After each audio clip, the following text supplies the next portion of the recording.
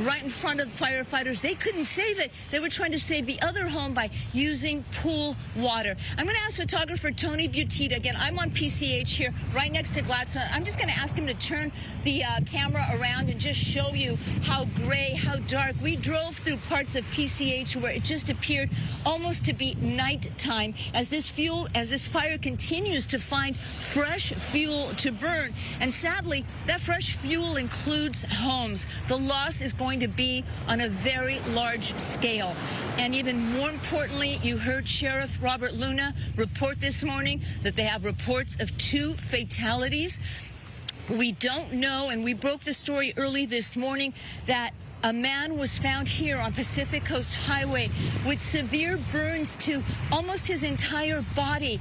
At one point, the rescuers thought he was naked because the fire had burned the clothes off of his body. He was in extremely critical condition, taken to the hospital, fighting for his life. We do not know if that is one of the 2 fatalities. We will learn more about that in the coming days. But that truly is the big story here, the loss of life, and of course, all the folks that are in the hospital with smoke inhalation, with some serious burns, including a firefighter with a serious head injury. I'm Gigi Graciette, live in Pacific Palisades. We're on Pacific Coast Highway. You're looking live at Gladstone's, the side of the restaurant, the garbage area, and an area used for storage have been now destroyed. And of course, we're hoping that the fire doesn't spread to this restaurant. Gigi, you're showing us pictures of the fire jumping PCH over to the ocean side, and we saw pictures and images earlier of some of the lifeguard towers completely up in flames too. Is that near where you are?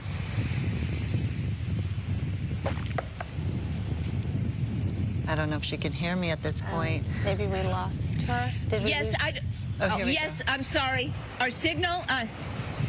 Go ahead. You know, that's another thing that everybody is dealing with, and we saw this during.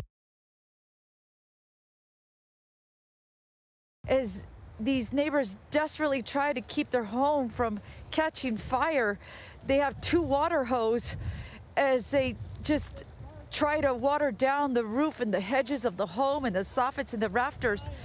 But it's very scary here, but we've seen people staying behind here to just save their homes. There's no services here. It's every man for themselves. And we did have a lull just minutes ago. This is just how scary and unpredictable the situation is that 1 minute it looks like you have a fighting chance, and then the next the winds whip up and fuel the flames here. But this is across the street from Mike and Jenny Rogers. Remember, we met them about an hour ago. They were evacuated yesterday, and the home they went to was then evacuated as well. So they came back home early this morning. There they are right here trying to help out their neighbors. They've been trying to douse this home with water. They started early on because their house is okay. So I believe the father and son are on the roof. We have not met them yet because they've been fighting this fire here, but this is the home next door that is up in flames. And there's really a lot of homes on Sinaloa that just been destroyed, and it's just, like I said, they're giving it one heck of a fighting chance. It's dangerous, we know, but this is what they're choosing to do because they're just desperate here. And they had a shot earlier, and now it's just, again, the winds have picked up, just desperate for any water drops in this neighborhood, because we have seen dozens of homes flattened and destroyed, and people are now starting to come into the neighborhood to see if their house made it. We've already run into people who are very emotional, who have come home to nothing, that have had these homes for decades. And so you're just helpless as you watch these people doing probably, you know, you put yourself in their situation, and it's really dark, and it's really fiery here. There's a lot of explosions, and there's just no help in sight, and you're just wondering when this is all going to end. Michelle, I know it's so scary for you as you've been out here. On the 360 here, you got trees down. Yeah, as you've been out there all night with us, all morning long, I know how scary it is. I do want to ask you, I see that there's a lot of wind in your area, but we've heard from investigative reporter that the air attack is back on. There is an airborne commander and a survey plane in the water. 3 water-dropping helicopters have launched. We understand per a fire contact for Eric Leonard. Here we have a fire truck showing up. Maybe they're gonna. Maybe they're gonna come and help. All right. And this is incredible, given Michelle, you said you hadn't seen resources all morning. We have a water tender here that just arrived. They just drove away. We know how frustrating that is for everybody who is there. But again, Michelle, we do know that the air attack is launching, and that is a good sign now that the sun is up and hopefully the winds have died down just enough to get them back in the air. It's just heartbreaking to see these people still on their rooftops. Yeah, we know that lives are priority right now. Maybe they're whipping around. Maybe they're whipping around. So there's again some hope here that maybe they'll make a stop here to put this fire out. Again, now there's another fighting chance. So this home is still comes on the way. Here they come. Here we got it. Joel, they're turning around. Riverside County, please stop. Yeah. All right. We're with you, Michelle. We're not going anywhere. So we had another neighbor just wave him down. Okay, guys, stay with us because, oh my goodness. Well, it may be tough to see these images and see You those gotta fire give it to engines these and folks, fire you know? apparatus driving by. There is a strategy to what they do. They may have looked at this home and thought that's a total loss, but what obviously isn't is the house next door where these people are standing on top of trying to save their own home. Well, the home next door is burning. This is the biggest threat to their home right now. Michelle, go ahead. Joel, we got the fire coming through. Watch out. We got Riverside County Cal Fire. Thank you so much. Oh my goodness. Praise the Lord. I mean, they're gonna really douse this fire here. This is all you could hope for. Neighbors coming together to help out with what they could. Come get down, they'll save your house. Come on, Eric, be careful. Come down, let it come down. You bet, buddy. Absolute chaos. But in the best way, Michelle, because they're there, it just came through and absolutely, we got water going everywhere, and God, it's never felt so good to be doused with water right now. God We're going to stay guys. with you, Michelle. We just want to remind our viewers. We just want to remind our viewers that there's some technical issues. This is breaking news, so you will see the picture maybe freeze here and there. We can hear you, Michelle, but we're going to stand by. We're going to stick with you. Thank you. All right, Joel, come back to the front, Joel, if you can. Come on back. Come up to the front, Joel. I don't know what visuals. We have the homeowner right here. Sir, what's your name? Eric Fiedler. Eric, we were just watching. Is that your son, sir? Yeah, that's my son, Chris. Oh my goodness, what time did you guys make it back to your house? We just got here about 30 minutes ago, and I thought everything would be fine, but the house to the left and everything to the north of us is just toast, and our neighbors were on our roof helping. I know, the Rogers, we were here from the early morning. They were the first one to come in. Oh my God. Joel even got a water hose too. Yeah, I saw him. Thank you. You were awesome. He was on the roof. He had one hand with the water hose and one hand with the camera. Then we saw them pass by. We thought they were going to keep going, but they whipped around because some of the neighbors were pleading, stop, Yeah. stop. And oh my goodness, we were just it's watching a this tragedy. firefight. I've never seen it come down this low before. I mean, we've had fires year after year up here. Bring your son in. Chris, come here. Chris, I saw you dousing yourself with water too. Were you getting burned by the embers that were coming? Oh, it was all the radiant heat coming off of there. It felt like I was catching on fire a little bit. So I had to keep myself cool. I was freaking out. I didn't want to panic. I've seen a couple of homeowners give it a fighting chance to save their home here. And it looks like that's what we're seeing. It came so close to being engulfed in flames. Wow, what made you guys come back? Where were you about an hour ago? We were staying in Laverne with my mom's parents. I woke up about 6:45 this morning. I checked the news and found out it had come down to Brayburn, so my dad and I just jumped in the truck and came right home. It's just unbelievable. Yeah. What you just went through. Yeah. I saw you guys going up the ladder. I saw your dad, shakily going up the ladder, and I was afraid that, the winds would blow him off. And, I thought, well, let's see what happens here. Here we see Riverside County coming through. They gave it a quick spray here. They're putting up the hose. We're not far. It's not over yet. It's not over. But how are you feeling right now? Just grateful that the good Lord's keeping me safe, protecting my family, protecting all of our friends. Like Glenn said, some of this is just stuff. It's replaceable. Thankfully, we have fire insurance. Yeah. All right. I'm so happy you and your dad are safe. Okay. All right. Thank you so much. God bless. So yeah, this is their house right now that's been spared. And over here is Mary and her husband, the Rogers. So, okay, so they put the hose up, but now we got this other engine that's spraying the house down. So yeah, we got a double dose from Riverside County. And the scary thing is now, people are trying to get through. This is where it gets gnarly, and this is where you don't want to get in the way of what they're trying to do here. This is just incredible work that LA County Fire. This is LA County Fire, so the other truck was Riverside County. This guy's getting it good, just dousing this home, protecting the home next door of that father and son. Yeah, it's sad. We see several homes that are going to be lost here. Well, Michelle, that was an amazing thing to watch in real off of Chapman Court, Little Canyon Lane are going to be lost. It hopscotches from one home to the next, but there's not enough structure protection in here to really try and save all of these homes. It's really going to be a struggle.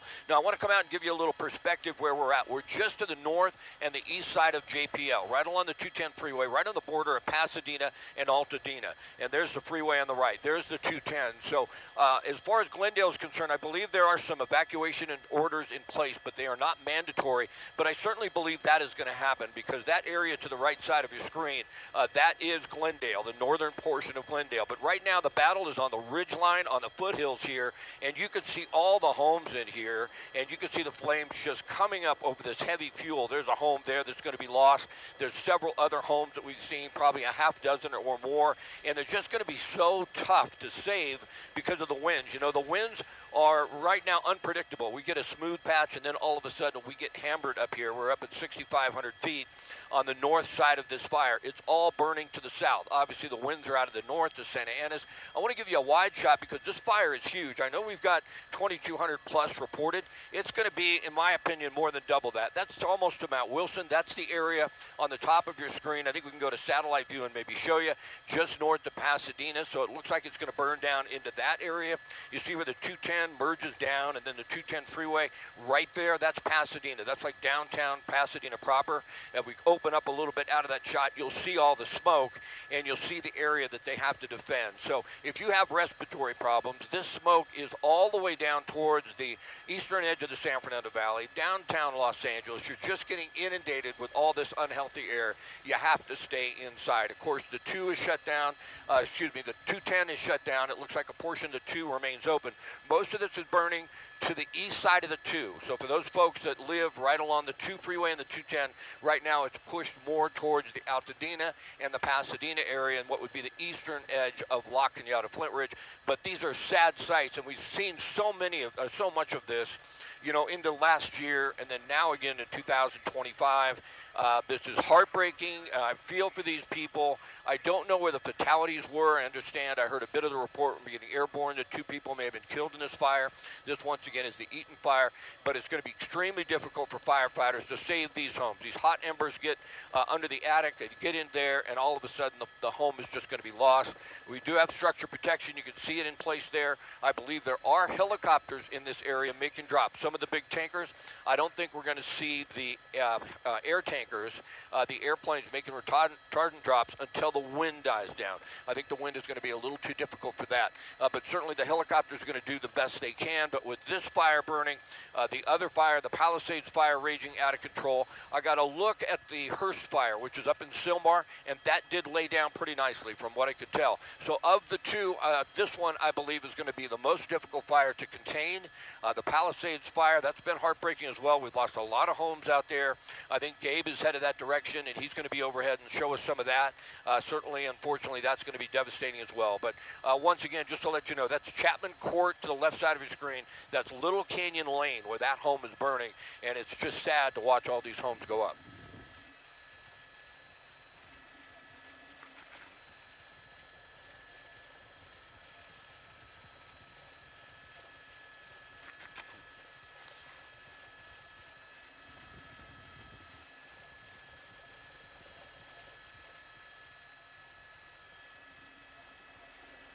Well, we haven't seen a helicopter yet. Now, we're up pretty high, but I thought I heard someone on the ground say they heard an aircraft fly over. I sincerely doubt that was an airplane.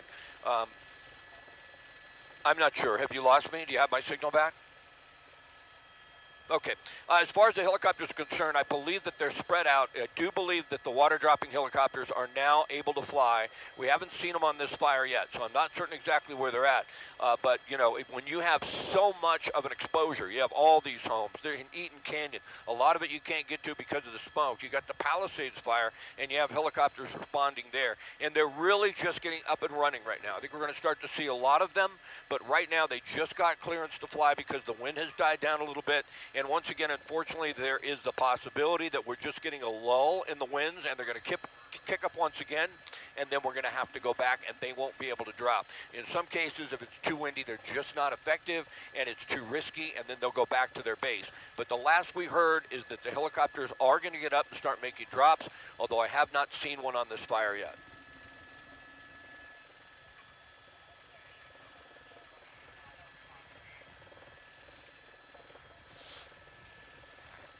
Okay, copy. Thank you.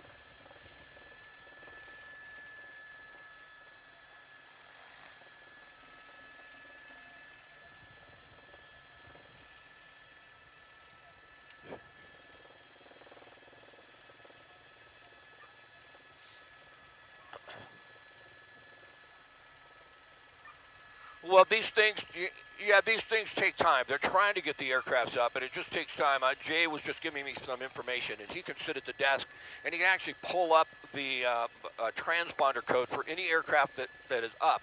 And we are one of only two, and I don't know what the other one is. It could be an air attack, sort of assessing the situation and deciding where they're going to focus the attention of the helicopters. But right now, we're the only helicopter we can tell up over the fire. As far as the water-dropping helicopters, we believe they're in the stance right now where they're getting ready to respond to the fire, to both this one and the Palisades fire. But I thought I had heard a reporter on the ground say that an airplane or a helicopter flew over. I don't believe that was the case, because they're really the only helicopter I could tell that's up over this Eaton fire right now is us, and I'm not sure how long we'll be able to stay because the winds are pretty tough. We're battling them the best we can. It's not unsafe. It really isn't. I've never heard of too many helicopters crashing when they're airborne with high winds, but landing can be another story. So if the winds are too high, we can have difficulty shutting the helicopter down. That can be a risk, and we have to keep monitoring the wind gusts, because those are what will get us. But right now, we're doing just fine. Sadly, though, we just watched these homes burn. You can see the firefighters are getting a heavy stream of water on that house. We see about 4 or 5 that have been lost, but we also see a lot more homes that are threatened. And when you look at this area right here, this is just north of JPL. Pull out of your shot just a little bit, if you would, for me, Marcel. Off to the right side of your screen, that's down towards JPL. It's off a little bit right there, right to the right. There it is right there on the right side of your screen is JPL. Now, you can tell from there, as we pan left, the real risk. Some of those homes are in a residential area, and they're a development. The homes that are in development are much easier to protect than the homes down along these ridge lines. Some of these other homes in which they are just have heavy fuel surrounding them. As a fire burns this way, it's going to be very difficult to protect those once those hot embers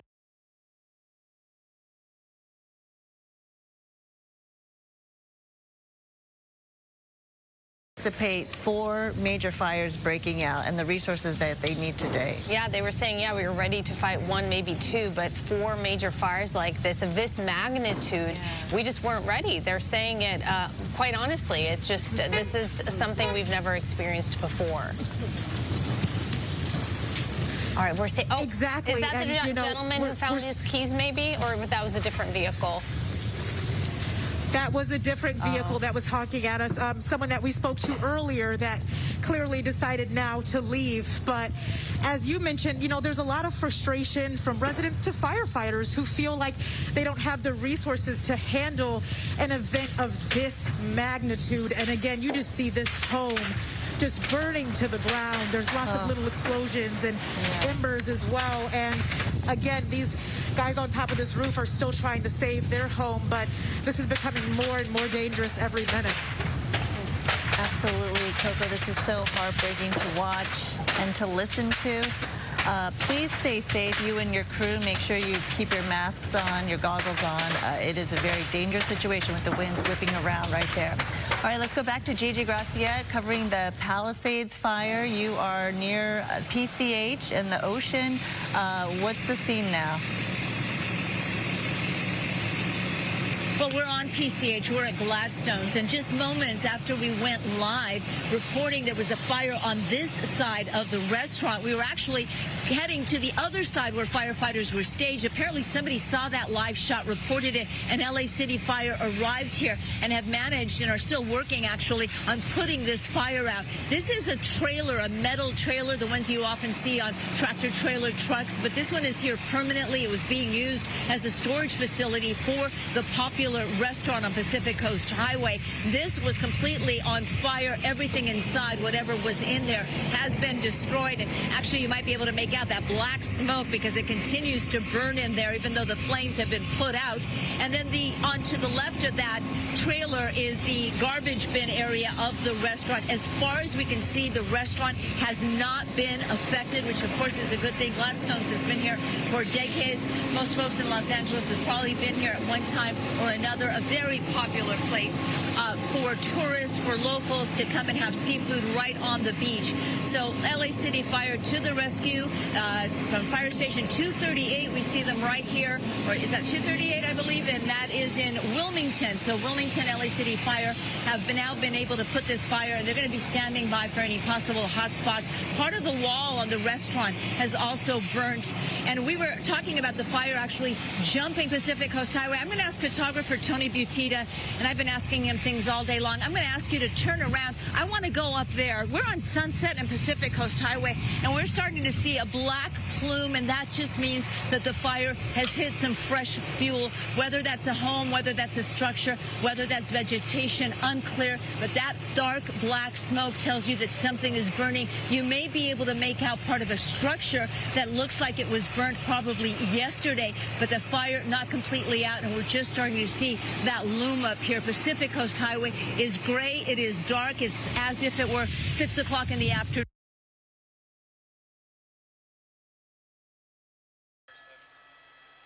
Okay. A helitanker? Interesting. Okay.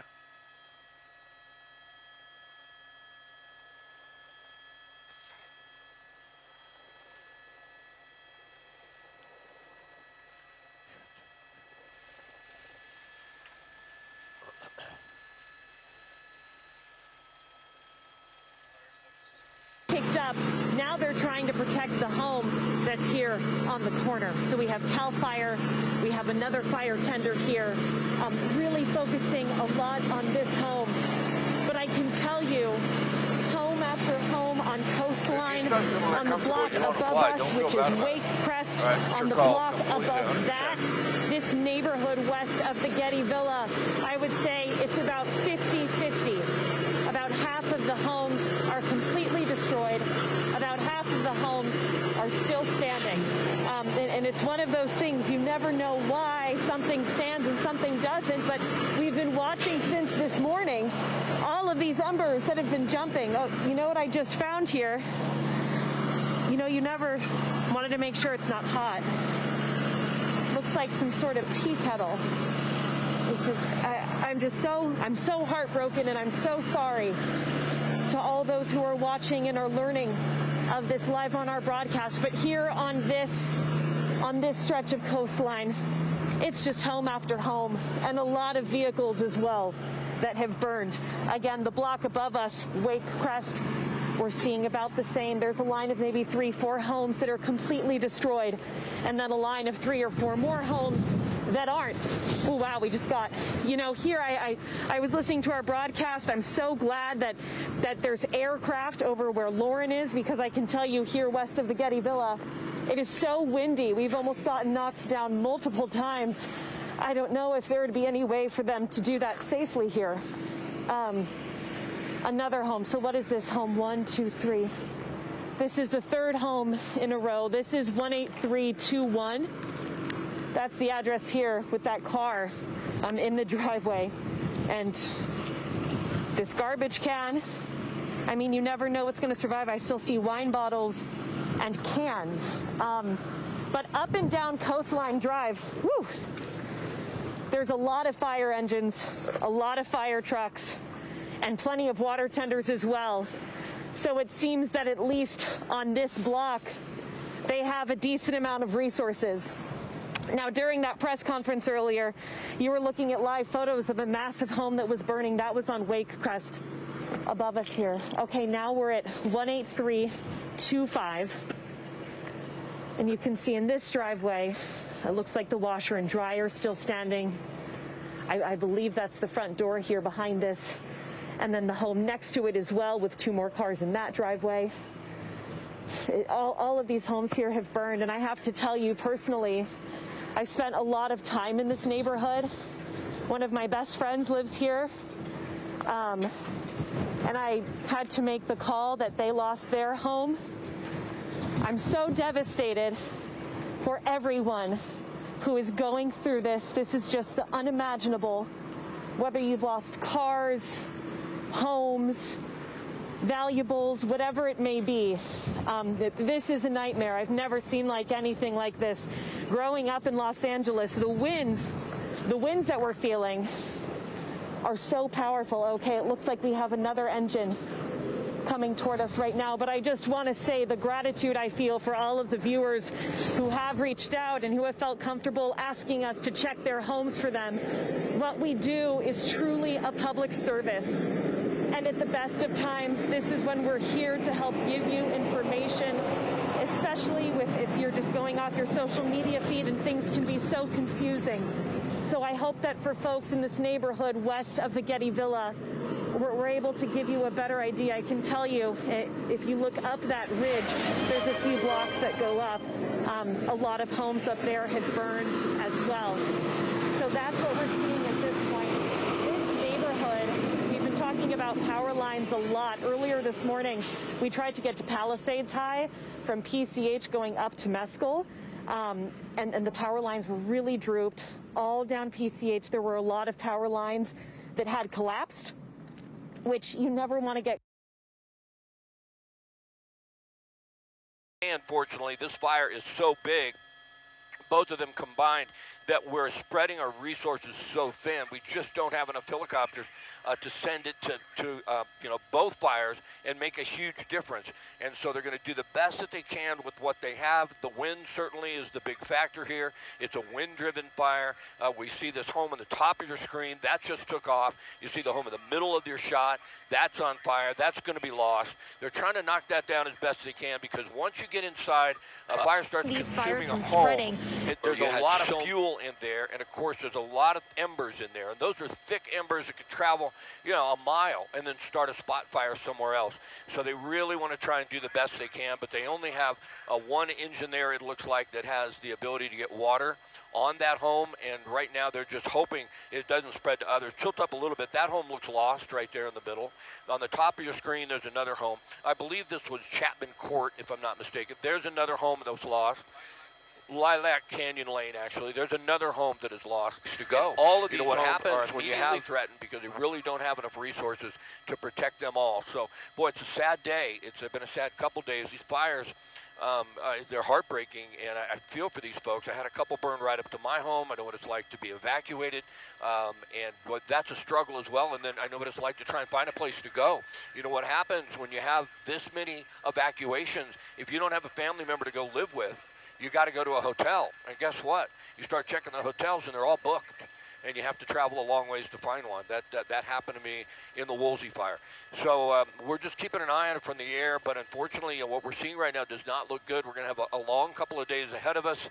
It's going to be a real struggle until the winds die down. If the winds die down, if we could just get a day with little to no wind, I think they'll make some progress. But in the meantime, this is going to be extremely tough.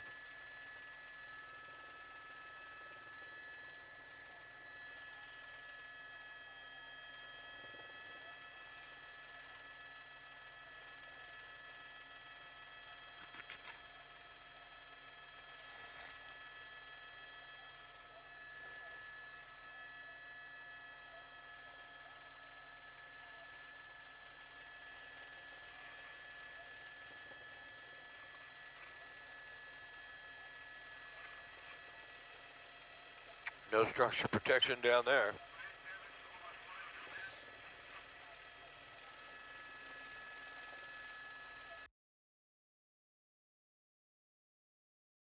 And Amalfi, and now the home to the left and to the right of it are both starting to catch fire. And the biggest problem, Rachel, Leslie, and John, Tim, can we pan and show?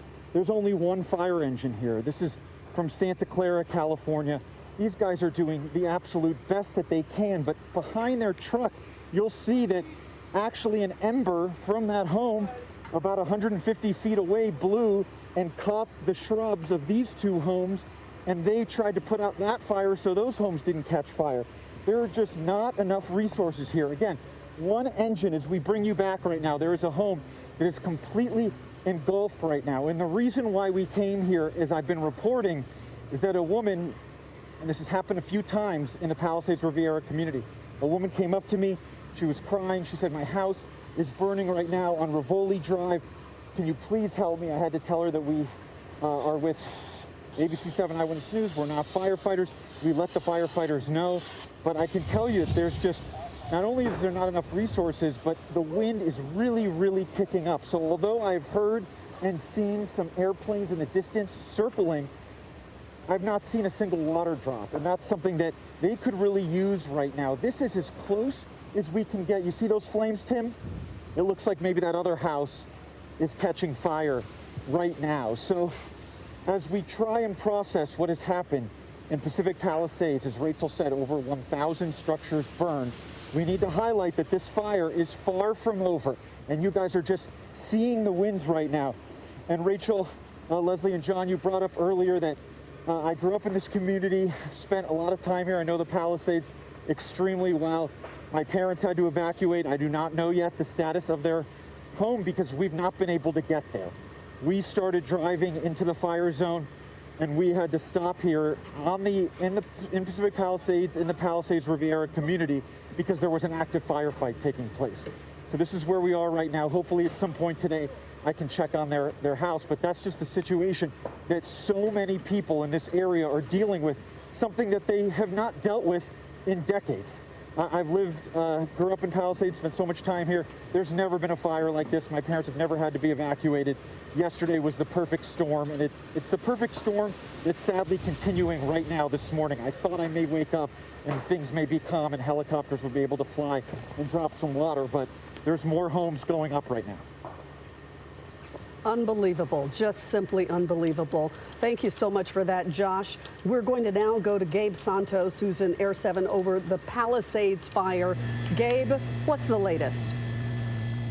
Well, Leslie, good morning to you, but it is not a good morning for the folks down there in the Palisades. What you are looking at there in the center of your screen is what we believe to be Palisades Drive, and we see homes burning on both sides of Palisades Drive. There's communities further to the south on Palisades Drive and further to the north where the road kind of bends. We're working on getting exact addresses for you there, but you can see as Josh, our photographer, kind of tilts down the road there, there are multiple homes that are currently on fire and other homes that are a complete loss. I've counted dozens of homes from this perspective that are currently on fire, once again, on Palisades Drive. And as we widen out the shot, you can see there's still a lot of fire activity in the area. All of the hills around the Palisades are still actively on fire. And as we continue to pan to the right, there's another hillside that we're working on getting you an exact address for this, but this appears to be the Topanga area, the Wildwood and the Fernwood communities along Tuna Canyon Road. We see a number of homes up in flames on that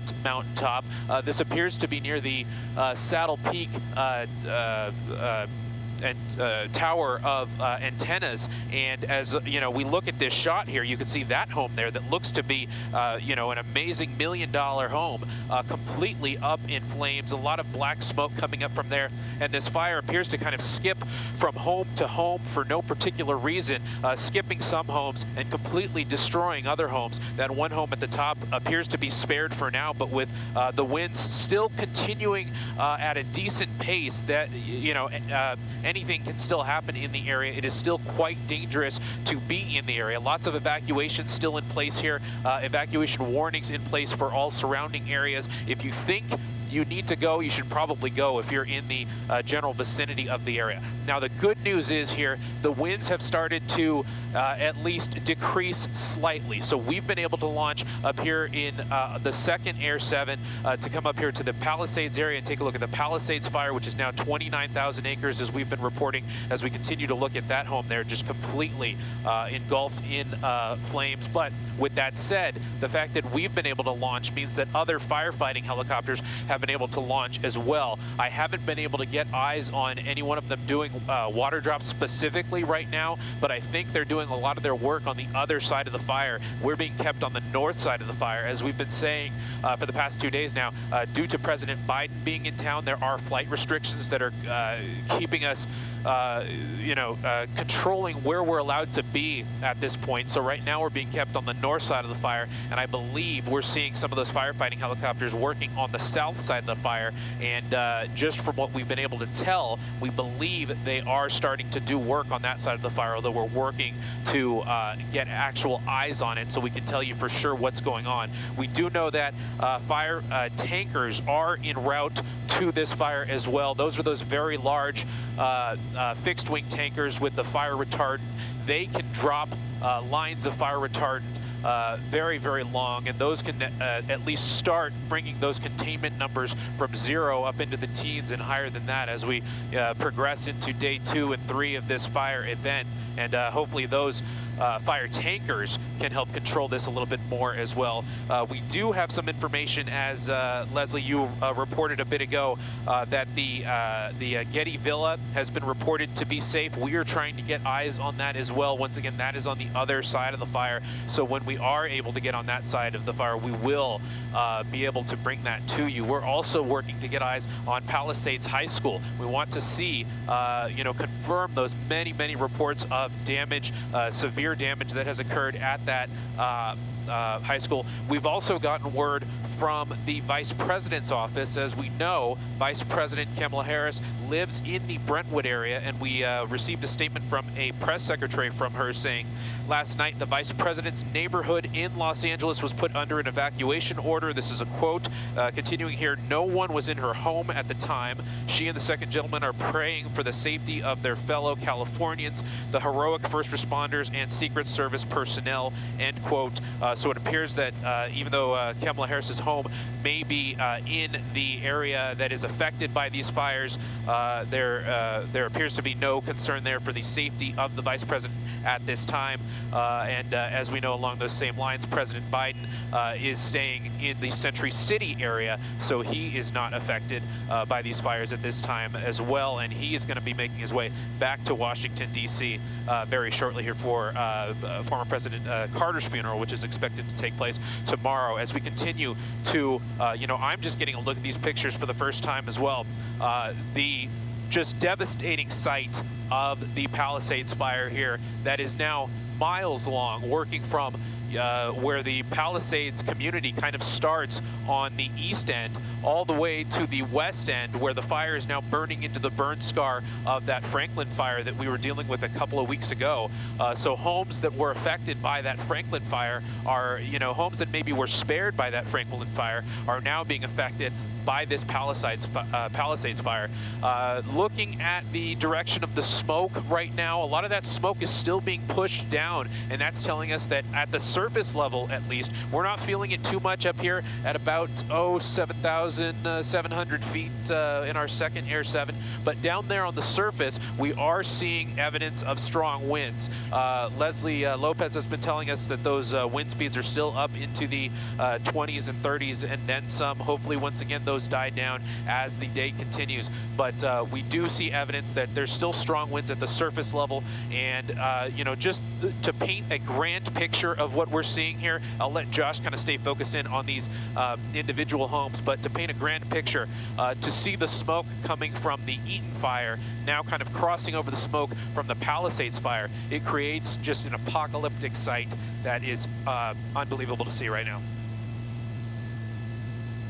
Gabe, thank you very much. Philip Palmer, along with Giovanna Lara, we are now replacing the morning team and all their incredible work that they have been doing through the morning. Again, Gabe Santos in Air 7, along with Scott Reif. He is in Air 7. Carlos Granda is in Altadena. But right now, we want to go to Jaysha Patel because she is also in Altadena and has been there all morning long, has seen so many horror stories, people trying to put out their own homes because fire resources are stretched so thin. Jaysha, we see the devastation right behind you, but at least that fire has been put out, which is beneficial to the people around them.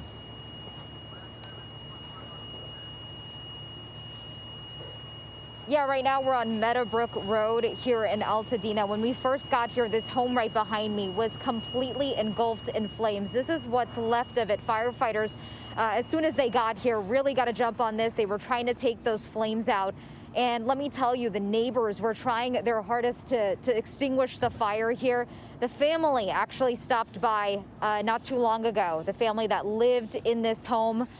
I mean, just absolutely heartbreaking to see the mother, their father, the daughter, and the son just all standing here watching their home just completely burned to the ground. I did speak with the family. Let's hear from them right now.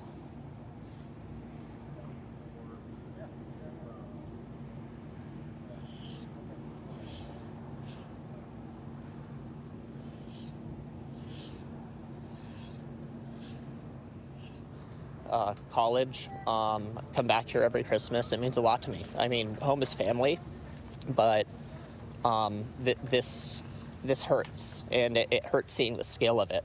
I've lived here in the LA area my whole life, 32 years. It's never been this bad. It's apocalyptic. Seeing the house next to yours completely on fire, there's people desperate, filling up kitchen bowls, trying to extinguish flames so it doesn't spread on either side. What kind of goes through your head? Should I do that? Where I live in the east side of LA. It's fine, but you never know. This is my neighbor. I should see what's going on. He's been trying to help you out. Let me help you out.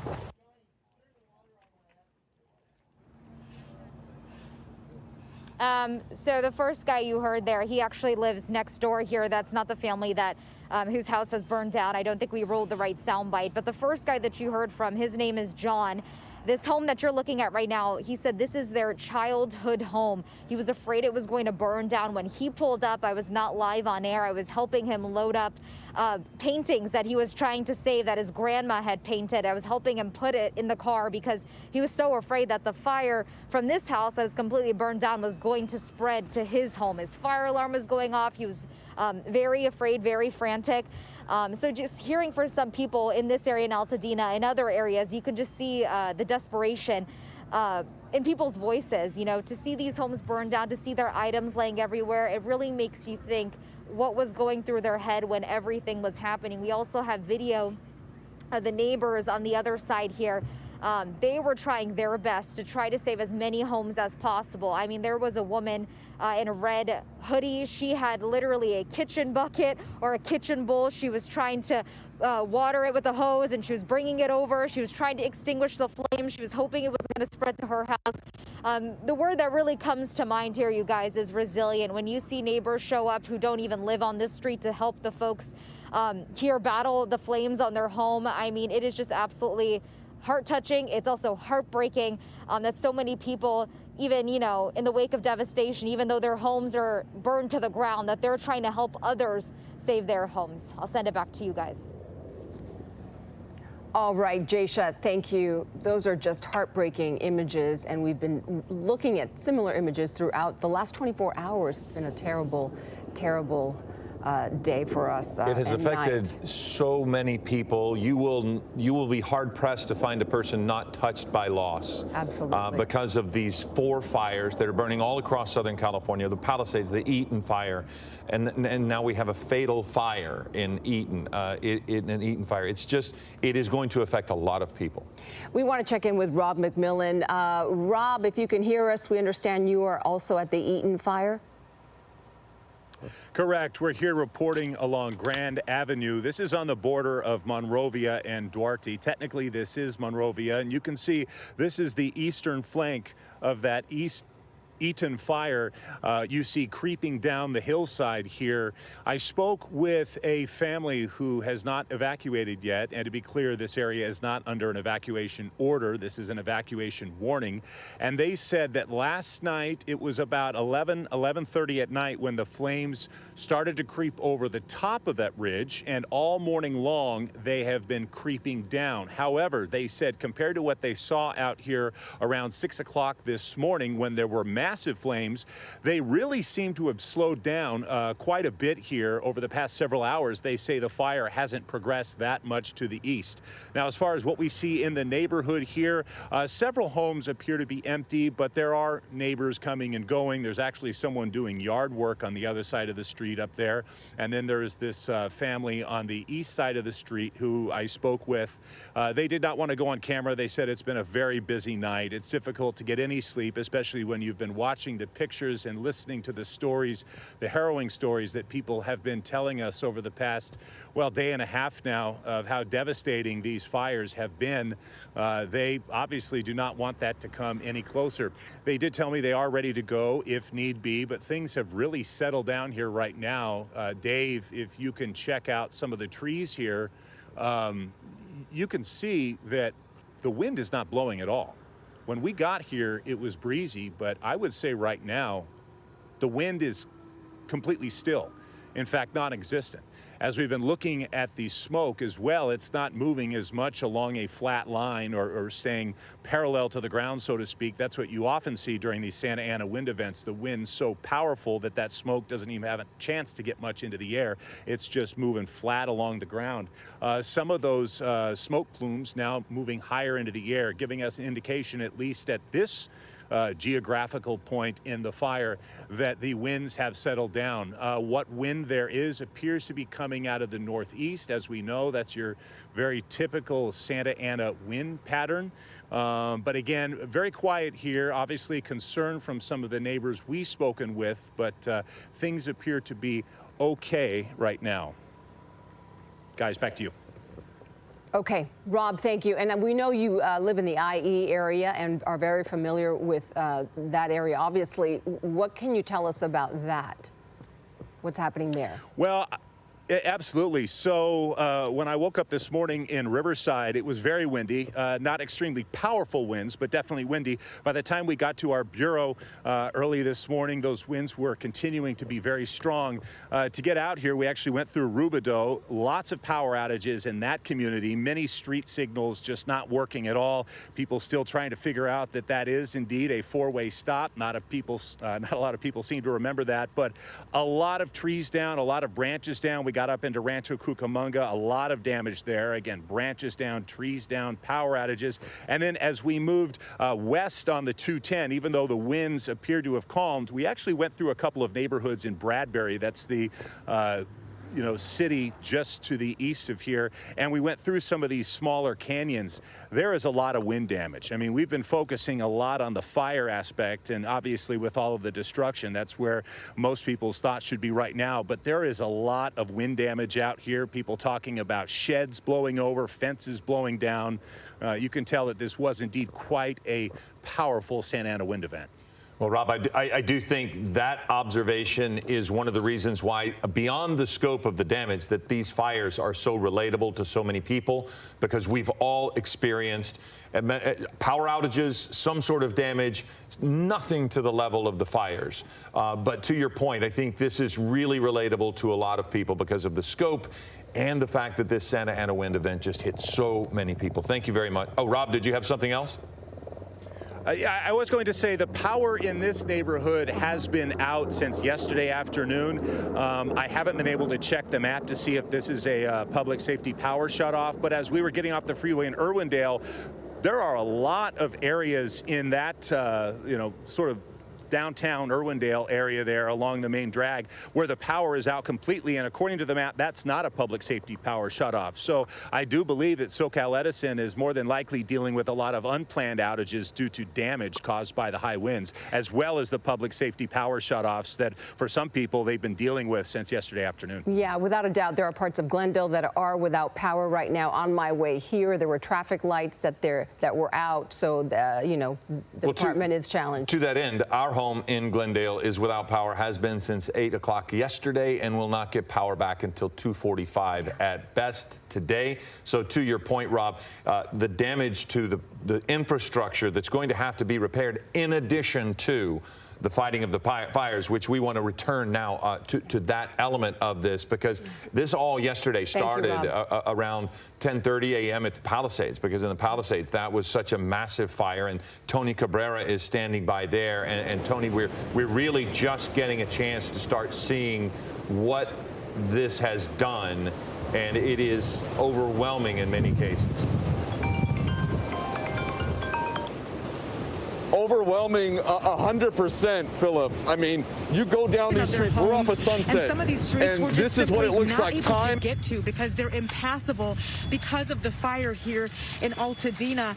But as we walk this way, you can just see all of the fire that continues to burn on these homes. And we do know that 2,000 acres, more than 2,000 acres are on fire right now. We also know at least 2 people have died and several more are injured from the Eaton fire. But something that I can tell you that we've been experiencing while out here is the whipping winds. The winds are still extremely strong, and we know that this fire started last evening, but we still have these winds that will be lasting through tomorrow evening. So that's the dangerous part. And some of these homes that are not on fire are still threatened because of the fact that the embers are flying as well. I don't know if you were able to hear that popping noise. There are lots of little explosions that are happening as well with all of the items that are burning. You can see now, obviously, a portion of that roof just caved in as this home continues to burn. And it's difficult to find people out here, which is a good thing, because the LA County firefighters have been telling people to please evacuate this area.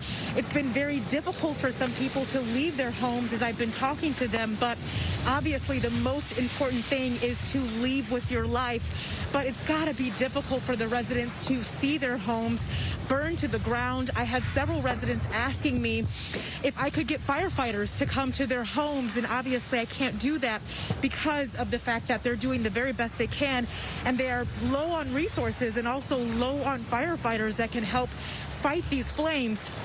This is 676 Calavera, and you can see that this home is burned to the ground as well. So a lot of devastation in this neighborhood here in Altadena from the Eaton fire, and we know the winds are continuing to whip.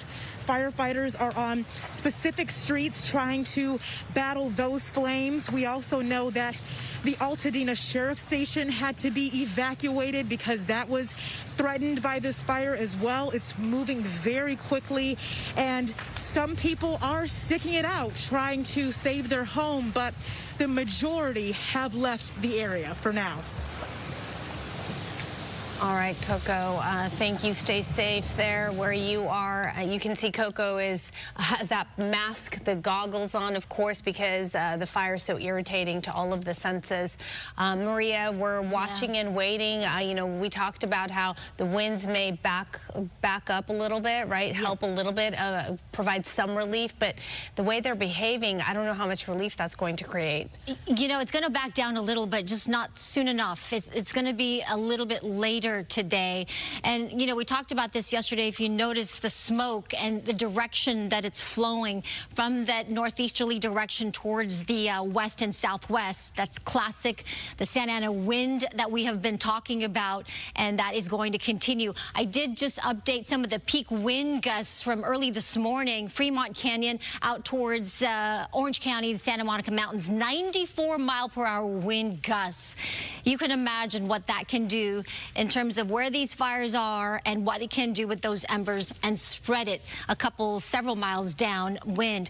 Arrowhead Springs, 92 miles per hour. Magic Mountain Truck Trail up in the San Gabriel Mountains, 90-mile-per-hour wind gusts just early this morning. Rancho Cucamonga, 83-mile-per-hour winds, and at the Eaton Canyon area, 70-plus miles per hour. And this will continue. These wind gusts are still in the forecast through today.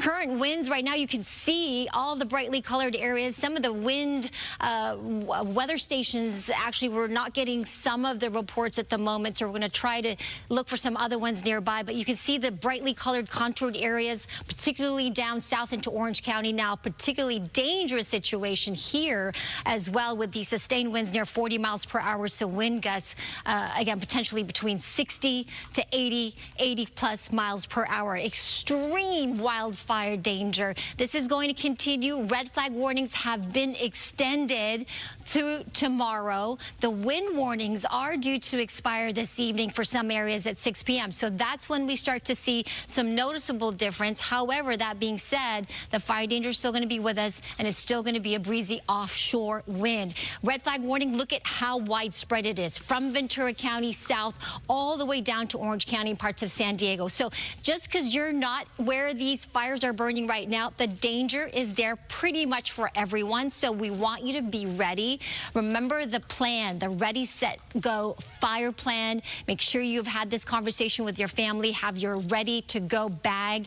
Parking restrictions are in place. Make sure you also park your car in the right way so that you can go quickly if you are told to do so by officials. Here are the high wind warnings. Widespread, due to expired around 6 p.m. or at least get downgraded. We're going to continue to monitor it closely. However, right now there are no signs of it letting up, so be prepared for more of these winds. Where's the rain? We've just not had any rain. This is part of the reason why this is such an extreme event. It is unusual to get these winds quite this early in the year or late in the season. We've had no rain for the month of January, typically the second wettest month of the year. We get over 3¼ inches of rain. We've gotten 0. December, the third wettest month of the year, we got very little rain. November, the same. So we have had the one of the driest starts to the season on record. Some areas the driest. So right now, downtown LA, third driest on record to start this season. We have a deficit that's going now this season, almost 4½ inches below average. Last year, do you remember, we got a lot of rain. We were above seasonal average the year before the same. So when we had all that rain, we got a lot of growth. So a lot of this vegetation being fuel for the fires out there in some areas. Look at the water years so far. We are far from the normal. This is the line that where we should be at this time in terms of rain. We've had 0 for January, just 2/100th of an inch in December, and only 14/100th of an inch of rain in November. We got trace amounts, that's it, in October. Do we have any rain in the extended outlook?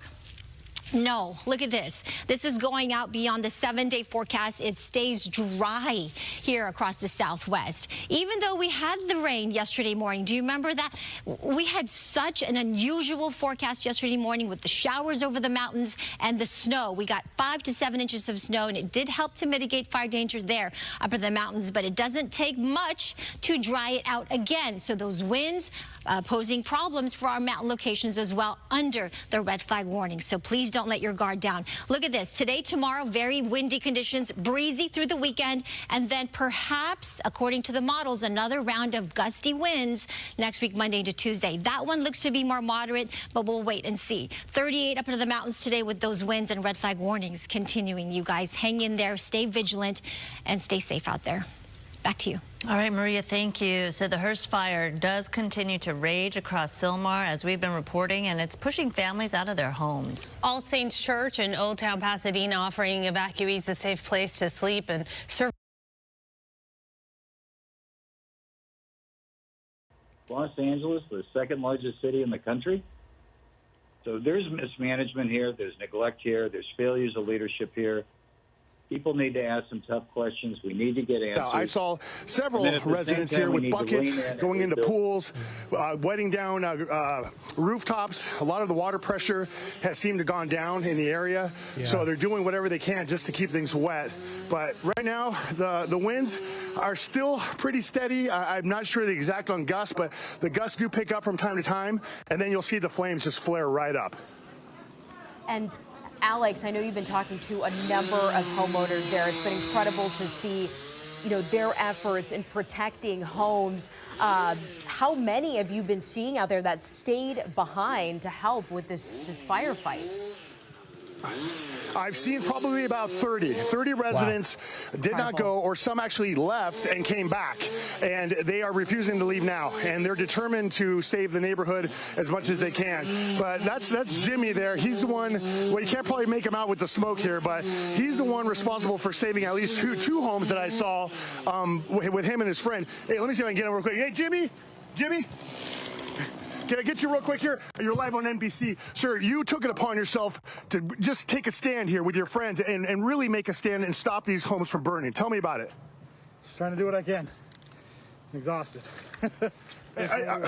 Jimmy, your home right now has flames just feet from it, but yet you're over here at your neighbor's house helping them. My dad's back there. Trying to do whatever we can. That's all we can do. And you've got chainsaws now, you're cutting line. I mean, you're doing whatever it takes to try to stop this. Yeah, whatever we can do. That's it. Thank you, Jimmy. I appreciate it. And that's kind of the mentality out here, guys, is that they're not going to go down without a fight. No. And again, fire department advises against this. This isn't something they want homeowners doing. But at this point, these residents are determined to stay here and keep their homes standing as if they can help the cause. All right, Alex Vasquez there covering the Eaton fire for us, showing us again. And as you mentioned, Alex, we can't condone people going to help their neighbors in the way that they are. But inevitably, there will always be people who stay behind to help people like Carmen, that homeowner there, and save homes like theirs. In many cases, this is all that people have. They've lived in these communities, many of them for decades. And what you're seeing here is truly a community coming together at a time where we're seeing firefighter shortages, equipment shortages, really shortages of everything right now during this intense firefight. Alex, thank you. We're going to stick with your images. Right now, we want to bring in Dr. Salima Tabani. She's an allergist with Kaiser Permanente. Doctor, are you with us right now? Yes, I am. Hi, good morning. Good morning, and thank you for joining us here on the NBC4 News. It is almost 10:30. We've been on the air for nearly 24 hours covering these fires. And for those who aren't impacted by the fires, maybe directly, many of them still have to go to work today. We've seen plenty of people go to school despite many of the school district closures that we've seen. Talk about ways to prepare to go outside on a day.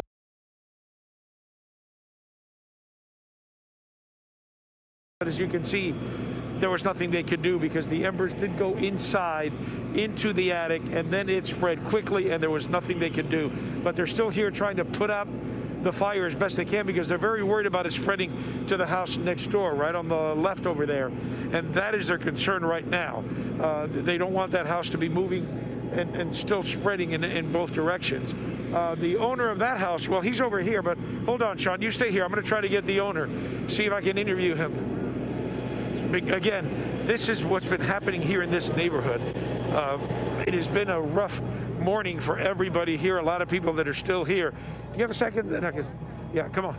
Yeah, so I've just found that the resident, you live right next door. Yes. So what are you seeing now that they're still trying to put out the fire here?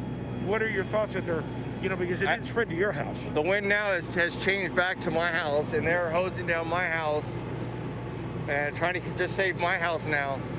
But the wind looks, you can tell on the palm tree up there that the wind is blowing towards my house. I hope they can save it.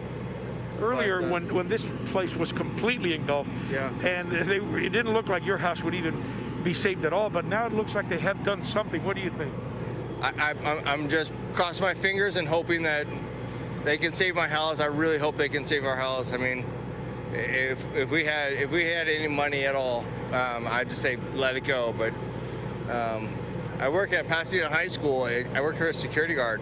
I don't make a lot of money, and that's literally everything we have is in that house. And my dad passed in 2009. All of our pictures are in there. And my mom's 89, and she has nowhere to go. We take care of her in the house. Explain to me, last night you were able to get her out. Explain how it was when you were told you had to get out. Yeah, so we got her out. Once the power got out, I called my brother, and I said, you got to get out here and pick up and take her to your house. And thank goodness we did that, because I don't even know how we got my mom out. She doesn't walk well. And we got her out first, and then they said there was a fire. We just literally grabbed whatever we could grab, the paperwork, some clothes. What I'm wearing now is all I own now. And we grabbed whatever we thought was worth any kind of money at all. I mean, just anything.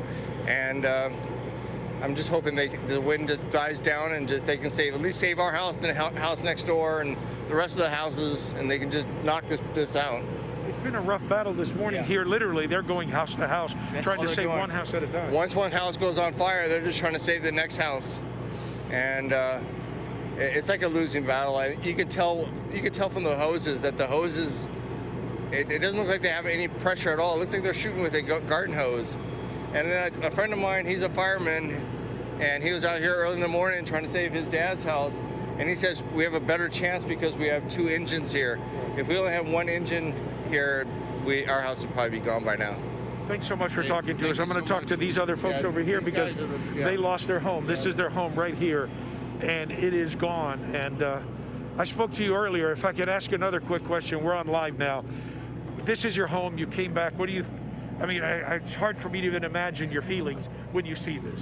Well, when we saw the brush fire coming over this hill, you know, we're so far away from the mountain, we didn't think it was gonna, you know, come down this low. So we packed lightly, went to a friend's house, and then we just come back to this. I mean, it's just so unreal.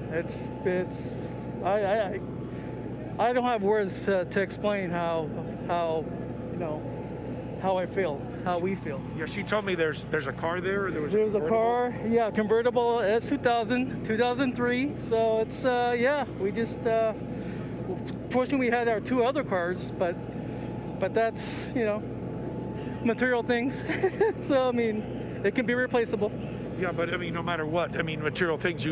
Would you have a place to go now, or? Yes. So we do have some friends, and my mom lives in Azusa, so we're staying with her for a little bit until we figure out what to do. Thank you so much for talking to us, and I appreciate it. I know it's a difficult time, so really, I'm sorry to bother you. Yeah, no worries. Thank you so much. Thank you. So as you can see, folks are slowly starting to return. Some, unfortunately, they find their homes are gone. Others are still hoping, still have praying that the firefighters can help them to put this other house out so it doesn't spread to his home, which is right next door. But again, as we've been saying, it's literally been a house-to-house battle for these firefighters. When they first got here, this home, it still looked like they could save it, but you could see some smoke coming from the attic, and that's when they knew that was the bad thing, because as we've done stories before, when those embers get into that attic, it spreads very quickly. They immediately tried to attack it as best they could. You can see they're still doing it now, but there really is almost, you know, nothing they could do at that time, and they just had to let it go. And now they're just trying to make sure that they put out as much as they can so it doesn't spread into the neighborhood, because that's been the problem here. These fires have been spreading throughout, you know, from home to home, and firefighters are literally just trying to stop one home at a time from burning again. That's what they're still doing here. It's been a tough fight for them this morning. This is we're in Altadena on La Paz Road. Back to you guys. All right, Carlos, thank you. As you were saying, yes, despite their heroic efforts, the loss and devastation continues. We want to turn it over now to Gabe Santos, who is over the Palisades fire. And I also want to point out, Eyewitness News is the only local news station with choppers over the fires today with special permission from the White House. So, Gabe, we are looking at yet another home on fire. Where are you? Yeah, Giovanna, we're very grateful for that permission. Unfortunately, we don't have an exact address on this home right now. I'm trying to gather that right now. Maybe our desk can assist with that. But we are working on finding out this exact road and this exact address, as the home is starting to get a little bit shrouded by some of this smoke. But you could see here just how active the situation still is. And this is kind of on the west side of the fire. This is moving into those areas and those homes that were affected by the Franklin fire a few weeks ago. You could see there, though, that LA County Fire, they have a structure protection unit on scene right now, and they're trying their best to defend this home. We saw the flames creep up the hill towards this home. There are other homes within the burn area that ran up towards this home, and those fire protection crews are trying to get some of the flames out behind the home. You can see there, it looks like a wooden staircase up on the top portion of the shot there, and it's going to be a little difficult to maintain this shot as the smoke is just so intense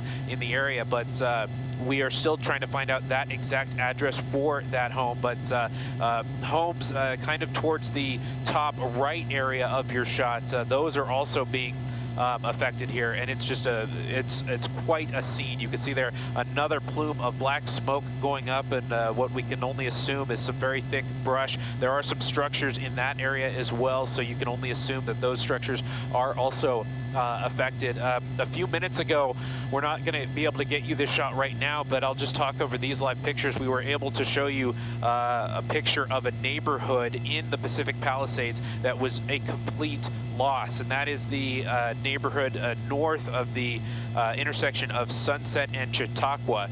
Homes on Galloway Street, Fisk, it looks like. Make the distinction there. They said in the Palisades trying to get some of these exact streets for you. Bashford Street, Bester Boulevard, homes provide both the water and the water pressure. The pressure is much more important to all of the water system out in the Palisades, and one by one, as the firefight was going on and firefighters were using, by some estimates, 4 times the amount of water that the system is designed to produce, each of those tanks were drained, the last of them at about 3 o'clock in the morning. That doesn't mean they're out of water, because the water supply is still there, but the ability to use that water effectively depends on those tanks being filled and constantly refilled in order to maintain the pressure on the system. So the DWP confirming today that they lost pressure in that system, the last of those tanks, at about 3 o'clock in the morning. Also hearing from the LA County Fire Chief, Anthony Maroney, that they're simply running out of firefighters, that there were plans in place among all of the agencies in Los Angeles County to be prepared to tackle 2 large wildfires simultaneously. And yet yesterday, when we saw 1 and then 2 and then 3 and to a lesser degree this 4th smallest fire, it pushed them beyond what any kind of disaster planning had prepared them for. That's why we were hearing those calls both from the city and the county fire department to all of their off-duty firefighters to call in and try to report in, because they could use every single person they could get. Chief Maroney talked today about reaching out through the mutual aid system to fire departments up and down the state of California to get firefighters from even out of state, I should say, rolling towards Southern California, not just.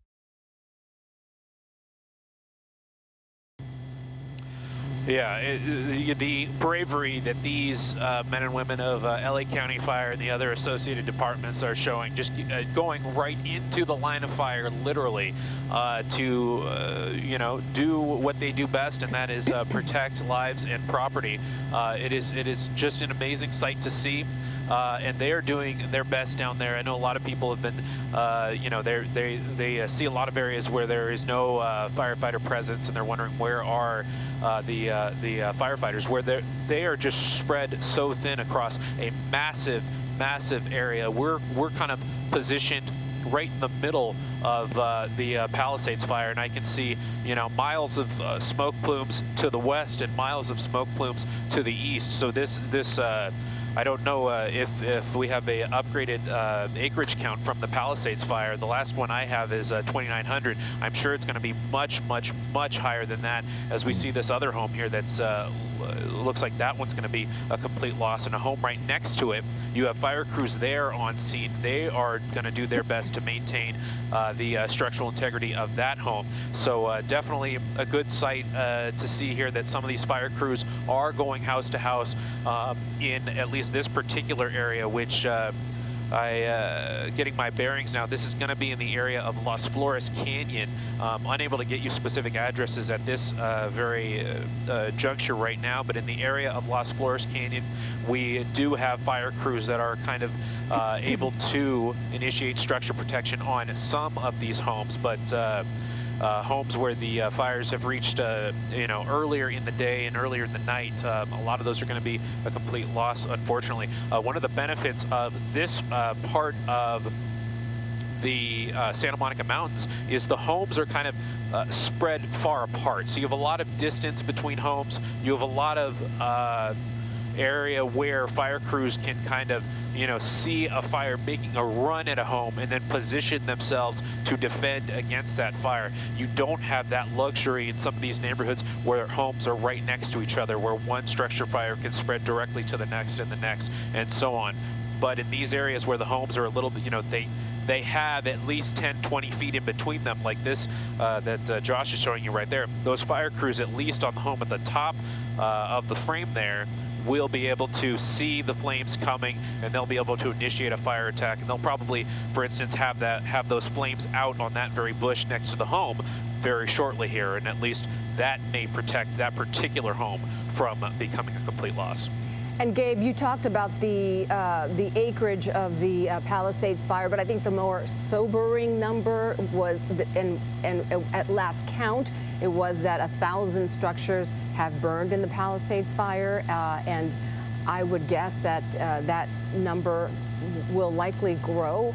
I also want to point out, since you and Scott Reif are able to be in the air, have you seen any other firefighting helicopters take flight yet? That would be the next sign that they would have some chance at containing these fires. Yeah, we've seen a little bit of both sides on that. We saw the LA City fire helicopters. They were up earlier on the eastern side of this particular Palisades fire. We've seen some other helicopters. I'm sure what you can see toured the damage of the Palisades fire. That's the wow. Okay. Probably from above, getting that view. Okay, and then there's this morning. The winds are really powerful. Although they are burned, there's multiple hot spots that are still smoldering on the inside, which is why fire crews are still here. In fact, look at that. Look at that little flame in that hole over there. This is the exact concern. Now, I want to draw your attention. There's a big, tall brick chimney just behind us. You'll see it sticking up there between that tree and that street light. That was at least a 2-story home that we saw this morning that firefighters were trying to protect. And it's completely collapsed now. So that's what we're seeing here on the Surfwood side. But we'll bring you back. And again, I'm sorry, neither of us, Enrique, do you have IFB? No, we've both lost it at this point. Oh, you know what? Let's actually go back to the home. It looks like the foundation of the home now officially is catching. That front entranceway, totally engulfed. At this point, though, what's interesting is that its neighbor to the left is still standing. And I'm so sorry to folks who are tuning in and watching this. Again, the home that you're looking at is 3917 Spray Lane. This is just off Surfwood Road and Wake Crest Road to the west of the Getty Villa. We're going to try to call into our IFB again one more time. I just want to make sure we have connection and that you're able to connect with us as well. All right, our But Brittany this is just Hope the there issue. I can tell you reporting I have from Palisades, showing us the very latest there in the destruction. Home after home, as you're watching here live, this home burning down in Pacific Palisades is absolutely devastating, Jonathan, to continue to see these images of just the dozens of homes that have been destroyed in this fire. And how the winds just stay relentless. They have not stopped, and they're still gusting as strong as we've seen them overnight. Still at this hour. Right now, we want to go to our meteorologist, Stephanie Omo, tracking more on these fire conditions. Stephanie, it's just devastating to see how hard it is and how difficult it is for those firefighters, and it just continues. There doesn't seem to be an end in sight. Right. This was a concern as we were leading to this day. Even yesterday, we were talking about it here the past several days, and unfortunately, look what we're seeing happening right now. The winds are still continuing. As you mentioned, Jonathan, relentless as we continue at this hour. Right now, I want to go over the fire weather outlook, and you see that it is extreme across portions of Ventura County, Santa Clarita, around the San Fernando Valley. Get some of those road closures. I mean, I guess you're only responsible for PCH, but just the general drive through that area was such mayhem yesterday as people tried to get out. Yes, I can't tell you what the status is as far as evacuations or people leaving their homes now, but our responsibility as Caltrans is to set up hard closures, actually at the request of law enforcement. So those are the parameters that we have set at this time, and they may change. And how long do you foresee the PCH being closed? You can't tell. It'll all be determined by the fire. So, and then we were told by either the fire department or law enforcement when we can open it or when to move them. Anything you want the public to know? Yes. We have a lot of signals out at on and off ramps because of the power outages. So just remember that if you come upon a signal that's not functioning, you treat it as a stop sign. That's California law. And then you said you might have other road closures that you wanted to bring out? Yes. Westbound I-210 is closed at Roxford. That's all lanes of westbound I-210 at Roxford. Eastbound lanes were closed earlier, but they are reopened. We also have a couple of mountain closures. State Route 2, Angeles Crest Highway is closed basically at the south end of the forest near the 210. And State Route 39, which is San Gabriel Canyon Road, is also closed at the south end of the forest near Azusa. Would it be your advice for people here in Los Angeles to stay off the roads today?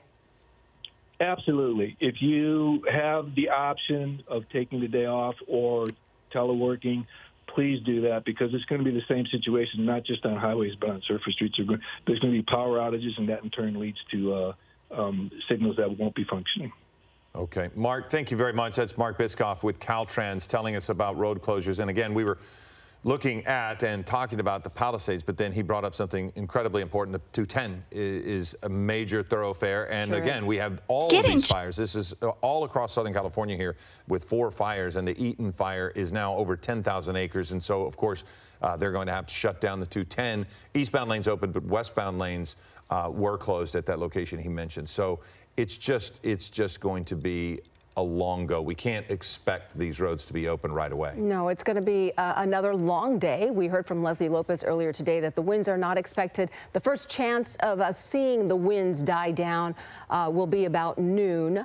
And then later the warning, the fire advisory warning or the wind warnings will end at 6 p.m. So we still have several hours to get through this windstorm. It is interesting, though, because you can see that it's different as far as the wind. There are these lulls, and then there are massive wind again. You can notice the fire smoke. It's at least starting to plume some. It is not anything like some of the other fires we've seen in the past where you'd see almost like a thunderstorm of clouds above a fire. But if you notice, yesterday, this was laid down, and now at least it is starting to come up just a little bit. Ashley Mackey is available now. She is in Pacific Palisades on the ground as we continue to see images from Gabe Santos and Air 7. But Ashley, a scene behind you that we have seen all too often. Yes, that's right. I'm up here at Tremonto Drive. This is the Castle Lamar neighborhood, and you can see behind me, this house is completely destroyed. Visibility makes it almost impossible to see the beach, the ocean that's just behind this structure. But I want to talk to this person right here, Randy Stoklos. He came up to me. He's been a resident in this neighborhood for 65 years, and he told me that he's been helping his neighbors, saving houses, trying to save some of the trees here. Randy, you've been here since yesterday. What's been your experience? Well, first of all, you know, seeing the fire coming off the hill and coming out from Palisades Highlands, I knew that we were in trouble because of the wind direction. I think, the only one that stayed on through probably 500 homes up here. And I stayed the night. I saved my home, but it's sheer devastation here. It seems like we've lost like 40 some odd homes, 50 homes up here in Castle Lamar alone. There's nothing that any fireman can do right now. The wind is so fierce. A wall blew off next to me, going probably 90 miles an hour. Inside of the house is just completely full with soot. It's amazing how much damage has been happening. The water's all off, so you can't go there. I was bucketing out of my jacuzzi in a pool across the way at people's homes. I stopped a couple fires. I stopped one that went, and then it reignited about 4:30 this morning, and thank God I woke up at the perfect time, and I got it, and I stopped it from burning my house. And it's a tough day today. You've been going nonstop, right? You said you haven't left this area, and you just stopped and pulled over to talk to us. Has it set in? I know you were just telling me about your father-in-law. Have you really been able to kind of grasp everything that's going on? Well, number one, cell phone service is out in a lot of positions up here. We're in a kind of a dead zone on Tranquilla Road. But so I get into the car and I make my moves around the neighborhood to see exactly what I can do. And ultimately, I haven't really communicated. My phone has blown up. I'm well. I'm not happy. It's tough. I know you've said you've lived here in this area for 65 years. Is that pride in your community, that love for your community, that's kept you here fighting for your community? This is paradise. This is one of the finest places in the world to live. And unfortunately, it's gotten turned upside down. And I know the resiliency from the neighborhood, the people, they'll rebuild. It'll take some while. It'll take some while. Tell me a little bit more about some of the challenges you face, because I'm sure what the firefighters are facing has to be exponentially greater, right? You said there's low water pressure, it's hard to communicate. We can see like the visibility is, you're not seeing past a block in front of you. Talk a little bit about some of those challenges you were facing. Well, I've seen a couple engines up here now later on. Most of them left at a certain point going to different positions. I know that there's a lot of devastation in the Pacific Palisades all over. I haven't really even seen it. I understand it a little bit, all the way to Palisades High School. It is pretty incredible what Mother Nature can do, and I hope to never see this again. Honestly, it's really devastating, and I can't say it more, but I know all these people up here. You know, I was born in this house in Pacific Palisades. I bought the house right next door to me. I've been here since '89, but literally my entire life, 64 years. And I've gone through the Woolsey fire, I've gone through all of them, and I know that actually the guy that stays is the guy who saves his home. And I know that a lot of people don't want to hear that and don't want to, think about their safety, number one. I'm capable. And so that's the difference. I'm capable. And I did it. I saved a couple people's home. After talking to you, I'm gonna loop back. I was just trying to possibly see if I could get some gas in my truck because it's running low, and we'll prevail. Well, thank you so much, Randy. I really appreciate you stopping and talking to us. I know you have to go, and I know you want to get in contact with some of your family. Seeing this all day over the past 24 hours in the Pacific Palisades, now here in Altadena and near Eaton Canyon. The city of Glendale has its own problems, and an evacuation has been ordered for much of that area, particularly the Chevy Chase area. Went through there a tremendous amount of smoke as the fire is advancing towards the hills and the canyons of Glendale and some of the areas below the Brand Wilderness. That has been an evacuation order has been given for them as well. Obviously, it's the propulsion of the wind. Once the wind velocity drops, firefighting will have a much better chance at the structure protection that is oh so needed in so many of these neighborhoods. But without that, there's just really no way to keep these embers from making their way a half mile, even a mile down range. As David Bigger pointed out in his demonstration just the other day, it doesn't take much. Interestingly enough, again, these homes pretty much are a loss as the firefighters are doing everything they can. Oh, here we go over here. They're still trying to put this, address this fire. I just don't see how they're going to be able to do it once again. So again, residents doing what they can with the tools they have. Is it recommended? No, but again, it's their property. They're doing everything they can to keep the fire from completely engulfing this house. Even some neighbors coming to help because they know if they're somehow able to extinguish the blaze here, that could save their homes right next door. Our Conan Nolan there in Altadena on the ground. Conan, you've covered... Where do you live? Are you nearby? No, I'm not. I'm a friend over here just trying to help him out. And... No, listen, it's like a war zone out here.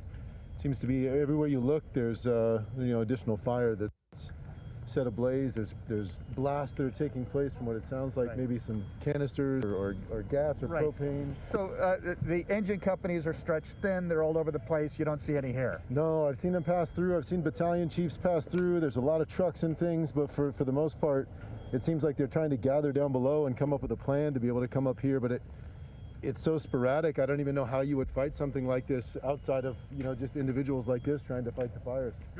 Are you doing okay? Yeah, doing as best we can. So do you think you can save most of this fire? I mean, you don't have much water pressure and there's, it looks like a loss. It is. We're trying to save our houses. We're doing what we can to minimize the damage over here so it doesn't jump to our house. Right. That's the nature of this because this house caught fire as a result of what happened over there. Yeah. All the embers are coming down. We've been out here since 5 o'clock, and all you see is just raining hellfire. When did you get the notification for an evacuation? We never did. Over here, never got the evacuation notice. Even when we got here, it was not there. And have you seen any fire crews here? I see an engine company down there. Yeah, we see them going up and down the street, but not helping us. Right. Well, there simply aren't enough around. Listen, your name is? James. Last name is? Day. D-A-Y? D-A-Y. Good luck to you, James. Thank you. So there you have it. I mean, this is hand-to-hand combat, quite frankly. This isn't to put any kind of blame anywhere because there are so many fires and intersections like this. There's another explosion. Goodness knows what that was. That there are just not enough engine companies. Even with the mutual aid, we saw one pass through. That was from El Dorado County, which is east of Sacramento. So they have asked for and received help from all over the state, and that represents its own kind of challenge, just because you have so many fire companies responding who don't know the area. They're from out of state. They have to go to a central location and be dispatched by the incident commander. And there are so many of those, not just here, but of course, as I mentioned, now in La Cañada and Glendale. If you don't smell smoke, that's a good thing. It's a good thing for you, a bad thing for somebody else. It means you are upwind from the fire, and the fire is, of course, the propulsion of it. That is the problem. That is the fear. If you do see smoke and it's not going up, that means the wind is blowing it. If you smell smoke, that means you're in the path of that fire. and you need to get out of the way as soon as possible. These folks, once again, this is not going to work. This house is going to be a total loss.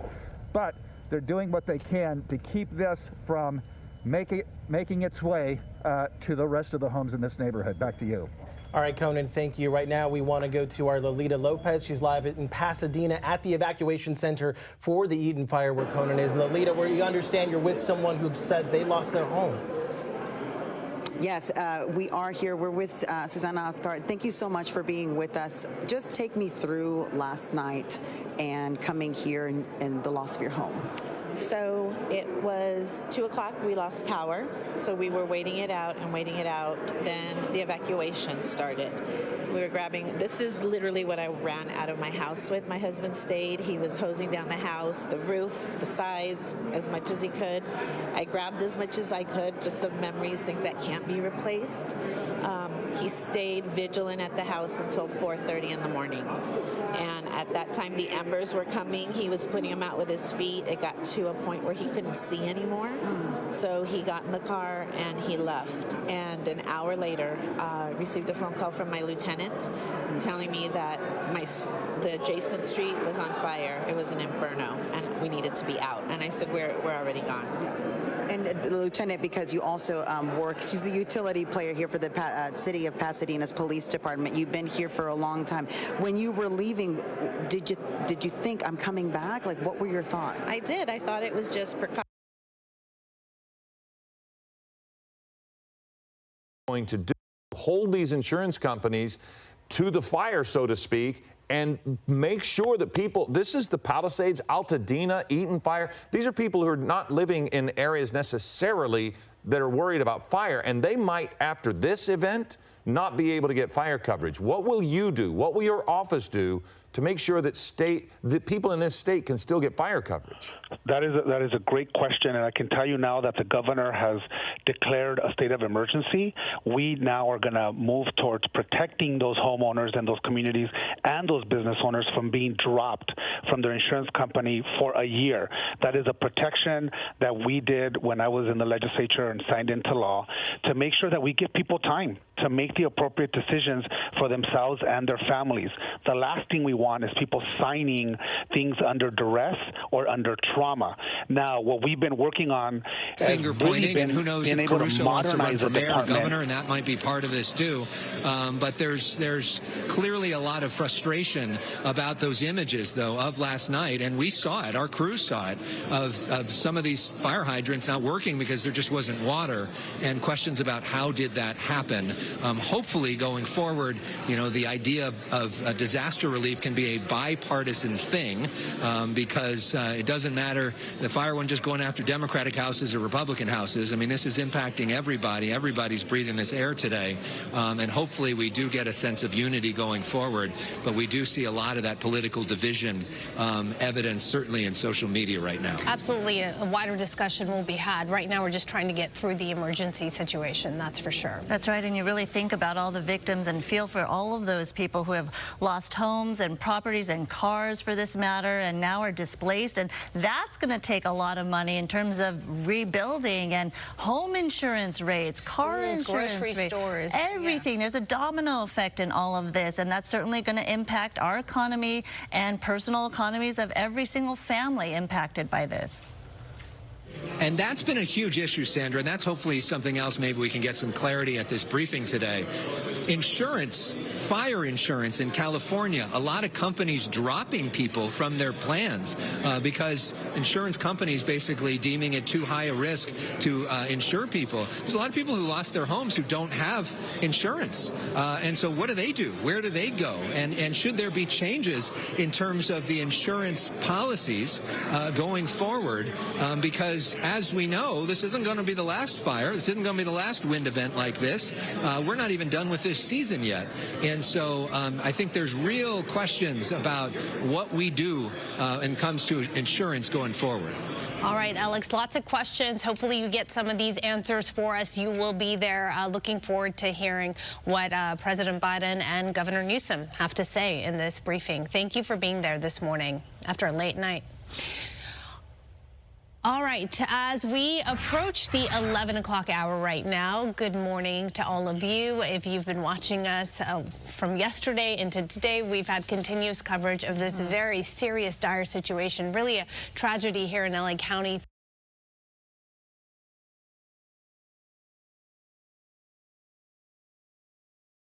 Policy says. And so this is why it's important to understand that there is a 3-day cooling off period. If you have any issues or just have any questions during this traumatic moment, to call our department. We'll have somebody guide you through the process. And so what we see often is, unfortunately, people coming in and really taking advantage of folks in a very vulnerable state that they're in right now. Okay, Ricardo Lara, thank you very much for your time. That is such good information. California Insurance Commissioner. Thank you. And it is so important for people to also remember when the rebuilding process starts, to be patient there too. Don't let anyone stress you into doing things before you're ready. We are on the air once again 24 hours after we started our coverage of this Pacific Palisades fire. Along with Giovanna Lara, I'm Philip Palmer. This is a special edition of Eyewitness News at 11 a.m. From yesterday, we went from the Palisades fire to having 4 fires burning across our area. That's right. And here's the latest on those 4 fires burning in our area. Governor Gavin Newsom has just announced that the California National Guard has been deployed in this battle against the 4 fires. In the Palisades fire, more than 5,000 acres are burning, and that fire is growing. It's 0% contained right now. There have been no fatalities, but officials say there are a high number of civilian casualties from people who refuse to evacuate. More than 1,000 structures have been destroyed. Now, the Eaton fire has grown to more than 10,000 acres. Sadly, in that fire, there were 2 civilian fatalities, but also in that, no containment. Officials say that fire continues to grow as well. The Hearst fire in Sylmar, it is now more than 500 acres. Again, that fire not contained. And the latest fire is the Woodley fire in the Sepulveda Basin. It is 30 acres and, like the others, is not contained but is not spreading at last word. And the thing is, loss is so significant because the firefighters were stretched so far, so wide, and it was in combination with this incredibly dry weather and the fact that we had this massive wind event, this Santa Ana wind event. And everybody realized the difficulty that the firefighters faced. But when they held a press conference this morning, it was almost shocking to hear what authorities had to say about the resources available to fight this event. No, LA County and all 29 fire departments. If the signal is a little bit spotty, but this is 1237 Lockman Lane. We're on the corner of Lockman and Tellum Drive, and for the past 7 minutes or so, we've been watching this house, yet another one, just go up in flames. We believe that this is the garage. We've been hearing those popping sounds, perhaps from some chemicals or propane. We don't know what was in the garage, but big, loud popping sounds. Certainly the gusty winds that we've been talking about for the past 24 hours. Sometimes it subsides, and then sometimes it's hard even just to keep our balance out here. We were parked right on the corner of Tellum Drive and Lockman, and just moments before you guys taking our live shot, we had to move our truck because the winds were shifting towards that direction, and we didn't want to lose the truck in this as well. But to see just the devastation, it's just row after row, house after house they are all destroyed.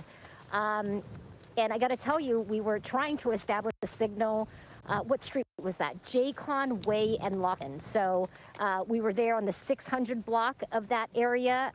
It was maybe houses right where we were standing that were just going up in flames. We ran into a Long Beach fire engine, and we talk about the connectivity here. They didn't have a signal, and they said, hey, can you lead us to Jaycon Way? And they followed us over.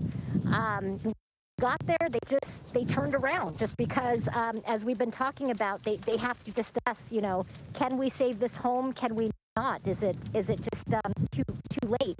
And we believe that that's what that fire engine did. They turned back around and they just weren't able to get to it. You can see now that this is the front part of the house. All right, this is the situation there in the Palisades as Hattie continues to report for us there on the ground. We are having some signal issues. We're sure our viewers will understand that cell signal on a good day is spotty at best in some of these areas. So during a situation like this, cell towers can be down, power poles can be down. There on the right, that frozen signal, Hattie. Looking at right there, we believe is the communities in the area of Palisades Drive. Lost there, and that is just shocking to see and even shocking to say as this firestorm really continues here. The Palisades fire continues to engulf a number of these homes in this area, and a lot of that fire activity still remains to be pretty intense. You can see there just that one home in particular, 2 homes, a complete loss right next to it, and then a home right next to that appears to not have any damage so far. So it's very strange how the fire kind of goes from one home to the next home and then skips a home and then burns 2 homes after that. I've never seen anything like this in the Southern California area. I said earlier that in some of these neighborhoods, it looks the amount of destruction appears to look like a tornado or a hurricane kind of swept through the area. That's the only thing I can think of to really compare this to. And this thing is still burning very intensely. There's still low, the wind conditions, very low level, are still such that we don't believe that LA County Fire and LA City Fire are performing water drops at this time. We were hopeful earlier when we saw their helicopters up and kind of investigating the area. They were kind of testing the waters, so to speak, but we never personally saw them make any water drops. I did see another one of the fire retardant tankers make a pass of the area. We didn't see them do a water drop, but we're hopeful that maybe one may be coming soon, or a fire retardant drop. Just the fact that they're here in the area, that's definitely some good news, and they work a little bit of a higher altitude. They're not quite in those canyons and valleys that the fire helicopters are in, so maybe, hopefully, they'll be able to start making some progress on this fire and turning this into an aerial attack and basically seeing what we're very much used to seeing in a lot of the fires we see. They don't spread like this. They don't go from home to home like this because our fire crews and the air crews from the LA City Fire and LA County Fire are just so amazing at what they do. But when you have wind conditions like we've seen over the past 24 hours, they're just not able to do what they do because it's so dangerous even for them. So unfortunately, we didn't have that resource last night, and apparently we still don't at this particular time. Now, we're at a much higher altitude. We're about 8,000 feet. So we're a little bit more able to just kind of, float above those surface level winds, and they're not affecting us as much at this very high altitude. But that's definitely a consideration for the fire crews as they work at a much lower altitude. Now, I want to point out the 2 other fires that we've been talking about. There's been the Woodley fire and the Hearst fire in the San Fernando Valley. From our perspective here at 8,000 feet, the Woodley fire appears to be completely out. There's no smoke I see coming from that fire at this time. I know fire crews are still on scene there. They're making sure hot spots don't spread as it is a little bit windy across the valley floor. So they're going to stay on scene there, but there's absolutely no smoke that I see from that fire at this time. Looking over to Sylmar, as I'm looking directly at Sylmar from our vantage point here. I'm going to have Josh, our photographer, stay trained on the Palisades fire, but look on the upper slopes of the hills above Sylmar, but that looks very, very good at this time. So I'm really impressed with the work they're doing on the Sylmar fire, the Hearst fire, as it's being called, and the Woodley fire near Van Nuys Airport in the Sepulveda Dam area. So those 2 fires look to be in a lot better shape. The big fires right now are the Palisades fire and the Eaton fire. I still see an incredible amount of smoke coming from the Eaton fire right now over in the Pasadena and Altadena area, and still an incredible amount of smoke and an incredible amount of structures still burning, even some brush still burning in the Santa Monica Mountains and the Pacific Palisades area. Still an active firefight that crews are going to be working on for days here, days to come. Gabe, it is unbelievable to process what we are seeing, the devastation, the extent of the devastation. It looks like a war zone. Yesterday, Dallas Raines said this windstorm was. Talk to me a little bit about your home here. What have you been able to recover? Some bowls that my grandmother had given me. Some things that I had for my girls, my daughters. Most everything is destroyed. Some things are very cold, so I don't know when the fire went out. But it's devastating, yeah. What was this community like? You said that this was a very small community, a mobile home community, but everyone knew each other here, right? Yeah, a lot of people. Yeah, we had some difficulties the last couple of years with just water and things like that, and the community became pretty tight. And we have a WhatsApp group, and on the group, people were like, how are you? Where are you guys? Are you safe? Some people had come here earlier and had taken video and pictures. Christian, we're going to have to leave you momentarily. We want to go to a news conference that is set to begin with President Biden, who is scheduled to be in town for the birth of his great-granddaughter. Yes, you also see Governor Newsom there, as well as Senator Alex Padilla. We do know that President Biden has been briefed, and we want to go to that press conference here now. Last week, we began receiving reports from the National Weather Service about a significant wind event that was going to hit Southern California. This is not something that's a surprise to us in Southern California, and it was something that we were well prepared for. Based on those predictive conditions of wind gusts up to 100 miles an hour east, pushing offshore, we began increasing our staffing, local, state, and federal agencies. Hundreds of firefighters began moving on Sunday afternoon from Northern California into Southern California. My local partners began upstaffing their own fire stations, helicopters, fire engines, hand crews, to be prepared for an incident like this that occurred. Those resources were pre-positioned in counties throughout Southern California for an event just like this. And on Tuesday morning, the Palisades fire began. I'd now like to introduce you to Chief Crowley, who can touch on the Palisades fire. Chief? Thank you. Thank you so much, Mr. President. I'm here just to provide you a brief on 3 significant fires that have occurred within the city of Los Angeles. With that, I'm going to be focusing on the Palisades fire. That fire broke out yesterday morning around 10:30. We did pre-deploy a number of resources. We knew there was a potential for a significant threat to our constituents due to the weather event. High winds. I've never seen the winds in my 25-year career. So we leaned forward as much as possible and pre-deployed. With that, we had a significant amount of fire that occurred. We had an aggressive fire attack. The fire has grown from originally 10 acres to 10,802 acres as we speak. It's an active firefight with our firefighters, and they're doing their very best to protect our people within this area. Interesting enough, because of the winds and the low humidity, we had a second fire also break out, and that was the Hearst fire, which is just north of that area. Again, this was close to 11,000 acres. This is close to 500 acres that also broke out. The information that I want to share with you is also the significance of multiple fires in the area within the city, but also the county. That's the second fire that actually came out, and we're actively engaged in that firefight.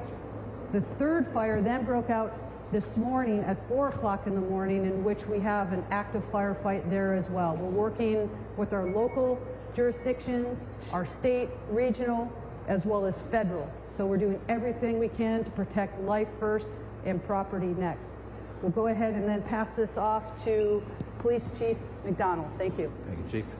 Mr. President, it's an honor to be able to be here and be part of this and represent the men and women of LAPD and policing to support our partners in the fire service. What we saw here in the last 24 hours is unprecedented. I've never seen anything like this. Fires driven by the type of winds that we saw up to 100 miles an hour. Our role out there is strictly support, to be there for evacuations, to get people out of the affected area, to be able to provide for traffic control, and then crime suppression as the fire is fought, and some may come in and try and take the opportunity to go into these homes and steal from them. So we're going to be on top of that. I just want to say the relationship we enjoy here, in my case under the leadership of Mayor Bass, but all of our elected officials, is unlike I think anywhere else in the country. We are blessed to have the relationship between police and fire that we do here. Unfortunately, we do this kind of thing frequently, never to this level, but I can't say enough about how important that is. And as we go into the next 5 years with the Super Bowl and the World Cup and the Olympics coming up, it's critical that we maintain those partnerships. So thank you for this opportunity, sir. Next up. Oh, sorry. Let me introduce my partner from the County Fire Department, Chief Tony Maloney. Yeah. So thank you, Mr. President. I'm going to be giving you an update on our Eaton fire, which is east. Where does the county start? The county starts all the way up in Lancaster and goes all the way down to the Long Beach border. We go from the county line at Ventura all the way out to Pomona, 4,300 acres. So we have a fire east of the Palisades fire that began last night. It's called the Eaton fire. It's currently 10,600 acres, 0% containment. We have over 750 firefighters on the line. Unfortunately, 2 people have lost their lives. Residents have lost their lives at the Eaton fire. It's impacting tens of thousands of homes, not only in the city of Pasadena, but also the county area of Altadena. And we're doing our very best. We just had our out-of-state resources arrive from Arizona at the Eaton fire to assist us. Last night, as the Region 1 coordinator, I contacted the Governor's Office of Emergency Services. We requested 250 additional engines into LA County with 1,000 personnel. We also are using our compacts with other states like Arizona, Nevada, Oregon, and Washington. Firefighters from those regions are on their way down to Los Angeles County right now to assist us. So thank you for your interest. Thank you for your attention.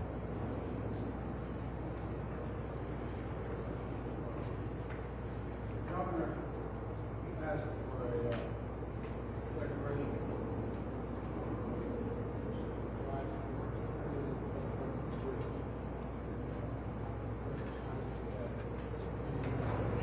Folks, the fact is that directed DOD, Department of Defense, to rapidly provide additional firefighting personnel and capabilities. Also, California National Guard is adding 2 modular air firefighting systems units, and 2 more are being ready for the National Guard, the Nevada National Guard. 4 more are coming from Northern Command, and 10 Navy helicopters, water moving rockets, are coming down from San Diego. We're prepared to do anything and everything as long as it takes to contain these fires and help them construct and make sure that they get back to home. They hell of a long way.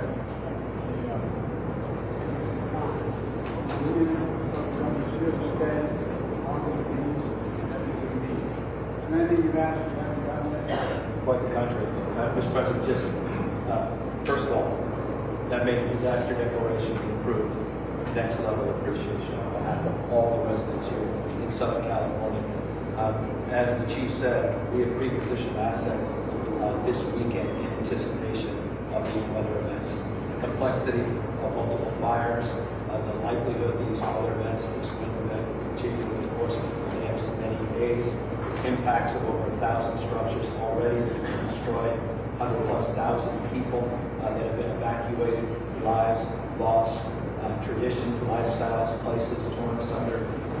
This means the world to us, and just publicly, because I think this is important, the President happened to be in the region, in town. It's impossible for me to express the level of appreciation and cooperation we receive from the White House in this administration. So on behalf of all of us, Mr. President, thank you for being here, but not just being here today. Thank you for being here since the minute of this incident, when there was a 10-acre fire less than 24 or so hours ago. Deep gratitude. It's astounding what's happening. There's only one thing to do. My son lives out here in Hawaii. They got a notification yesterday they're home burning ground. Today, it appears everything is still standing. We're not sure. But the good news is, I'm a great grandfather as of today. Granddaughter. 10 pounds, 4 ounce baby girl, a baby boy. So I remember this day for a lot of reasons. Thank you, press. Thank you.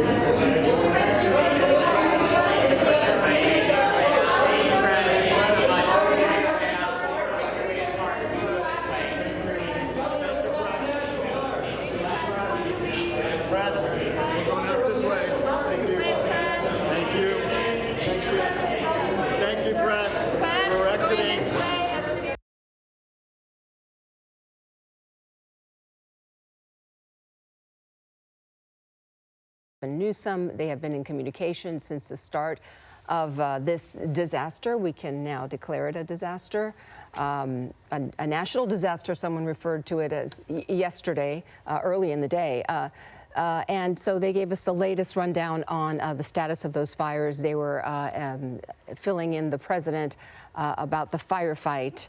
And then we did hear some remarks, but unfortunately the mics weren't great and we couldn't hear what he was saying. He did not move up to the mics, but I did hear enough it bears repeating what the White House has released via X or Twitter. The president directed the Department of Defense to provide additional firefighting personnel and capabilities. So there's a lot going on. He basically listed off what we had told you just prior to that press conference about the 2 modular air fighting system units, which are deployed from each of California and Nevada National Guards. And we'd also mentioned that Governor Newsom had talked about that. 10 Navy helicopters with water buckets are en route from San Diego. Now, that was what he said off mic, which we were barely able to hear. But what I noticed in this shot while you were speaking, I saw fixed wing aircraft, and it looked as if that was one of the spotter planes. So maybe they are able to start using some of these resources to start in the air fight from this. And again, Air 7 able to get up and flying over Pacific Palisades. We were talking with Gabe Santos earlier, and the wind speeds at elevation where he is are a little bit less than what you're seeing at the ground level. And then as we talked about, you can see from the plumes of smoke now that they are at least getting up a little more. It is not laying down quite as dramatically as over this. This is still very much ongoing and will likely be through tomorrow when the wind begins.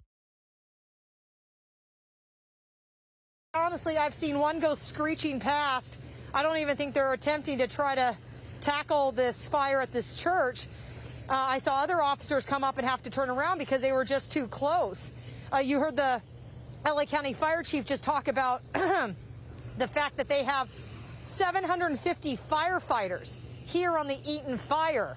But I mean, that's just not enough. There are homes burning on either side here, and it's so heartbreaking and tragic to see that.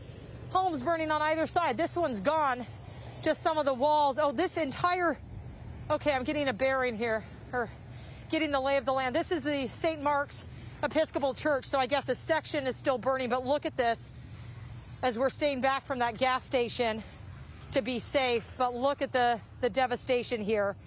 He talked about those 750 firefighters on the Eaton fire, but we need more resources, and they can't get here fast enough. They're still arriving from Oregon and Washington. The fire chief said they have out-of-state resources that just arrived from Arizona. But I mean, right, residents just told me, one woman in tears, like, where are they? Where are they to save my home? Of course, everyone wants to see a firefighter on their street putting water on these flames. I mean, this is my community. I'm so familiar with, I mean, the Chevron where, you know, you go in every day, fill up, grab a drink, say hi. I was just told by these officers, historic Altadena, downtown Altadena is just gone. He said he drove up past Lake, north of Lake. If you go up north of Lake to Lincoln, he said that area is burned. Lavina homes, these massive homes that are just gone on Lavina, as this fire is really making that drive west very concerning, right? It's, I mean, not to mention just the downed trees and the power lines that you're going to encounter as these firefighters are trying to get into these neighborhoods as you get closer to La Cañada and Montrose and Glendale, all of these neighborhoods so far. I say so far because it's just crazy where the fire started in Eaton Canyon, and we're miles away from that, as this fire has just ravaged. I mean, it has it's a firestorm. And I called it that last night when I was in the Palisades, and then rushed home to evacuate my kids, who are fine. Everything's fine because we're further south of here.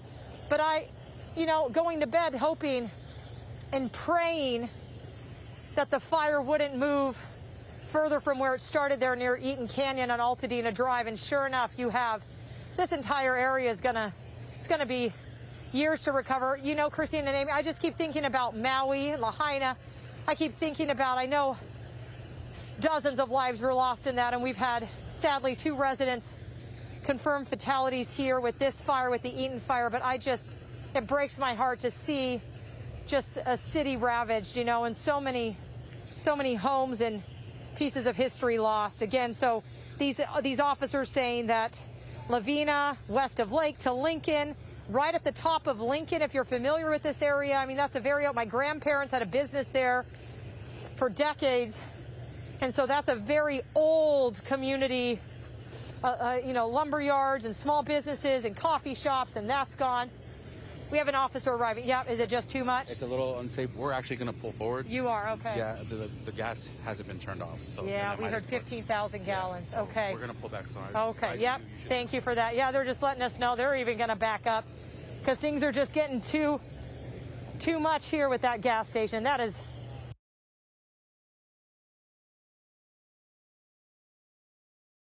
They went up, they checked things out, and then maybe they just felt like it was too windy. And the wind continues to blow, and homes continue to burn here. It's absolutely devastating. Okay, thank you, Josh. And we're gonna talk a little bit about that ability to drop water from Gabe Santos. But I do want to, as we go to Gabe, I want to point out one of the things Josh was saying about people helping people. At the press conference this morning, I think it was very important. One of the representatives of DWP was saying, if you're not anywhere near this fire, you can help by not using water today. Right. They are having to redirect so much water to these 4 fires that we're talking about. 4 times the amount of water normally used is being directed to the Palisades. You don't have to be anywhere near there. Just don't use your water today and save those resources. Gabe Santos is in Air 7 right now. And Gabe, what is it like for firefighters who might try to fight this from the air? Are the winds still too high down low to make those drops effective? Well, Philip, it does appear that remains to be the case right now. We haven't seen those fire crews really work their way into the area as of yet in terms of the helicopters and the fixed wing planes, the fire retardant dropping planes. LA City Fire, LA County Fire, they have multiple helicopters, and we just haven't seen them in this area yet. So our best understanding at this time is that those lower level winds right along the surface where those helicopters would have to be working, where those planes would have to be working, are just a little too intense for fire crews to be making those low-level drops. And if, as I'm sure we've all seen living in Southern California, seeing these fire crews, attack these fires from the air countless times before, they are in these canyons, they're making aggressive flight maneuvers, going in and out of those canyons and over those passes and whatnot. So, we see how aggressively they have to fly. So it is understandable that in the case of extreme winds, that they would be unable to fly at that level at this particular point in time. Although, we've been monitoring the forecast.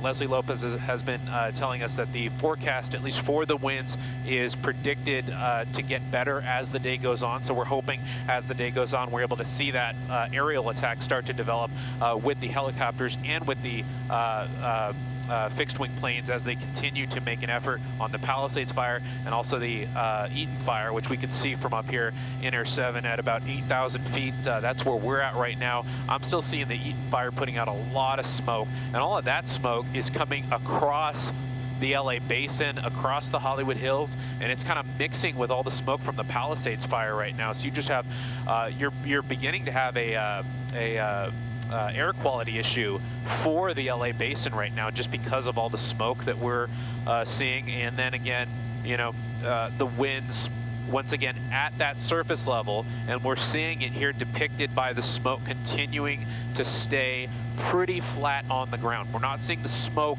hit those high levels that we've seen in past fires, where it starts to mix with the moisture in the air and create those giant clouds that we sometimes see on massive wildfires. We're not seeing that in this case because the smoke is staying flat on the ground because of those winds like we've been seeing right there at the surface. It's not quite affecting us or deterring us at 8,000 feet, but it does appear to still be an issue at those lower levels. And we're just continuing to take in the sites here. That appears to be a neighborhood near the Palisades Drive area that, just as I'm getting a better look at this shot here, I was going to say that it was hopefully spared, but there appears to be a structure in the middle of the screen now that is now, being consumed by flames. And this just continues to be the case even as the day goes on. This is not a situation that is, we're not seeing a dramatic improvement in conditions right now. We're hopeful that that begins to become the case as we go through the noon hour and into the afternoon hours. But, this is going to be a firefight that continues for the next few days now, Philip. Yeah, and that home that you just showed us on fire in the midst of a community of other homes untouched by flames yet, that is a scary sight because we know those embers can travel 1 to 2 miles away, but when you're right next door to a home, it's likely, and I hate to say it, that the fire from that home will spread to other homes in that community. And we're looking at so many homes saved right there, at least for the moment, but that could change.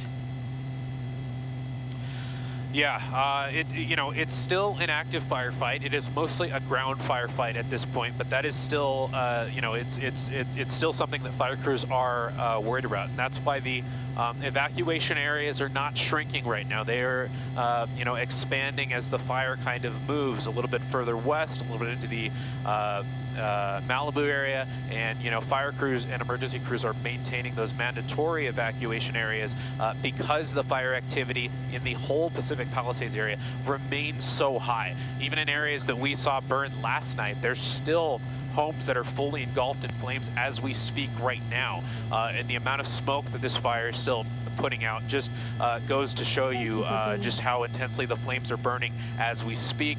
We still see a lot of brush in the hills above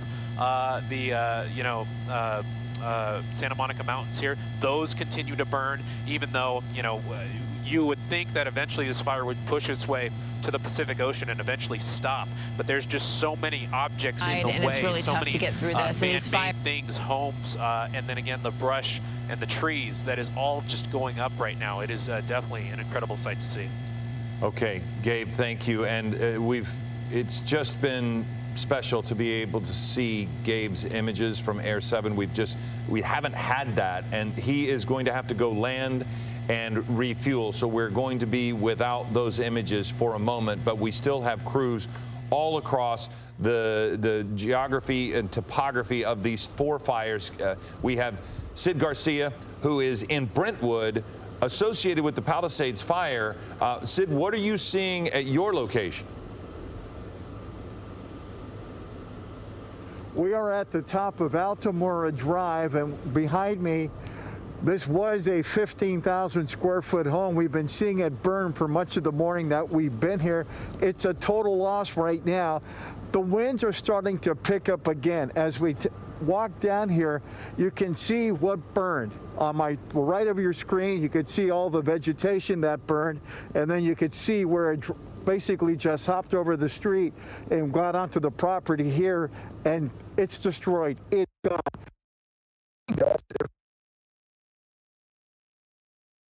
The road, you see the pink on the top? That's the faucet that was dropped here about a half hour ago that pretty much nailed us. It got our van and it got us.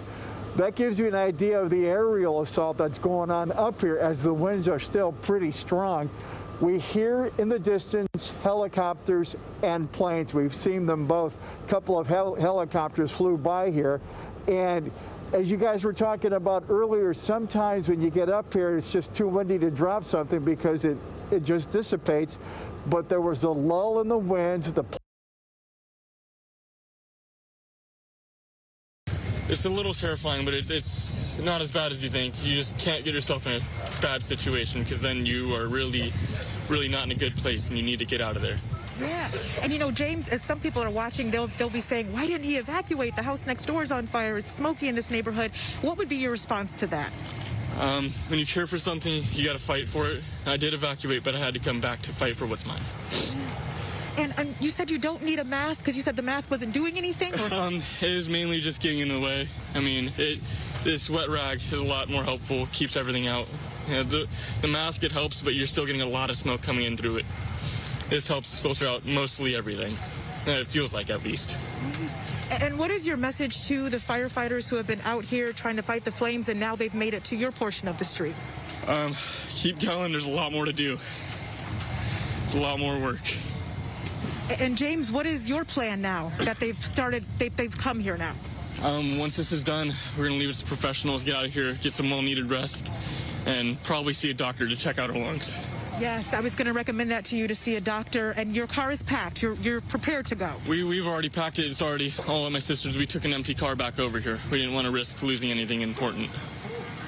All right, James, thanks for speaking to us. I hope you're okay and your family's okay. I'm glad that you're going to go to a doctor. I'm going to leave this with you, though I know you said the wet rag is much better. Thank you. I'm so glad you're safe. We've been watching you throughout the morning, so we're glad to know you're safe.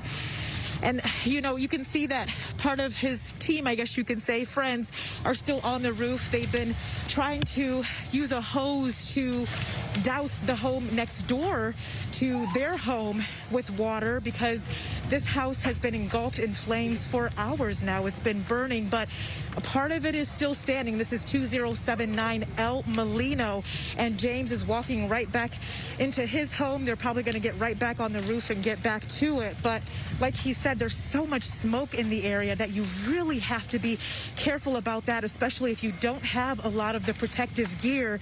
And he's been out here since 5 o'clock this morning with his water hose. And like he said, he just didn't want to leave everything behind that he worked so hard for. But it has been tough, as I've been speaking with people who did not want to leave this neighborhood. But it is so important because not only the fire is a risk, but of course, all of this thick black smoke in this neighborhood is also not very good for your health. And we do know that this fire continues to spread. It is now at 10,000 acres. That's the Eaton fire that we're on the ground for here in Altadena. And again, 2 people have already died, and we know several more are injured. You can see another fire truck coming through. That says Long Beach Fire Department. So a number of agencies, multiple agencies, that's Sheriff's Department right here, coming through to give as much aid as they can to this very rapid and developing situation. As we continue to walk here, it looks like Long Beach Fire has decided to park here. They're kind of scoping out the area to see what they can do, who they can save, what properties they can save. But we do know that at least 100 structures have been burned so far here in the Eaton fire. You can see the power lines that are also coming down, which is also a dangerous situation as well. So the majority of people have evacuated this area, but you do have some people like James who are still behind. Certainly you want to leave that kind of work to the professionals. I understand it's tough to leave your life behind like that, but you're not going to have those memories if you don't have your life. You have to make way for fire crews to be able to get in there and protect people in that neighborhood. Thank you, Coco, for those images. Want to tell you some evacuation numbers now for the Eaton fire. This is reported by the Angeles National Forest just before 4 o'clock this morning. Over 52,000 residents and nearly 21,000 structures are now under those evacuation orders.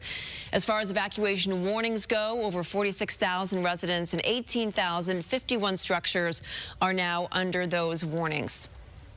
So the Angeles National Forest also put out this update just after 3 o'clock this morning that residents north of Woodbury to the 210 freeway and east of JPL Laboratories are under evacuation orders. Evacuation warnings are now in effect for residents north of the 210 freeway and east of Angeles Crest to the JPL. They note an evacuation center at the Pasadena Convention Center there. And finally, there's new road closures for the Eaton fire. This was announced just after 6:30 this morning. So Angeles Crest Highway 2 is now closed from La Cañada Flint Ridge to Angeles Forest Highway. Also, Angeles Forest Highway is closed at Big Tahunga Road. All right, we're going to go back out to Santa Monica where Alex is covering that news conference with President Biden and Governor Newsom. Alex, you're there? Okay, we will. We're at the Pacific Palisades Bowl momentarily. Covering the Palisades fire. Gigi? Hi, Gigi. Oh, good morning.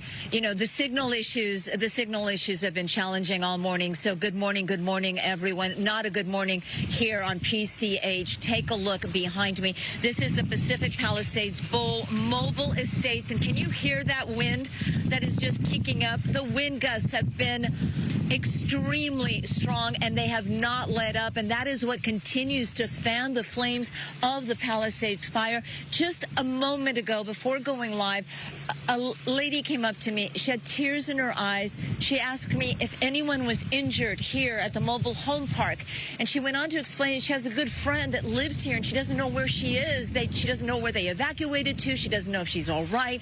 And she was crying and asking, do you know? Do you know? And no, we don't know. We know that multiple people in the fire area, in the 3 fire areas, have been taken to the hospital, some with burns, some for smoke inhalation. But when it comes to medical issues, those are kept extremely private, and understandably so. She was in tears, and she left. She had come here, and when she saw the devastation, she went to her friend's house, and she saw that it had burnt to the ground. You can just imagine the pain that she felt for her friend, that she doesn't know where her friend is. I cannot see a single mobile home. There may be some way in the back that has survived this fire. This is very reminiscent of the Sayre fire back in 2008, the Oak Ridge Mobile Home Park, where almost 500 homes burnt to the ground. We were there. We met for days, for weeks, with the homeowners who lost everything. And I'll never forget meeting one woman, and she was sifting through the ashes, and she was looking for the urn that had the ashes of her late husband. And she said, how ironic, his ashes are now mixed in with the ashes of what once was our home. And she was so heartbroken because that was all she felt she had left of her husband. And it was devastating. And the folks here, they'll be returning, and most likely they will have lost things that can't be replaced. Homes can be rebuilt. You can buy another mobile home, surely, hopefully, if you have insurance. And keep in mind, we're hearing from a lot of folks in this area who do not have insurance. There's been a rash of fire insurance policies that have been canceled. So not everyone will have the money to rebuild, to rebuy, to repurchase their homes and build them up. And I want to pan over there because we're seeing plumes of dark black smoke continue to come from the different neighborhoods that are on the ridge there. And we've been focusing a lot this morning, and understandably so, on the homes that have been lost. But we've also seen businesses burning. Just a short while ago, we were on Sunset Boulevard, just off Pacific Coast Highway. There is a dry cleaners and a Thai restaurant in one small little strip mall, and they were both on fire. Firefighters were doing their best to save them, but unclear if they were saved or not, because that fire was absolutely raging right there on Sunset Boulevard. So there will be a lot of businesses that are also affected. That is the latest. The Palisades fire continues to burn out of control. This mobile home park has been absolutely decimated. Again, we don't see a single mobile home here on the 16,000 block of Pacific Coast Highway that is still standing. There may be some way in the back, but from what we're seeing, we just don't see. It's just one destroyed house, mobile home, after another, and we've seen this all morning long. Reporting live, I'm Gigi Graciette on the Palisades fire. We'll send it back to you. It's surreal. It truly does look like a bomb went off in that neighborhood. Gigi, thank you for your coverage all morning long. And so, you know, no matter where you are right now, all of Los Angeles, we're experiencing pretty hazardous air quality because of all of these fires. If you're wondering how you can protect yourself and your family from the smoke and the toxins that are in the smoke, let's bring in Dr. Salima Tobani Gavani with some crucial tips. Doctor, I hope I did not butcher your name. No, you didn't. Thank you so much. Thank you for being with us. So, doctor, you say you've never seen numbers like this before. Yeah, I mean, so the AQI is something that I follow because I'm an allergist. I have patients who have respiratory issues. And, you know, the numbers into the 400s, we're talking hazardous. And so this is not just people who have underlying health conditions that are being impacted. This is everyday healthy people because we have particulate matter from the smoke, from not just vegetation burning, right? We have homes that are burning, plastic, vehicles, and, you know, a lot of volatile organic compounds in the air that are entering into the airwaves. And so it is just a dire situation for everybody who is out there right now. And even if you're not directly in the evacuation zones or in the path of the direct fire and all the smoke that's in the area, your lungs can still take a beating from this, right? Absolutely. I mean, we have winds that are there, right? And these particulate matters are so small you cannot see them with the naked eye. Mm-hmm. But, you know, I'm out in Rancho Palos Verdes in the South Bay, and we can smell the smoke out here. This morning, my kids were on their way to school because their school was still open, and I handed everyone a KN95 mask that I had laying around. And they looked at me like, what are you talking about? And I'm like, go outside, guys, and you can immediately smell the smoke. And so that is one thing I am recommending is, you know, if you have to be outside, make sure you are wearing proper masks. So N95 or KN95 preferred. Surgical mask or cloth masks are not going to do it because of how small these particles are. I mean, we did see in, I believe it was Coco's live shot in Altadena, she was interviewing a man who was not using a mask. He was just using what I believe was a cloth with water on top of it. Can you talk about how dangerous that can be? Yeah, I mean, the problem is you're still going to be inhaling everything. That's not going to be helpful, although you might feel like it's helpful. So the particles are so small that they're entering the nose, the mouth, and all the way penetrating deep into the lungs because of how fine the particles are. And so what can happen is you can end up having coughing, wheezing, shortness of breath, sneezing, runny nose, irritated eyes. I'm also telling folks if you're outside, you know, wearing protective eye gear like goggles will be helpful. You know, ideally limiting your activity from being outside, any activity if possible. But just if you have to be outside, protect your skin as well. Wear long sleeve shirts, long pants, closed-toed shoes, right? So that you protect your skin from all the falling ash or embers. And especially if you're driving too, I know the recommendation would be to circulate the air on the inside of your car, but what about if you're just in your house? Yeah, so keeping your windows closed, doors closed. If you have an air purifier system, which a lot of people do, keeping your air purifiers on would be really helpful. And then how many days of, because this is going to be a multi-day event, as we know. These Santa Ana winds just won't die down just yet. But how many days of exposure to this poor air quality is unsafe? Is there a limit on that? Yeah, I mean, at this point, that's a complex question because it's all about, you know, where you're located, what proximity, how much you're actually inhaling at this time as well, right? So long-term exposure to any sort of wildfire smoke can increase the risk of developing chronic respiratory issues. So what I'm telling folks right now is, you know, keep a good close eye on the air quality index. That's going to be very helpful over the next coming days to weeks as we all start to venture out. And one more question: if people don't have one of those masks, what can they actually do? If they don't have a mask, I think the safest thing to do is to not go outside, is to stay inside at all times. That's going to prevent you from being exposed to all the particles that are out there. And again, keeping your doors closed and minimizing that exposure to that outdoor air. Okay, Dr. Salima Tabani-Ghavani, thank you so much for your time. We appreciate it. Absolutely. Stay safe. You too. Thank you. Bye. She was talking about the wind carrying all that smoke with good information on how we can protect our lungs and stay healthy. And Maria, you could give us information on how long these winds are going to last. It's going to ease up. It will, but not anytime really soon. That's the bad news. And we've been talking about these winds. We've been showing you, even on the satellite radar pictures, how it's not the cloud cover that's out there getting reflected on our visibility map, but actually those are the smoke that's showing up. So the smoke is very, very toxic. So as the doctor said, stay indoors if you can. We're going to look at some of the winds here. This is one of our computer models. Notice the very bright purple areas. That's where we're seeing the strongest of those wind gusts. Watch as we put this into motion in the timestamp here. It starts at around noontime. It's still pretty strong out there. As we fast forward.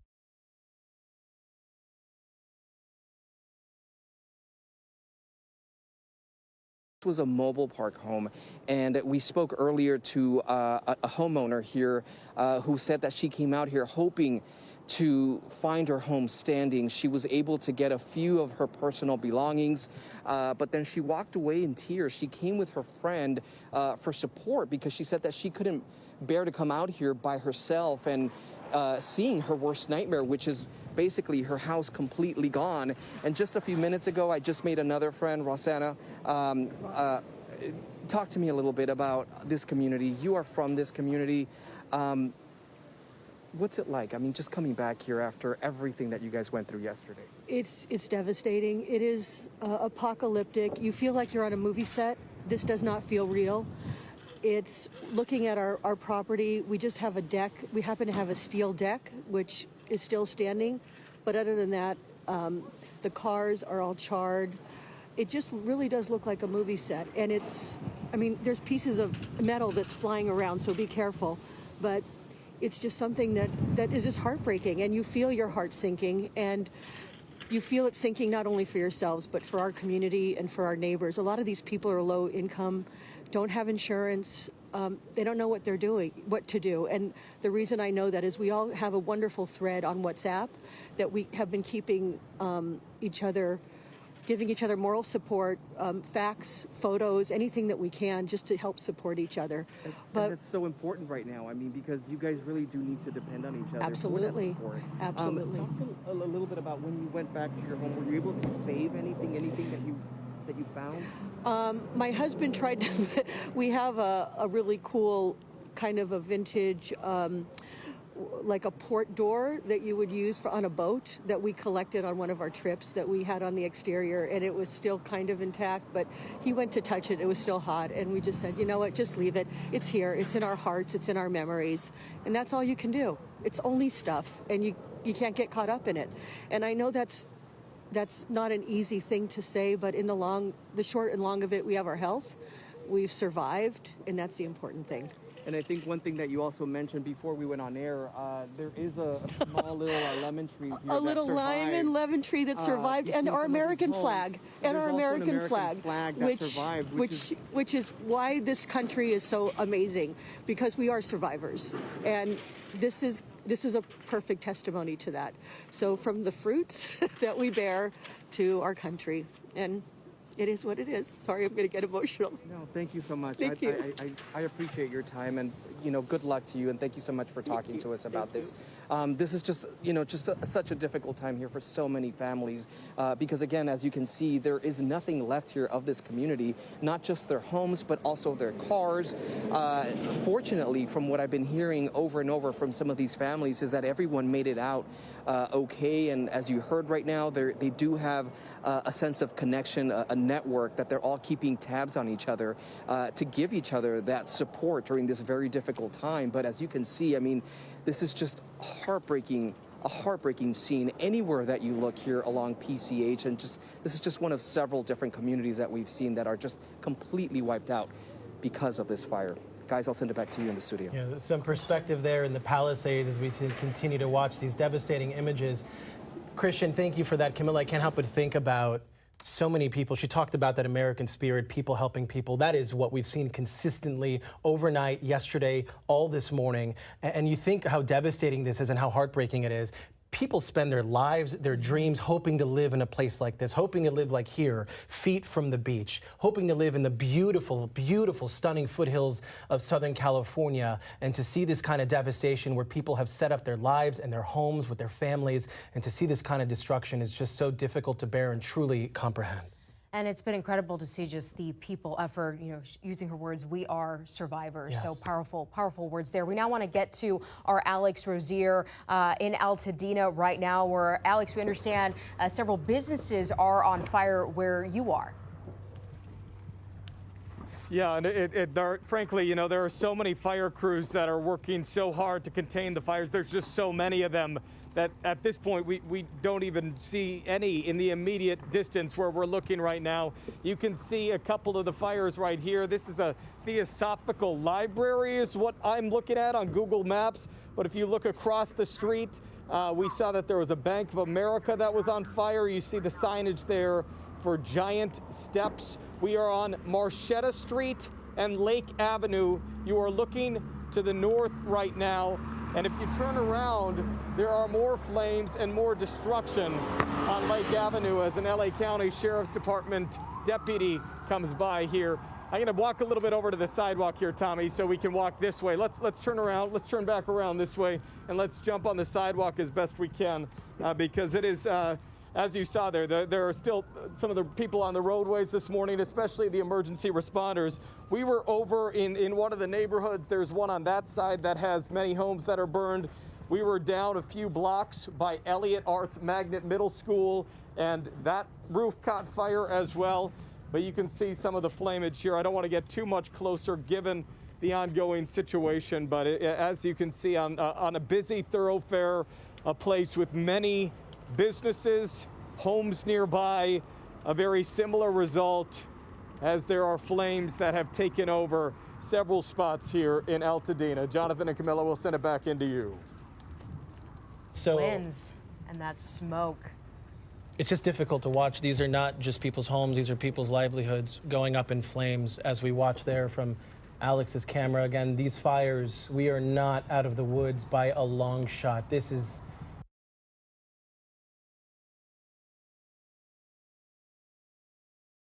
that could barely afford their payment, let alone to pay for insurance. So I don't know what's going to happen to them. And I'm saddened because this was my little neighborhood of real people. These were my local friends that didn't have much, but they had their little mobile home park, and we had each other, and it was a lovely community. And, you know, I wish I could afford to rebuild it for them. For everybody. But and you and I were also talking about something that I've been talking about on our air because I've seen this happen so many times. And houses can be rebuilt. You can buy another mobile home and put it right there on the same spot if you're lucky enough to have insurance or the money to do so. But it's the little pieces of people's lives, absolutely, the mementos that can't be really replaced. And you brought that up to me, and I always talk about that because I've spoken to folks like you who've lost their homes, and they always talk about the most innocuous little thing, a teacup, a spoon, an umbrella. Yeah. I mean, you know, our little thing, Gigi, that we were talking about earlier is we travel, and from every place we travel, we bring a little tchotchke back. So whether we were in Africa or wherever we walk around our house, and not anymore, but I look at this little piece and I say, honey, you remember that trip that we did? Well, now my memory will be up here, and you know, that's the sad part of it. And I still feel fortunate that I'm here. I feel fortunate that my family's doing well, but it breaks my heart that the Palisades is not just the wealthy. It's the people, the everyday people like this.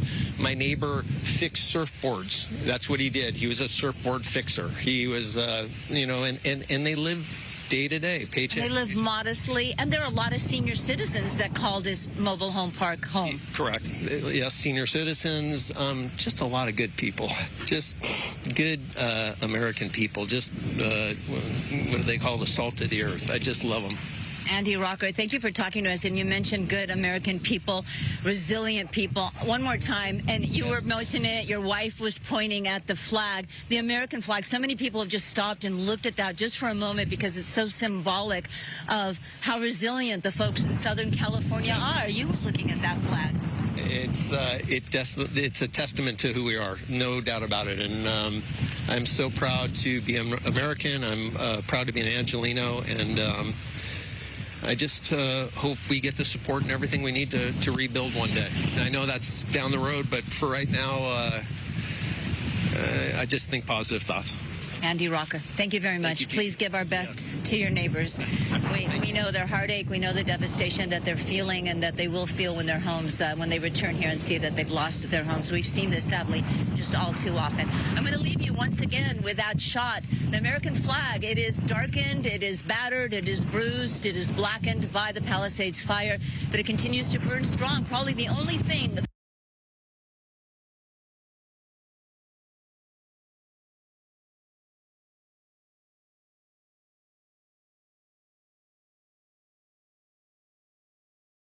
screen. If you use your phone camera to scan that QR code, it'll help you stay up to date. We'll give you updated information from our website, like evacuation orders, school closures, road closures, and of course weather conditions from our First Alert weather team and the meteorologists who are working hours on end, making sure that we stay updated with the wind conditions and fire conditions. We want to first start with here the Palisades fire that started yesterday morning at 11 a.m. That is when we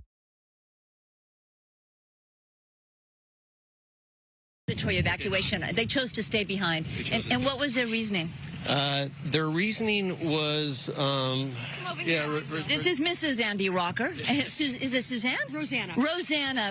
What happened was we all follow each other on a WhatsApp, this whole community, the Pacific Palisades Bowl, and we heard about the fire at about 11:30. We were all on it. And then management did a great job. Around 1 o'clock, they said, we need to evacuate. And through the WhatsApp, that's how we've been staying in communication through this whole entire process. People coming in, taking photos, letting us know what they're seeing, what we're all hearing. And as far as you know, Rosanna, everyone got out safely. Yes, that is correct. There's a few people in here that do not have cars, but again, the community came together, picked them up, helped their children come in and get them, anything that we could do. It really is truly a great community where people really this is when true nature comes through and you just see people really bond together. And it's beautiful. And it's, we just had to come to see for ourselves because we happen to not be here at the moment. And we just wanted to see the devastation of. And one of the things when you pulled up on your bicycle, because I know you've sort of been touring around with your husband, Andy, one of the things when you pulled up, you said, did you see the American flag? And what does that symbolize to you? Because I think it symbolizes the same thing it did to me. I had the same exact thoughts you did. You know, we are a nation of survivors. And, you know, I picked one of the lemons off of that tree because if you look at this, and there's actually a beautiful lemon tree that survived the fruits of our nation. And we're just so proud to be Americans, and we're going to come through this. And, you know, our government's going to help the poor people that live in this community to rebuild that didn't have insurance, because there's a lot of people in here that didn't. We happen to have, but it's we just know that this is like the best nation. You know, there's one thing Southern Californians is that they're very resilient. We're very resilient. We are. Yes, we are. Rosanna, thank you so much for talking to us, Andy. Hi to Alex and Marla. Okay. Thank you. Love you guys. Thank you so much. I'm glad you still have a smile on your face. Andy and Rosanna Rocker, they've lost a home there in the distance, and you can see they're trying to make the most of it. They're thankful they got out with their pets, that everybody is safe, happy, and healthy. But again, it's the little thing. And just talking to Andy and talking to Rosanna, we shared so many thoughts, and they actually vocalize so many things that I've heard from fire victims before. It's the pieces of people's lives. It's those little things that are lost that you cannot rebuy or rebuild. That is what hurts the most. Yeah, it's interesting. And a lot of loss.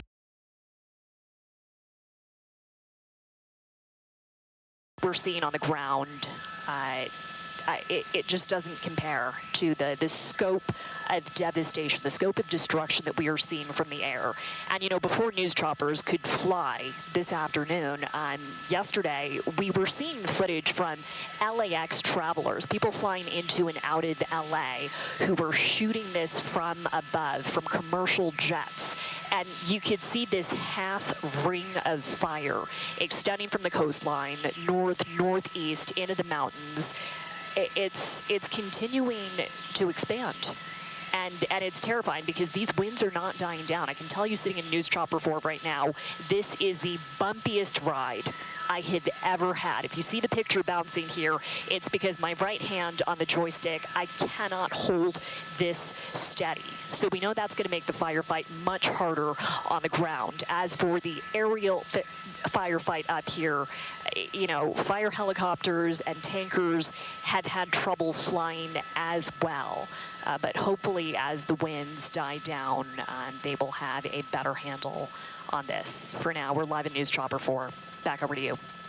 Julia, thank you. Julia makes such a good point, Camilla, because we were talking about this. I was driving in from the West San Fernando Valley, and you could see the smoke plume, especially from the Eaton fire, was so tall that I couldn't see the top of it from where I was sitting in my driver's seat. I had to look up and see how tall it was. And that smoke plume combines with the Palisades fire smoke plume, and that's what people are waking up to. Also horrific air quality, unhealthy to hazardous. In fact, our meteorologist David Biggard letting us know right now there's not just fine particulates in the air, right? It's not just the ash and smoke that's burning from the brush. It also contains chemicals burning from inside those homes. And as we see all that smoke here on one of the most gorgeous, typically gorgeous parts of Southern California, the Pacific Ocean there near Malibu and the Palisades all the way down to Santa Monica, you can barely see from Julia's shot here from our News Chopper 4. And she's right, truly nothing compares to the images that we haven't been able to see until now because of how strong the winds have been.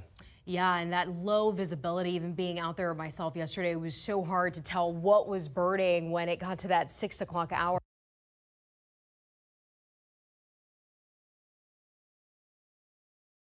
Protected, and the lives need to be protected first, but if they could, if some of the fire trucks resources could be allocated, there's some houses already burning on that street, it would be awesome. I know you guys have a lot of goodwill in the community, and hopefully you can convince some of the firefighters to go over there. Absolutely, to protect Christmas Tree Lane. And Ian, we were just talking about how we've never seen anything like this before. What has this been like for you living here? We've lived here for 30 years. We've never seen this kind of wind, never seen this fire spread so fast, and some houses burn and some don't. It's just random acts of nature. It's very unfortunate. And then transformers start blowing up also. That doesn't help.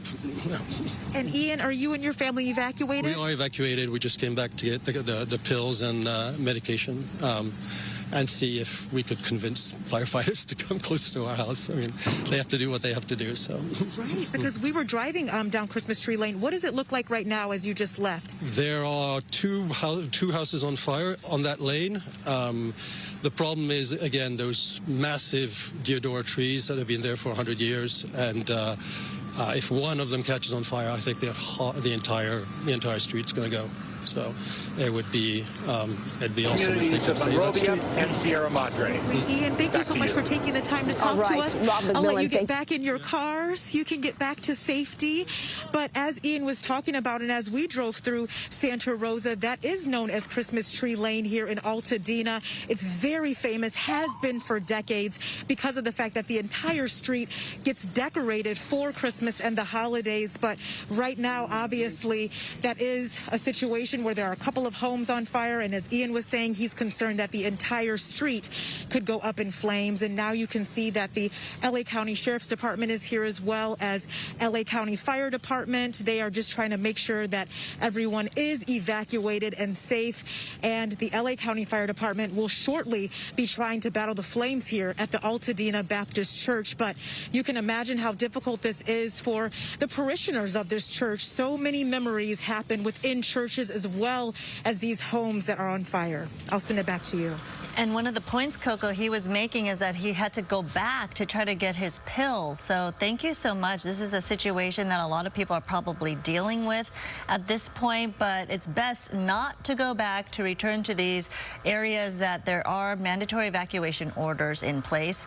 So the damage, of course, and personal safety are top priorities for many people, but the factor of medications is another one. We do have Jeff Gross, the owner of Mickey Fine Pharmacy and Grill, and he's helping people who lost their medications or can't get back to.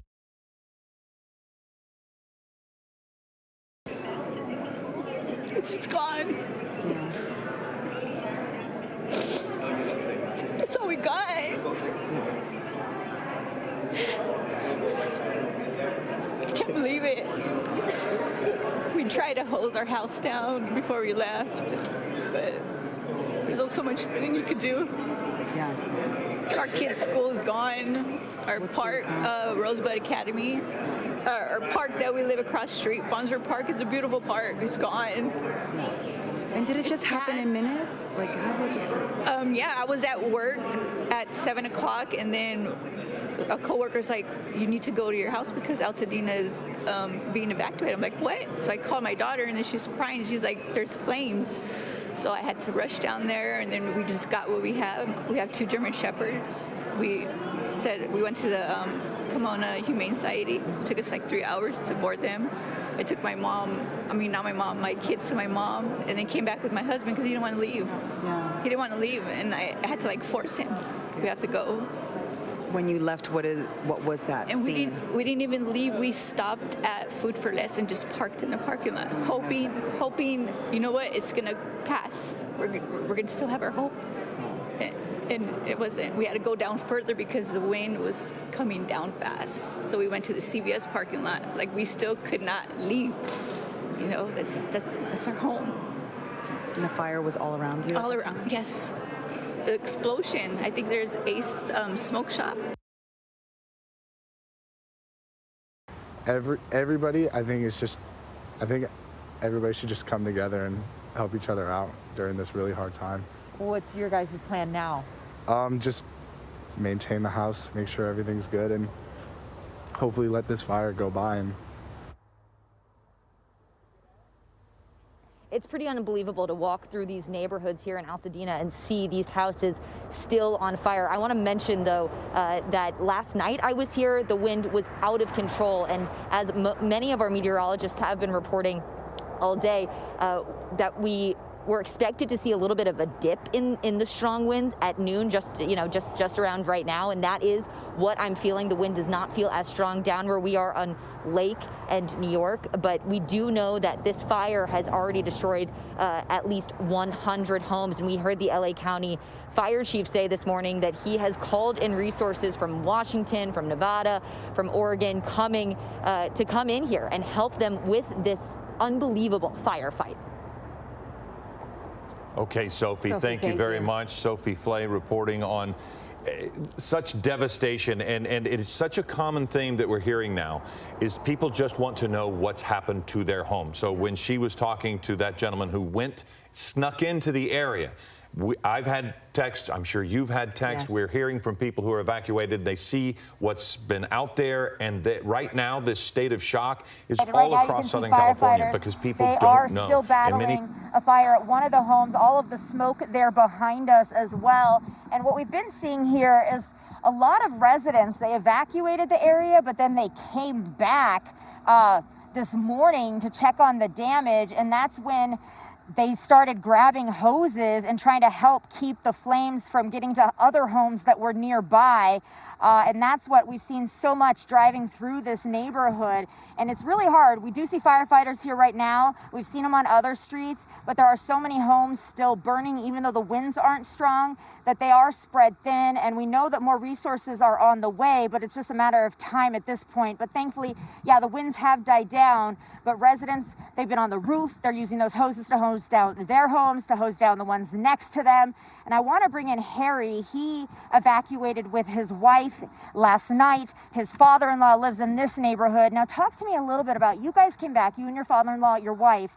Talk to me about what it was like when you got back this morning. When we came back, there was fire everywhere. Whenever we came, the neighbor's house was burning down. We got here in the nick of time. Our bushes had already started burning down. One helicopter fly by us here. We're at the top of Altamora here in Brentwood. That house saved. At the top, you see the pink shade up there. That was the Phoscheck that was dropped about an hour ago that hit our news van. One of the fire engines that's coming down here, that one was up there for structure protection because there's looks like another house up there on Altamora Road. The good news is that the winds here, guys, have decreased, if you will. It's still breezy up here, but it's not as strong as it was. Unreal, and I've heard from firefighters, veteran firefighters, who say they have never seen anything like this on the ground. LA gets wildfires every year. That's not new for us, but this is absolutely historic. I mean, all night we were watching our colleagues on the ground covering this down below, and those tight shots where you're zoomed in, you're looking at the flames, you're looking at the smoke, it's almost like you get lost in the devastation. You can't see the full scope of it, but now that we can fly a news chopper for, I'm going to zoom out and show you from up above this big picture view of the devastation. Close to 11,000 acres now burning in the Palisades fire. This is Saddle Peak Road that I'm zooming out of. There are homes being threatened as we speak. As you were tossing to me, Jonathan, you saw how that smoke that looks light now was starting to darken. And you can't quite tell from this far out how quickly the smoke is moving. But let me tell you this, I'm looking at my pilot's airspeed dial up front. We are barely moving. We're hovering over the Santa Monica Mountains right now, but that dial is reading more than 80 knots. That's how gusty the winds are. That's how powerful these Santa Ana winds are, and that's what's driving the spread of not only this fire, but the one out in Altadena, the one in Sylmar that we could see from Whiteman Airport, where News Chopper 4 is based. And let me show you something else. If I zoom all the way in, you can see how quickly this smoke is being blown from, again, Saddle Peak Road. If I were to track this and turn on that little speedometer that we have on the helicopter camera, you could see this plume of smoke actually moving faster than some cars we've tracked in pursuits. This is historic. This is extreme. For anybody out there in areas under evacuation orders or even warnings, if you have not made moves to leave just yet, you need to do that. Pack a go bag, turn on your alerts, and make sure you are heeding these warnings. We have never seen anything quite like this. And this is a fire we know. That just cars. I just kept thinking back to yesterday. Yeah. Those cars that were trapped as people were trying to evacuate, and that's what is just so heartbreaking. And meanwhile, Julia, you know, we're going to stay with your shot here. We're also going to go to our meteorologist, Stephanie Olmo. We want to bring her in now because, Stephanie, I think you made such a critical point earlier, right? We talk about these winds at historic levels that we saw overnight, but they may be dying down, what, just slightly? Right. But they're still very dangerous winds by all accounts. Yeah, you know, we were talking about gusts earlier today, over 80 miles an hour in some spots. Yeah, they have scaled down in some areas, but what, 60 miles an hour? It's still very dangerous out there. And even as we head into this afternoon, coming down a little bit in some areas, but we're talking about gusts around 30 to 40 miles an hour. So still enough to carry these fires out. And that's exactly what we're seeing. So if you're told to evacuate, you want to make sure to do so. Don't take the hose outside of your yard to try to do it. Just don't do it. And just wait for fire crews. And it's very important to, get to safety as soon as possible. So this is the live imaging that you see right now, and the fire burning over very steep terrain, a lot of heavy fuels out there, which actually it takes a while for it to be put out. So gusty winds continuing at this time. And I want to go over and look over some of the maps that I have right behind me. This is the live satellite, the fire temperature where you see some of the bright colors. You see the flickers, the orange, for example. This is the Palisades fire.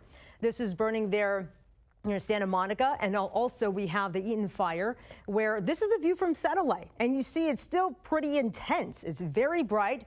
And this is what we're dealing with. I mean, these fires have just exploded here in the past 24 hours. As we go over the Eaton fire right now and check out the current conditions out this way. Over in La Cañada Flint Ridge, we're talking about gusts around 30 miles an hour. So the gusts around this area, the winds are calming down a little bit. And we saw Conan Nolan out there, too, and we were able to see that the calms come down a little bit. But again, we cannot put our guards down because as we continue here into this afternoon, yes, we could get the occasional gust out across this way. And also around the Palisades fire, where we're looking at gusts right around 40 miles an hour in the lower elevation there in Topanga Beach. But in the higher elevation, we're talking about gusts right around 60 miles an hour. So it was actually that general area.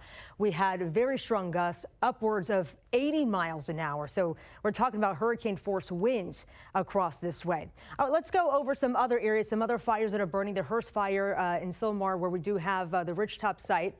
And we're talking about gusts out in this general vicinity here, right around 42 miles an hour. Further to the south in Granada Hills, gusts around 20 miles an hour. So it's still gusting pretty good in some of these spots. And lastly, the Woodley fire in the Sepulveda Basin, where we do have gusts currently in Van Nuys, close to 40 miles an hour. So it is still not letting up as we continue here into this afternoon. So as we go over some other alerts that we have in place again, and you've been told if you see the smoke, if you see ash, you want to make sure you head indoors. This is the type of stuff you do not want to breathe inside.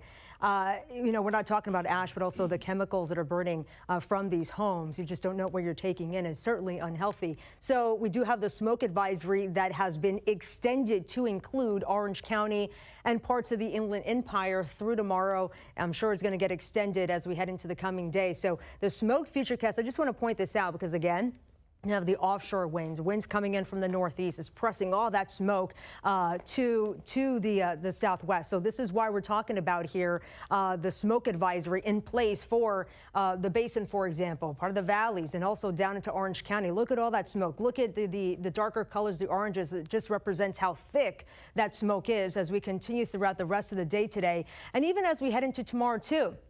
Although the winds won't be as strong, it's still going to be gusty in some areas as we head into your Thursday. So this is what we can find. Again, just that dense smoke continuing to work its way toward the south direction. Here's a look at the wind gust futurecast, and we hone in a little bit closer in some spots. And this is around the San Gabriel Valley, Duarte, Glendora, back into Pasadena, where we're looking at gusts here calming down a little bit as we continue through the afternoon, occasionally seeing gusts getting close to 20 miles an hour there in Glendora, for example, gusting around 15 miles an hour there in Pasadena. And as we progress throughout the rest of the evening, again, the gusts out this way, not looking too bad. But if you look up to the north, you see some of the coloring there. So we're still looking at gusts in areas nearby, gusts around 30 to 40 miles an hour, especially in the San Gabriel Mountains. And as we continue into tomorrow, again, it looks a little bit calmer for the most part, or a little bit light.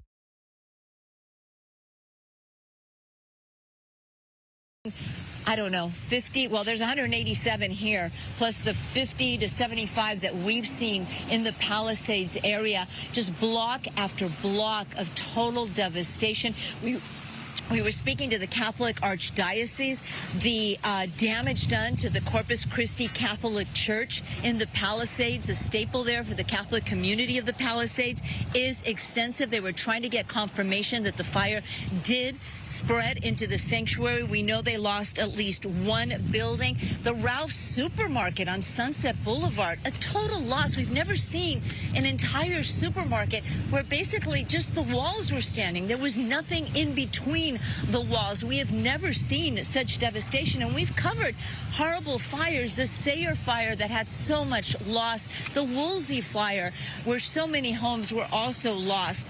But today we're just seeing home after home, block after block hit extremely hard, including relatives' homes of folks that work at Fox 11. We've been listening to Maria Quibon talk about her brother-in-law's home. We went to it, a complete loss, just one of so many. And you've also heard that 2 people lost their lives in the Eaton fire. Coco McAvoy doing a wonderful job covering that fire.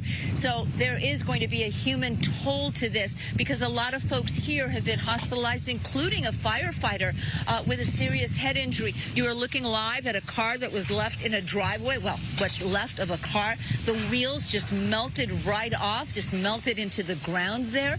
And nothing, absolutely nothing left of people's homes.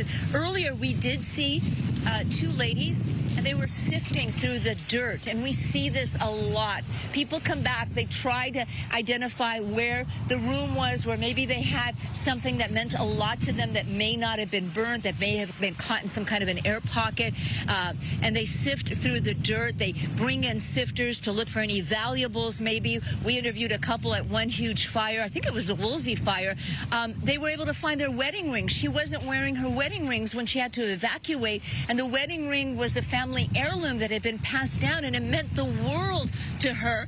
And she was actually sifting through the dirt, and she found those wedding rings. So we're going to see a lot of those stories in the following weeks as folks begin to return home. And Maria Quibon has been talking about the wind, and we were interviewing a gentleman earlier, and we were just buffeted by wind gusts that continue here. It's usually windy at the beach, windier than maybe on the flatland, but the wind gusts, and that continues to fan these flames of the Palisades fire. So no estimate on how many homes, structures, businesses, a lot of businesses lost. We saw cleaners that was on fire, so that toll is going to continue to grow. We'll send it back to you. Yeah, that wind we see you getting tossed around, and Star is joining us here as well right now to talk about the winds and the situation. And it really depends where, right? What part of town we're talking about. Where GG's in Pacific Palisades, and then where we're going to take the shot where Coco's in the Eaton fire in Altadena. Yeah, we have not just our sustained winds that are gusting up, and I'll be talking about that in a second, but also our wind gusts. Those are going double the mile per hour range. The horrific drama that the Palisades has gone through, and now the neighborhoods near the Eaton fire, starting up in Eaton Canyon above Pasadena, next to Altadena. This neighborhood, we've been talking to you about it for a while, El Molino and Sacramento. The cavalry showed up, which is great news. Pasadena Fire, along with mutual aid from Long Beach, we can pan over here. They were able to put some water on this structure. It's not going to save it, of course, but it keeps it from being essentially a source of new fires and new embers and new contamination for the rest of the neighborhood. This house fully involved. As you can see, the brush in front of it as we walk down this way. That's a problem, obviously. The wind gusts have died down to a certain degree, but they still kick up momentarily for a few minutes. It's not as bad as it was earlier, thankfully. As we come down this way, I'll show you the effort at staging a fire engine company near a home that has not gone up, so that what's happening here does not impact that house. This house is all gone, and you have a company out of Long Beach, I believe, that has been stationed at this particular home, where the homeowner was able to get out some of his furniture, which has, that in and of itself is combustible, but he was able to save that. As you can see, this engine company out of Long Beach doing what they can to put water down on the structure next door, again, so that if there continues to be wind gusts, that it doesn't end up with fire in the eaves of this next structure, which of course, as a domino effect that we've seen in these neighborhoods, ends up infecting plenty of the others. Let me ask this. It looks like you've got this, you're trying to keep this from going on. Yeah, I mean, let's not go back there. how optimistic are you that you're going to keep this from going into the rest of the neighborhood? I can't, sorry, boss. Yeah, there you go. They seem to be, based on just what we've seen thus far and these conversations we've had with some of the other engine captains, that there's, first of all, they're exhausted, obviously. They're deeply concerned that they're not getting to the neighborhoods that they need to get to as fast as they can. But here, they're able to, thus far, keep this home from, again, resulting in more fire in the, oh, here we go. But this is an example of this, I don't know if that's, what exactly is that caught fire outside the house. And it's now caught the tree on fire, which is problematic. There's a lot of coverage in this neighborhood. That is a lot of mature trees that, if they do catch fire, they could help facilitate, or I should say, transmit flame from one side of the street to the other side. That hasn't happened thus far. Of course, the other problem that we've had is power lines coming down. We try to stay away from those, but some of them have come down in the past few hours. And here we have some application to this flame. Again, this is just one neighborhood. This has happened throughout Southern California, throughout this part of Altadena. Sierra Madre and some of the other cities to the east of here have been evacuated.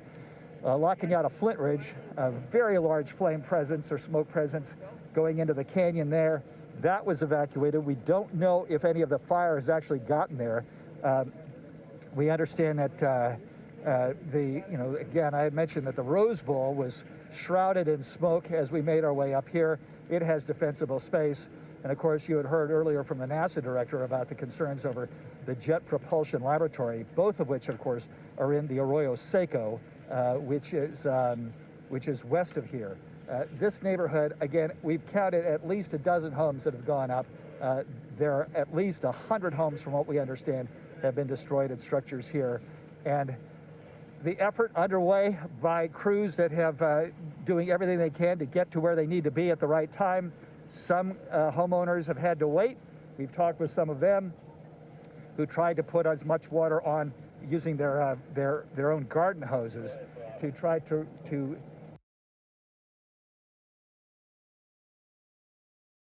leave now. You don't want to have another situation where, the firefighters are, trying to get around cars that have been basically had to be left, abandoned along these narrow canyon roads. These aren't freeways here. These are oftentimes one-way roads, two-way roads, very narrow. So, don't underestimate the winds and how far spread this fire is moving. Again, I would say it is just west of Mandeville Canyon.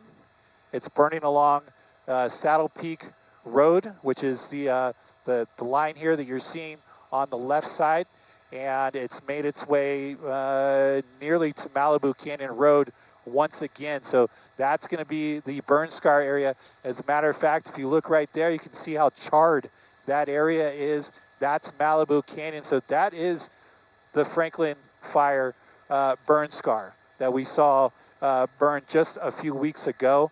And that's going to be the university here, Pepperdine University. Again, right now, not under any immediate threat, but just to kind of give you a sense as to where the fire currently is.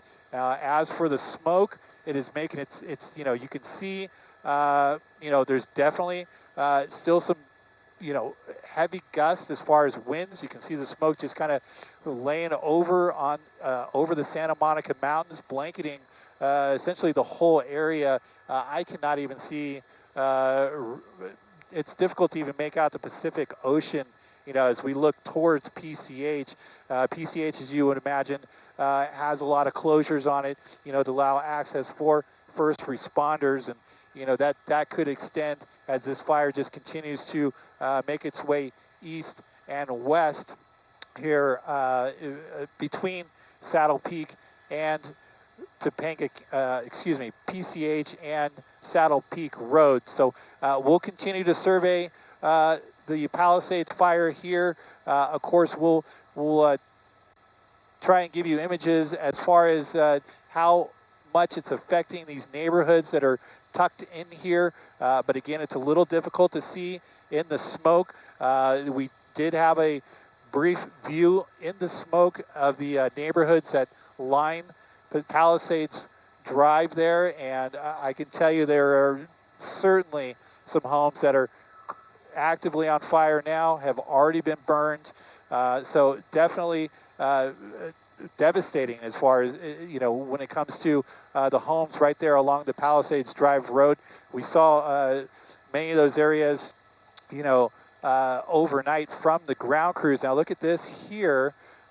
This is a neighborhood that we see several homes, an entire block here that has been leveled here from this fire. A little bit that's still burning, but just completely destroyed, leveled here. An entire neighborhood. A couple of homes, maybe a few homes, a dozen homes possibly here that managed to survive. But this is awful here. You can just see how many people are going to be affected by this fire. The people that are, currently evacuated, having to retreat to evacuation centers, find any means of, to basically remain out of the area while this fire is burning.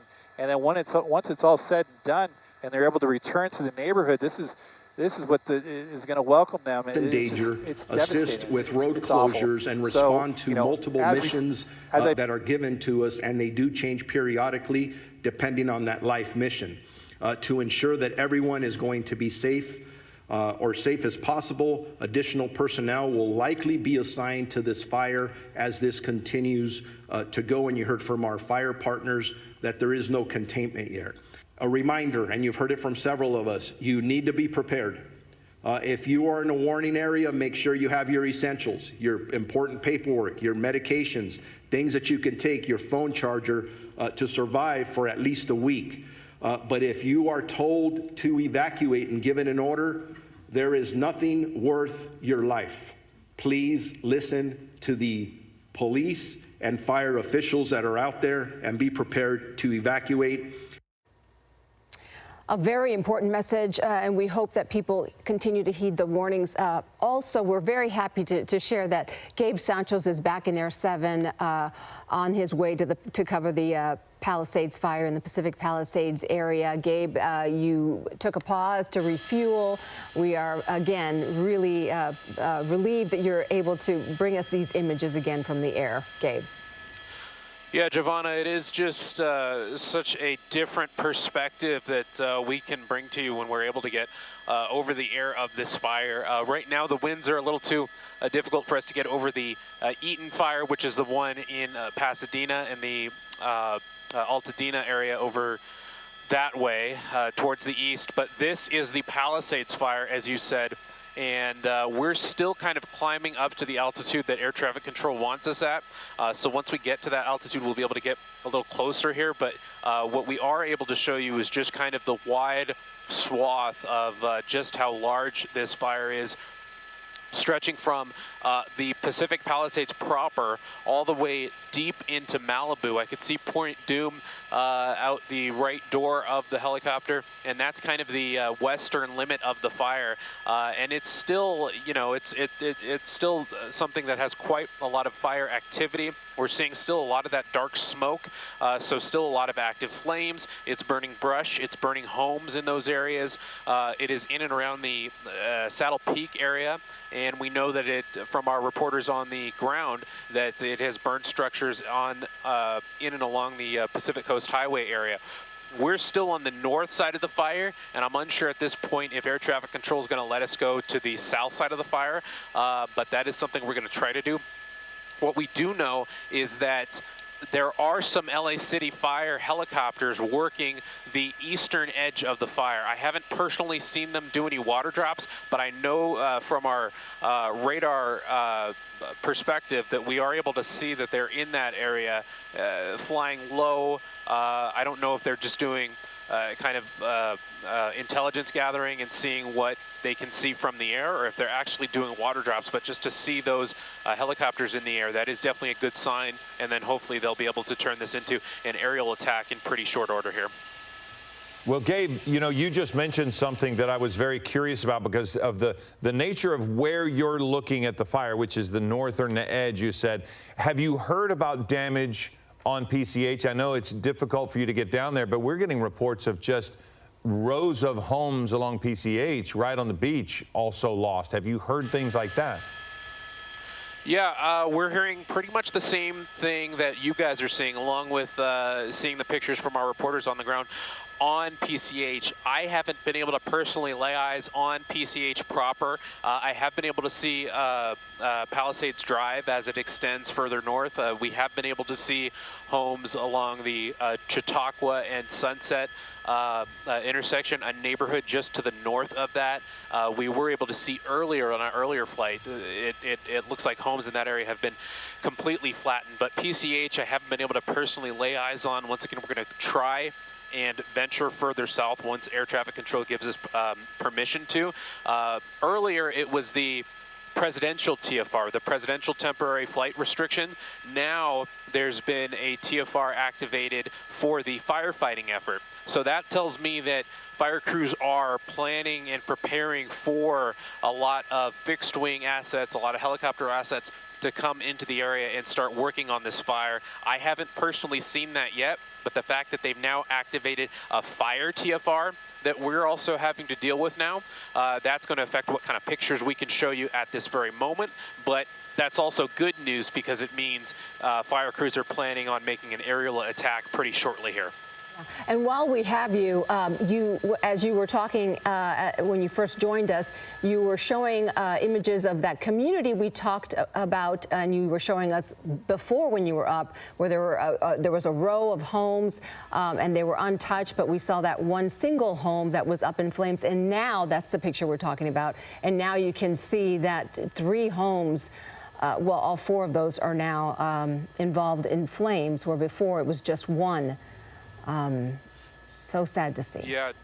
Yeah, Giovanna, you're exactly right. Referring to this very neighborhood that we were looking at maybe about an hour ago, those homes at the bottom of the frame look and still remain to be in good shape, but you know that's no indication of what might happen in the coming hours.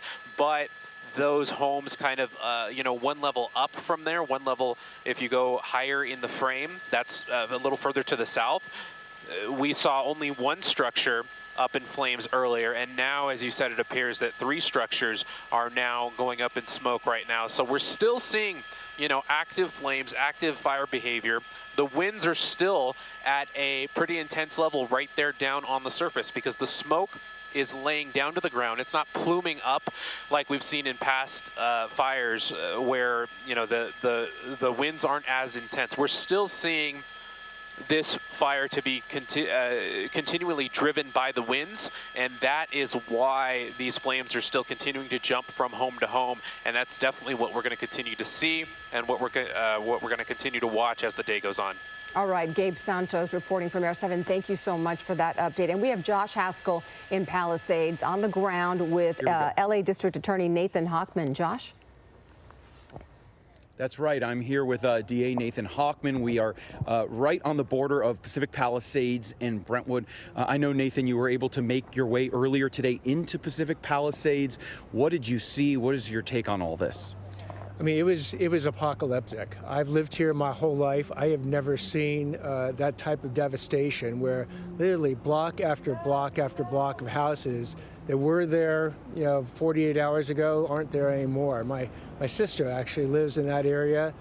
We went by her house, and her house unfortunately burned to the ground. It truly is a situation that I have not seen in 60 years. And you and I were just talking about this, places that you didn't think fire could reach, a wildfire could reach, places that would burn. The heart of Pacific Palisades gone, decimated. Absolutely. I mean, it's these are friends, this is family that have lived here for decades but here and no on longer Lake have their Avenue houses. Because I would imagine it's amazing to see some of these businesses that have been spared. Some of them have no damage at all. And then right next door, there will be another space that is fully engulfed in flames. So as we continue to move down Lake Avenue, we're going to show you what we see in the distance, and that's more flames up here. This appears to be a florist that there's an active fire burning right there. You can see the flames. And then in the distance beyond the florist, there's an apartment complex that also has gone up right now. Lake Avenue in Altadena, we're talking about a busy thoroughfare right next to a school, right next to a residential neighborhood, not far from the Altadena golf course.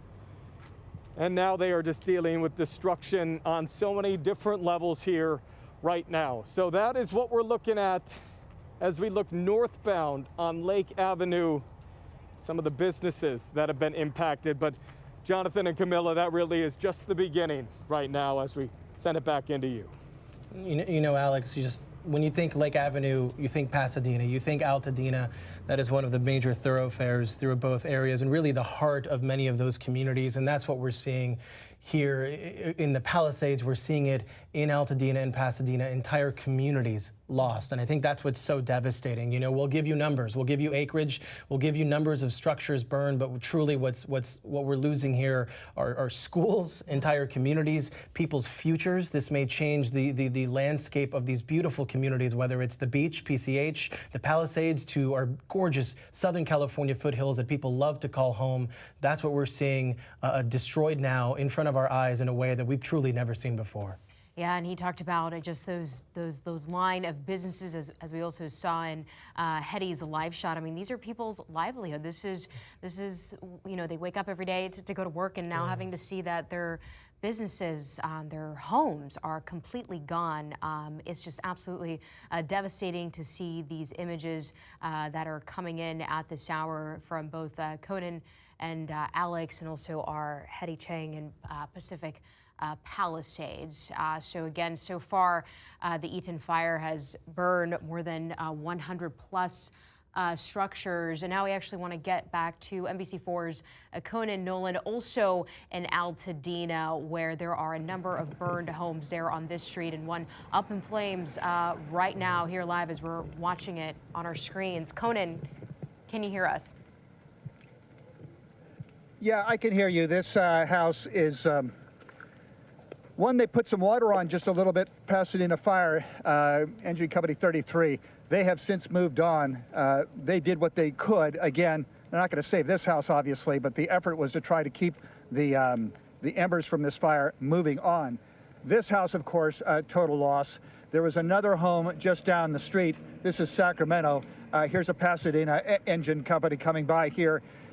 They doing what they can, hopscotching through various neighborhoods to try to use whatever water they can to suppress the fire that is raging again, so that if the wind comes up, and the wind has died down momentarily, it does not propel the embers from one fire into the rest of the neighborhood. It's astonishing just how many homes have not burned. And it's an extraordinary thing. You know, 30 minutes from here in, you know, Hollywood or West Hollywood, Beverly Hills, there's coffee shops open, and you can see smoke in the air. You get in your car, you come here. These areas are blocked off, but it's so close to where regular life is continuing. And for the people on this block, they're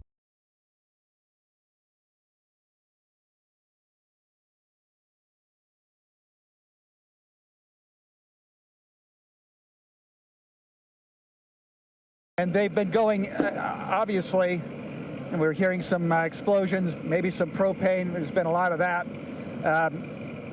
They've been hopscotching these neighborhoods. This is Sacramento and El Molino and Altadena. We are west of where this fire started in Eaton Canyon. This neighborhood has been under evacuation from the very beginning, late last night, and most people have left, but some people have stayed in the effort to try, if not to save their home, save their neighbor's home.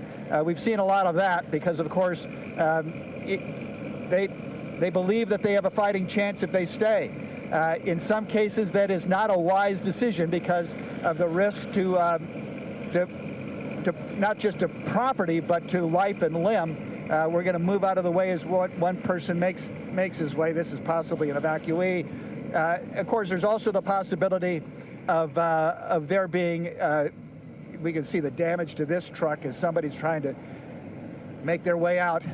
There's a possibility of power lines coming down. That's another hazard, of course, as these people make their way. Here's another one. What did I say? There's a power line right there. Now that is inactive.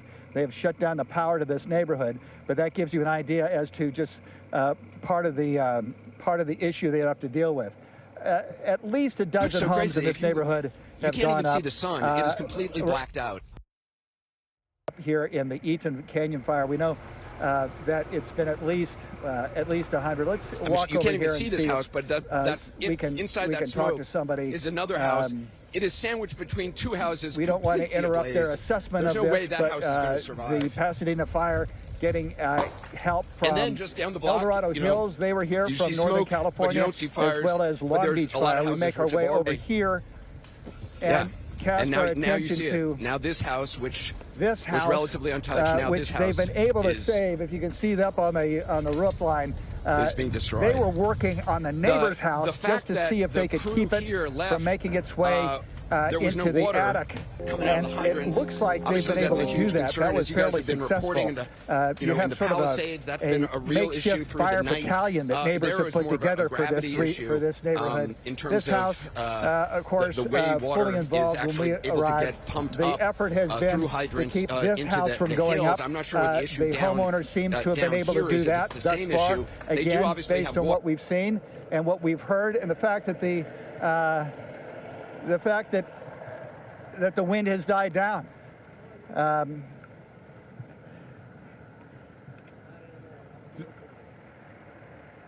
We're going to see if we can talk to this. Excuse me, sir, is this your house? No.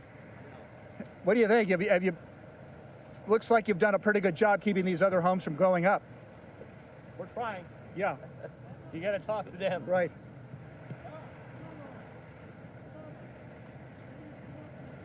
You can see up the neighbors next door is there anything asking some questions of the crew down here. Again, about a dozen various, at least a dozen on this street, homes. And the worry is, of course, as we've been saying, the fire advancing. If indeed the wind gusts come up, it is more still now than we've seen all morning. That is a blessed sign. Once the smoke starts to go up like a chimney effect, that gives fire crews an opportunity to fight it.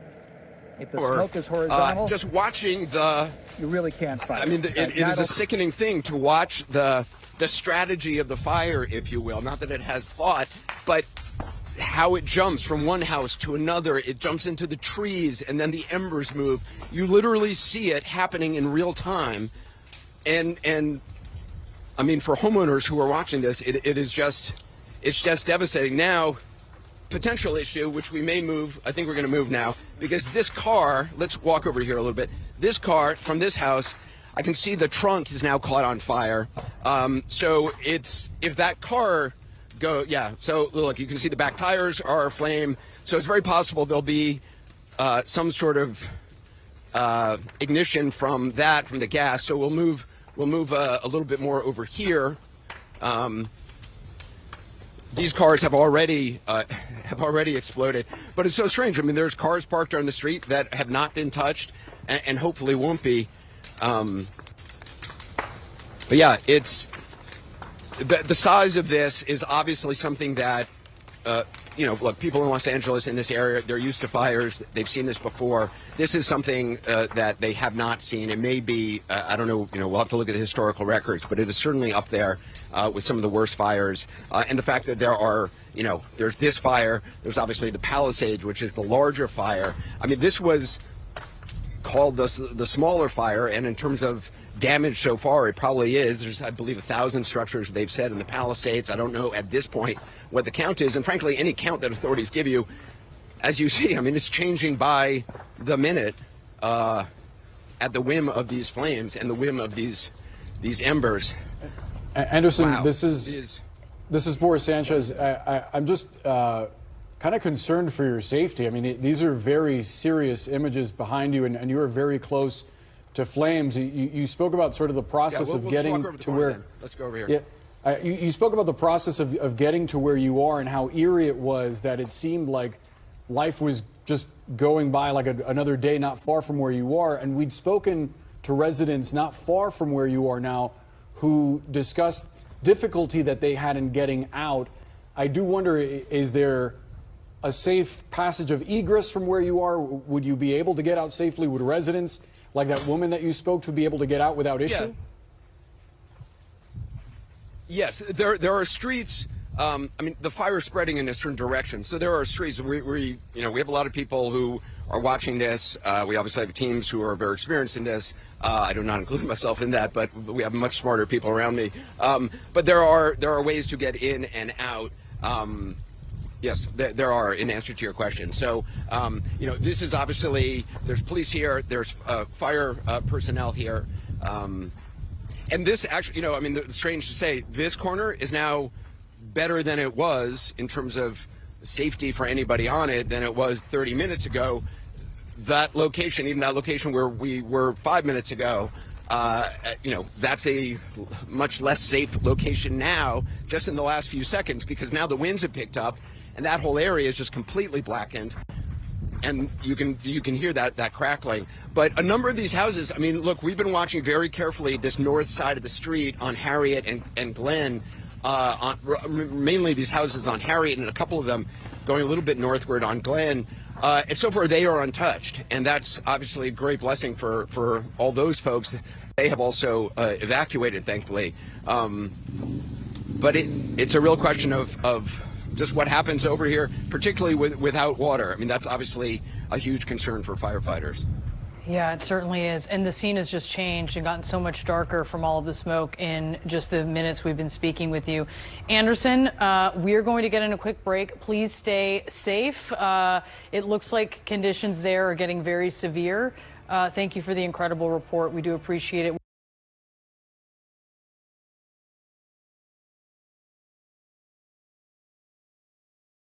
Is blowing, and we have these patchy openings where we can see on the ground.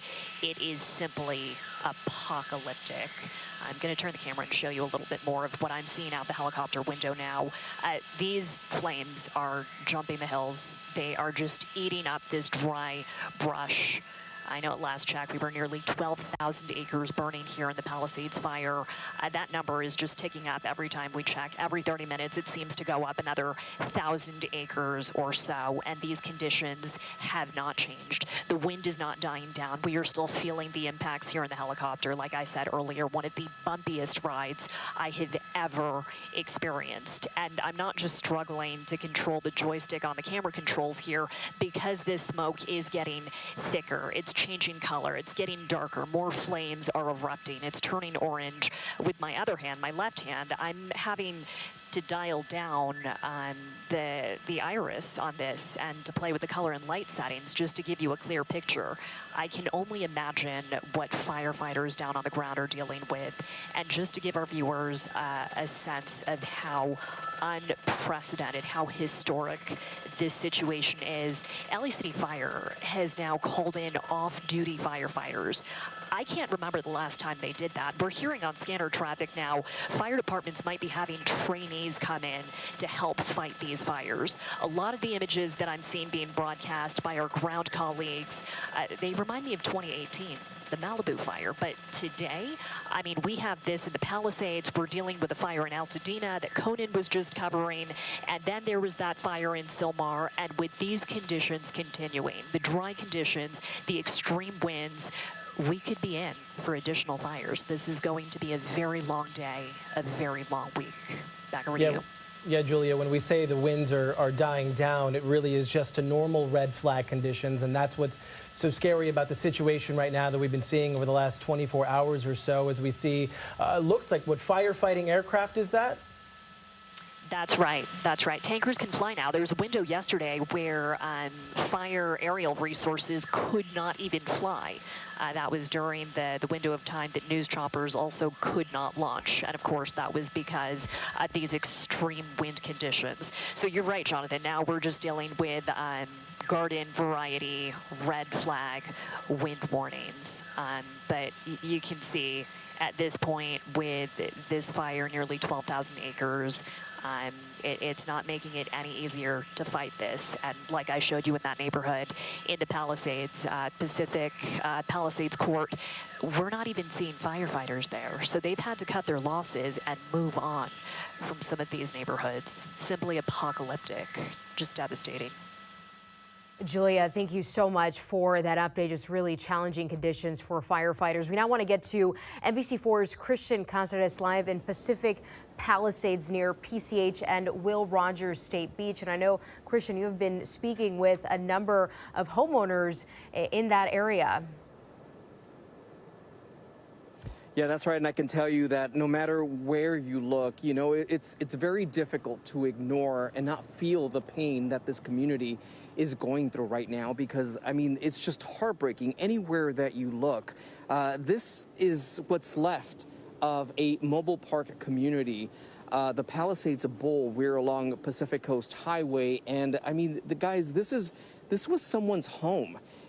We talked to 2 different homeowners today who came by hoping to find their home still standing, and they were just in tears, not just of trying to seeing take their a deep home, breath but their neighbors, and their appreciate that friends. we're all together and we're all safe.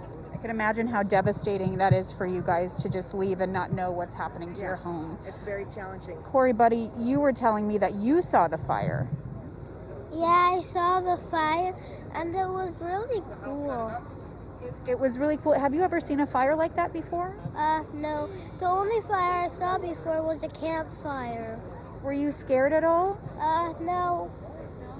You're handling this like a champ. Very brave of you. And we hope that you guys, are able to get home safely, that your home is okay. We thank you guys so much for talking to us. And how long do you think you're going to be here today? We'll be here today. We'll be here tonight. We have no idea how long we'll be, but we're here. And so we've seen a lot of people from our church, a lot of people from our community. So it's comforting to know that we're not the only ones in this situation. Thank you so much. We appreciate it, Paula. Thank you. Appreciate it. And then we're going to walk over here, guys. Like I said, I want to give you kind of an idea of what we're seeing out here. You folks approached me a second ago telling me that you guys are waiting for meals because you're going to be helping out. Carlos. Yes, my name is Carlos. I'm with AIDS Healthcare Foundation, Food for Health Programs, and we are here to make a commitment to bring hot meals to those people that are affected by the wildfires. How many meals would you say you guys are bringing? Today we're bringing 500 meals, and this is going to be an ongoing thing for 3 meals a day. Yeah, we're doing 2 shifts of 500 today here at this location. We work with Savosphere. They are doing 500 meals for the VA in West LA as well. We thank you guys so much, and I'm sure so many people are thankful for you to bring hot meals. Appreciate it and appreciate your time.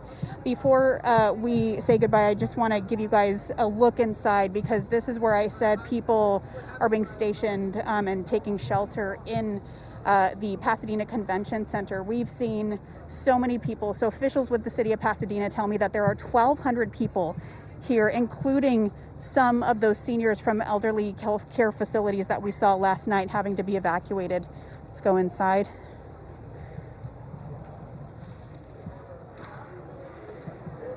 And so you've got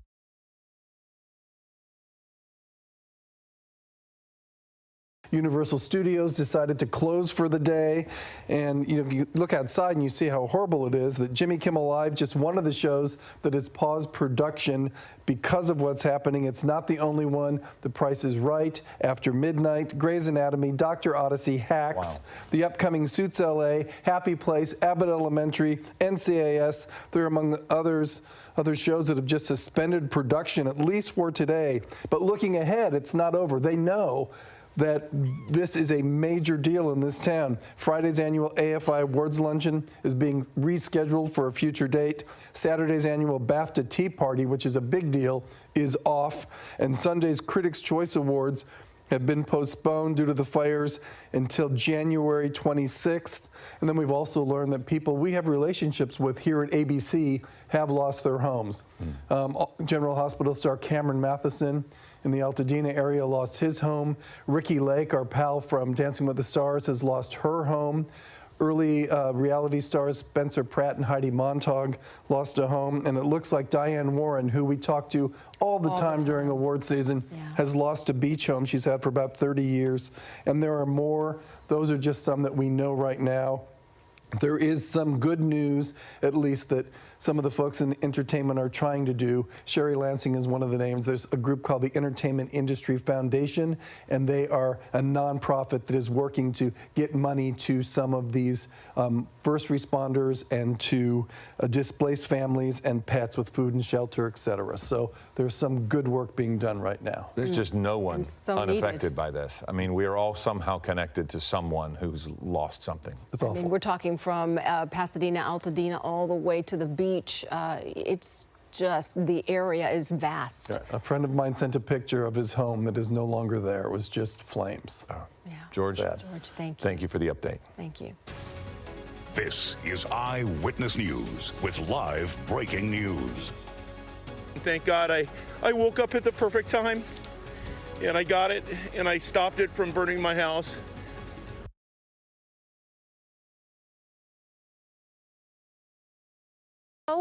there was one standing, and then we heard some crackling, and then it just took a tumble and ended up where all this debris is. So we're really keeping a close eye on the power lines here. If we circle behind us, Eduardo, you can see that there's businesses that are up in smoke right now. So this is an area that the locals know as the village, and there's so much that is no longer here. I want to talk now with Gabe Vochtel. He's 27 years old, a longtime Palisades resident. And Gabe, I stopped you because you were here on your e-bike here, just kind of touring the area. Tell me what you've seen. Tell me what you've learned about your childhood homes, about the schools that you went to throughout your childhood. Yeah, I mean, everything I've seen has just been absolute heartbreak. The 3 homes that I grew up with, they all have been completely decimated. I grew up on Earlham Street, just down there. That home is gone. My dad lived on Muskingum. That home is gone. It's just absolute heartbreak. Almost all of my friends, their houses are gone. I just kind of went through what we call the alphabet streets. Every single house down there seems almost completely decimated. It's just, it's absolutely devastating. I cannot imagine seeing that firsthand. What is just going through your mind and your heart as you continue to just look at the damage? You were mentioning that is it the Beach Street Cafe? The Maxtons own that. It's like Good Family Friends. That's completely decimated. My elementary school just past it is essentially rubble. My high school Pally High was completely hit last night. It leaves me for a loss for words. Just, it's my entire childhood, my entire home, my community is just completely eviscerated. And again, we can't imagine what you're going through just seeing this all firsthand. Walk me through the past 12 to 18 hours. Well, really the past 24 hours, right? Because we've been covering this fire for that long. Tell me when you decided to leave and when you decided to come back. So I actually work in Westwood. So I left my office around, I'd say 2:30 to come try and help my mom get stuff out of her apartment. I couldn't get past essentially Temescal because it was just too smoky. I turned around, went in Venice, and me and my family just kind of watched the news and watched everything unfold. And you're here on behalf of some of your friends too, right? Because they were asking, and we're getting those requests as well. Can you please check on this address? Can you please check on this street? And what are you learning? I just went to my best friends, the Whiproats on Hartzell.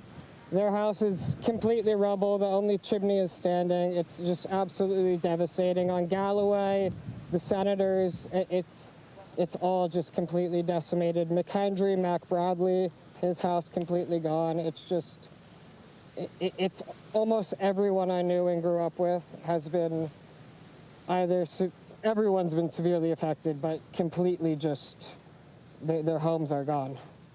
Gabe, I'm so sorry to hear that. And you know, we cover wildfires all the time. We cover brush fires all the time. I'm sure that you've watched it on the news when it happens to other communities. Your thoughts that it happened to this community that you so clearly love, that this community that you grew up in, this community that you are now watching much of it burn to the ground. It's something that you couldn't even process and imagine. I'm still processing it. It's just truly heartbreaking. I know the Palisades will come back stronger. It's Blades forever, but it's just, it's still hard to process and really wrap my head around. Like looking around, just like I grew up on all of these streets and all these stores and doing all, this is my home.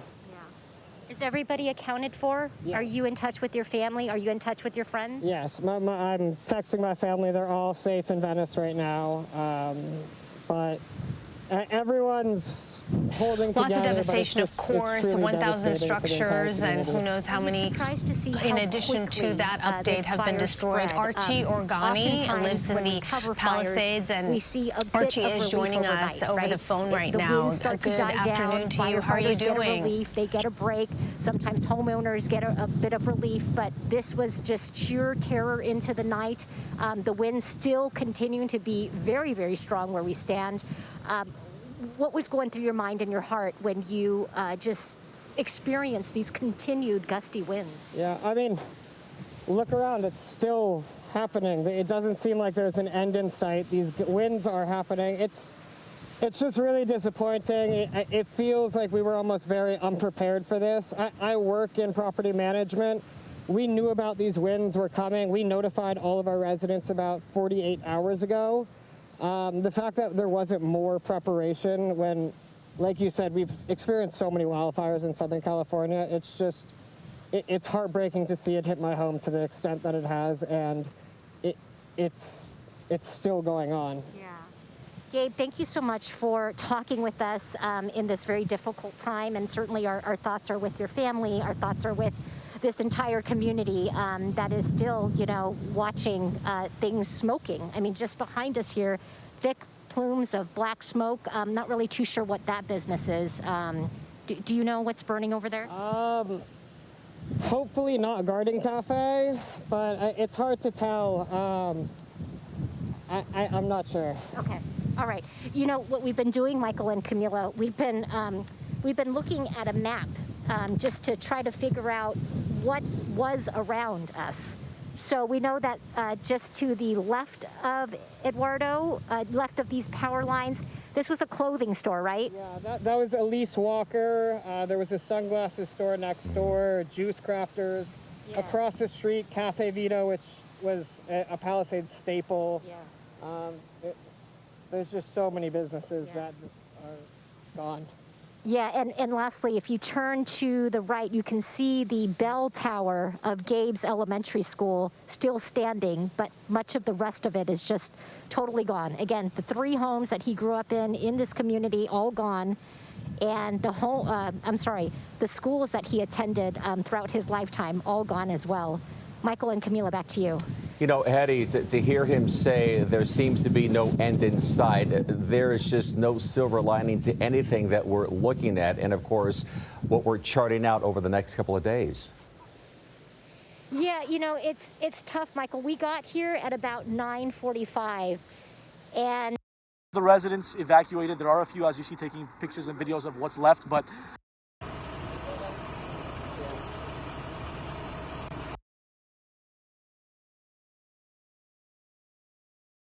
that's still a threat, but these guys did a great job. These are guys from the Office of Emergency Services. These are from the state, along with LA City Fire up the road. They were able to contain it to just this corner slice of vegetation, if you will. And again, we cannot emphasize enough that the winds are still blowing up here, but the important thing is that these guys, with their tremendous work, were able to save the house on the corner. Up the street on the cul-de-sac, there's a few homes up there where fire was coming up the hill. From what our vantage point is, they were able to save the homes up there as well. These guys are doing tremendous work in the conditions up here where it's still windy. And that's the big fear, because as you well know, embers can travel quite a long ways. And while we don't know what started the fire here, we just simply know that these guys did quick work, put it out, cleaned out the roof of the leaves that were on top of it, and they were able to save the house. We're going to have to move a little bit as they're going to plug into the fire hydrant here. But I tell you what, there's now, I can hear helicopters across the way here as well, so that means we're dropping water on this. And it's still pretty active here. Nobody's taking a breath right now, but they're going to plug in here to see how hopefully there's enough pressure in that fire hydrant for them to do their job. But all the action was there on the corner. They were able to put it out. We thought the palm tree above it, the tall tree up here, was on fire, but it turned out it was more of a reflection of the sun. But the good news is they were able to put the fire out, protect the house, keep it intact, And now they're going to reposition that fire engine to plug into the fire hydrant and continue to assess the situation here. But again, there are times where the winds are really blowing through here, and then it kind of takes a break here, like a little lull. But as you can see up top, the winds are still blowing at a pretty decent clip up here, but there's enough fire engines up here to protect the property.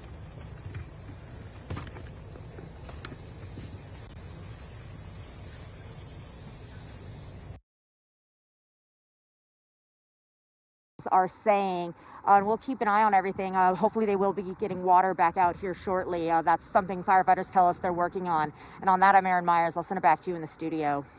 All right, thank you, Erin. Unfortunately, from what we've heard reports, there's not enough water available. Yeah. So and the pressure to yeah. deliver that Yep. water. That's a big issue right now that they're having. Glenn Lou, the winds, of course, still a big factor in the fire. In the Altadena area, we're seeing a little bit of a relaxation, if you will, of some winds. But as you go into the San Fernando Valley, we're seeing the winds now. Van Nuys, for example, sustained winds at 21 miles per hour. And then you make your way into Orange County, the Inland Empire, Corona area, Ontario. They're seeing sustained winds at 25 miles per hour. So we've got a lot of gusts in that 35 to 38 mile per hour range right now still, and up in the mountains a little bit stronger. We will see the winds sort of calming down eventually once we make our way into about the 3-4 o'clock hours this afternoon. But again, that does not mean that this Santa Ana wind event is over. We're going to continue to see the high wind warning sticking around through the next 24 to 48 hours. Red flag warning through 6 o'clock tonight for all of Southern California. And the fire weather watch, once we get the red flag warning to expire this evening, will stick around until we get to Friday. And when you hear that information, that means that firefighters, authorities, they're worried that there are the continuation of sporadic winds and extremely dry conditions here in Southern California to warrant keeping that fire weather watch in place until we get to Friday evening. So we cannot let our guard down in any way, shape, or form here in Southern California. Especially with those hot spots. Yes, and the ember spread, which is tremendous. You know, one of those iconic images you always see in TVs and movies, you know, the people across the country and around the world see are those beach houses on PCH. Yes. You know, they sit right between PCH and the Pacific Ocean. And unfortunately, a lot of those, maybe all of them, were wiped out overnight. Yeah, and Alina Bovian is actually in Malibu. Alina, where are you exactly in Malibu? Lou and Glenn, yeah, we're here on PCH. This specifically is Carbon Beach, and you said it's so many homes here wiped out overnight, so many fires even burning right now. I spoke to someone from LA County Fire, and he told me just a rough estimate, about 100 homes on PCH alone have burned since last night. Now, if we follow the trajectory of this fire, it all started from Topanga, just came down to PCH, it hit the houses here, and we're talking about manpower, resources. There's plenty of it here, but it really doesn't matter. There could be 10 times the resources. When you're talking about winds this strong, there's really nothing you can do. We've been seeing firefighters out here for the past few hours. They're tackling one house, but the house next door goes up because the winds are just so strong. And you have trees up here, you have vegetation out here. There's really no controlling it. These guys are trying to protect this house right here. On the other side of this fence, there's a property, and I've been told it's already burned. So that's the devastation out here. I was speaking to a friend a few minutes ago. I sent him a video of this area, and he said, that's my door. So his house is burned. That's the house where his children grew up. They spent summers there, and you know, people work their whole lives to buy a piece of the California dream, to be able to live here, to be able to experience the beauty, the magic of the California coast, and then this happens. It is so heartbreaking. It is devastating. I wish we could move around to show you more, because this really goes on and on for miles, but unfortunately we are tethered to our truck. There's no satellite service out here, so we can't go portable. We have to rely on the truck and just being about 50 feet. That's the span as far as we can go right now. But talking about the devastation, homes here on PCH, they're burned all the way until Malibu Pier. Again, about 100 of them possibly. There was a woman out here I was speaking to her a few minutes ago, and she says she's been here since last night. Her store is okay, but the way that the fire jumps, you know, it goes by random. There's no telling which way embers are going to fly, which house is going to catch on fire. You have fire crews out here. They're doing structure protection to protect one house, to keep the flames contained, and then an ember jumps to the house next door, and it just goes on and on and on. It is so difficult to get a handle on a situation like this. This is a wind-driven fire, and there's really no stopping it. So talking about people out here, Malibu, of course, is under evacuation orders since yesterday. Majority of people, I can tell you, have evacuated. We're not seeing a lot of traffic here, just 1 or 2 people that have stayed behind, whether it's their business out here, whether it's their home out here. They want to protect it, understandably so, but the safest thing you can do, the healthiest thing you can do, the air quality is absolutely awful out here, is just to leave. If you've been told to evacuate, follow those orders, because the fire, it's not contained. There is 0% containment out here in Malibu. If we look at the hillsides here, you can see black smoke, so that indicates there's an active fire burning right now. Again, I spoke to someone with LA County Fire, and he says they're now trying to follow where the dark smoke is coming to be able to tackle some of those neighborhoods. But here on PCH, unfortunately, there's not much to save.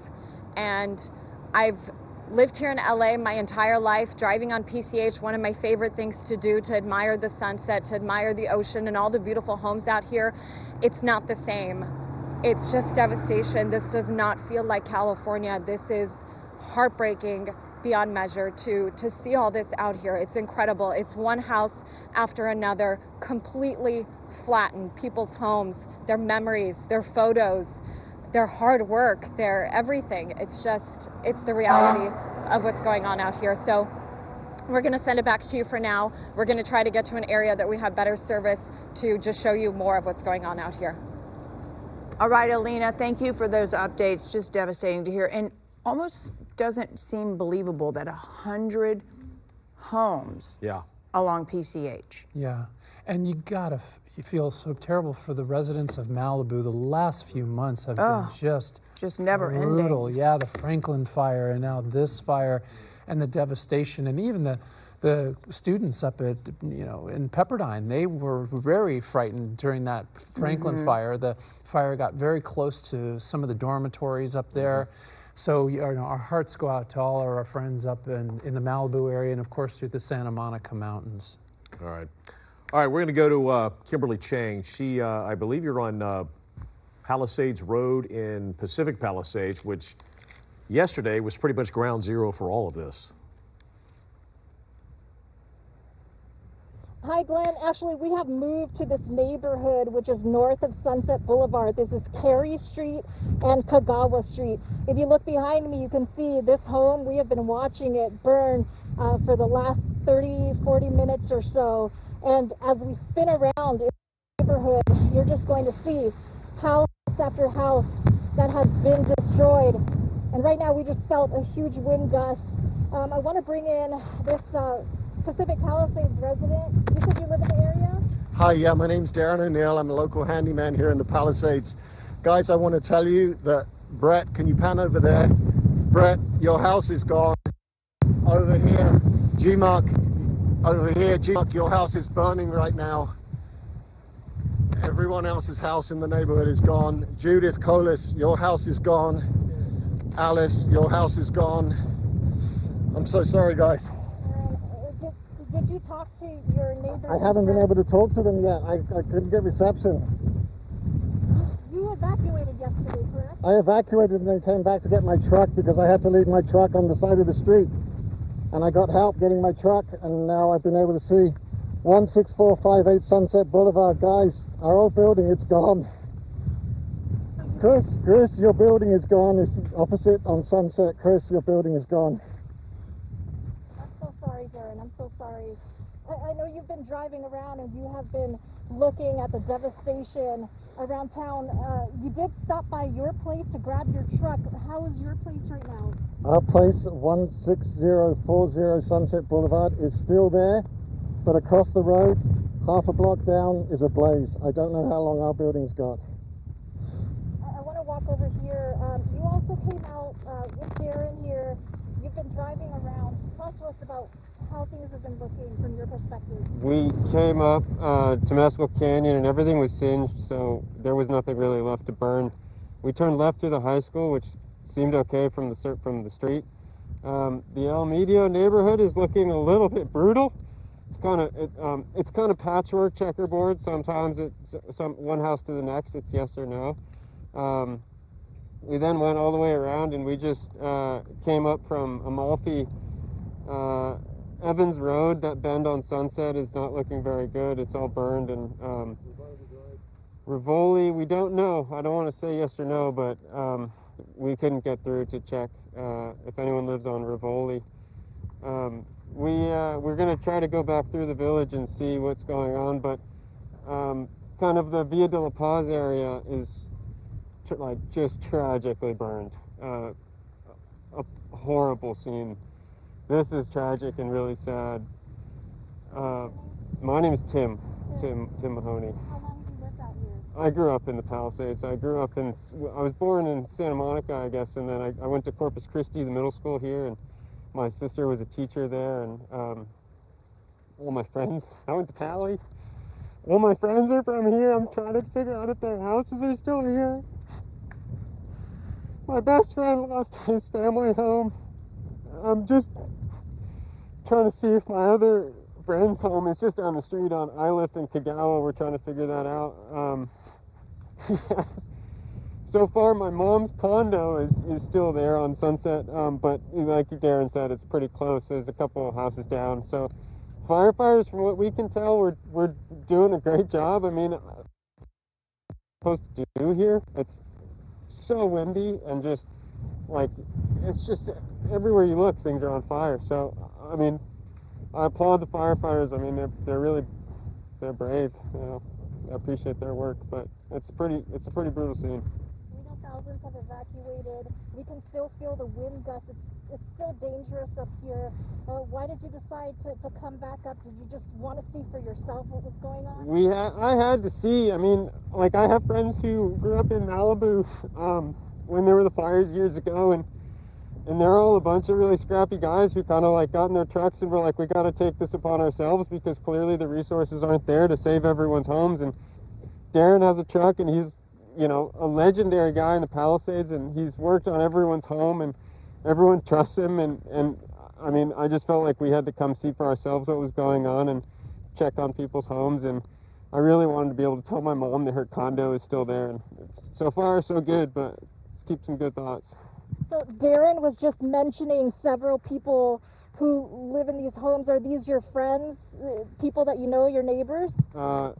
Yeah, they're all, no, we know all of them, yeah. I mean, they're Darren's clients and friends and family, and yeah, this is where our whole life is, so yeah. Have you been able to talk to any of them? I think we should go, yeah, we're still trying to check on other homes, so we want to make sure we get out, but yeah, no, I'm just trying to take videos of what we're seeing so I can relate to everybody, but yeah, everyone stay safe and stay strong, and yeah, I don't know. Thank you so much for taking the time to speak with us. I'm so sorry. I'm so sorry. I can't imagine what you're going through right now. Just the emotions that you're feeling right now. Emotions are a roller coaster, that's for sure.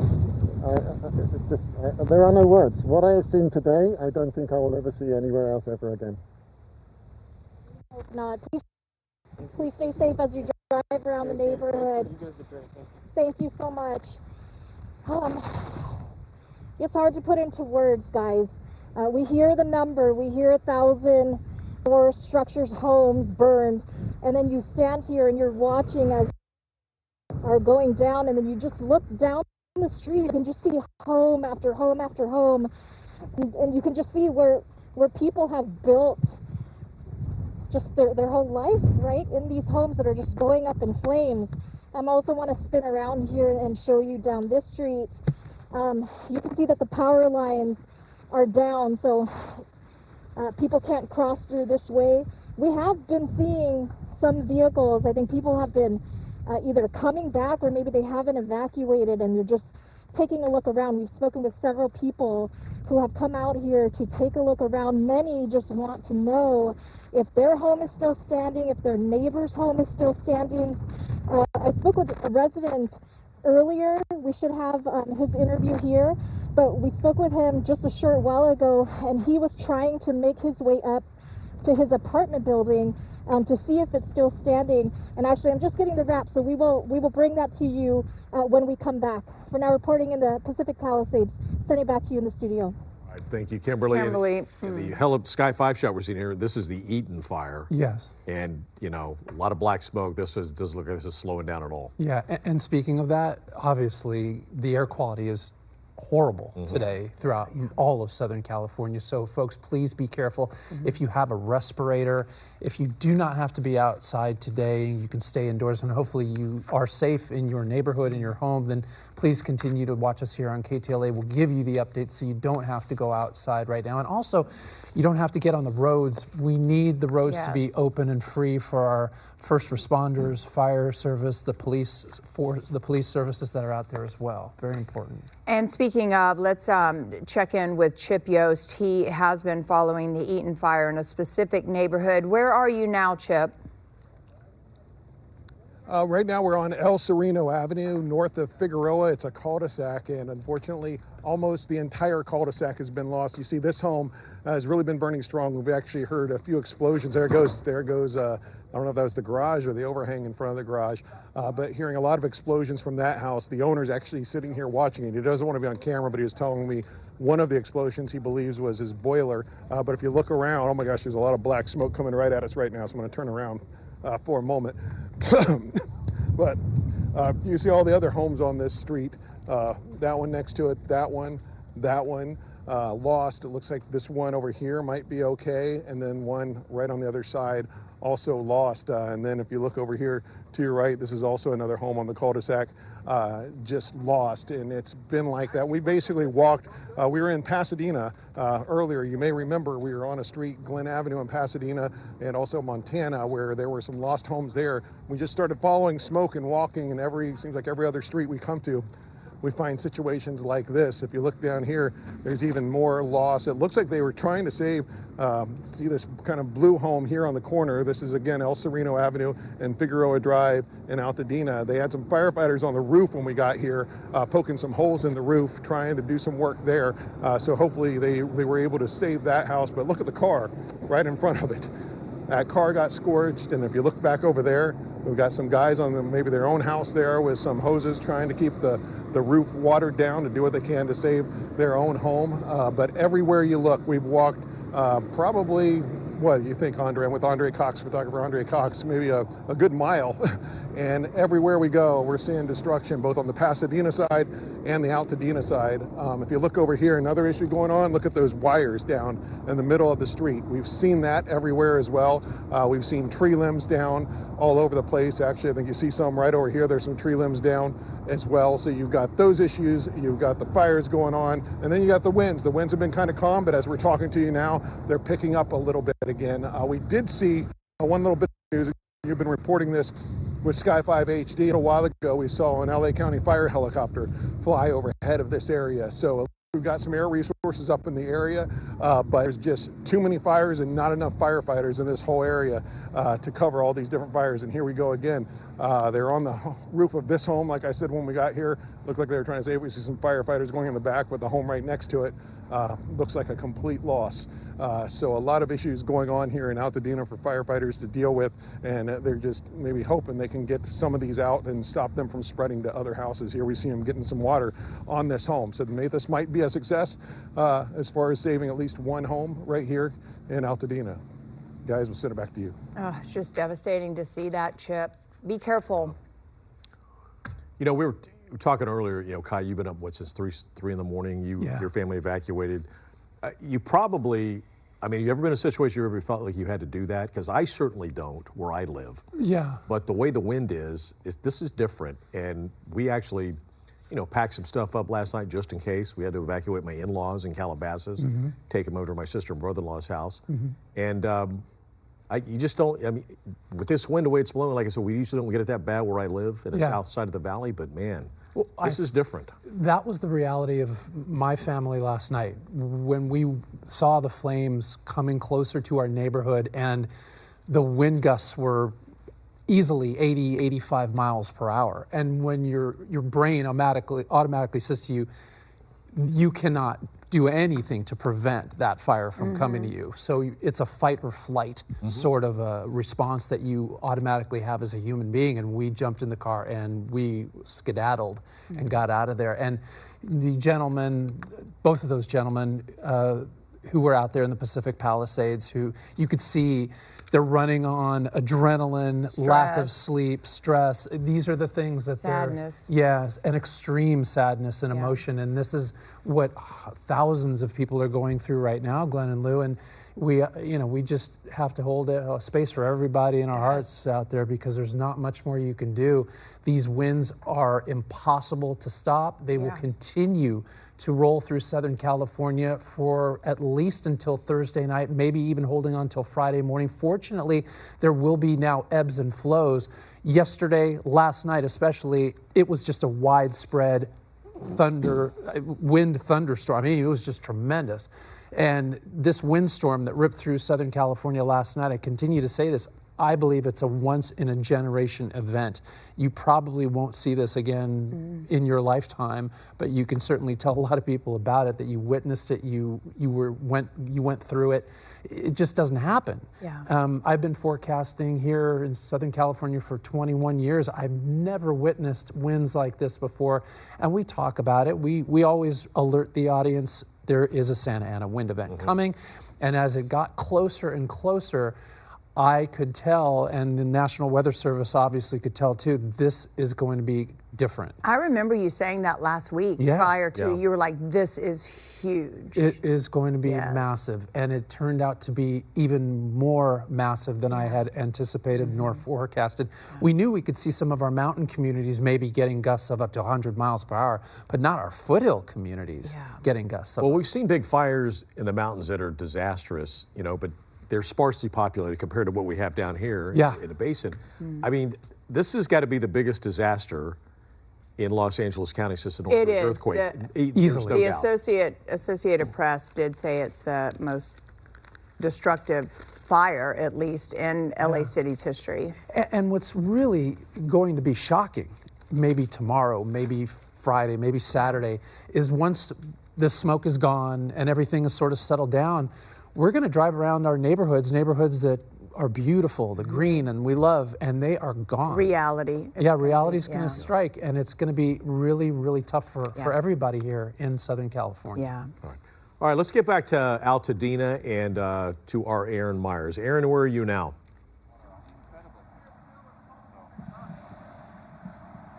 Hi, you guys. We have actually been in the same area pretty much since we got here for our first segment at 11.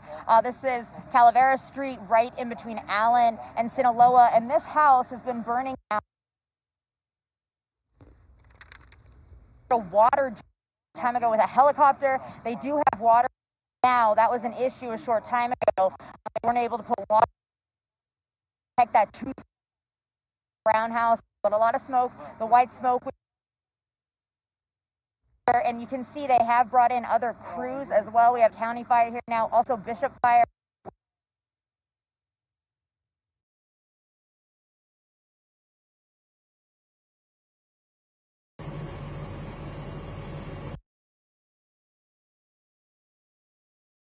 Wind, the extreme wildfire danger, but as well as the high potential, not just for the down trees, but also the power lines. And so it's so good to have you all joining us back this evening. Marla and Alex, I was able to catch you all through the evening and rolling into this morning, and things still looking very bad out there. Yeah, I mean, thank you, Star, for everything you just informed our viewers of and took us back over the years and really put into perspective how dangerous this PDS, particularly dangerous situation is, and we're seeing that play out in real time on our air.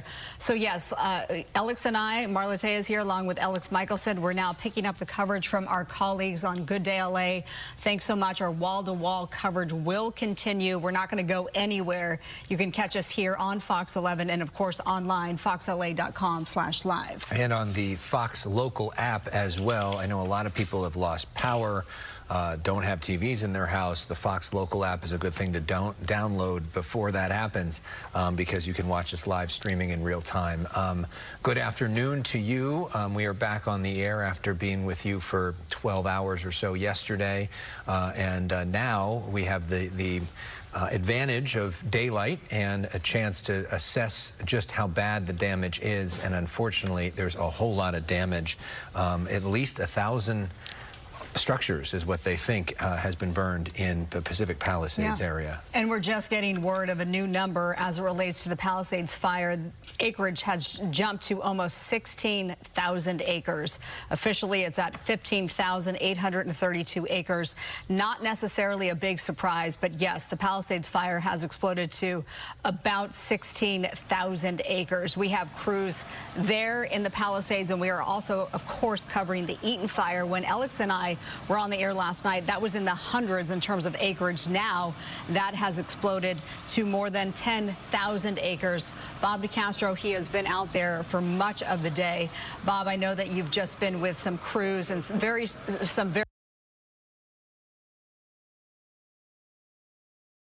to go back down south, and we were sitting at a stoplight, and I see my horse walking across the street with 2 other horses and one of our barn members. So they had just saved him, pulled him out. Yeah, and that was like 3 miles south of where the barn is. So for 3 miles, walked. You just happened. 3 horses, 3 miles. By herself. And just happened kismet run into them. Yeah. And then you put him in the truck, or? No, I was in my car, so I just pulled over and ditched my car and locked up and just got out and started walking with them. You were telling me a lot of people were texting you because they saw your horse on TV, and that it was really part of the coverage of the rescue here. And I think what's really amazing is that now here we are in Burbank at the Equestrian Center, and there's at least an end to the story for right now. Yeah. That everybody's safe. Yeah, we're safe.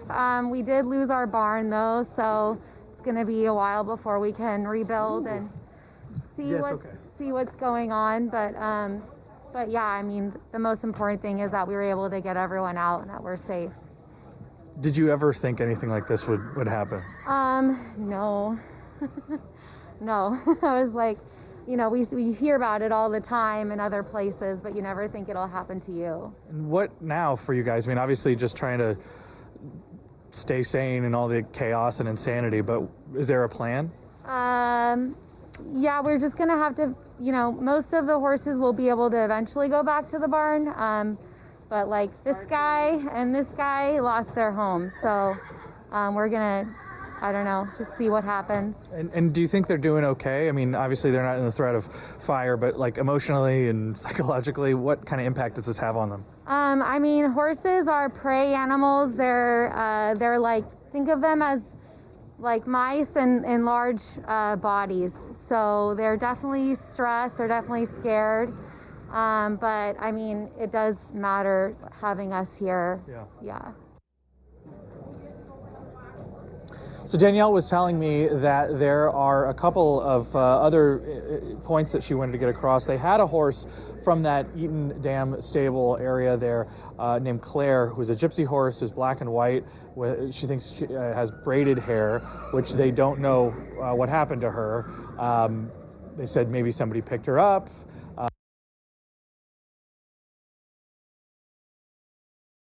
And see where we go from here. How long have you lived in this neighborhood? About 8 years. About 8 years. And so here's a situation where you think, I'm just curious what your thoughts are on this, because the woman here frustrated about the house, that there's a loss of water pressure here. And you think we live in California, we have all this, you know, you live in a nice neighborhood. You think that those hydrants and things are there for a reason, and they would work when you need them the most. Agreed. Well, and you've seen it in the Palisades fire too. I've heard same thing, that there's not water in the hydrants, there's not enough pressure on the hydrants. It seems to be an LA issue, which I don't know if that should surprise anybody with the leadership we've had at the helm the last couple of years. But yeah, I mean, this fire would have been out 30 minutes ago, but they had to wait 20 minutes for a truck to go get fire because none of the hydrants in the area have any water or any pressure. I feel like this is definitely going to bring some attention to that, and whether or not how do we bring our infrastructure up to snuff so that we can handle almost things that are going to be guaranteed to happen in the future. How's your family? And you came back, but where are they? They just evacuated to somewhere safe? Yeah, my kids are at my mom's house in South Pasadena, so out of harm's way. We left them there this morning. My wife and I said, because at that point we didn't even know if the house was still standing. So we said, let's go up, check to see if the house was standing. It was. Then we said, let's take some things that we need out of the house. We did that. And then we kind of looked out. As I said, it didn't seem overly onerous, so we kind of said, let's stick it out, and you know, if we see a hot spot, we'll put it out. Kind of idea. It's kind of interesting. Now you're just leaving it to the professionals to try and do what they're. Let the professionals handle it. Yeah, it's interesting because we drove around the neighborhood. We found this hot spot. You simply, you know, earlier yesterday, I'm sure you're looking around and there were fires all over the place, and the whole place was on fire. Right here, I was driving around. I'm like, well, that's kind of interesting. There's actually some black smoke over there. Something's on fire. Yeah, see them pop up every once in a while. Just another kind of plume, and it's like, you know, you see one even over here a little bit, a plume. And it's, so, you know, just unpredictable. As they said, those embers, you get a little bit of an ember and it flies. And I think this fire started because this back lot was pretty heavily on fire earlier this morning. I imagine that's what triggered this fire. Yeah, well, you have homes that are not, you know, the embers aren't completely put out in those homes. If an ember can travel 3 miles, traveling across the street isn't that hard. Yeah, and quite frankly, when you drive around even some of these streets up top, there's still a lot of fires burning, even on houses that have been fully destroyed. So. Ryan, I appreciate you talking to us this whole time. I appreciate it. Stay safe. Hats off to you and your neighbors for helping each other out. And at the end of this, let's hope we can figure out how we can try to prevent all this stuff from happening again. Bring water back to Altadena, please. Thanks so much, Ryan. We appreciate it. So there you have it. I didn't want to go to the backyard because they were feverishly trying to protect the nearby home. There's a pool in the backyard of that house nearby, and some of the neighbors are actually back there, like I said, with a bucket brigade, dipping those buckets into the pool and trying to just protect the house. At this point, one of the things they're trying to do is just protect the surrounding homes, because this home right here is going to be a total loss. The good news is that we are told that this house, again on East Calaveras, was empty at the time, not occupied, that the gentleman that was living here had recently passed. It was closed. And now this home, just about a short time ago, caught fire, even with the winds dying down. We saw one water drop, and everyone here hopeful that we're going to see more of those air assets up in the air, and they're able to put out these hot spots as they pop up. Bob DeCastro, thank you. We'll check back in with you. Let's go to Christy Fajardo in Altadena, where unfortunately we see more flames. Christy. Yeah, this is actually an Aldi food market that is on fire, and this is at the corner of Lake and Calaveras, and all around us we're seeing devastation. I'm going to show you this first, and then we're going to walk across the street so you can see that there are buildings over there that burned as well. And that is what we're seeing as we are driving through Altadena. Just block after block, we'll see a home or whole blocks that are leveled, and firefighters, as you can see, are here, and I'm seeing smoke coming over from that direction. I don't know if it's that building or something behind it that is burning, and the grocery outlet next to it so far appears okay, but you can see that this Aldi food market is producing a lot of smoke, also a lot of flames, and that creates more problems for firefighters because, as we've seen time and time again, the winds come in and they kick up embers, and see the debris that's flying and see how large those embers are? That is why they are dedicating so many resources into trying to get this out. In fact, I want to show you what we're seeing.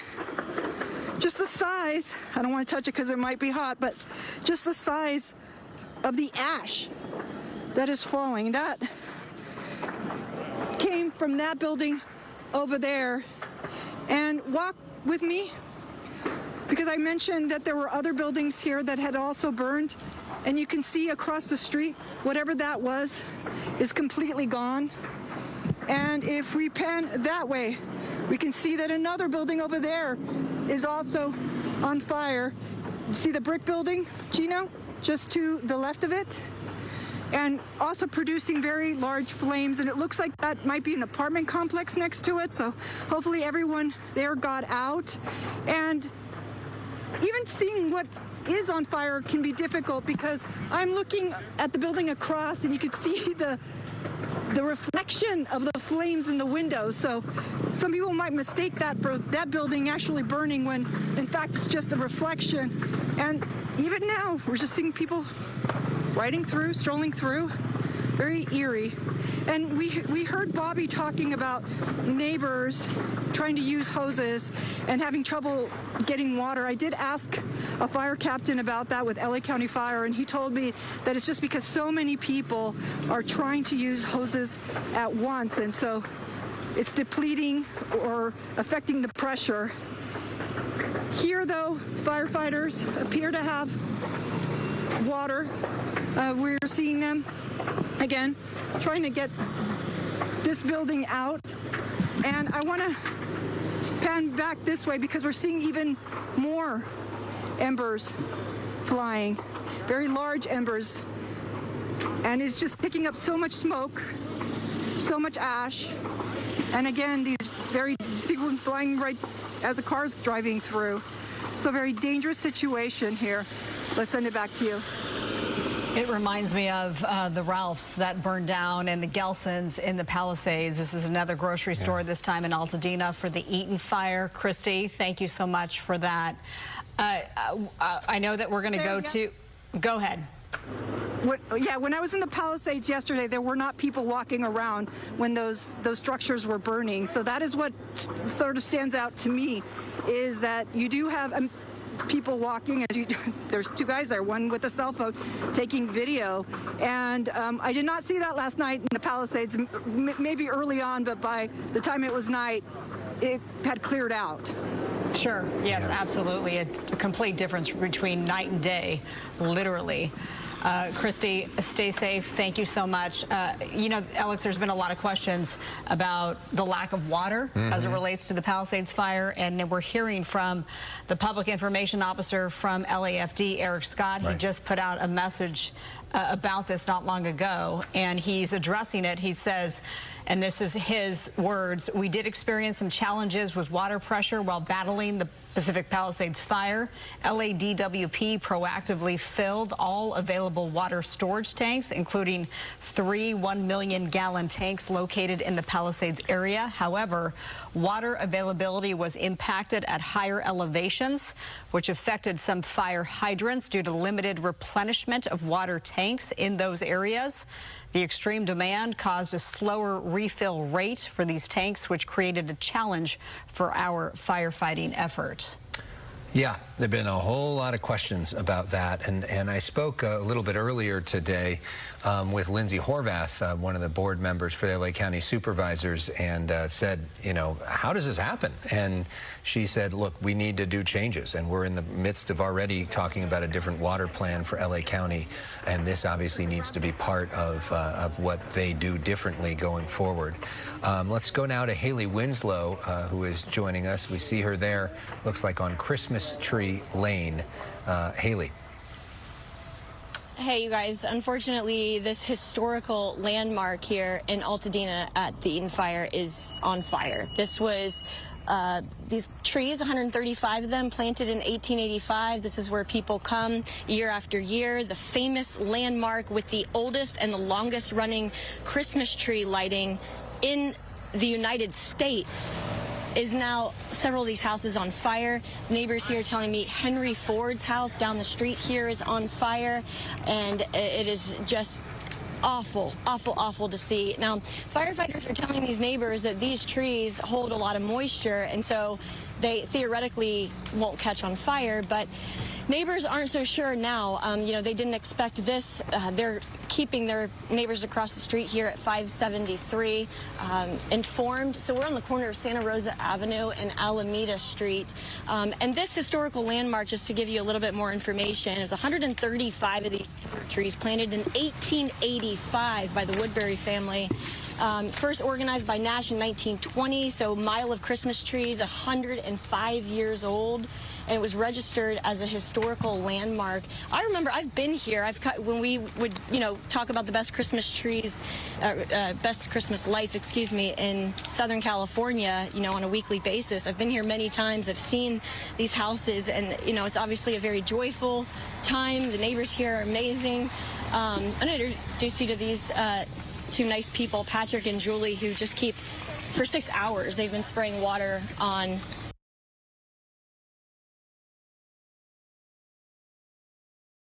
the Getty Villa area, and there was homes that have been burned down, churches, up in Palisades, all very difficult scenes to see when you encounter people that are get as close as possible to their businesses, and they are completely burned down. But I can tell you, we've made our way to Malibu. We're here directly across the street from where the Real Inn Malibu used to stand, and unfortunately you could kind of see it off into the distance.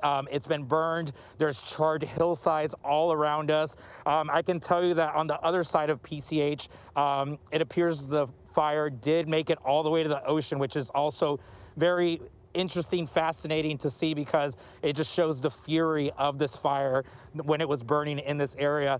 My photographer Lawrence behind the camera, he was here yesterday standing, and he said it was an absolute firestorm and that it was terrifying to be here at times because just how fast the wind shifted. Right now we do feel safe. We do see some embers, some hot spots in the area, but I can tell you that right now that I think the saddest part is just the people wanting answers, and we can't give them direct answers as to if their home's okay. I met a woman not too long ago who gave me her address and phone number, and she's like, if you're in this area, can you please text me? I just want to know. We haven't made it back into that area, but if we do get that opportunity, of course, I will be letting her know. But it's just devastation wherever you see, guys. Well, so to be clear, you have seen homes destroyed on the ocean side as well as on the hillside. To clarify, since we were driving along PCH, obviously I was concentrating more on the hillside, so I haven't physically seen any, but we did see burned cars on the ocean side of the road. And where we're standing right now, it's Topanga Beach. I walked to the edge, to the stairs that lead you down into the beach, and there's charred land all up and down that side of the beach as well. Luckily here, the only structure that I see is a lifeguard tower that seems to be untouched, miraculously, but besides that, all the homes between Malibu, where we're standing, and Palisades, I have not visually seen any burned to the ground, but I can tell you that there are burned structures, definitely on both sides of the hillside. Okay. No one is spared. Have you seen anyone from those businesses, homeowners or employees, returning there at all?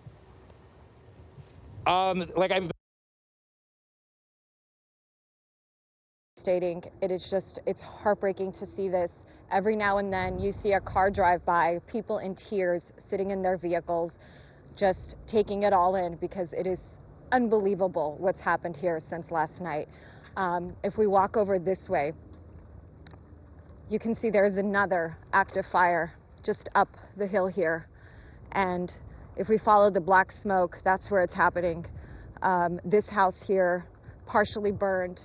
Several more houses here, completely gone. I mean, I don't know which house to point to, because very far and few is there a house out here that survived. It's absolutely devastating. Fire crews are not even up here, because I think they have just made peace with the fact that this area is a total loss. They're trying to focus on neighborhoods where they can provide structural protection, where they can protect the neighborhoods. Unfortunately here, there's really not much left to save. Let's turn back around and go to this house here that's actively burning. Alina, Thankfully, where people exactly here are you? have evacuated. Yes, Lou, I can Where hear you. exactly are you? In what street? I'm going to pull up the map to tell you exactly the street, because we've been driving around. There's the fire engine, 539, with LA County Fire going now. But this is Rambla Vista. I can't tell you the exact block number. That's okay. But it is Rambla Vista. Okay. And this house is just, it's going. It's only a matter of time before this completely burns down. And as I mentioned, the firefighters out here, they're doing their best. It's not because they don't want to save that house. When we first drove up here, that house was okay. And over the last 30 minutes, we've been watching it slowly burn, and firefighters, they have to prioritize which neighborhood they're going to tackle. That engine right now looks like they are going to that house, but it's a loss. It really is a loss, and they're doing their best out here. They've been here since last night. I mean, this is really hard work. It's a very challenging situation for them to make the assessment of which area are they going to go into. And you have to imagine they've been here since last night. They've done what they could.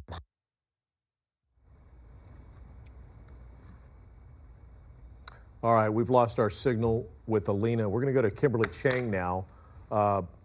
Kimberly, I understand you had a conversation with the District Attorney, Nathan Hochman? Yes, we just spoke with District Attorney Nathan Hochman. He's driving off right now. He actually told me that he came out to the Pacific Palisades area because his sister lives in the neighborhood, and also some friends and family, so they went over to see their homes, and there's a lot of loss. He was just telling us that his family has suffered personal loss.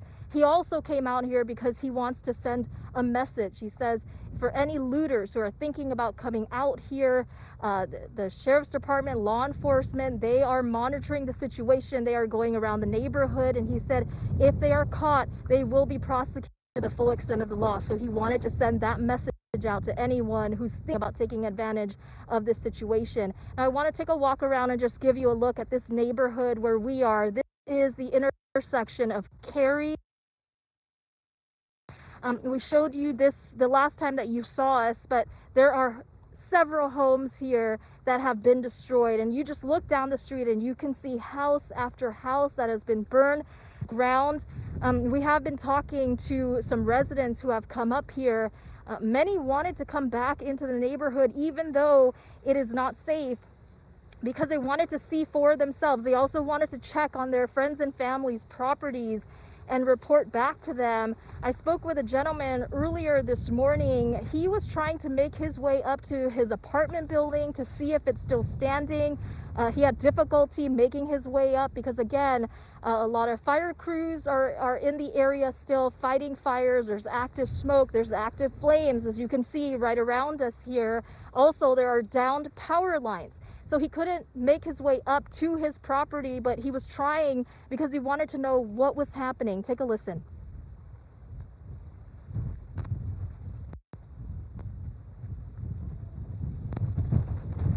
Okay, we're working on getting that interview for you, but he was telling me that when he evacuated yesterday, when this fire started, that he and his neighbors, the residents in that building, they were just trying to get out there as fast as they can. It was chaotic.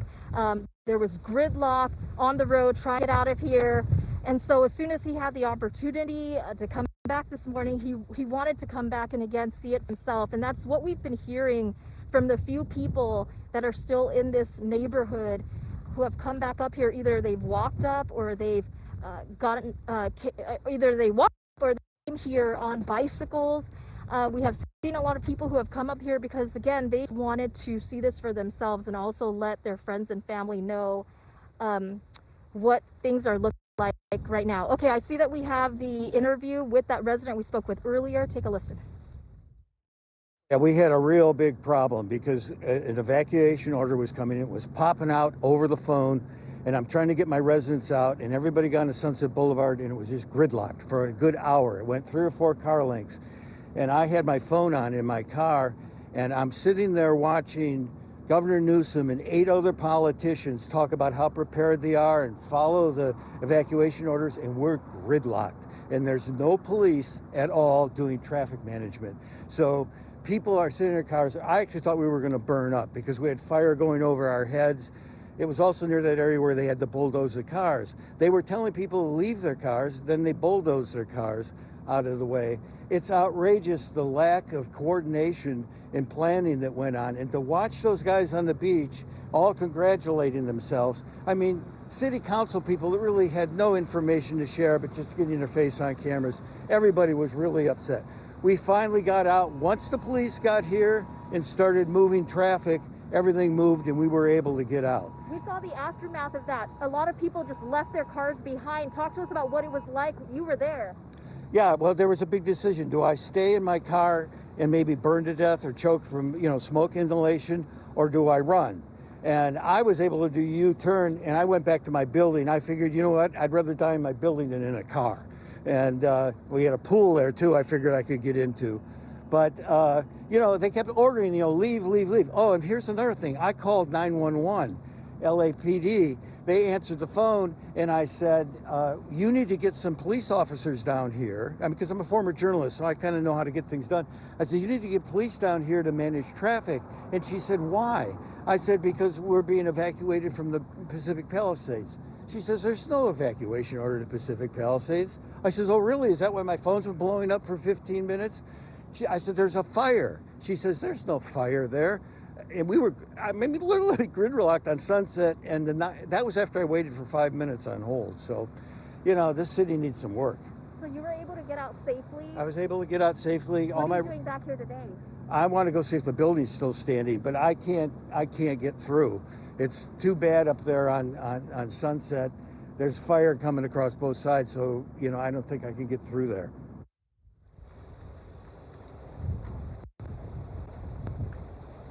And back here live, you can see this house is up in flames right now. This is on Carey Street. Officials gave an update earlier this morning. The LA City Fire Chief said that fires are stretching emergency services to the maximum limit. And they also said in the city of LA, the fire department responded to about 3,000 911 calls, about double the average. We know that thousands of people have been evacuated from their homes. And just looking around this neighborhood, you guys, we can see just home after home destroyed, as you can see here. And we talk about the numbers, about roughly 12,000 acres burned, 1,000 or more structures and homes, mostly homes, destroyed.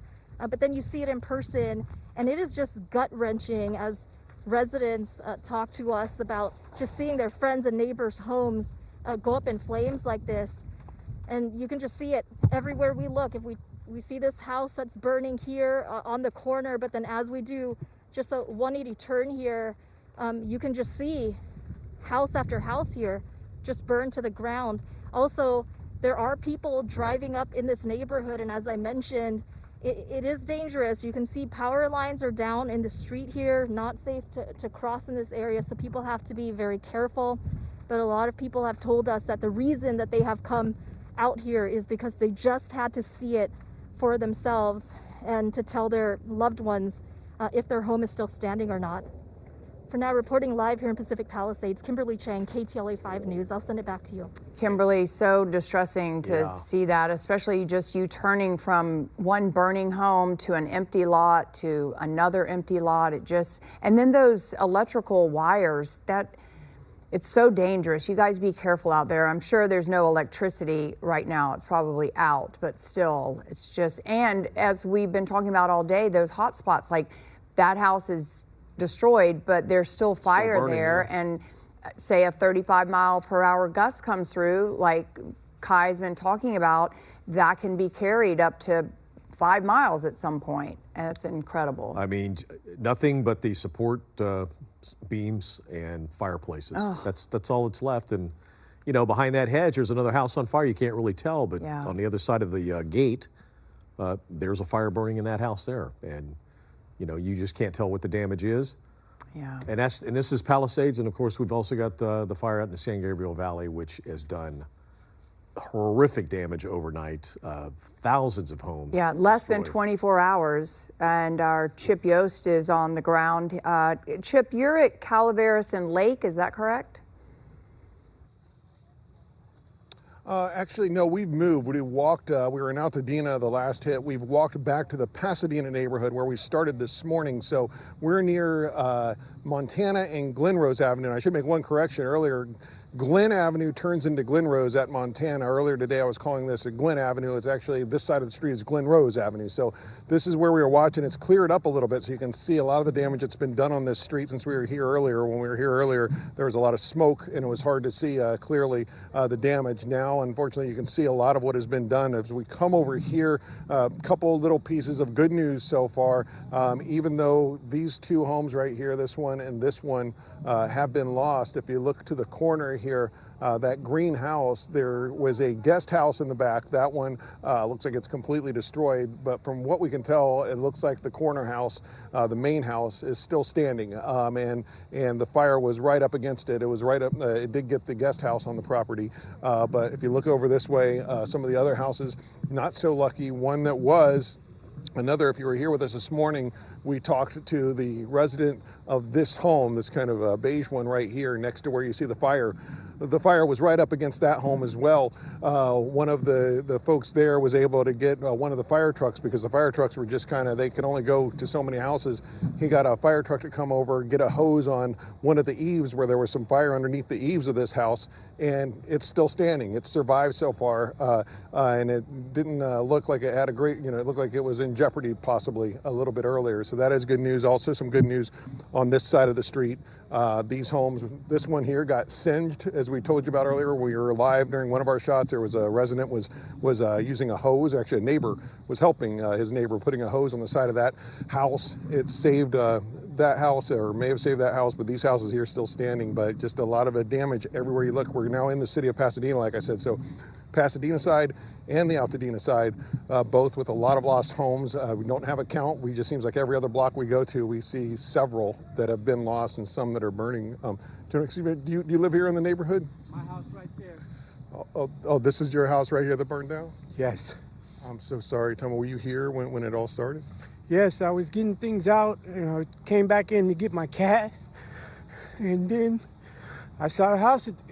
We were watering, I was helping the neighbors, telling them to get their valuables, whatever's it, putting papers, get out, and we thought it wasn't gonna happen, but the wind kicked up and turned. It just started right up again. Next thing you know, we got ambers flying at us.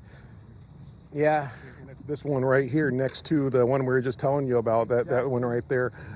Who was at home at the time with you? Actually, she was gone, and I was home. Who's that? Who was gone? Josie was gone.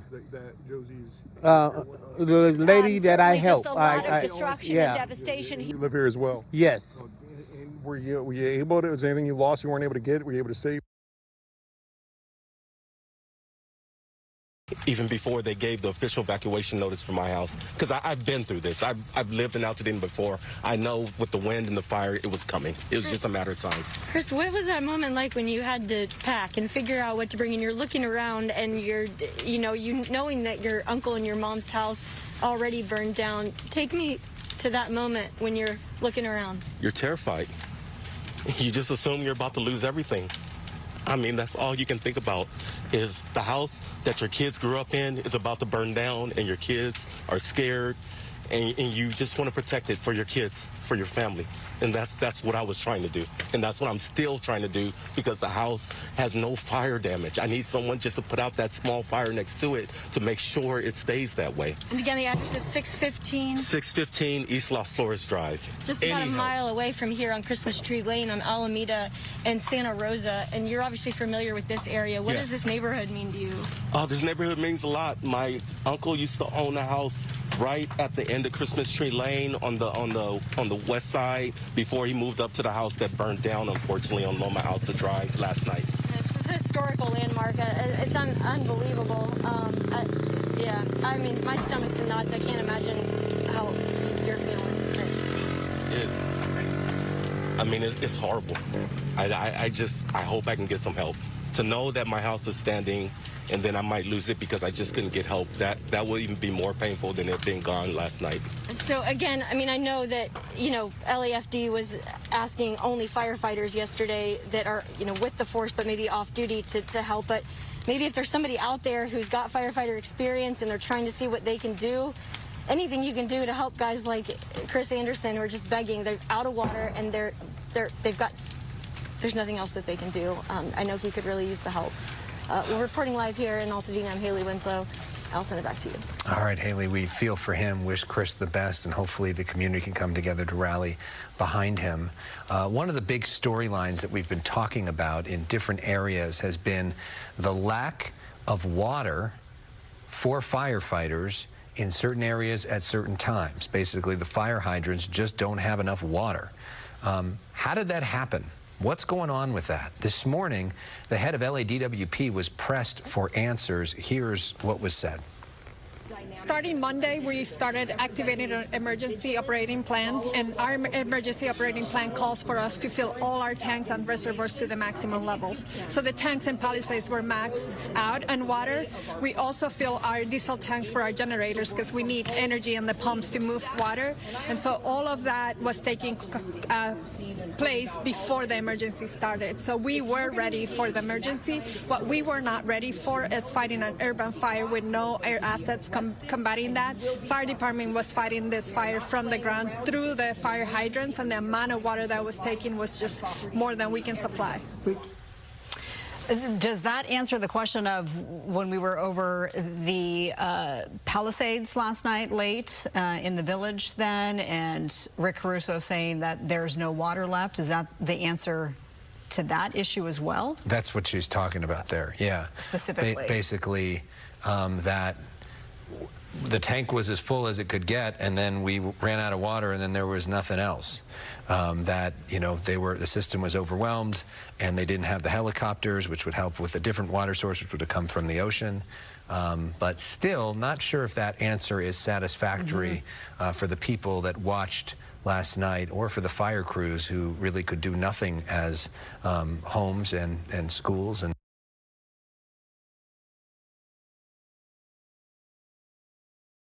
And as unsafe as it might be, I can see why he's there. Yeah. Exactly, and it is definitely a desperate move. And, you know, it's not advised, but we certainly understand why he is doing what he is And the doing. hydrant's right outside his house right here, not working. Not Yeah, working. that is really a tough situation there. I mean, this is his home. This is his home. Yeah. This is his hydrant. I mean, and you could hear the emotion in those voice. He just simply had to walk away. He had to walk away, it's just, it's really hard. And when you're in the middle of the fire, you don't want to think about what could be. You have the adrenaline pumping. You want to make sure that your belongings are here. You don't want to speculate on how dangerous the situation is or what your odds are when almost every home around you is burning. And that is the case with John right now. He has one home still standing. The one next to it is not. The home across the street has already burned, and the home across on the other side has already burned. And so we have the sheriff's department now trying to maneuver people and get them to stop driving through this community. But I don't know how they're going to do that. They're going to have to establish a lot of roadblocks further down because people are coming into this neighborhood, and they have been all day long, and it is just creating a lot of problems for first responders and a very dangerous situation for folks trying to drive under and around these power lines. Yeah, and the sheriff's department escorting them out right now. Yeah, stay out. Yeah, exactly. And that's what we're hoping, is that these are just people that are trying to leave, not people that are trying to come back in. All right, Joy, thank you Joy. for that. Let's get to Irina Nakano. She's live in Pacific Palisades with a look at what's left at a school that caught fire last night. Rena, what school are you at? Yeah, well, I was actually in a private escort with LAPD and LA Unified School District Superintendent Carvalho. We went up Temescal Canyon and checked out 3 different schools. There are 3 schools that are affected, but this is the street went up. As you can see, there's lots of black smoke, and in that black smoke, unfortunately, were 3 schools that are a part of the district. Now, first glance, we went over and checked out Palisades Charter High School. Take a look at this. About 3,000 students go here. Now, the football field, tennis courts, and baseball fields, those were looking good, but as we walked onto the campus, that's when we saw the destruction along the bungalows. Most of those were destroyed.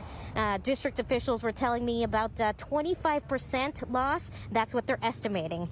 But let me get to the specifics in terms of what's standing and what's not. The older parts of the school, the brick and mortar, including buildings D, E, F, and G, they were standing. But the bungalows, from our vantage point, we only saw 109 and U110. Those were standing.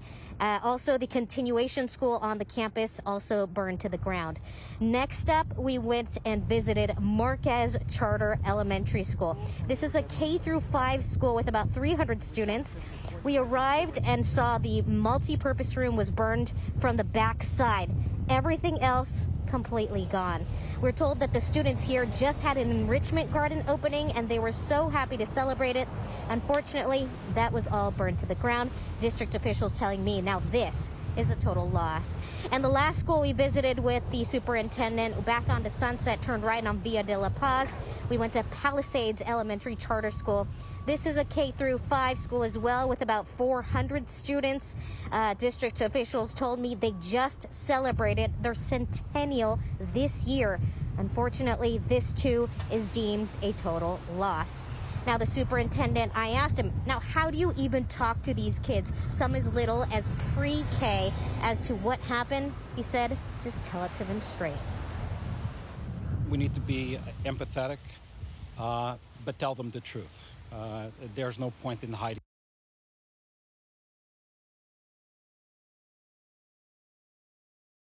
From LA County Fire, LA City Fire, Ventura County Fire has sent a fire helicopter to help. I'm told Orange County Fire has sent a fire helicopter to help as well. And you know, there's also crews on the ground doing structural protection, trying to protect at least some of these homes from going up. And it is kind of odd how you see some homes be completely unscathed. And that home right there, we were watching that home earlier on Pompano Street, maybe about 2 hours ago.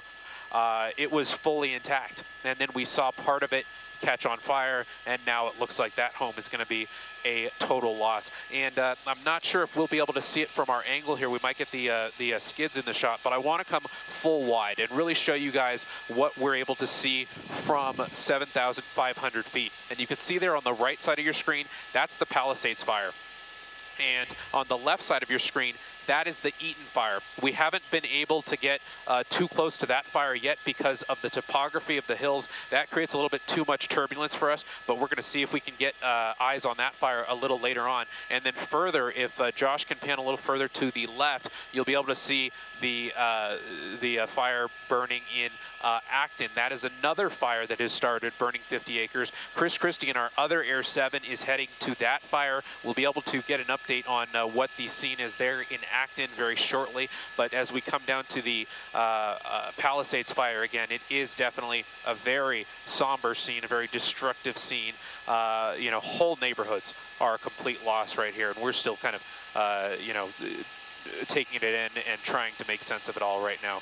The homes in the middle of your screen there, that's going to be Saddle Peak Road, Tuna Canyon Road, all still being impacted here. A very somber sight that we're seeing here from Air 7. Ellen and David, back to you. Yeah.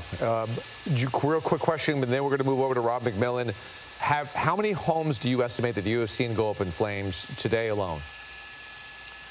It's in the hundreds, David. It's you know, something that I've never seen before. And one of the points that I was making earlier was that you see these homes that are very close together, a lot of these neighborhoods that are very close together in more of a suburban setting. Homes that, you know, when you have fire situations like this, you don't think whole communities like that can go up. But when you see blocks of homes that have, you know, 30 homes on a block, and every one of those homes is completely flattened, you know, that's definitely just a very shocking scene to take in. And we've been continuing to see dozens more structures go up today alone, not counting the destruction that, you know, we're just seeing the aftermath of from the previous night. Right, just devastating. Gabe Santos, thank you for that live report from Air 7. And we're also going to go right now to Rob McMillan. He's in Altadena at the Eaton fire. And Rob, that is my neighborhood, and it is a devastating sight. That's right. We're on Calaveras Street, and a bit of a different situation than you were just hearing from what they're seeing on the helicopter. This is a street where, yes, this home, as you can see, it appears to be a total loss. Flames still ripping through the home. The only thing that's left, really, what appears, is the chimney and the other brickwork in front of the house. The fire department is here. They're putting a lot of effort into what they can to keep the fire from spreading. But if you come this way, Dave, look the other direction, it's a different situation because every other home on this street is just fine. And one of the things that we have here, we have some, are you guys high school kids? Yeah. Okay. Yeah. Tell me where you're from. I'm from Pasadena. I go to Maranatha High School. And what are you doing here? My friend Dylan, he lives right down the street at the end of this block. So his house was on fire. He was in Newport over the night because he evacuated. So me and this kid and everyone else, we came in and we tried putting his house out so it doesn't catch on fire. Show up to help. What do you make of what you see all around town?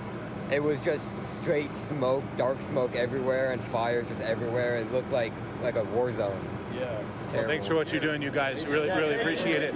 And then one other thing that I want to point out, not only, obviously, this house is a loss here. You heard about these people coming from, Pasadena and other parts, but look at where we're starting to see firefighters come from.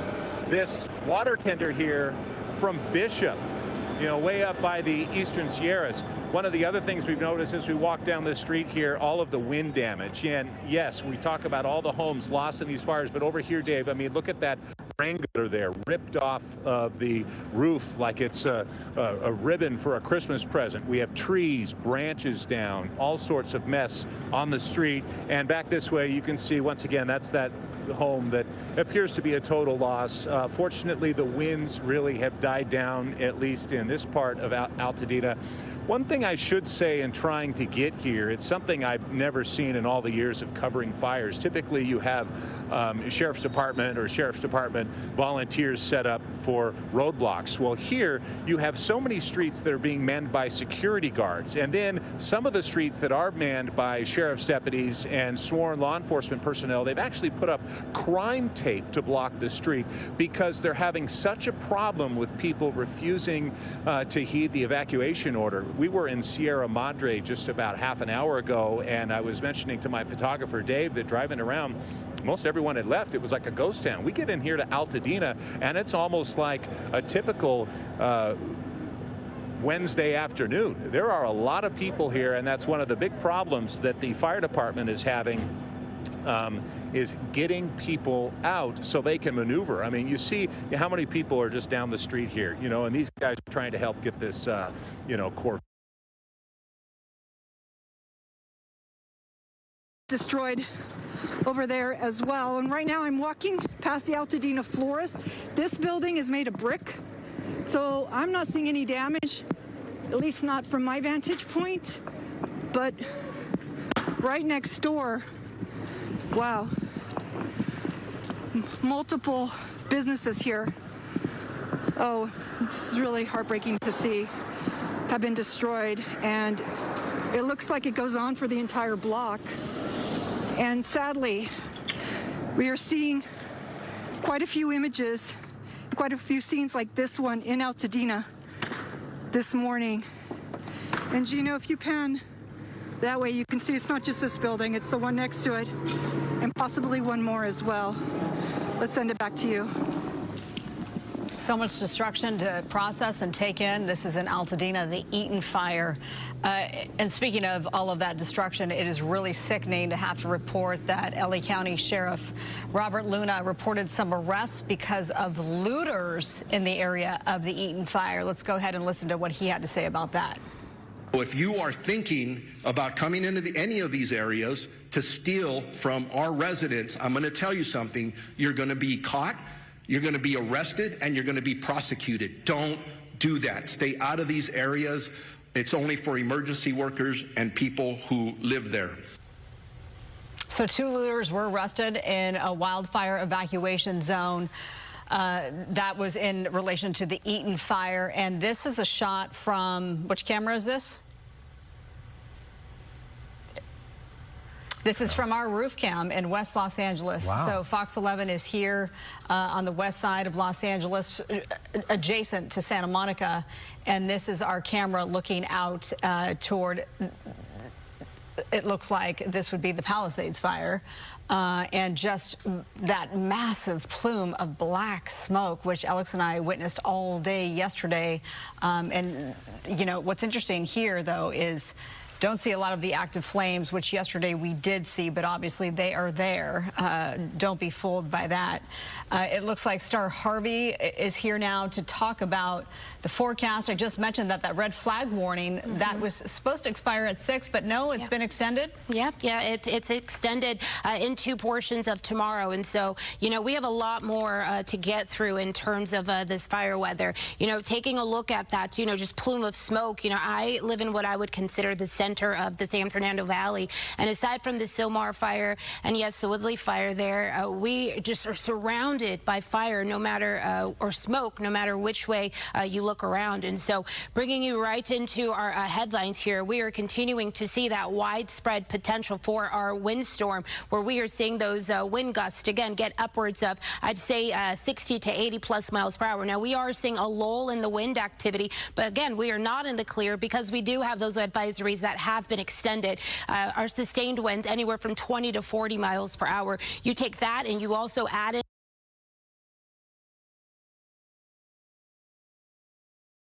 all of these commodities that are going to be in very short supply after this event, and that's where the California law comes up short, because any hike above 10% that happens after 6 months, well, that almost can become fair game because we're looking at a supply and demand equation. Already there are estimates out there that damage from this California catastrophe could top $50 billion. So you can be sure that contractors and commodities will be in short supply afterwards. Supply and demand says, and economics dictate, that the costs of all these things are going to go up, and they're going to go up exponentially. Good. And one last thing, the Attorney General did assure me that anyone who is caught looting after something like this will be prosecuted. Yes, and we also know that the California National Guard has been deployed as well. All right, David Lazarus, thank you so much. All right, let's get to Alina Abovian. I think the last time we saw her, she was in Pacific Palisades. Alina? Hi, guys. Yeah, I showed you this house in the last hour, and you can see it's continuing to burn. We are Las Flores Canyon. This is right above La Costa Beach, right above PCH, and dozens and dozens of homes in this neighborhood already gone, totally flat. There was a fire engine, rather there is a fire engine. If we just pan over that way, you can see a couple firefighters out here. They're doing what they can with this house, but honestly, there's really no saving it. It's completely compromised, and I think what they're just trying to do at this point is just to keep the flames contained specifically to this property. I would say 80% of the homes in this neighborhood have burned down, but there are a few, so the goal at least is to keep the fire contained to this as much as they possibly can, because just looking around, you can see there is still so much fuel. If one of the embers from this fire happens to catch fire to one of the palm trees, it can go down again to PCH. And just looking at all the black out here, you can see this was the trajectory of the fire last night when it started here, coming from Topanga and just traveling through all the way down to PCH. If we turn around this way, I could show you this neighborhood and you can get a better idea of what happened here. This right here was once a driveway. This house is gone. And you can see a clear view down to PCH. You can see the ocean. Of course, that's not the view we think of when we think about PCH. I mentioned earlier, I grew up in LA, driving down PCH, admiring all the beautiful multi-million-dollar homes from Santa Monica all the way to Malibu, one of my favorite things to do. And it's just a completely different scene out here. The California dream, it's a nightmare. There's no other way to explain it. If we look down this way, I'm gonna have Eddie, my photojournalist, follow me. This house, it's just a pile of rubble now. And the same could be said for so many houses here. You can see the house right in front of it, the same situation. The house down there, the same situation. And it goes on and on and on. And it's devastating. I mean, this is Malibu. It's one of the most beautiful places in the world. People dream and save and work their whole lives to buy a property here, to own a piece of this. And it's now just, it's a devastation. I'm going to show you up there as well. There's another active fire burning. We're going to turn over this way to go on the other side of the truck. This is a pretty narrow street here, so you can imagine the difficulty engines have going through this area. Thankfully, everyone followed evacuation orders last night and they left, giving fire crews a fair chance to be able to tackle this fire the best they can. But the wind now, as you can see, it's pretty calm, not really an issue. But last night, it was ripping through here, and that's what created the situation for this fire to spread so quickly. Eddie, can we go down this way? All right, we've got a cord that's tangled, so as soon as we untangle it, we can go down the street here. Okay. So, again, this is Las Flores Canyon, and if we go around the corner here, you can get an idea of what happened here since last night. Home after home burned to rubble. If we continue to walk over this way, just following the black smoke, you can see there's another active fire just up that way, where that American flag is.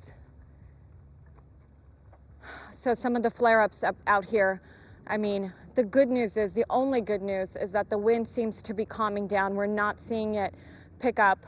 So that's always a good sign that the situation is at least calming down. We haven't heard as far as containment goes. We don't believe there's any containment out here. We're just looking at the damage, and, you know, there are no words to explain what happened here. This entire community is gone. This entire community is gone. And unfortunately, people who live here in Malibu, live here in Pacific Palisades, they went through this a few years ago, and now it's just happening again. And it makes you wonder, when is this going to end? You know, looking at the topography.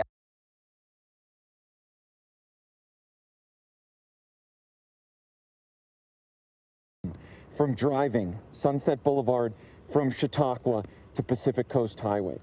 I'm not over-exaggerating. It feels like 50 to 75% of Pacific Palisades is gone. That is not an exaggeration. The amount of homes, I mean, we heard 1,000 structures this morning. It's definitely going to be way more than that. The whole business district pretty much is gone. Ralph's Supermarket gone. Gelson's gone. Wow. All the Starbucks on the corner, the Italian restaurant. I cannot explain. I never thought that I'd ever have to cover devastation like this. Yeah. And the fact that it's my hometown, and the fact that, like, institutions, Pali High, the high school, my elementary school badly damaged, village school gone, the library gone, Corpus Christi Church gone. We just tried to get a signal up. We weren't able to at the Methodist Church on Via de la Paz, which is such an institution in that town, completely on fire. We'll try and feed in some of that video later, but I just had to find a spot where we had a signal and share. And I know we have teams that have been there and they're on the way. It makes me think of Lahaina. It makes me think of Northern California, Napa, those fires where you literally had lots of homes next to each other, blocks. There's a neighborhood behind Fire Station 69 in the heart of the Palisades called the Alphabet Streets. That's the name of the neighborhood. I actually grew up in a home there and lived there till about 6th grade. That neighborhood is, the amount of homes, there's a few homes standing, but next to it are rows and rows and blocks of empty lots. It was so chaotic driving through there. I know we've been reporting on some of the water issues that firefighters are having.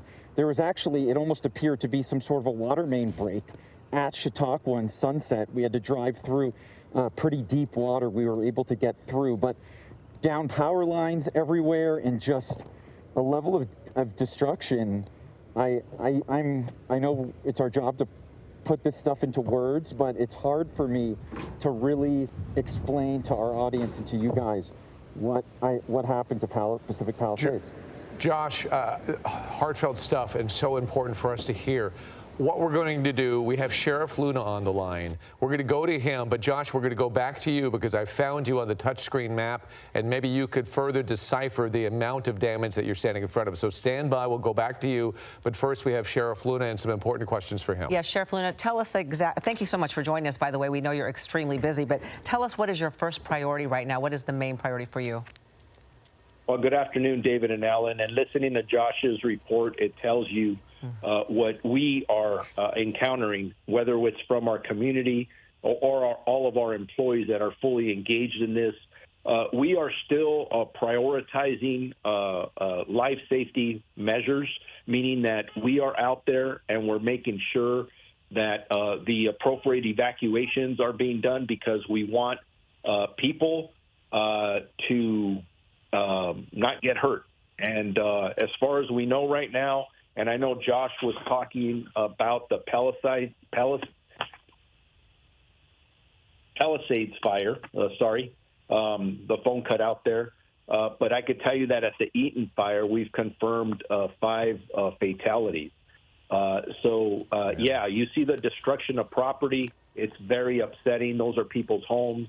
But now that we're getting back into these areas, we're actually finding people who are deceased, and that's not good for anybody. Absolutely tragic. And that Eaton fire, the characteristic of that one, it was so fast. It absolutely exploded. We heard from folks who said they only had minutes to get out. And of course, as we all know, some people decide to stay and try to fight this fire and try to save their homes. What are your thoughts as we go forward? How much has been searched of the devastated community? How are these numbers likely to go up? Unfortunately, I wish I could say that they were not, but unfortunately, I think we're going to see that these numbers probably will go up because, in a sense, this is still a fluid situation. Our firefighters, who are doing a pretty good job, still have zero containment on either fire. It's still not safe. Not safe for people to return to their homes, but not safe for our first responders either. So once we get through this phase, we are paying attention to the weather. Weather's supposed to last, or the bad wind, I should say, is supposed to last through tomorrow night. It may not be until tomorrow where we start getting a better assessment of life that may have been impacted and the property damage that may have been impacted. And do you have any information regarding the 5 fatalities in the Eaton fire? Unfortunately, at this time, we have no specific information. But trust me, here where I sit at the LA County Emergency Operations Center, we are asking those questions. It's going to take a little bit of time as we get through. Oh, go ahead. I'm sorry. No, go ahead, please. If anyone's listening, what advice do you give them? If they're still happy to be in their homes, they're trying to protect their homes. I know that there have been people out there with hoses and stuff like that. What advice do you give these people? If you are under an evacuation order, please leave right away. Make sure that you have your important paperwork, your medications, those things that you need. And I keep on repeating myself, I know it's your home, but nothing is worth risking your life. And as I've told you, there has already been people who are losing their lives. Not to mention that when you listen to the fire chief, both for LA County and LA City, that they're having water pressure issues because of the amount of water that's needed to fight the significance of these fires. So in a sense, you're reducing that water pressure that's needed to save lives and to save other homes. Yeah. So please leave. If you're under an evacuation warning. And I hear this time and time again while covering wildfires. People wonder, why did one building survive and another didn't? And sometimes it's just luck of the draw. Let's send it back to them. Yeah, you're really at the whim of Mother Nature, depending on where that wind blows, where that ember ends up. And we've seen that happen time and time again, where an entire neighborhood, one side of the street could be completely wiped out, the other side unscathed. It's amazing how that happens. And we've seen those embers fly miles, and that's part of the problem, especially when you have these destructive winds that certainly are not letting up, and that red flag warning, as we heard, extended into tomorrow. Obviously, Christy, I meant to say out of the gate, we're so sorry to hear the personal connection that your home is now under an evacuation warning. Let us know, obviously, if there's anything that we can do, if your family's safe, etc. Let's hope that that does not turn into an evacuation order. Yeah, thank you so much, Marla. I mean, we did think ahead. I did pack my car this morning when I came to work, and my daughter is staying with my cousin in another part of town, so she's safe. I am worried about my pet, but my husband has come up with a contingency plan to go get our bearded dragon if necessary. Well, yeah, I'm glad you have a plan. That doesn't surprise me. You are, on top of everything. So, Christy, we're obviously thinking of you and wishing that everything works out just fine. Yeah, this fire hitting so close to home for so many people. Christy, thank you. Meanwhile, we continue to look at live pictures, and now it looks like our choppers at True Skyfox is over this fire, I believe, for the first time. We were grounded because of those dramatic winds. It is good to see that our chopper is now up and it'd be great to get some guidance on which flank of this fire. I think this is Pacific Palisades, but yeah, Pacific Palisades fire, which we know has burned about 16,000 acres or so far. And you look at it from the air and you really, wow, look at that as we pan out, just all that smoke and so much of it dark smoke, which is a bad sign, although we do see some white smoke, which is a better sign. But we see so much of the west side of Los Angeles just covered in smoke right now as this firefight continues. And as far as we know, this thing's still at 0% contained. Let's put some info on your screen to talk about some of the numbers that we're looking at right now that when it comes to this firefight.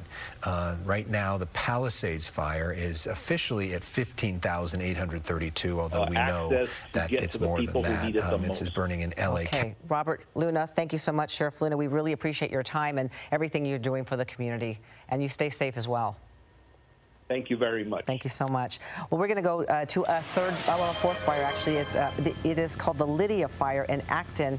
And we have Chris Christie in Air 7 overhead. And this is a sizable fire, Chris.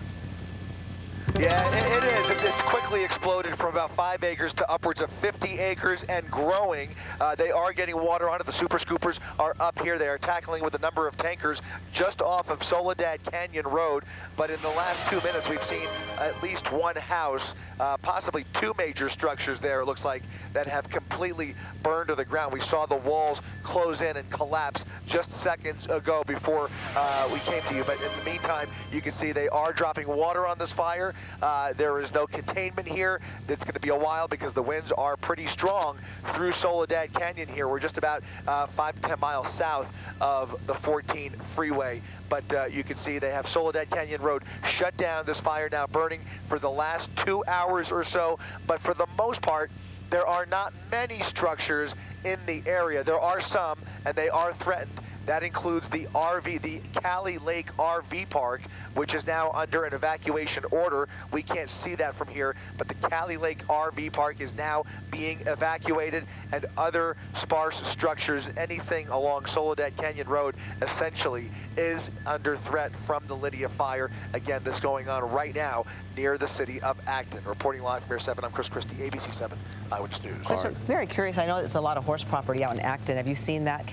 Is that the case? I'm sorry, say that again? Oh, a lot of horse properties in Acton. I wonder if you've seen any of that, any evacuations of big animals, I mean.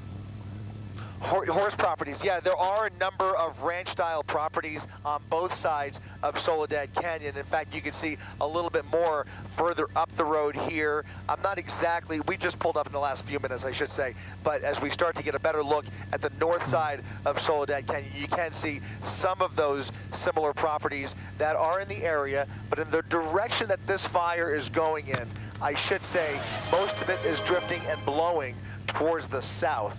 So there are some properties to the south of Soledad Canyon, but for the most part, this is national forest territory that is burning into the mountains. So if anything, a little bit of solace to take there, as there are not as many populated areas on the south side of Soledad Canyon. But you're right, there are some equestrian areas on the north side. Hopefully they can salvage those areas. Chris, thank you so much. We're going to check back with you. Let's go back to Ashley Mackey, who has been watching a firefight going on in the Pacific Palisades, Tremonto. How's it going now, Ashley? David, so I did actually take a walk down there. I didn't get too close, but even as far away as I was from the flames, I could feel the heat emanating Definitely from will have food here. These flames down there. They're huge, and the property is.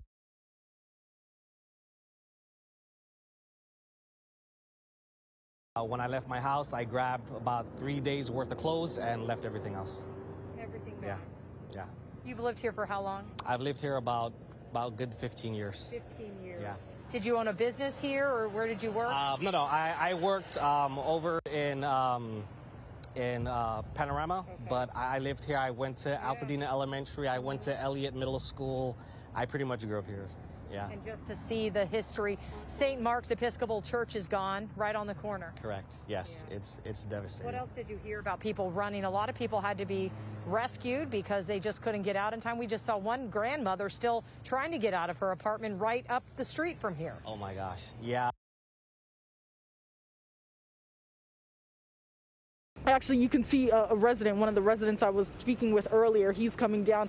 That's his house. He's parking at now. He's just right next door to where the structure is burning. We spoke with some firefighters earlier. Again, like I said, water pressure is an issue. Wind is an issue.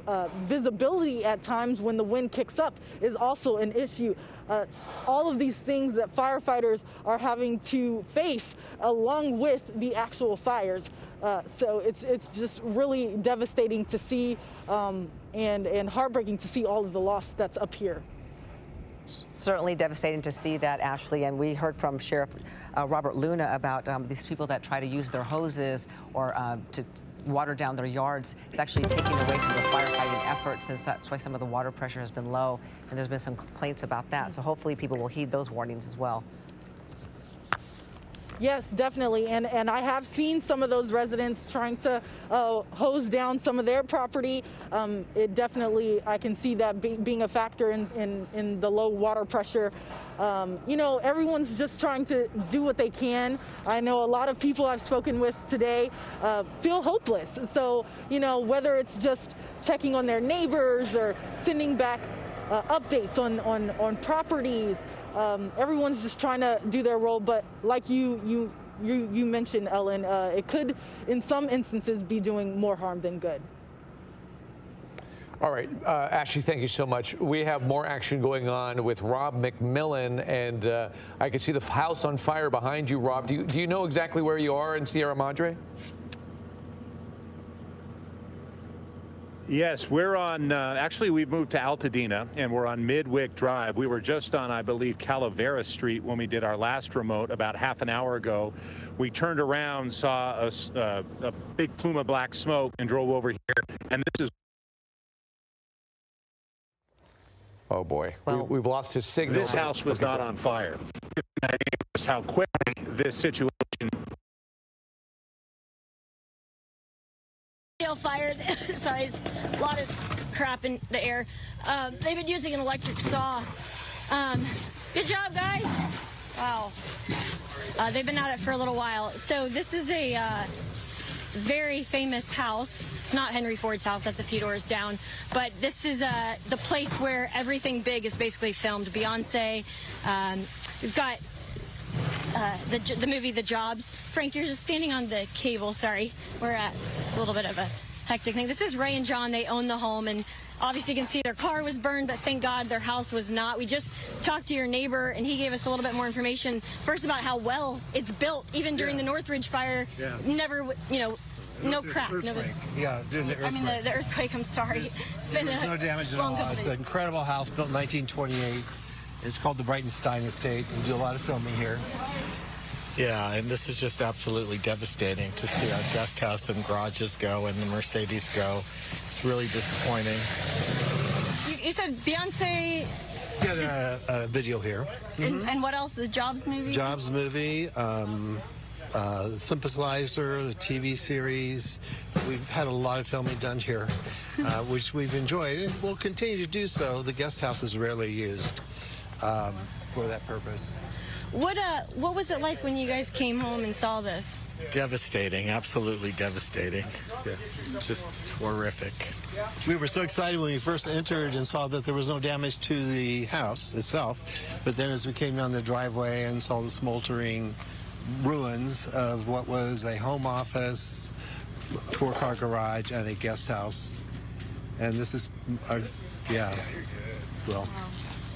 At least they got it. They got in, so the threat will be gone. This is obviously a very well-known neighborhood with Christmas Tree Lane down the road and Henry Ford's house and a lot of other famous people that live on these streets.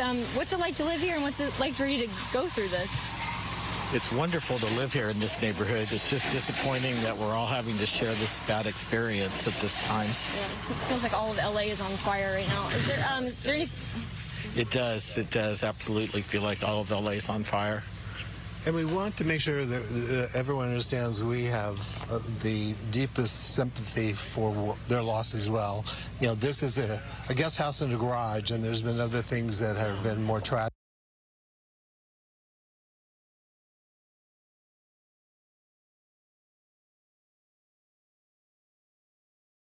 And highway patrol officials, again, this is in the Acton area. If you're listening, watching us here on KTLA, they're also trying to get in there, CHP, to help with road closures. And Soledad Canyon Road is closed in both directions at Crown Valley Road. And again, that's because the fire department needs to get in there. And that Lydia fire now is 0% containment. Yeah. We've seen some big fires in Acton in the past. Yeah. And a lot of ranches up there. Yes, beautiful. Homes with a lot of properties. The houses aren't stacked up on each other like they are, here in greater Los Angeles. But, it's a beautiful area, but boy, when it catches on fire, it's bad news. And they too have tons of animals. I mean, it's horse country and different farm animals and grazing animals there as well. I feel like it's called, the Gentle Barn, possibly, is up in Acton. Yeah, it's in the Acton area, So, but, they're pretty, they are used to things like this, so they have an evacuation plan. So, real quick, we're looking at your screen. This is live. Again, this is the Getty Center. You can see Obviously it in the got middle. in and got the fire but just out, so no again, longer right off here the Getty in Center Altadena. behind it. All right, Haley, we have this bad news coming into the newsroom about the Eaton fire. This is from LA County Sheriff Robert Luna. He says that the death toll is rising. 5 people now have died in the Eaton fire. Earlier, it was 2 people, and now that death toll has risen to 5 people have died in the Eaton fire that is burning in Altadena, and that's this live picture that we're showing you here. That's where Christopher Harder has been this morning, Bob Castro, Haley Winslow. So that death toll, sorry to have to report that. We're going to show you again. So Josh is standing here. He's looking in this direction. But look at all of this. Josh, I can't really see any structures left. So potentially all of this seems to be gone. Fighting that fire last night. Her condition is not known. She was taken to the hospital for treatment. And then also LAFD reported that multiple burn victims had sort of stumbled along PCH in the Palisades fire near the Duke's restaurant on PCH. Okay. So let me give you an idea. Josh is talking about the fire on the move. This is what we're talking about. I'm going to continue to expand out and show you where this fire began. The iconic restaurant there. We're going to pan slowly. They post here on social media that restaurant is burned down. Which is really sad. So many people have enjoyed great drinks there. Right here that has been absolutely devastated. Coast Highway to give you some perspective because no war. Let's hope they're able to rebuild. When you see that map. All right, let's stay in the Palisades area. That's where Matthew Cedar has been reporting for us. Another place that has been devastated is Altadena, and we have our sister station reporter from KGO, Zach Fuentes. And Zach, thanks so much for joining us. You came all the way down from San Francisco to cover this fire. What are your first thoughts? On the one that is still burning. It's just devastating, David and Ellen. It is devastating to see what this community is going through, to see the devastation. I was watching the coverage before we came down here this morning, just like so many other people, and there's just nothing like seeing this in person. I don't really think that the images that we're showing really can describe fully what we're seeing here and what people are going through. You see to my left, devastation, almost an entire neighborhood gone. This is a lot of what we've been seeing the entire way coming over here. But if you look over to the right, you see some homes that are still standing, and that is in large part due to these neighbors, these residents here thinking very fast. I have Kenneth's story here with me. Kenneth, you tell me that you have been living in this neighborhood for more than 50 years. Never saw a fire like this. Never saw a fire like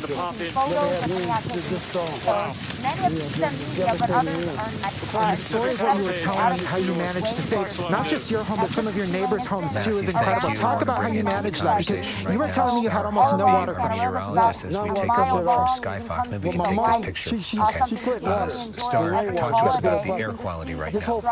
It's all just so hard to watch and so hard to take in. And that leads me right into our air quality, where we do have some of those red dots on our map here. And this is just getting me right over to our key here. We're going to show that the reddish is representation of that unhealthy level, and a lot of the region still impacted by, I'd say, the yellows as well. So still pretty moderate and unhealthy out there, and not just for those sensitive groups. We have an air quality index number that is registering over 170. So again, we want to make sure that everyone is indoors if you do not have to be outside. We do have an air quality alert is going to extend across a big portion of the area, and you'll see right here in this scene next to me why. We have lots of smoke out there stretching with our winds. It is really just blowing it across a lot of the region. This is going to be across the Inland Empire, stretching down towards a portion of Orange County, but Los Angeles Basin included in this, out towards Long Beach, and also the Ventura County coastal area as well. Now, along with our winds, we do have this very low humidity values, and for a lot of the area, we are sitting between these single digits to the teens, and this has been the case through this entire event almost, and it does continue into this evening. I'm going to roll us into tonight, where we're not seeing much improvement across a great portion of the area, where it's going to continue to be dry out there.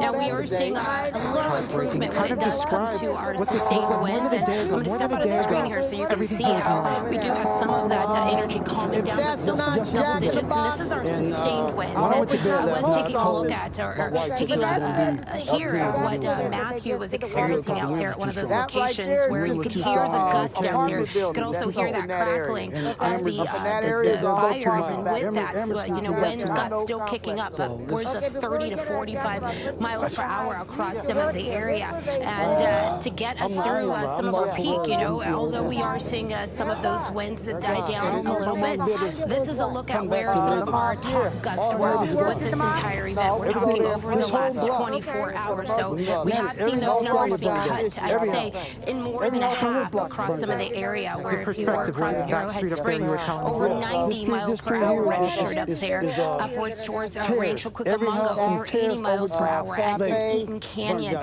70 mile per hour winds were gusting across the area. And just to put this into perspective for you, I know a lot of meteorologists like myself, we've been using hurricane status to just let you know what this means for you all out there. And just to let you know, some of those winds, when we think in terms of Hurricane 1 status, it does clock in the 70s. And you'll see there, we see our winds getting a lot higher than that. And so the big question has also been, why is this happening here? And the honest answer is that we just do have the perfect setup, the classic Santa Ana wind setup, where we have that low pressure system, also that high pressure system. They are moving in opposite directions. Our low pressure system does have that counterclockwise motion, and we have this high pressure system moving in that clockwise motion. And so we do have these two systems really doing their best to just fight for their space there. So what that means for you at home is, through that space where we are located at, in between these two systems, we have something called a pressure gradient. That pressure gradient is what allows for our Santa Ana wind event to actually take place. And so we did see the peak of our wind event happen overnight, stretching into portions of this morning. We do have, I'd say, a lull in the winds across some of the area, not all of us, but again, we do know that our advisories have stretched well past into today.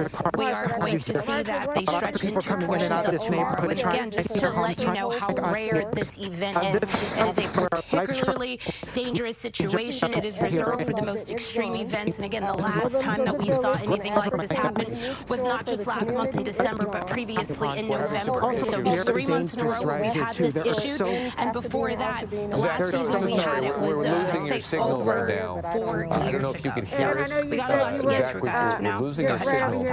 About a parking lot away, if you will, where you talk to people, how's the Eaton fire?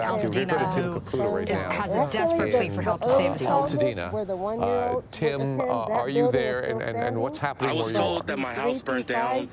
I drove up. I needed to see it. I went to get some clothes for my son. The entire neighborhood is burnt down, but somehow my house does not even have a scratch. There's no fire damage. I went in. The house next to mine is still on fire. So I'm going around begging anybody to come put out that fire to protect my home. Because there's no water. There's no water pressure. I tried to turn on the water myself. I live in Altadena, right in that, right in the basin of You and your wife are just trying to go get bottled water? As we were getting off the air at 6:30 yesterday, I got in my car and I saw the notice that there was a fire in Eaton Canyon, and by the time I drove to Eaton Canyon, it was already coming You're down ready to go, though, right? It's about 15 minutes to just gather some stuff and get in my car and leave. And we stayed in Glendale and good hotel there, but last night. it was absolutely devastating. We'll talk about that. I think it's interesting that eventually we'll get some sort of come to, you know, when everything is over. I got 15 citizens out. We just shot a I just try to do what I can. out there on the street, and it looks All like right, we are approaching the 3 o'clock hour in the Palisades fire. By the way, we're seeing those numbers on the screen. Those are incorrect. The fire has grown to almost 16,000 acres. Lisa said 15,832. On the dot. Now that the clock has struck 3 o'clock, we want to let you know that you are back to continuous coverage, wall-to-wall coverage, commercial-free here on Fox 11. I'm Marla Tejas alongside Alex Michelson. Our coverage, if you are able to watch it on the television, the traditional way, we have multiple ways you can watch us on the Fox local app, a wonderful resource, especially in a time of crisis like now, as we're looking from Sky Fox and see the flames, the flames down below of the Palisades fire. You can also stream us live this on is a map of the 3 big fires burning in our area right now. There are others, but these are the 3 big ones. They started yesterday with the Palisades fire in Pacific Palisades, then the Eaton fire in Altadena, and then the Hearst fire in Sylmar. The Palisades fire has exploded to more than 15,800 acres. It continues to move. Flames have been destroying at least 1,000 buildings and continue to do so. It has been burning since around 10:30 yesterday morning, fueled by strong winds. Thousands of people have been forced from their homes to the Palisades. Parts of Santa Monica and Malibu are now under evacuation warnings. The Westwood Recreation Center on South Sepulveda Boulevard. Did you experience the worst of the wind when it sounded like a freight train coming through? Because we're not experiencing that right now. That was part of the problem yesterday and the day before, is we had these 60-mile-an-hour gusts, and you get a fire up in the Eaton Canyon and up in the hills there, the fire is just going to be fueled by the wind, and there's no way of controlling it. You said the hardware shop is yours? Yeah, we had the Altadena hardware store on Mariposa, and my employee was there. Rob was supposed to open it up, and he said it's burned down. How much else? Because I know there's neighboring businesses right there. It's a little business district. Yeah, he didn't tell me what else is going, but I'm sure that whole Mariposa little strip of stores, restaurants and stuff. But I don't know. We can't get over there. Thank you so much. We're going to go to officials right now. I appreciate it. Best to you. We'll send it back to you. That report, we do have a press conference coming up. Board of Supervisors Chair. Let's listen into that. Catherine Barger. Thank you. I'm going to make my comments short because I know you want to hear from our fire chief and the people that are really have the information in real time. But let me just say, this is a dynamic situation. We've got fires throughout the entire county, which are spreading our resources very short. One of the things that people ask me is, what do you want to convey to the public? And that is, heed the advice of first responders. When they ask you to evacuate, evacuate. This is not a drill. This is in real time. So I want to thank the city of Pasadena, who's opened up the Pasadena Convention Center for those impacted by the Eaton Canyon fire. I also want to acknowledge our faith-based partners. All Saints has opened up their church for those that are evacuating the Pasadena area. But again, it's important for us to recognize that while the firefighters are there to protect structures, life is first and foremost frontline. We need to make sure that people heed the advice of our first responders.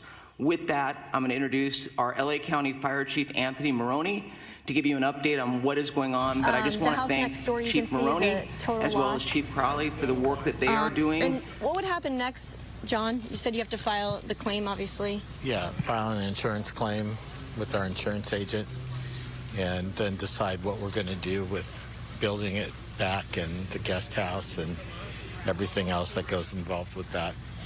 All right, we'll let you guys go. This was obviously a Beyonce music video in 2022 was filmed here. A lot of other famous movies, a Steve Jobs movie, so people kind of know this house around town as the Breitenstein house. And it's been spared, but the houses around it are completely destroyed. We're going to keep walking and show you something else in just a minute, but I'll send it back to you guys. Okay, Haley, thank you so much. And let's take that picture of the live shot from Sky Fox and that fixed-wing aircraft, a CAL FIRE aircraft, and I believe that this is, can we get some guidance from the booth, is this headed toward the Palisades fire or the Eaton fire? This looks like Palisades. Okay, yeah, the Palisades, and there's another one. So we didn't see a lot of this yesterday. It's good to see now. And then we also saw the super scoopers literally landing in the Pacific to scoop up 1,600 gallons of water and then make those water drops. So yeah, and one of the big differences, I mean, that's one of the spotter planes there, big differences between now and yesterday is the winds are not as bad.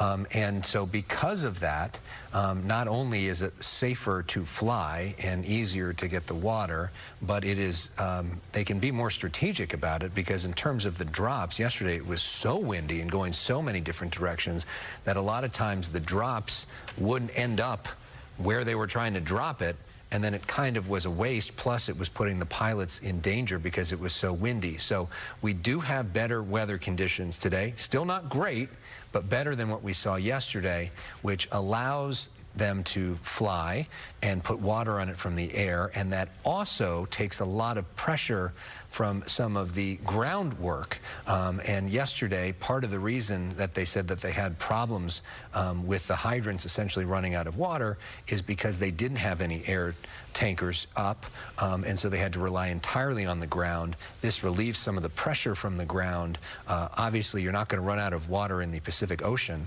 and this gives them a chance to at least begin the process of getting containment on this thing.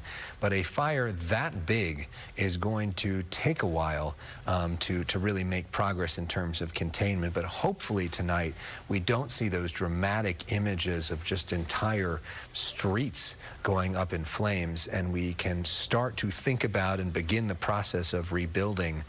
But even the process of assessing the damage has barely begun, because we still are in the midst of a firefight when you see all of that smoke. Another asset that we have at our disposal is Governor Gavin Newsom today activating the National Guard. Right. There were questions about that. Why wasn't that done sooner? But it has been done. So better late than never. So the National Guard has been called in to help as well. As we're just looking live at this CAL FIRE plane making its way. You call this a spotter plane. Oh, there's that FOS check. Yep. There it is. That is always nice to see. And obviously they're putting that there to stop the spread of those flames. And, you know, as we're saying this, the word is that Santa Monica evacuations have been expanded. Let me pull those up so that you can get those, because I know that that is impacting a whole different neighborhood or city, if you will. Alex, go ahead, and while I pull this up. As you do that, I spoke to the mayor of Santa Monica this morning, who was out at that event with President Biden, and she said the good news so far was that they had zero structure loss in Santa Monica, despite their next-door neighbor, Pacific Palisades, taking so much, and Malibu taking so much as well, that they were really grateful that so far the winds had not blown the fire right towards Santa Monica, and that Santa Monica was kind of a pocket where even the air quality was a little bit better than what you're seeing in other neighborhoods because of the wind and the ocean. She was hoping that it would stay that way today. The fact that they've expanded the evacuation zone is obviously not good news, but the only good news so far is we have not seen anywhere close to the destruction in the city of Santa Monica that we've seen in the city of Los Angeles. So this is a leave immediately evacuation order from Santa Monica, and this is expanded for all areas north of Montana Avenue from the beach to 11th Street. I'll repeat that. Leave immediately for all of those homes north of Montana Avenue from the beach to 11th Street. You know, we hate to have to report all of this, but, you know, the winds aren't as bad as yesterday. We are seeing the fixed-wing aircraft up more so today than we were yesterday. So, and now we have other states helping out. This is an all-hands-on-deck. I mean, obviously, this is national news. Right. Literally, LA County on fire. I've seen those headlines all today. And the plume of smoke can be seen from really anywhere in our area. It is that massive. We just hope that we're able to get some containment on this. It's a long way from that, but when we have some more resources and when the weather is more favorable, then we can start to report that, and that'll be a good feeling. And if you know Pacific Palisades, you know, there are areas that are more rugged and hilly and don't have a whole lot of homes on them. And then there are areas that have a whole lot of homes on them. And that's part of what went up in flames tonight. If something has to burn, we hope that the winds are going to move this in the direction away from homes to some of that vegetation, which obviously is not nearly as devastating for people. You know, that would be the ideal situation tonight. That happens, and then they're able to get containment around it and get this fire under control. That hasn't happened yet, but that would be the best case scenario that we could look at tonight as we start to get a different perspective now that Skyfox is up, which gives us a better view of exactly what's happening here, the areas that we can be concerned about, and some of the areas that maybe we don't have to worry about as much. You really do get a sense of just how big this thing is. And we're hearing from now the California Department of Parks and Recreation about the loss of some historic homes and buildings. This is the Palisades fire destroyed historic buildings and multiple structures at 2 California state parks. This happened last night, including Will Rogers Historic Ranch House and buildings at Will Rogers State Historic Park. Of course, the fire was fueled by the wind gusts of up to 80 miles per hour. It also destroyed parts of Topanga State Park as well, including the historic Topanga Ranch Motel, once owned by William Randolph Hearst. And then you think about also, this area is full of so many different celebrities and some names that some of our colleagues at TMZ, other places are reporting that have lost their homes, or at least they were worried about losing their homes. Kawhi Leonard of the Clippers stepped away from the team. He has a big house in Pacific Palisades. He wanted to spend time with his family and make sure that they were okay. Paris Hilton has an iconic beach house in Malibu. We think that that's gone. Cameron Matheson, the soap opera actor, lost his house. Other names, Adam Brody, Miles Teller, Eugene Levy, Billy Crystal, Spencer Pratt, John Goodman, all reportedly losing their homes in the Pacific Palisades neighborhood. It is one of the most beautiful neighborhoods in the country, one of the most expensive in the country as well. And it is a safe, close-knit community where a lot of people play outside. Their kids all know each other. They go to school together. Not a lot of people lock their doors, sort of a different kind of world than you see in different parts of Southern California, and that community is just completely devastated. And this is a look, I think, from our rooftop here in West LA, and that's the sense from right where we are of what we can see in terms of all the smoke on the west side of Los Angeles. Evacuation center has been set up nearby. The closest one is the Westwood Evacuation Center, the Westwood Recreation Center on Sepulveda Boulevard between Wilshire and Ohio. So we're hoping to be able to check on the evacuees there. I've heard from a lot of people who have friends in the area. They went to their homes. Some people are renting Airbnbs, you know, doing what they can to find shelter. And a lot of the hotel rooms are sold out now because people are wanting to go there.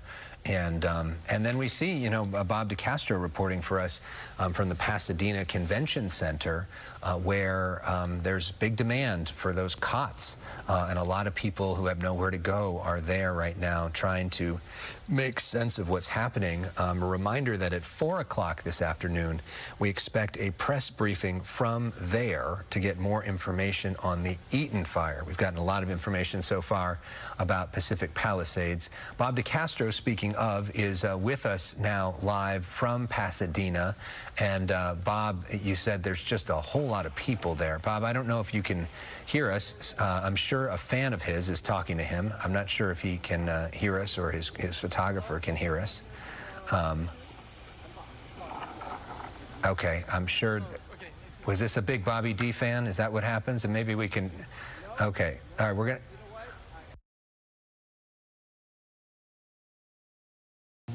Yeah, right now we are over the summit section, David, of the Pacific Palisades, and the story is just as grim as Josh describes. I'm not even sure I was quite prepared, even though I thought I was, to see what we're seeing here. We're over a section of Avenida de la Herradura, and it's basically hit and miss. You have a couple of houses that are intact. You have several houses next door that are burnt to the ground, and right here in this shot you can see two large houses that are burning as we speak. There is a fire truck on that block, but they are probably most likely trying to protect the houses immediately next to that active fire that you see right there in the center of your screen. The same story is playing out in much of this particular section right now of the Pacific Palisades. Again, this is all the summit area along Palisades Drive where the story continues. Let's go ahead and widen out, and we'll look over towards Palisades Drive to the right.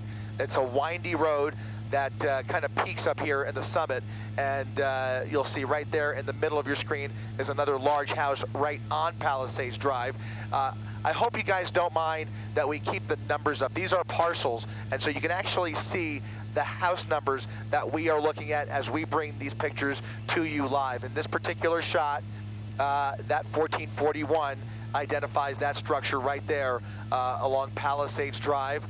There is brush around there that is on fire, and it appears several structures next to it that are also on fire. So in short, this is the 1400 block of Palisades Drive, which is seeing a lot of active flame right now as we speak.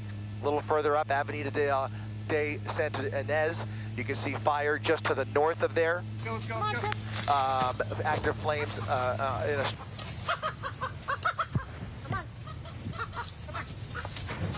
I got you.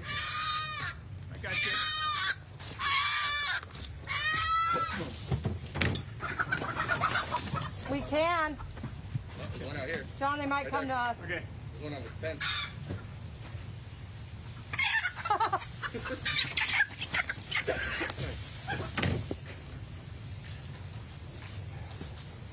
Open it.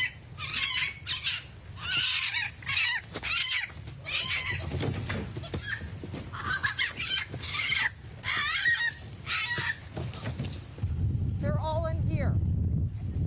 They're here.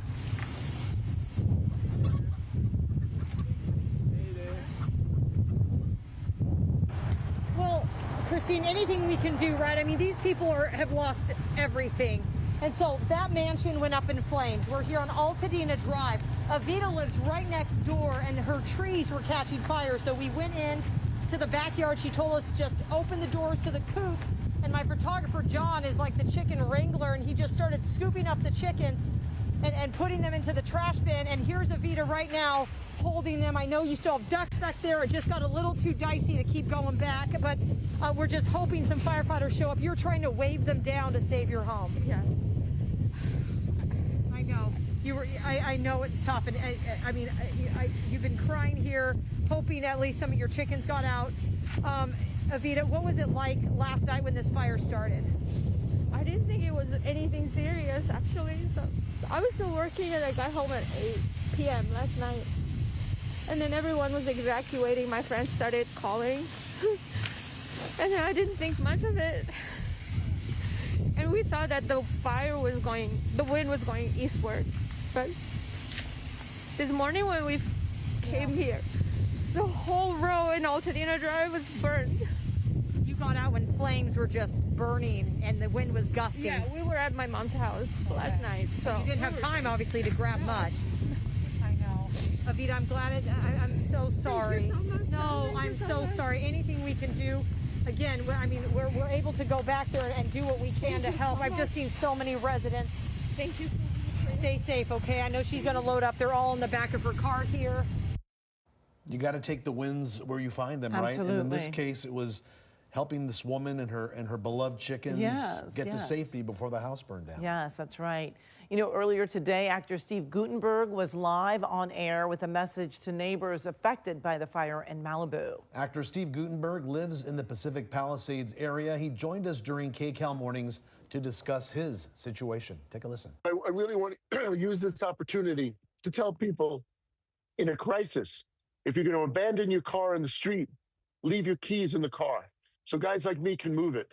And the second thing is, if you're able-bodied, try to help people. There are people in wheelchairs. There are older people. There are mothers having anxiety attacks and panic attacks about their kids. They can't find their kids. Try to help people. And also during the normal life, when this is over, try to be kinder and nicer, and try to bring what you do in a crisis to the normal day. So to answer your question, yesterday morning at 9 a.m., it was an idyllic day. By 10 a.m., the sky was black. I mean, black as night. And there were small fires raging, little dancing devils of fire. And before you knew it, the wind was kicking up. This is wind I've never seen in my life. Well, the only time I've ever seen this is in South Africa. It's like a devil wind, which is a hot wind that just spreads this fire like crazy. And this morning, I thought I was going to wake up. I'm at my friend Andy and Laura's house, and I thought they have no electricity. I thought that I would wake up, and I thought the fires would be out, but they're still raging, and it's just terrible. This is the biggest fire I've ever seen in my life. Yeah, many of us hoped that the fires would be out this morning, but unfortunately not the case.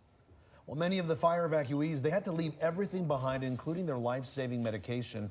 It was either lost, left behind, or they needed a refill. Mickey Fine Pharmacy, though, is here to help. They've been busy refilling prescriptions, whether it's for asthma, blood pressure. They have been contacting doctors so everyone can get their life-saving medication. Anyone who is evacuated and unfortunately they lost their homes or they're in a situation of transitioning and they lost their medication or left their medications behind, we're trying to accommodate and help all these patients. Yes. So far we've been very busy. People of Pacific Palisades or the areas around, they've been coming to Beverly Hills and getting their prescriptions from us. Fortunately, we do have a good connection with doctors. We have a lot of doctors. We can call them directly. Everybody coming together to help. The pharmacy says it also has concierge doctors on site to interview patients on their immediate medical needs. In some cases, they can deliver the medications to evacuees. But again, those areas are limited, of course, due to travel times and just down power lines and just trying to get to where they need to go. Yeah, absolutely. Well, a pillar of the Jewish community in the Pacific Palisades in the path of the fire, the Chabad of Pacific Palisades posted on social media a photo of members of the congregation holding the Torahs that were saved. They say the storage area has suffered severe damage, as well as several cars in the parking lot. The synagogue has been in touch with congregants, some who have not yet evacuated. Well, SkyCal is live overhead as fires leave a path of destruction across Southern California. Right now, SkyCal is headed to the Eaton fire from the Palisades fire area, and you can see what SkyCal and people in this area have to contend with. A giant blanket of dark black smoke over the area now. And it's interesting, with all this, the winds we've been having, you would think that some of this smoke would be pushed out over the Pacific Ocean, but it's not the case.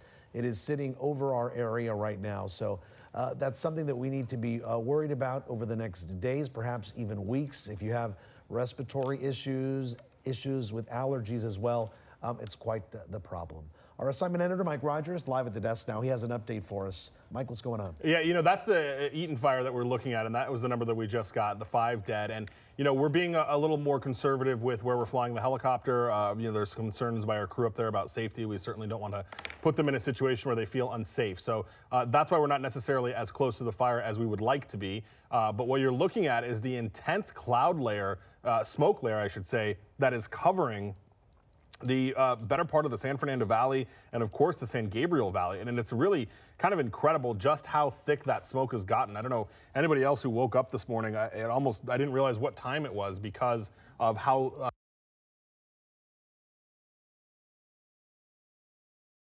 time ago. Any further down the street towards Lake Avenue.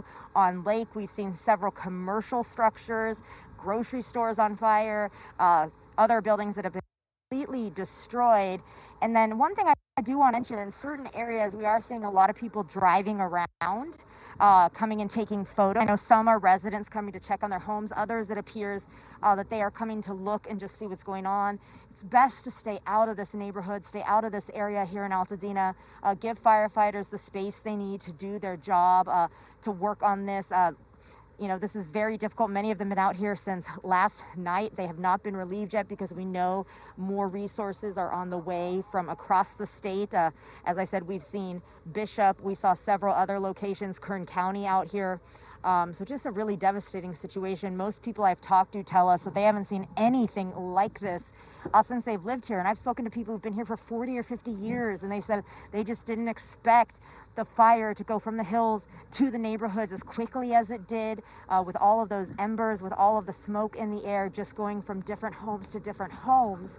And this is what's happening here. You can see, some of that apartment building starting to cave in on itself a little bit there. We do hear another chopper behind us. And actually, if we turn, we'll try to turn this way just real quick. You can see a chopper over there. We're trying to see, it looks like they may do a water drop. Hopefully our signal will hold, but you can see right there, a lot of smoke in that area. We're not sure exactly what is burning there, but we do see that chopper ahead. We have seen a couple water drops since we've been out here. One on a home where they were running out of water in that neighborhood. They came in, they dropped the water, then crews were able to get water. No, it looks like they did move, so we're not sure exactly where that chopper is going right now. But once again, best to just stay out of these areas, let firefighters do the work. We know all evacuations, they stand at this point. And you can see, even though they're putting water on this, it's really hard to get these fires out. There's so much burning. And once again over there, we do have the helicopter. You can see that now as well. And we are seeing, like I said, a couple drops here and there, not as much as we normally see, but that's because they're so spread out with all of the situations that we're dealing with here in Los Angeles County. But just firefighters doing everything they can. And we did speak to one man. He did lose his home when we were on a different part of Calaveras Street earlier, and he lost his home, and he just did want to say to firefighters, he knew that they were out here doing what they could. He knew they were dealing with difficult situations with these winds that people have never seen before. So just very, very heartbreaking, very difficult situation. We are seeing the down power lines in certain areas, down trees across the road, so not easy to get around these areas, these streets. So that's why I mentioned best to just stay out. If you've evacuated, stay there. Give firefighters, give crews, the sheriff's department as well, space to do what they need to do because it is smoky as well. Visibility okay in most areas, but we had to see the sheriff department put on their siren because so many people were coming down Altadena at one point, so it was making it a little more difficult for them. And I do know a lot of people, as I said, have been trying to help their neighbors, but just best to be safe at this point. And we do know we have that news conference coming up shortly on this fire, on the Eaton fire. But on that, we'll go ahead and set it back to you right now. But a lot of smoke in the air, a lot of ash in the air, and just not a safe situation to be out here for people to come in to this area right now. Best to just let firefighters do what they need to do, and I'll send it back to you in the studio. All right. Aaron Myers in Altadena, thank you for that. Right now, we're going to take you to okay. We were going to go to Gil Davis and Sky 5, but we've lost the signal there for a moment. And we do have an update for the Eaton fire. Originally, there had been 2 deaths reported. Now that number, unfortunately, we are reporting now has gone up to 5 deaths. Yeah. And now you're looking at a live view. This looks like this is from the top of our parking garage, actually here at KTLA, the Sunset Bronson lot. Looking toward the Palisades fire. Now we can go to Gil Davis and Sky 5. How much further do we have to go? Gil, what do you got for us? Yeah, Glenn and Lou, you're looking at one of the tankers that are here. That's a sight of relief here to see that tanker flying here over. This is Santa Monica and the Santa Monica mountain range. You're looking at the fire that's burning up the canyon here away from Sunset. You're looking at, as I come over here to the left, you're going to see Santa Monica, and to the right-hand side is the Pacific Palisades. It's a good sight to see that tanker here finally doing some tanker drops. As I zoom in here, I'm going to show you the area of Old Ranch Road. This is just to the east of Sullivan Fire Road. You can see some active fire in this area, and we did see what looks like a tanker dropped on one of the big homes up here on the hilltop. In fact, that one there in the center of your screen, you can see how. Oh, that's the big one for the city. Okay, great. Towards Mandeville. Yeah, about burning towards Mandeville. It hasn't reached Mandeville Canyon yet, but those evacuation orders are in place. You can see some of the hot spots here, and as I come up the canyon here, you can see more fire racing up the hillside up towards the San Fernando Valley here, but you can see those hot spots here. And if I zoom in, you can see all the unburned brush that's up here, very thick vegetation that is just waiting to be burned here. It hasn't burned in a Malibu. Just see nothing but smoke coming up from the fire, and all the way out to the farthest point there of Malibu, you can see a lot of active flames there. We were looking just a minute ago at the Palisades Highlands area. There's quite a few homes that are not burned in there. We were able to see through the smoke, and I'll try to get you that shot here in just a minute. In specific, we did see one house burning on Calle de Marisa. In fact, that's the hot spot right there. It's a little hard to see right now through the smoke, but to the left and all in that area, you can see a lot of structures that are not burned. That's great to see right now, but unfortunately, that house burning and one other one here, as we come around, we'll be able to see that momentarily. But for now, the fire burning out of control here. But the tankers here on scene, that's great to see them active and flying with the wind speeds coming down a bit for them to be able to fly. But again, here's the Palisades Highlands area, and very close to where the fire originated, and unfortunately one of those homes in this area, and possibly a second one that is on fire. As I zoom in, you can see it's looks like the roof is on fire at this point. It looks like that's going to be a complete loss. As far as firefighters up here, we don't see any crews there right now, unfortunately, so that looks like it's going to be a loss. As I come back out wide, I'm going to pan over, and you see that tanker that we were looking at just dropped a line of fire retardant there here on the northern flank of the fire. And as you can see, all these rolling hills up here and the heavy vegetation, they're trying to keep it from spreading up any further than that, because it'll just take off there and it'll just continue to burn. As I look back here towards the east, you'll see more active flames. That's out towards Mandeville Canyon, but has not reached Mandeville Canyon yet. And you can see the flame lengths burning here quite vigorously in those hillsides. Well, it is a mess. Kai, just from what you're seeing from this, what would you say about the winds right now? Well, just about a half hour ago, we saw some really strong gusts, but now I'm taking a look at some of the wind speeds, and we're seeing the winds relaxing a little bit. We've got some sustained winds throughout that area, Mandeville, Sullivan Canyon, at the surface at about 18 miles per hour, and you could see that smoke blowing out towards the ocean. But we're unfortunately on the backside of the fire lines, seeing a lot of that fire, as Gil just mentioned, headed towards the San Fernando Valley. Now it's got a long way to go, and hopefully it doesn't get near there, but they'll hopefully get some phos-check, get a good line across many of those canyons, some of those ridges, to prevent it from moving any further to the north. And you can see some of it there at the bottom of your screen. You can see it's layered in pink, and again, that's a very good sign. So they are starting to strip some of those mountaintops with some good phos-check right now, so we love to see that. We will, though, continuing throughout the rest of the day today, tonight, to see these sporadic Santa Ana winds continue to move through Southern California. This wind event is not done. It will stick around through at least Thursday afternoon, and unfortunately, the National Weather Service for both Los Angeles and Ventura County has extended the red flag warning into Friday night. So we'll see these dangerous fire weather conditions sticking around for the remainder of the week. In terms of the high wind warning, it's scheduled to expire this evening at around 6 o'clock. So that's a good sign, but there probably will be a fire weather watch opening up behind that, or maybe a wind advisory at the very least, but I would probably say a fire weather watch. So again, I continue to use the same terminology. We're not out of the woods yet. We have to be very, very careful and still keep that mentality in terms of ready, set, go. Get ready to go as soon as you must leave, as soon as you are evacuated. And you can see why they're talking about evacuating those portions of Santa Monica as you make your way towards San Vicente, Montana. This is exactly the area that we're looking at. We're seeing flames in these areas. We're seeing the ember spread going all the way towards the San Vicente area into some of the West Channel area, that community, again, that big gully that heads all the way out towards the ocean. And if you get an ember caught up in some of those areas, that uphill fire moves very quickly, and I think that's what is concerning firefighters in the Santa Monica community this afternoon, Glenn and Lou. Doesn't the fire move like 15 times faster uphill? So Yes. like once it gets in that deep brush, it just can take over very quickly. Very quickly. And again, it hasn't burned in that particular section of Santa Monica. I don't know the exact date, but it's been, and I'm sure, many, many, many years.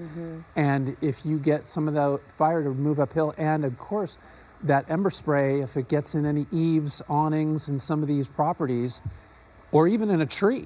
I mean, we've seen this over and over and over for the last 24 hours. An ember goes into a tree, a palm tree, a chaparral, anything, lights it up, that's going to head right into the residents and into some of those properties. And again, there's just so much cause for concern right now. And getting up into these areas is really, really difficult, especially Mandeville Canyon. Yeah, that's right. And I just want to show you, we have been talking so much about this wind-driven fire. Earlier, when we showed you the homes that had burned up here on the hill behind this mobile home park, we didn't see smoke, and now we're seeing smoke again. And I don't know if that's left over from a home that burned. I don't know if it's a new structure, but something that has really kind of surprised me covering this fire today on day 2, and I heard Chris Christie say the exact same thing, is that as we're covering the devastation and we're going through neighborhoods where there's homes that are gone, there's still many homes on fire.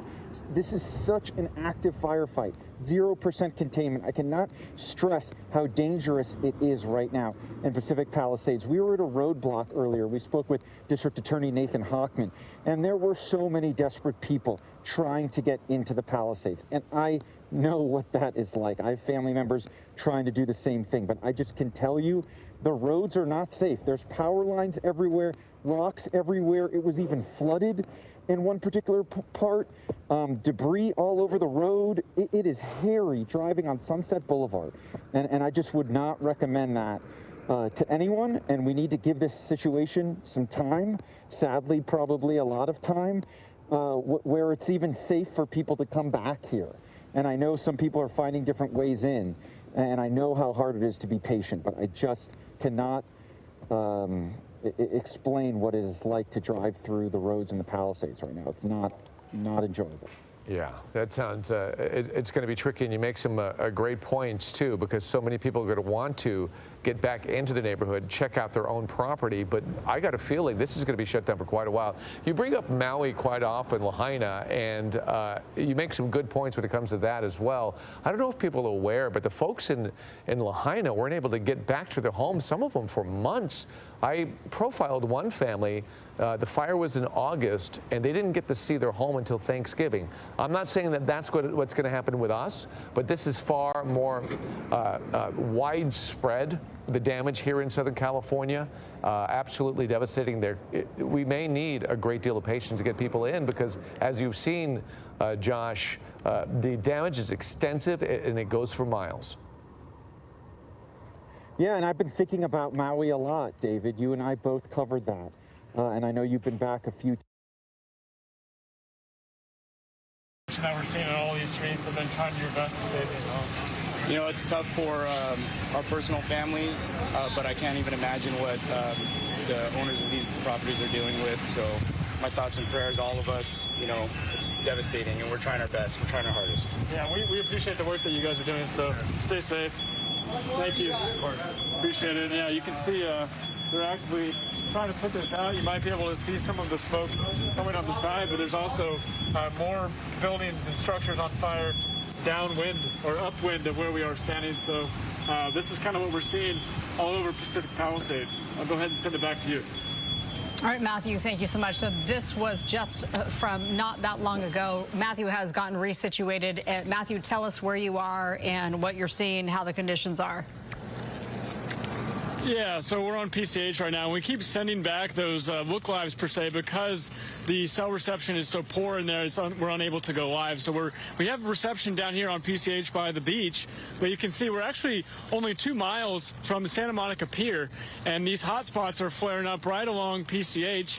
And you might be able to see these firefighters up on the hill here trying to prevent it from spreading closer to Santa Monica. You can see the Santa Monica buildings further down on PCH.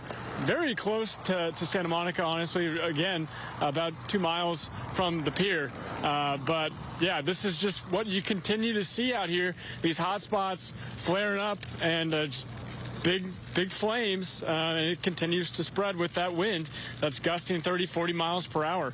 Go ahead and send it back to you. Matthew, how do you compare the winds to yesterday? It's coming in bursts. Sometimes you'll get a big, strong burst, and you'll see a flame just take off out of a home and catch the next home on fire. But I'd say, it's pretty equivalent to what we were seeing last night. You might be able to hear that gust right now. Wow. All right, Matthew Seedorf, thank you. Keep up the good work out there on Pacific Coast Highway. Next, we are headed to a live picture from Skyfox, where you can just see the overwhelming amount of smoke that can be seen for so many miles in every direction. And we want to hear from a homeowner who talked to our Gigi Graciette earlier today, who had just lost his home in the Palisades fire. The Palisades is not just the wealthy, it's the people, the everyday people like this. My neighbor fixed surfboards. That's what he did. He was a surfboard fixer. He was, and they live day to day, paycheck. They live modestly, and there are a lot of senior citizens that call this mobile home park home. Correct. Yes, senior citizens, just a lot of good people. Just good American people. Just, what do they call the salt of the earth? I just love them. Yeah, he makes a good point. I mean, there is that common misperception. That's the right word, right? Sorry, my brain's not functioning properly. It's been a long few days. Yeah, misconception that, the Palisades is only for the uber wealthy and, boo-hoo, you lost your home, you can rebuild. That's not the case. For a lot, that's just not the case. So he made a good point. We're so sorry for the loss that so many people have endured there. So live picture from Skyfox, and you see now a lot of that white smoke enveloping the west side of Los Angeles. And, we just heard from Matthew Seedorf on the ground that the winds are comparable to yesterday. Not much has changed. In fact, that red flag warning has extended beyond 6 o'clock tonight. It was supposed to expire, but that has been extended into your Thursday. And that Skyfox just pans across. Look at that. Just for miles, that plume extends and can be seen from a large swath of Southern California right now. Of course, there is just more than that one fire. We're also now getting word in Simi Valley of the View Line fire as well. I know this is not what we want to hear. One of our viewers, Joe, reached out to me to alert me to this, that this was burning north of the 118 near View Line Drive and Madera Road as a vegetation fire. And now there are crews that are responding, and it's forcing the road closure on the 118 westbound in Simi Valley, the View Line fire. And CHP is now on top of this as well. So we're going to work to get some more information about that, which would be maybe the 5th fire that we've been reporting on in the last, at least. Yeah, because this fire has, the Palisades fire, this one started at 10:30 yesterday morning. Yeah, and the weather conditions a lot better than they were yesterday, but still not great. We do not want to hear about any more fires. Christy Fajardo is really getting a sense of just the devastation of the Eaton fire. She's been driving around with her photographer, Gino Arias, which has given us a sense of how widespread that devastation is. And Christy, as we prepare for a press briefing on this particular situation, what are you seeing now on the ground? Well, we're unfortunately seeing even more devastation because there are still homes that are burning. And we went down Maiden Lane because a friend of a friend had asked us to check on her house. And when we got there, she was there.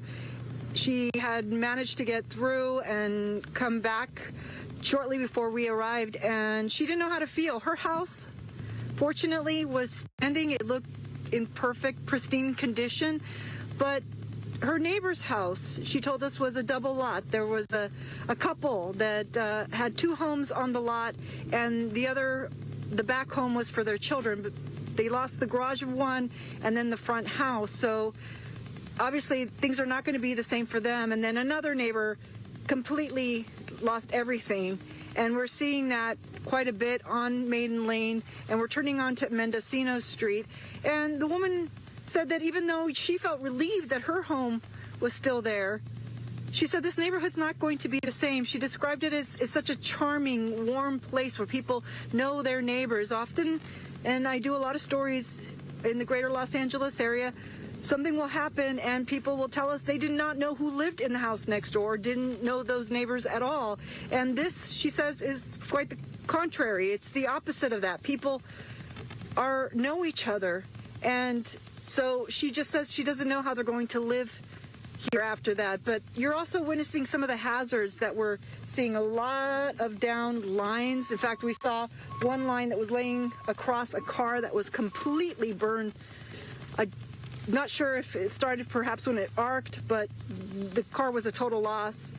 And this is why often when we get these large wildfires, officials keep people out of areas for quite some time because there are down power lines and there's still power poles sometimes that are smoldering and you don't know when they might fall.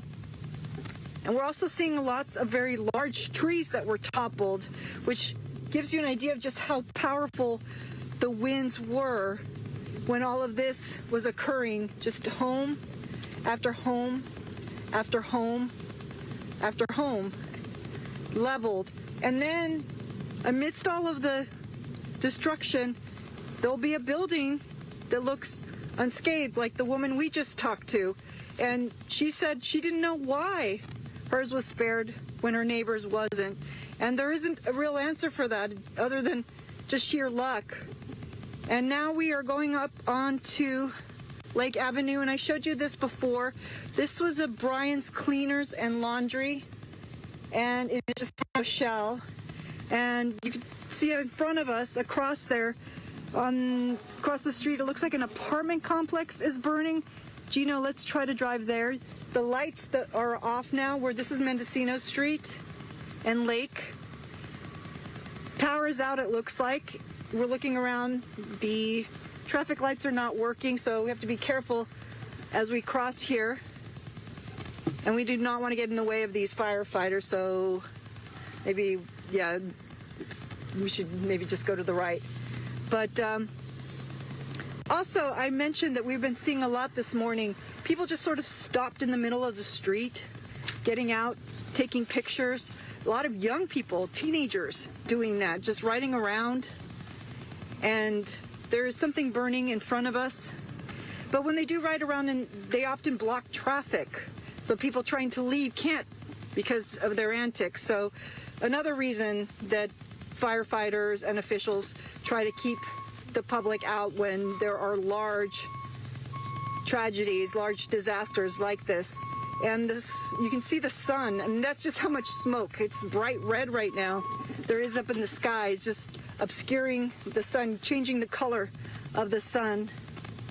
And across the street, there's another business on Lake Avenue, and I cannot make out what that used to be because the sign has also been destroyed, but whatever it was, sadly, has been leveled. And looks like a dentist office was as well. And a restaurant. So we're going to go to the right on Lake Avenue. And now we're turning right onto Mendocino Street. And I mentioned how you'll have one building that is still standing. And next to it, you'll see this, flames. So we're going to drive up and see what this is. But even behind this building, we're seeing other columns of smoke. And each column of smoke represents something that is burning. And right ahead of us, lines that are down. So we're going to turn around. We don't believe they are powered, but don't want to take any chances because it does look like the power is out. And in front of us, something else that is smoldering, another business looks like that has also been very badly damaged. But that is the scene here from Altadena. So much heartbreak, so much devastation. Let's send it back to you. Christy Fajardo, thank you. It is hard to watch all of that. Looks sort of apocalyptic in certain places. Joining us now on the phone is newly elected Congressman George Whitesides, who just last week got elected to Congress and is now, as we look at this car burning, wow, this live picture here from the Eaton fire. This is in the Altadena area. Congressman Whitesides, thanks for being with us. Talk to us about your day and sort of what you know about the local and federal response to this. Well, thanks, Alex. And let me just say we're grateful to you for all the extended coverage that you're providing to folks in our community. I have just left the Hearst Command Center up in Granada Hills, where we were briefed by Fire Chief Moore. They are working, as you know, the Hearst fire, as well as a new fire, which you have been covering, the Lydia fire, which they're trying to get a hold of now. So it's active, obviously not at the scale of the Palisades or the Eaton fire, but they are working to make sure that these two fires are also contained in the north side of the county. Can we talk also about the importance of the federal response? I was out this morning with Governor Newsom and President Biden. President Biden offering to pick up a lot of the tab on all of this. That's really important going forward because this is a multi-billion-dollar operation that we're looking at here. I think that the combined damages, Alex, will be, well in the tens of billions for this. This is one of the largest disasters that California has ever suffered. And that support from the president is going to be absolutely crucial. He made an extra commitment, I think, going above and beyond. And I think that that is going to be super important to, our communities recovering from this, which will take, let's be honest, years. What are you hearing, Mr. Whitesides, from your constituents? What do they need right now? Well, I just left an evacuation center here in Pacoima where people are bringing their pets and, they are scared.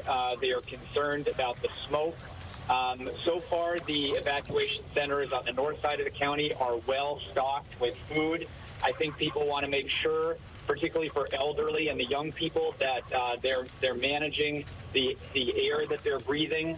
So if they're going outside, to use a mask, but to stay indoors if they can, and to protect the folks who are the most vulnerable in our communities.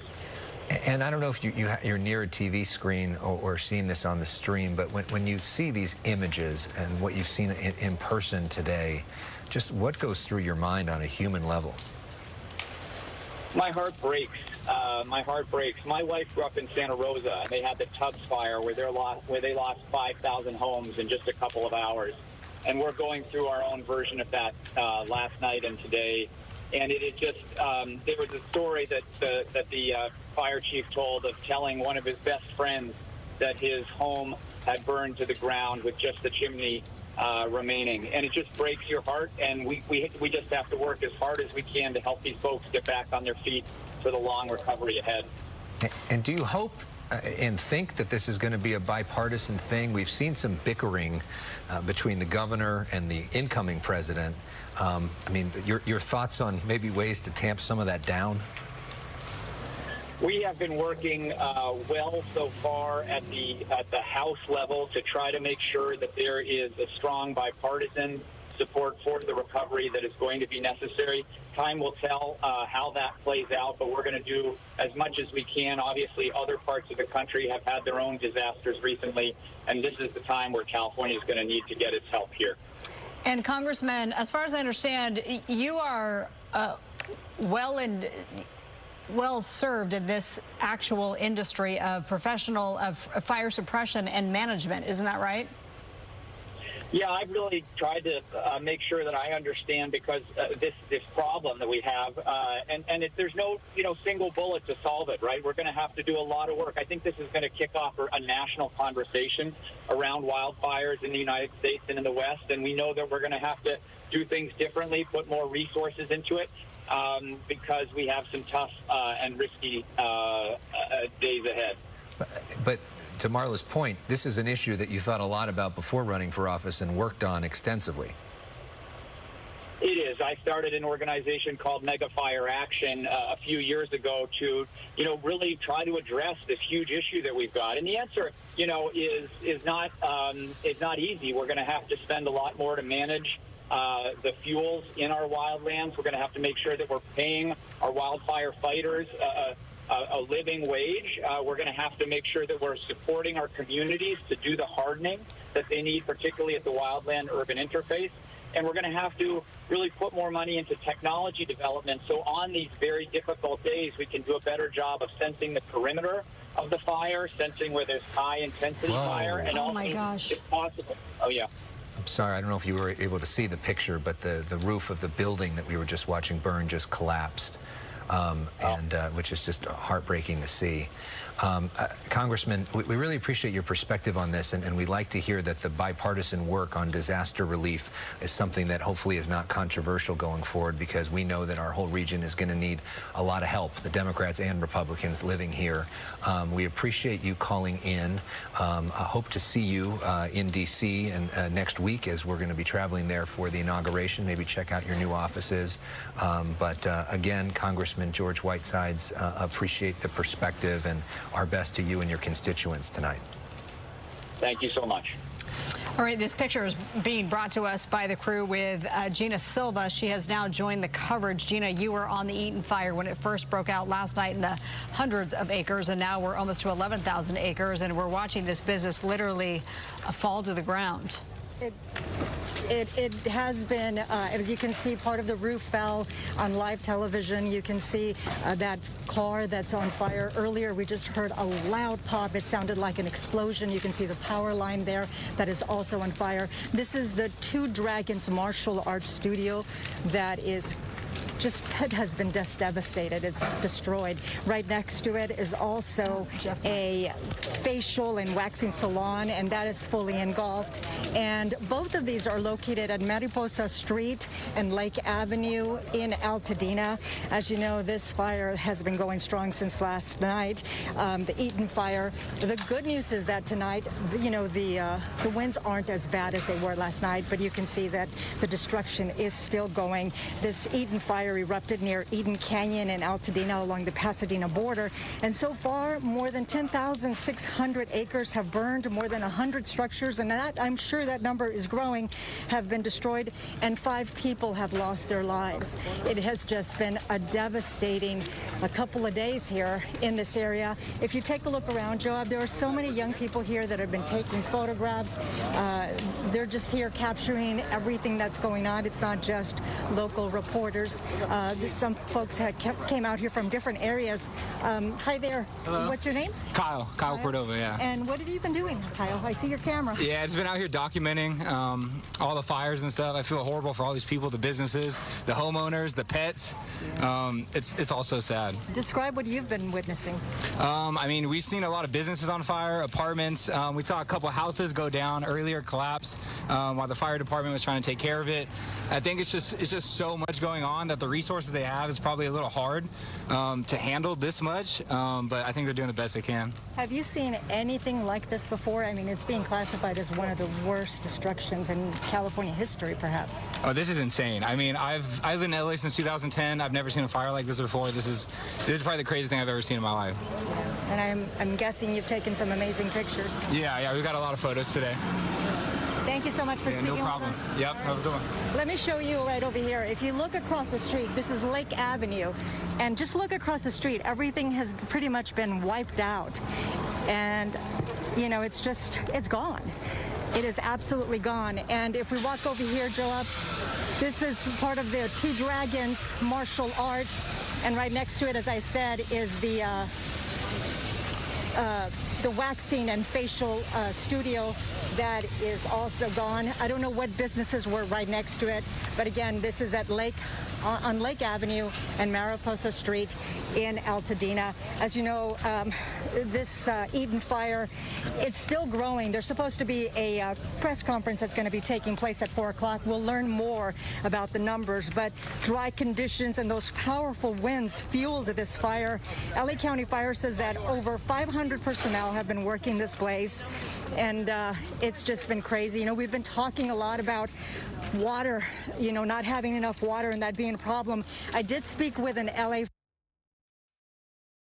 about that, and he said, he described it like this. He said, increased demand on water resources is creating additional challenges with too many fire engines drawing from hydrants in the Palisades, the Valley, downtown, and residents using garden hoses with water pressure has significantly dropped, and that's a recipe for disaster. He says any power loss to pump or lift stations could reduce hydrant pressure to static levels, which would be insufficient for firefighting efforts. And that, of course, is what we have been seeing. So that's a problem that needs to be addressed.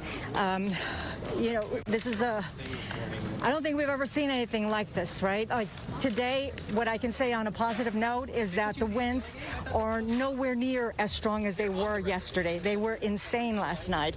But, you know, we're still witnessing all of this destruction. Yeah, we are so relieved to hear that the winds are nothing like they were last night when you and Joab Perez were out there, so thank goodness for that.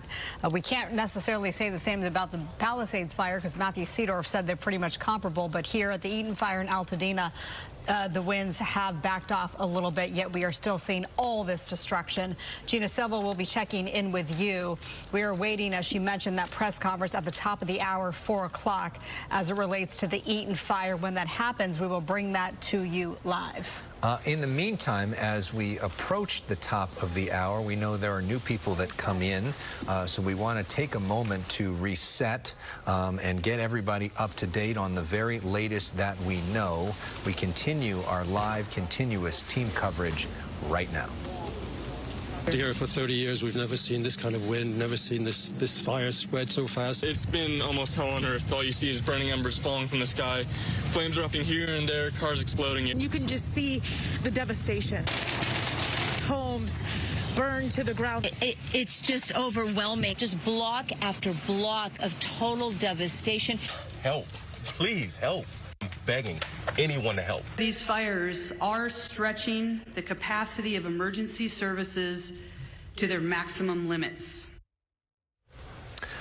Good afternoon, and welcome to Fox 11 News. We continue our coverage right now. We are preempting TMZ Live, which usually airs in this time slot for our live breaking news. This deadly firestorm, fueled by historic winds, continues to wreak havoc on Southern California. I'm Alex Michelson. And I'm Marla Tejas. You can expect wall-to-wall, commercial-free coverage from us. You can find us here on television, of course, but also online, foxla.com/live. And also on our Fox local app. We are streaming live and are continuously updated that with the latest information. Here is where we stand on this now Wednesday afternoon. As Alex said, that deadly firestorm fueled by those historic Santa Ana winds. We are tracking 3 major wildfires burning out of control this afternoon. We're talking the Palisades fire in the Pacific Palisades, the Eaton fire, that one is above Altadena, and the Hearst fire in the Sylmar area. This map here gives you an idea of where each of these is burning. Palisades fire has burned more than 15,000 acres. More than 1,000 structures have been destroyed. Still 0% containment. Tens of thousands remaining under mandatory evacuation orders. More than 13,000 structures are threatened.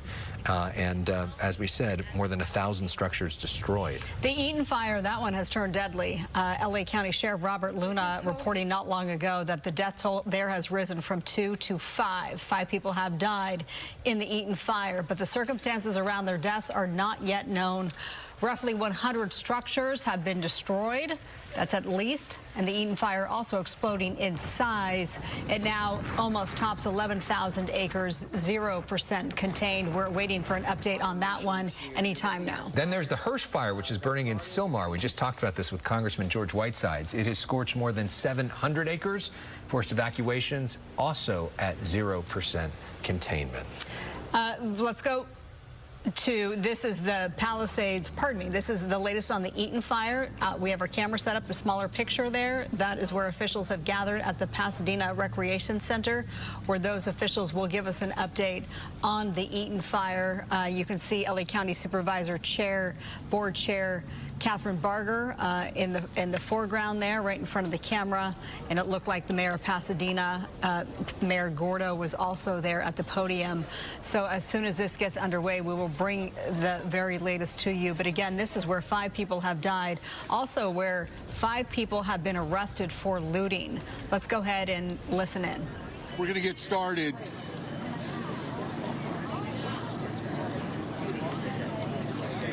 Good afternoon, everyone. My name is Victor, typical spelling V-I-C-T-O-R. Last name is Gordo, G-O-R-D-O, mayor of the city of Pasadena. Let me first say on behalf of all residents of Pasadena that our thoughts and prayers are with those who have lost their home and even their lives here in Pasadena, as well as in Altadena and the Palisades. On behalf of all residents of Pasadena and the leaders that you see behind me, we will certainly have all those individuals and their families and friends in our thoughts and prayers. We have experienced a tremendous tragedy here in our community. To date, we have over 100,000 people under mandatory evacuation. We've had 5 fatalities, and then we have close to another 100,000 people who have been warned to evacuate because they are in a danger zone. Hundreds of homes have been lost. I'll let the police chief and the fire chief talk about that. But this is an opportunity for us as a community, as a people, to band together and work to support one another. Whether you're affected or not, please take the opportunity to help a neighbor, help a friend, check in on friends and neighbors, and certainly check in on family members. Here with me today are Councilmember Jason Lyon, Councilmember Justin Jones, Councilmember Jessica Rivas, my colleagues on the Pasadena City Council.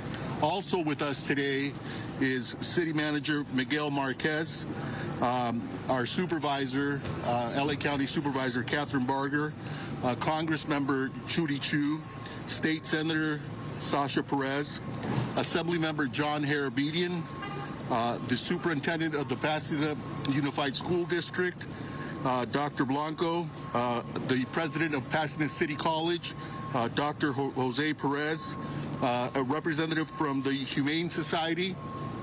Also with us today are neighboring Assembly members, Assemblymember Coloza, Assemblymember Nick Schultz. You'll also hear from Fire Chief Chad Augustine and Police Chief Gene Harris. So again, I just want to assure people that Pasadena is working in conjunction with our neighboring jurisdictions, including the County of Los Angeles, particularly the County of Los Angeles.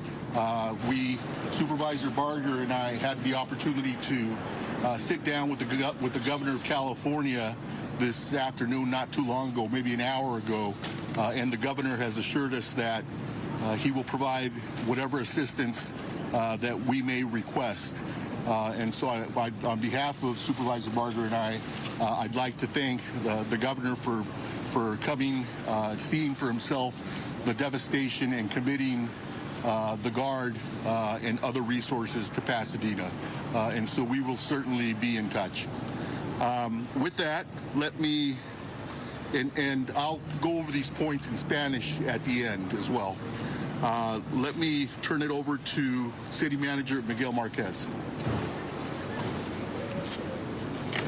Good afternoon.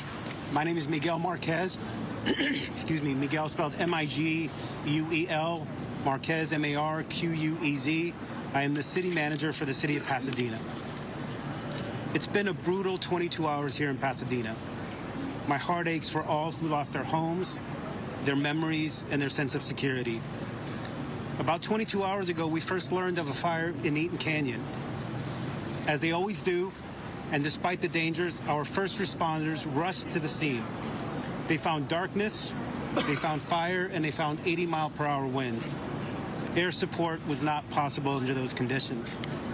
Our first responders did all they could under those brutal conditions to put out the fire. putting their own lives at risk to save others. They battled through the night, with more and more joining the fight as the night wore on. Our police officers went door to door, ensuring as many residents as possible were evacuated to safety, including many seniors and those with mobility limitations. They saved many, many lives in the last 22 hours. Their efforts were heroic. Our first responders, our Public Works Department who cleared the streets, Pasadena Water and Power who kept the power on and the water flowing throughout the night. Public servants from so many different agencies came together in the last 22 hours to keep as many people safe as possible. Together, many, many lives were saved. The battle continues, as does our resolve. We will put out the fire, and then it will be time to rebuild. In this community, we may get knocked down, but we always pick ourselves up. Many thanks to our first responders, our city staff, our city council, our county, state, and federal partners, our education partners, our nonprofit partners, our business partners, our partners in the media, and most of all, our residents. Thanks to all for once again stepping up and doing what needed to be done to keep people as safe as possible in the face of danger. We will not relent. We will heal. We will rebuild. These last 22 hours didn't bring us down. They made us Pasadena strong. Thank you. Next, I'll invite LA County Supervisor and our Supervisor, Catherine Barger.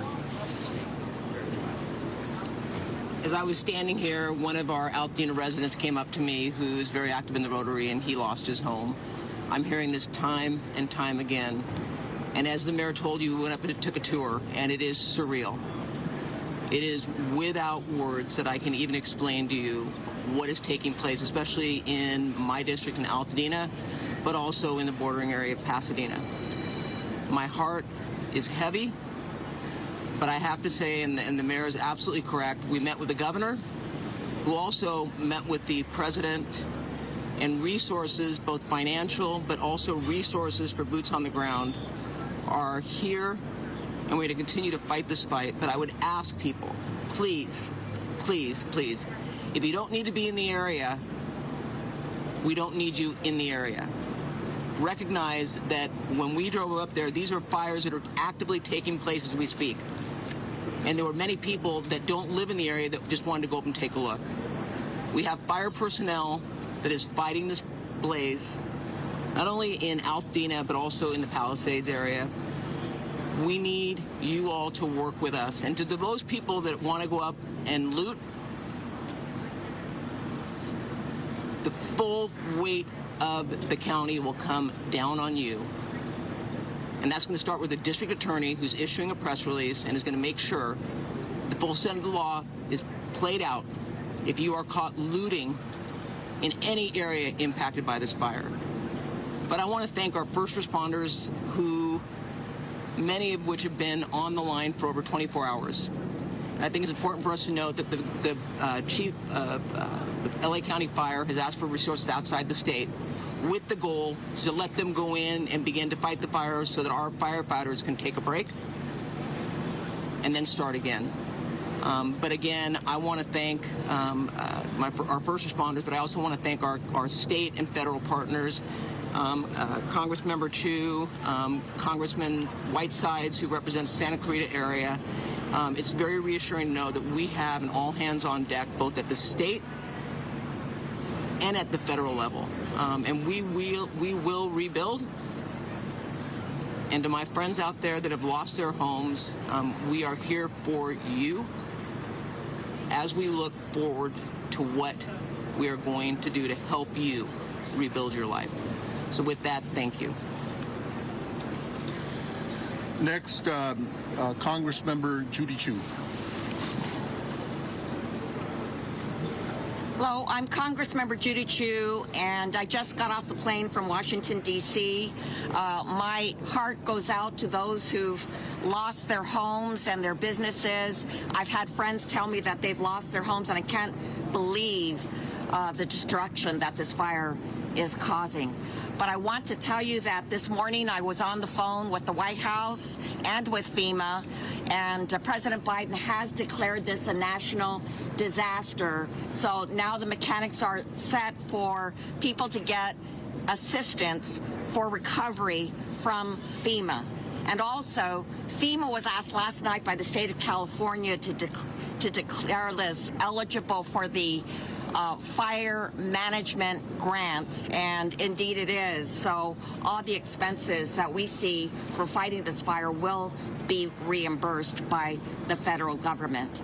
And also, I've spoken to Supervisor Torres of the San Gabriel Mountains. He's asked for help from Washington, D.C. to close the forest area. So I do want to urge everybody, please stay away from the forest area. I just urge everybody to make sure that you obey the evacuation orders, and that also you take advantage of the shelters that are available at the Pasadena Civic Center as well as the Arcadia Community Center. Our office is going to be ready to assist you in the recovery from these fires. And we know that there will be assistance from the Small Business Administration, which has emergency loans, and there will be grants from FEMA. But right now, the most important thing is to be safe. So that's why I say to everybody, please stay out of these areas. Please make sure you obey the evacuation orders, and please stay safe.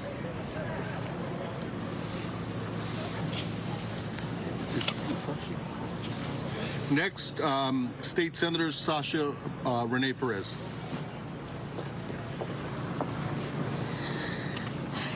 Good evening, everyone. I think this is a really difficult moment for many of us in the community, especially for those of us that have grown up in the San Gabriel Valley and who have come to know and love this community. As the supervisor said, we're receiving many calls from friends and community members letting us know that they've lost their homes, they've lost their businesses. This is a really devastating time. We just toured the site and there are still fires burning, and I want to emphasize to people, if you are told to evacuate, please evacuate. Please take these warnings seriously. I have family members that have evacuated. They have left their homes. I understand how difficult of a decision this is, but this is about safety and safety first. We want to make sure that you all are taken care of, that you're taking care of your families. This is what is most important right now. It is incredibly dangerous for individuals to be up there during the time when there's fires like this. This is a very, very dangerous time. So please evacuate, get somewhere safe, make sure that your family is safe. Also, if you receive an evacuation warning, please make sure if you have elderly neighbors, pick up the phone and let them know. We've seen a lot of senior citizens just here at the senior center that have been evacuated, and someone taking a moment to knock on the door and make sure that they were informed so that they're getting out of their home is so critical and makes such a difference. We know right now that there's a lot of folks that are struggling to have cell service when they're up in the foothills right now. We know power lines are down. And these fires are continuing to rage on. So, the state's doing everything that it can right now to make sure that we're allocating resources. We're moving firefighters from Northern California, from Central California to come here to fight this fire. There's firefighters coming from out of state. And so resources are coming. We're going to get this thing contained, but it is going to take time. And so make sure that you're staying away, letting our public safety officers do what they need to do so that we can get this contained. Thank you. Next, Assemblymember John Harabedian. Thank you, Mayor Gordo. For anyone who is a believer of any faith, please, we need your prayers. We need your thoughts of healing and anything that you can do to help our community. Many of our neighbors, our loved ones, and members throughout our community lost their lives today. And we are with you. We see you, we feel you, and we are going to help you get through this. As part of the state of California, along with our governor, our federal and local officials. Our main mission now is to keep people safe, minimize any further devastation, and for those of you who lost your homes, who lost your property, who lost your loved ones, we are going to help you rebuild. We're going to do everything we can to fight for you every day, now, this week, over the next couple months and years, to make sure you get your life back. And that is my promise. That is the promise of everyone behind us. But please, stay diligent. Heed the warnings of our public safety officers. And please, stay out of harm's way. Thank you to our men and women on the front lines, our first responders. We are not out of this. It is all hands on deck, and it's going to be a long couple nights still. So thank you to everyone who's helping these efforts, and please pray for us. Next, Superintendent of the Pasadena Unified School District, Dr. Blanco. Good evening, and I want to echo the sentiments that our heart goes out to all of our families, our staff, our employees who have suffered losses during this devastating event. Behind me, you see the power of us, the city, the mayor, the city manager, our leader from the PCC, all came around the school district to help us provide for our families and our students. I saw many of my families here today who have lost their homes along with their staff. Thank you for being here with them, and thank you for supporting them. Our schools are going to remain closed for the rest of the week. We are continuing to assess the damages at our school. Our maintenance and operation team, along with our police department, the sheriffs, and our fire department have been assessing our buildings. Our preliminary assessment results show that the fire has substantially damaged 5 campuses. While most of them are in good condition, we have confirmed these 5 campuses in Altadena. Elliott's Arts Magnet School is damaged. Franklin Elementary, which was closed in 2020, has damage of about 80%. 3 campuses that house other schools have sustained damages: Edison, Loma Alta, and Noyes. Please note this information is preliminary. The fire is not contained, and some of our schools still remain in the path of the fire. We're working together with our city partners to do everything we can to preserve our schools. Our next steps are recovery. We're planning for recovery as we respond to the emergency, as we know our families are dependent on us. Public education is the bedrock of democracy. We learned that in COVID, and we will be here to help our families and our staff get through what is happening in our city. Thank you. We're deeply grateful for everything that you all have done to help and support us. Next, President of Pasadena City College, Dr. Jose Gomez. Hi, I'm Jose A. Gomez, Jose A. Gomez, Gomez.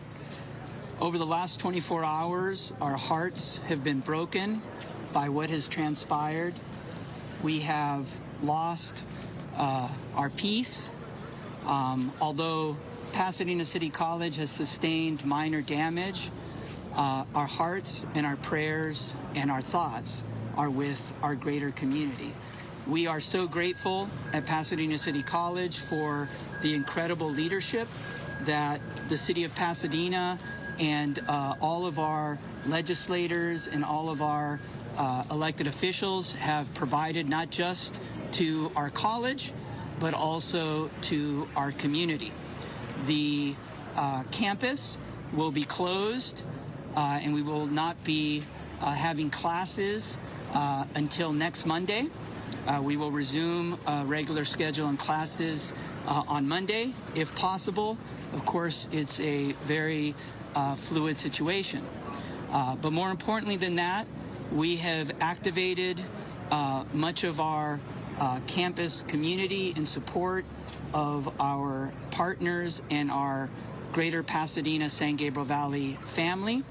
Our emergency management response team has been deployed here to the convention center to help the city. We have our nursing staff who will be arriving soon to help our City Department of Public Health. And in partnership with our superintendent of Pasadena Unified School District, Dr. Elizabeth Blanco, we are also serving meals to our PUSD families at Pasadena City College. We are here to help in any way possible. And we, of course, appreciate all of your support and all of your help. Pasadena and the San Gabriel Valley has been an amazing partner to PCC, and we are here to be an important and critical partner to the communities that we serve. Thank you. Next, from the Humane Society, Dia DeVernit. I'm Dia DeVernit, President and CEO of Pasadena Humane. We're a nonprofit animal welfare organization and shelter serving Pasadena and 10 surrounding areas, including Altadena, which has been very hard hit by this fire. And our hearts really go out to all the people who have lost their homes and their pets in this disaster. We recently just heard from one of our board members who lost her home with her 2 cats in it. I'm sure we're going to be hearing more stories like this in the coming hours and days, but our primary focus has been over the past 24 hours to assist people who have been safely evacuating with their pets and need a place for their pets to go. So we've taken in over 250 pets in the past 24 hours, and we have been working today to coordinate with shelters throughout the state to help take the animals that are already in our shelter to make room for more animals who are coming in.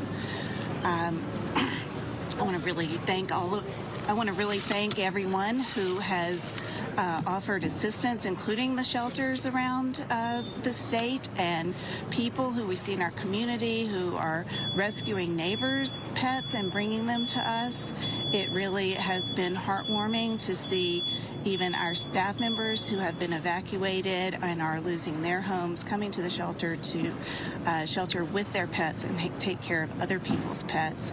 It's going to take a real community effort to recover from this. We've had lots of inquiries from people wanting to help. We're taking names of those who would be interested in fostering animals as we get more animals in. Right now, our primary need is monetary donations so that we can provide emergency services to pets that have been impacted by the fires. We are also providing food and other pet supplies if anyone is in need. And we really encourage you, if you are evacuating, please make sure your pet has identification. Take pet supplies with you. And if possible, please try to stay with family or friends who can accommodate you and your pet, as the shelters are really becoming quite stressed in this situation. I want to give a few concrete resources because they have been rapidly evolving. For those in the foothill areas who have horses in need of shelter, right now the Fairplex in Pomona is taking them, the Industry Hills Equestrian Center, and soon LA County will be opening the Antelope Valley Fairgrounds. We've heard that the LA Equestrian Center, where horses have been kept, is currently being evacuated. We have recently started to see the first injured animals coming in. We've had a cat and some wildlife coming in. If you do find injured wildlife, we'd like you to call our wildlife helpline at 626-344-1129. We're very thankful to our skilled veterinarians who are providing care to these animals, and we'll continue to provide care around the clock to animals in need in our community. Thank you.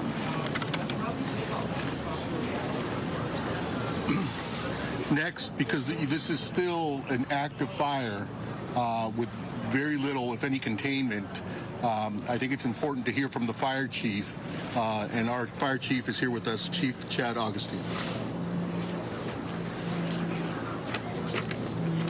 Good afternoon. My name is Chad Augustine, your Pasadena Fire Chief, CHADAUGUSTIN. I'd like to give you a current sit-stat on our Eaton fire. We can confirm that the Eaton fire is now over 10,600 acres at 0% containment. I'd be remiss, though, if I didn't highlight some of the heroic actions last night by your public safety, police, and fire, who literally saved lives. Pulling people out from burning buildings, getting them out of streets and vehicles where they had no ways to evacuate. Our death count today would be significantly higher without their heroic actions. We currently have 60 strike teams requested and 750 firefighters working on this incident. We're in a unified command with multiple agencies to include Law, LA County Fire, LA County Sheriff, and Angeles National Forest, along with Pasadena Fire. We have strike teams committed from all over the state and as far as Arizona coming to assist us. Multiple structures have been damaged or destroyed as this wind-driven fire had wind gusts of 70+ miles per hour. We had spotting of embers 2 to 3 miles ahead of the fire. I can confirm tonight that we have somewhere between 200 and 500 structures damaged or lost. We really need, as it becomes safe to do so, and we get a better handle on this fire, we're going to be able to, we need to come in and be able to survey the damage to get an exact total of number of structures that have been damaged or completely lost. We continue to be in red flag conditions, and we expect that to be through Thursday, with variable and high wind speeds, thankfully not as strong as what we saw last night. We are encouraging people to stay updated as the weather can continue to change very rapidly. Please, if we issue an evacuation order, heed our request. Be prepared, have your go bag, and immediately evacuate. Thankfully, the current forecasts allow us today to start getting aircraft in to fight this fire. Since around 10 a.m., we've had aircraft doing water drops. With the goal of limiting the fire spread, we will come behind those water drops with hand crews and fire engines to get a containment line around this fire. We expect, with favorable conditions over the next couple days, to start making good progress on this fire. And with that, I'll turn it over to the police chief. Chief, we take a question on the statistics and the current situation with you have your firefighters. How are they holding up for the past 22 hours now? Yeah, they're exhausted. We need those reinforcements coming in, but they've done incredible work. Where they've, an example is crews that fought 15 house fires over a 28-hour period. They didn't save any of them, but they prevented 2 or 3 blocks away from burning down. So great work, not just from your Pasadena fire, but throughout this entire region. You requested 60 strike teams. What's the status of that, and how long before they do? Great question. So we have multiple strike teams have arrived. We're in the early 15-ish strike teams, and we expect over the next 24 hours we'll be close to 50. Even some of the Arizona strike teams should be here by this evening. Can you talk about resources being stretched? I know that this morning, looking at some of the fires, there were maybe 1 or 2 firefighters on scene only because it appeared not to have the resources. Everybody stretched.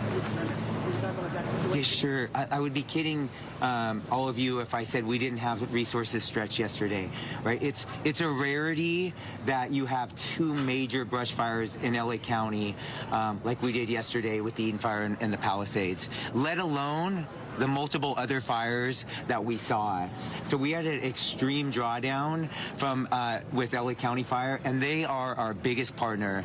Even with their drawdown, they sent us a lot of resources last night, which was really helpful. It's unfortunate with the wind gusts that we had, up to 70-mile-an-hour winds, they had to ground their aircraft last night. But we really relied on all of LA County to bring us resources, and then with the mutual aid requests from up and down the state. Did that answer your question? Thank you. Chief, one more. I wanted to ask about, we were inside the fire zone and multiple residents had talked about a lack of water pressure or a lack of water at all when trying to fight fires. There's a similar situation in the Palisades when they said it was due to the amount of water usage at one time. Is this what you were seeing? What was the situation there? We saw it firsthand as well. Why was this the case? And is this going to be a problem for the future? Yeah, when you have multiple fires, multiple city blocks on fire, with I'll throw a number out, 100 fire engines flowing water, we are gonna stretch our water system. On top of that, we had a loss of power temporarily, which impacted our water system. But I'll be clear, we could have had much more water with those wind gusts. We were not stopping that fire last night. Those erratic wind gusts were throwing embers for multiple miles ahead of the fire. And that's really what caused the rapid spread of this fire. Sir, where is specific fire start? The most specific, because this a picture taken approximately 6:30 last night, like a transforming fire and around Canyon. That's correct. The time that is correct. And around 6:30 was when the fire came in the Altadena area. It was actually in LA County, but right on the border. We had both Pasadena and LA County resources arriving almost simultaneously. And then, of course, the fire quickly moved into the Pasadena city limits. So 10,600 acres on fire, 0% containment, hundreds of homes destroyed. What can you say to the community to get them home? Yeah. That you have a handle on this anytime. Yeah, what gives me hope is when I look at the trees and bushes around here.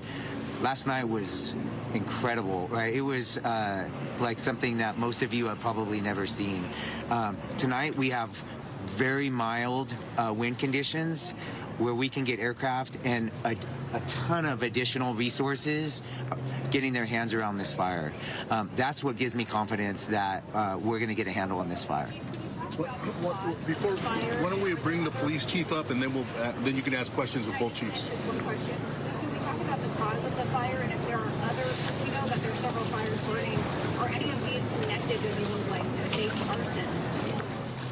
The cause, you're going to love my generic answer, but the cause is under investigation, right? We have multiple fire investigators as well as fire and arson investigators from LA County and local resources investigating that.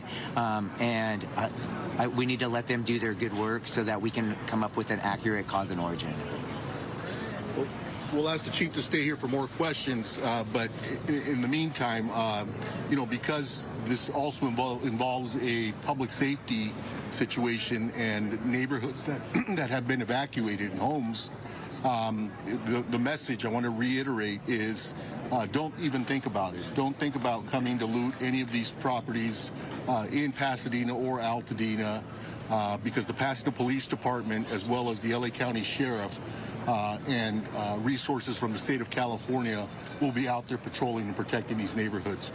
With that, I'll turn it over to our police chief, Eugene Harris, to provide you more facts and details. My name is Gene Harris. I am the police chief for the city of Pasadena. Gene is G-E-N-E. Last name is Harris, H-A-R-R-I-S. Last night at the beginning of this incident, first responders from the city of Pasadena responded to the area of this event primarily on a safety mission. But when they got there, they rapidly found an escalating fire that was growing rapidly with the wind gusts, and it turned into a rescue evacuation scenario. Those first responders acted heroically by going in and either evacuating or rescuing numerous folks that are now housed in this building behind me. It was nothing short of heroic, and as they got there, it rapidly turned into that type of mission. So we had people from our police department, our fire department, certainly reached out into our Area C partners, local, state, and county folks that came to assist. And it took all night to get folks rescued or evacuated from their homes, and that effort was robust in that end. We also reached out beyond our county into other counties. We had some other agencies roll assets to us that could help us solve this problem, and they are still on scene at our command post as we speak. As you heard said, this is an active scenario from a law enforcement perspective. You've heard all of the fire circumstances and issues. I'm going to talk a little bit about what we in law enforcement are doing in this incident. As I said, it started out as a evacuation and rescue mission. It is now going to transition for law enforcement into a protection and community safety mission. And we will be staunch in protecting the community and protecting the homes of those folks who've had to be evacuated. We will have numerous folks in and around the area, upwards of 150 officers at any one time in and around the city handling all of our regular patrol efforts, but certainly focusing on making sure that the homes and the property around the burn area is secure. We will be staunch in that effort. If you have, and this is a message to the community, if you have a righteous reason to be there, declare that reason to law enforcement personnel and we'll assist you. If you don't have a righteous or legal reason to be there, expect to be challenged, and we will deal with you accordingly. The idea here is we want to make sure that we protect the people in this community, we protect the sanctity of these people's homes, and we will do that without fail. As you heard the mayor say, don't come here if that is the mission, if that's what you plan to do. You will run into somebody in one of these uniforms, and we will take care of that situation. So ensure that we are going to be staunch and very stern about the way that we're conducting this protection mission. I want to end it by simply saying the first responders in this city are second to none. Those partners that responded to help us really stood up, and you've got some really good elements that came out here to support this community and make it safe. So we will have ongoing and sustained operations. There will not be any lessening of operational capability for emergency services. We might find that some of the regular services will be out. We've put some information out on that for social media and on the media to make sure that people understand that we may not have the counters open and some of those things for regular services. But all emergency services will be dealt with without any lessening of services or impact. So with that, I'll turn it back over to the mayor. Now we can open it up to questions from any of our speakers that you may have. I can do Spanish now, or we can do one-on-one. Mayor, can we ask the chief about before you go, the looting situation? Was those instances of looting, did that happen here at the Eaton Canyon fire? I mean, what was the situation here that makes you speak so forcefully about any activities that might happen within the fire zone? Well, the forceful nature of my delivery is really designed to impact what our caring is for this community. It's a community caring mission. We haven't had any incidents of looting, and we don't want any. And so the message is, don't come here if that's what you plan to do. You're going to run into one of us, and we're going to be staunch in that effort. So we haven't had anything yet, but we're trying to expect the unexpected and get in front of these types of things.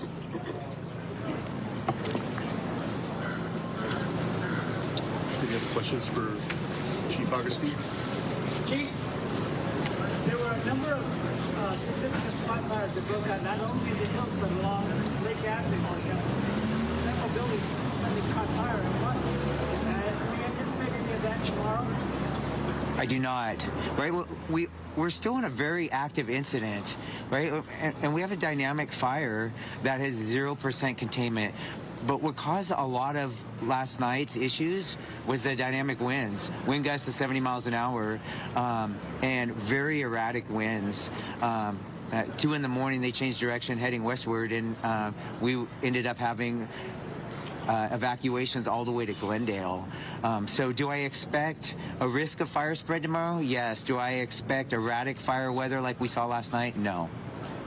Chief, can you elaborate on how far those embers were going and how much that contributed to the spread of the fire? We can confidently say those embers were spreading ember casts 2+ miles, right? And we were in red flag conditions, right? And just acknowledging that we're in red flag conditions in January, right, should make us all pause. And so the humidity was so low last night that a single spark could cause a fire. And then you add in the wind gusts, and when I was driving to the fire last night, there was fires, dozens of fires starting just from the embers that were being thrown in blocks, and miles ahead of the fire. Chief, the owner of the Money Museum told us on our air on CBS that the fire hydrant in front of his museum was dry and that firefighters couldn't get any water out of it. Are you sure that all the hydrants are working? Was that a water pressure problem?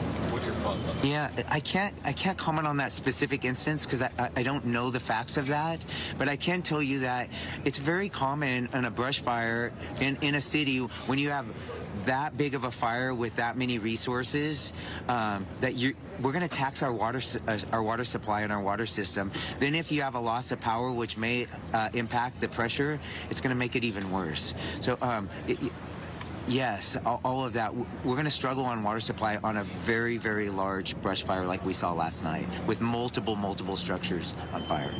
Do you feel that you got enough help, enough mutual aid quick enough? Did it arrive fast enough? Yeah. Or did it help? Sure. What was great, if there was a positive thing from yesterday, is we were preparing for a wind event for multiple days in advance of what happened last night. We were preparing for a wind event as well as possible brush fire, but you had augmented staffing all over the county, and which really benefited us because we were able to be nimble, send resources to Palisades Fire early in the day, and they were sending us resources by the evening time. That's the benefit of the mutual aid system in California, specifically LA County. Yes. You know, as you're speaking right now on our air, we're showing live pictures of houses burned to the ground. Yes. These are images that you and everyone standing behind you has seen all day long. What do you say to the person watching this happen? We grieve for them, right? We are incredibly sorry that they have a loss of, for many of them, everything they own, right? And it's tough as your fire chief. That's my responsibility. I also know that last night was unprecedented conditions where we did a lot of good work, but we were not able to save every residence or building that was out there. Mayor Gordo, on that same note, how surreal is it? Because you've been inside this convention center many times before for many other different events, but to see it being utilized in this way, more than 1,000 people are now using this. And looking forward, what are some of the biggest needs that you think in the days to come that you'll need here for the folks here that have evacuated? Well, you know, first and foremost, you know, it's very sad to see families dislodged, particularly families that have lost their home and, as the chief says, have lost everything. I think one of the biggest challenges is going to be to transition people who have lost their home into permanent housing. You know, we have hundreds of homes that have been destroyed, and moving people into permanent long-term housing is definitely going to be a challenge, and it's going to be a challenge that we're going to engage the county, the state, and the federal government in. Has there been any contact information, a website, or phone number set up for missing persons? So if a family member, if someone in the area was evacuated, the family's out of state or out of county, how do you track down their loved ones? Well, the standard 911 will be efficient enough to get us to the numbers that we need to get you. I would suggest that you make that call. To me, that stands to be an emergency, so let's do that. You can also contact our business line, and we can get you to the right people that can guide you in. If you think that your folks are at our evacuation center, which is right here behind us, we have plenty of staff that are here that can help you ID any family members or friends that might be here. Okay, what's the business line? I don't know that off the top of my head, unfortunately, but we can get that on our website.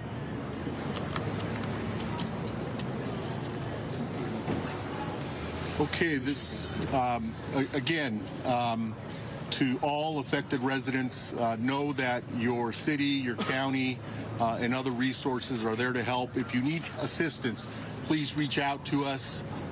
You know, Pasadena and its residents and Altadena, it's a resilient community. And I'm sure that we'll bounce back. In the interim, this is an evolving situation, and so we're asking people to listen in carefully to what the police chief, the fire chief are saying. If you're asked to evacuate, evacuate. If you're thinking about coming to Pasadena or Altadena, for that matter, to cause problems, think twice, because the Pasadena Police Department and the LA County Sheriffs will be there to greet you, and you will be arrested if you're engaging in conduct that you should not be engaging in.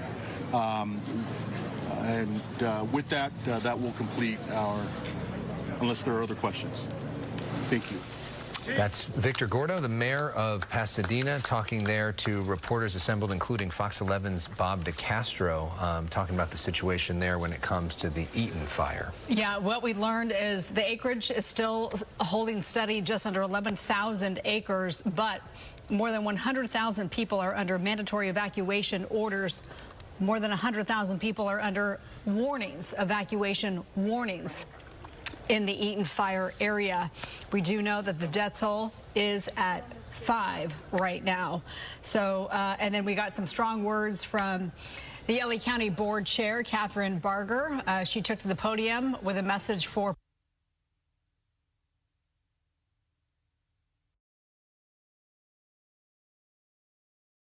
and they were able to rig that up. The reason they worked so hard to put out this fire is that if you look over to the right-hand side, we have a home that is still standing. In fact, there are 2 that are still standing, and then a business down a little bit further down the way. And so that's what we've been talking about all day, is stopping the progression of the fire from bouncing from one house that's on fire to one house that is not. And now they have the ladder out, and they are actively trying to save this home that is right next door, since obviously the one that had caught fire is a total loss. And that's what we've really been seeing all day out here in the Altadena community. Now, the good news is at this time, and I'm crossing my fingers, at this time, we are not seeing those strong winds that we had been seeing earlier in this morning that would have spread this fire with or without the water, with or without the firefighters, that there was nothing that they can do.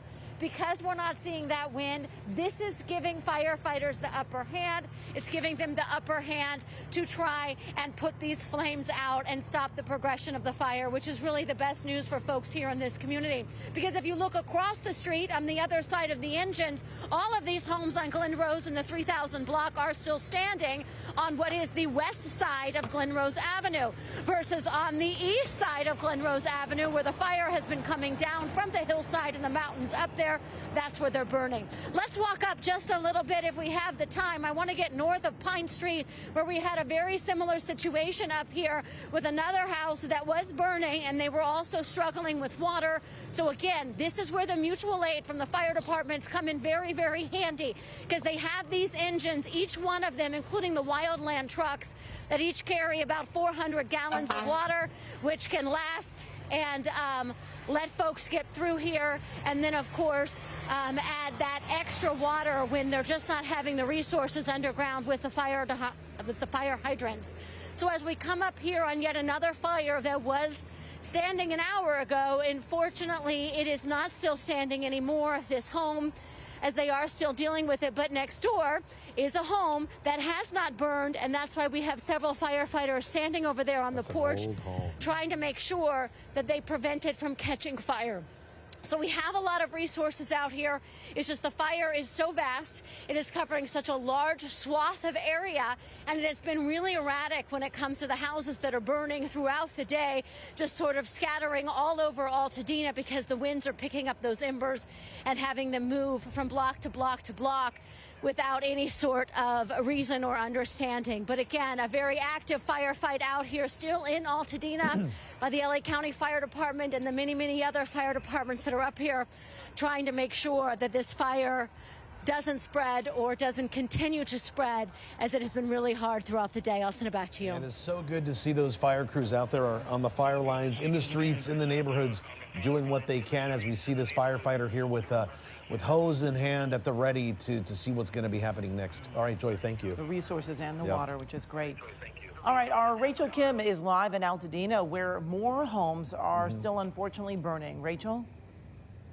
Yeah, they are, Amy and Juan. We're along Sacramento Street, just off of Lake Avenue, and both sides of the street I'm on, this is basically what we see: devastation, homes that have been leveled.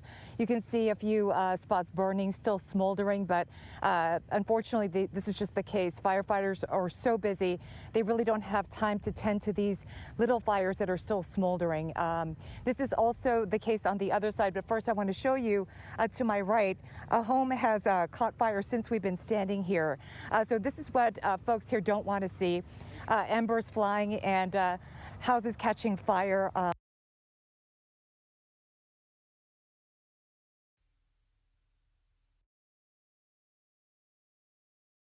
I cannot believe this happened. I cannot believe I'm here. And that's the feeling that you drive down streets throughout the Palisades, particularly in this residential section on Toyopa, and you are just seeing what is left of so many homes. And I'd love to tell you that if we went a little bit more to the left, we'd see homes that are standing, but there's actually more homes that are on fire. I don't know if you can see the flames that are coming out behind that fence right now. Up and down this street, there are homes burning. We are well over 24 hours since the Palisades fire started.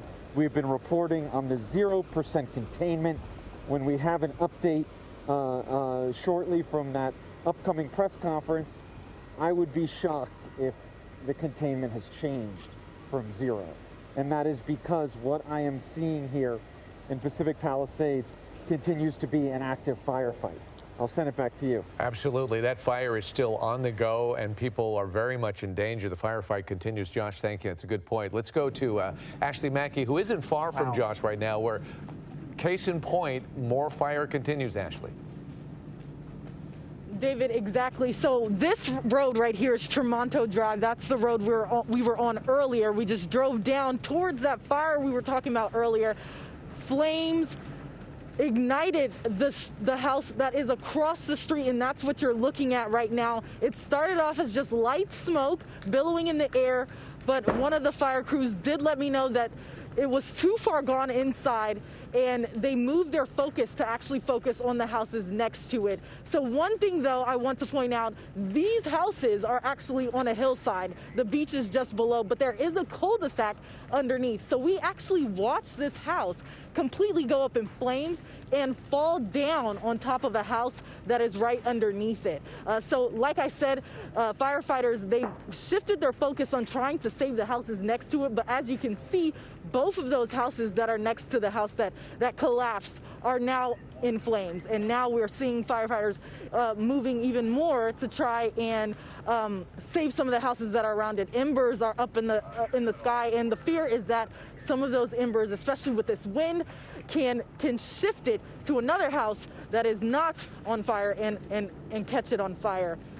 Again, a dynamic situation. Wind is still very much blowing and presents a strong challenge for these fire crews out here. They're working very hard. I think I've been listening to our broadcast, and I've heard the analogy whack-a-mole, and that's exactly what it does feel like. They have to kind of determine whether or not they feel like a structure or property can be saved, and once they determine that it can't be saved, they have to move on to try and save the next surrounding houses, unfortunately. And it's just a story that I feel like I've been telling all day. Another house is caught on fire, another home lost, another family devastated, and that's what we're looking at here. Really quickly, because we need to move on, but have you seen any airdrops whatsoever? I've seen no airdrops, no planes in the sky. Again, the winds here are still not great, and visibility in the sky, it's also not great, especially with these new structures catching on fire. You can see the black smoke rising in the air. The firefighters are doing the best with what they can, but air support is not one of the resources that they have on hand right now. Okay, Ashley Mackey, thank you very much. We're going to check in with Leanne Suter. She's been at the Eaton fire in Altadena. And keep in mind, there is an 8-second delay, so just be a little patient. We're watching an airdrop right now. Leanne? You can stay on that if you want. Yeah, that's right. We just saw the plane fly over. We did not get to see an actual airdrop just yet, but we did just see it fly over. I'm hoping that is great news that they've been able to make a couple of drops, at least in this area. We've moved a little farther to the east here along Altadena Drive, and unfortunately, the scene is just the same. We are closer to Olive Avenue now. Here in this stretch, we have, again, a same scene we're seeing literally all across the area, from the Pacific Palisades to Altadena, Pasadena here. It is just home after home that has been destroyed. destroyed. And you can see that it was because of the wind, those embers blowing into these homes all along this stretch here. Right in this row, I'm counting at least one, we got like 6 on this side of the street, and then it continues to the next block behind it that we're seeing the whole row of homes. You can see all of the chimneys off in the distance. There's at least one chimney right here, one behind it, and a third one pushing back towards that telephone pole you see kind of back there. Now again, we're at Olive. I'm going to have Brian pan across the street here and show you the church. I believe this is United Methodist Church here at Olive. That is completely gone.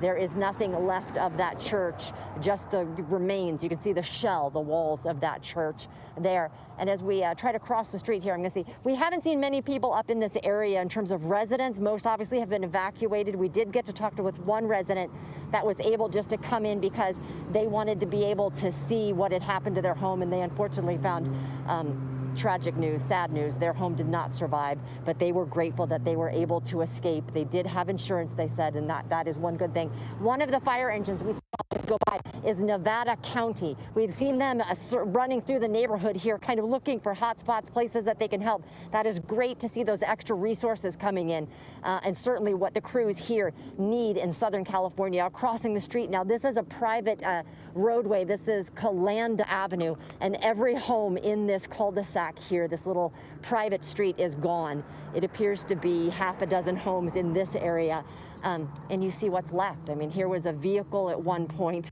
I see that there's a gas grill out there. On the other side of it is the pool. So again, this is just a scene we're seeing on repeat out here, but Altadena, this area of Altadena Drive and near Lincoln has been extremely hard hit by the Eaton fire. Live in Altadena, Leanne Suter, ABC 7 Eyewitness News. Leanne, thank you.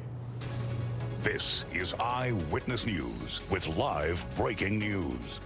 A devastating Santa Ana windstorm burns tens of thousands of acres, taking lives and destroying Southern California homes. It was brutal. It was like a ring of fire, and we watched embers.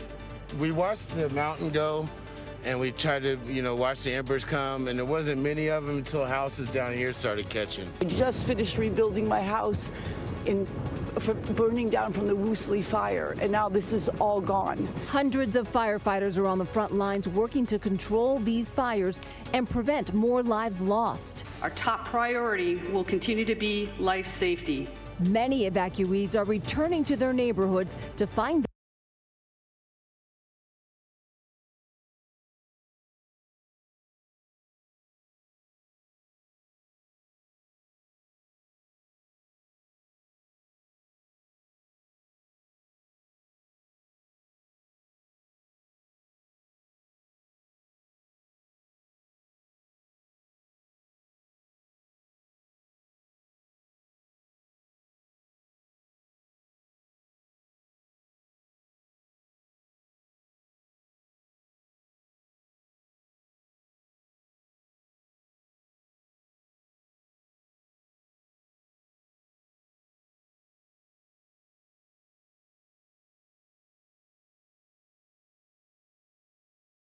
were damaged or destroyed, but the good news is that the firefighting planes and the helicopters, those have resumed the firefight after being grounded because of the winds. Well, a third and smaller fire, Juan, is burning in the Sylmar area. It's called the Hearst Fire. It's currently at 700 acres with no containment in sight right now. There are evacuation orders and warnings in place for all 3 of these fires. This broke out late last evening, early morning, middle of the night. The air quality for most of the Los Angeles metro area is at a hazardous level, and there are power outages all across the area. Assignment editor Mike Rogers is live at the desk with an update. Mike? Juan, we are getting a look from SkyCal. We're finally able to fly today. As we talked about yesterday, the wind conditions were so chaotic and hectic that we weren't able to do that. But I want to show you a live picture from SkyCal. What they're doing right now is trying to get around, as the sun is starting to set, but they're trying to get around the south end of the Palisades fire. So Oliver's going to pull out that shot a little bit, and you'll just see all of the smoke that is pouring over. The reason we want to get to the south end of this fire, and the chopper is over Beverly Hills right now, so that looking towards the west, obviously. So we're trying to get to the south end of the fire because we want to see some of the, get a look. What we haven't gotten a look at really is the devastation from an aerial view of what the Palisades fire has done. It's going to be difficult because of the smoke that you see, the way it's kind of laying flat. It'll be hard for us to see a little bit through there, but we're going to do our best. And as soon as Oliver is able to get more to the west and transition through the Santa Monica area, hopefully we'll be able to bring those pictures back to you. But in the meantime, I want to come to my computer because I want to show you the 15,832 acre fire. That is now the Palisades fire. And I want to show you new evacuations that are showing up on the map here for the city of Santa Monica. A Santa Monica City Council person talked about how there was fire here at Adelaide and 4th Street. That's right here. And that is what prompted a new mandatory evacuation in the city of Santa Monica from 11th Street to the north, Montana to the south, and then the beach to the west. So all of that is now under a mandatory evacuation. You have your voluntary evacuations that remain the same. But again, that mandatory evacuation now extending even further into the city of Santa Monica, which is just really remarkable to see, you know, areas that you would never, ever really think would be under an evacuation order for a fire are now under an evacuation order. We are just down the street from the Santa Monica Pier, which is right here. So we are getting just very close to a lot of more populated areas, more so than we've already seen. The Palisades area just been completely devastated. I'll pull out a little bit here and show you the fire footprint. Everything you see in orange here is where the fire has burned and where it has pushed through. And as remarking earlier, you know, Pat and Juan, how the fire has now burned the same area that the Franklin fire burned in. And some of these areas here, there is now overlap between the two fires, which is really remarkable to see as well. And then as we look, you know, into the mapping here, you can see just the neighborhoods and the communities that are just one by one have been ravaged. I'm going to switch to this map because on this map you can get a much better idea of every white building that you see here is an area that is a building or a home, and all of this has been consumed by fire. And that is really what the devastation is going to look like. That's some of the things we're trying to get a look at from SkyCal, you guys. So again, just a really sad situation here. New mandatory evacuations. There are still homes burning, both in the Palisades fire and the Eaton fire. We're tracking them from here from the desk. As soon as SkyCal gets a little bit closer, we'll bring you those pictures. You know, I am so glad that you mentioned the Santa Monica Pier. For even people that have never been there, they have seen the Santa Monica Pier. We feature it every night on our broadcast. That is just remarkable. All right. Thank you, Mike. And now we go back to our Jasmine Veal. She's in Altadena, and Jasmine has an interview with someone who knew someone who died. Very emotional. Jazz? Yeah, horrible. We know that this fire, Pat, has been deadly and destructive. First, let me tell you where I'm at. I'm right here on Lake Avenue at Beverly Way. You can see the Bank of America behind me up in flames. This was not burning just maybe an hour and a half ago, but then it caught fire because the building next to it also caught fire. And finally, you have some firefighters here, the Forest Service and LA County, trying to put out these flames. But you think about, I mean, all the safety deposit boxes inside and people's belongings and money. I mean, this is just another building, another business here on Lake Avenue up in flames. Homes burning in all these neighborhoods. We went up to the top of Lake Avenue to the eastern side. So we went west into a neighborhood at the very top of the lake, and we spoke to a family member and neighbors who said that a man in his 80s named Ron, a grandfather, a quiet, loving man,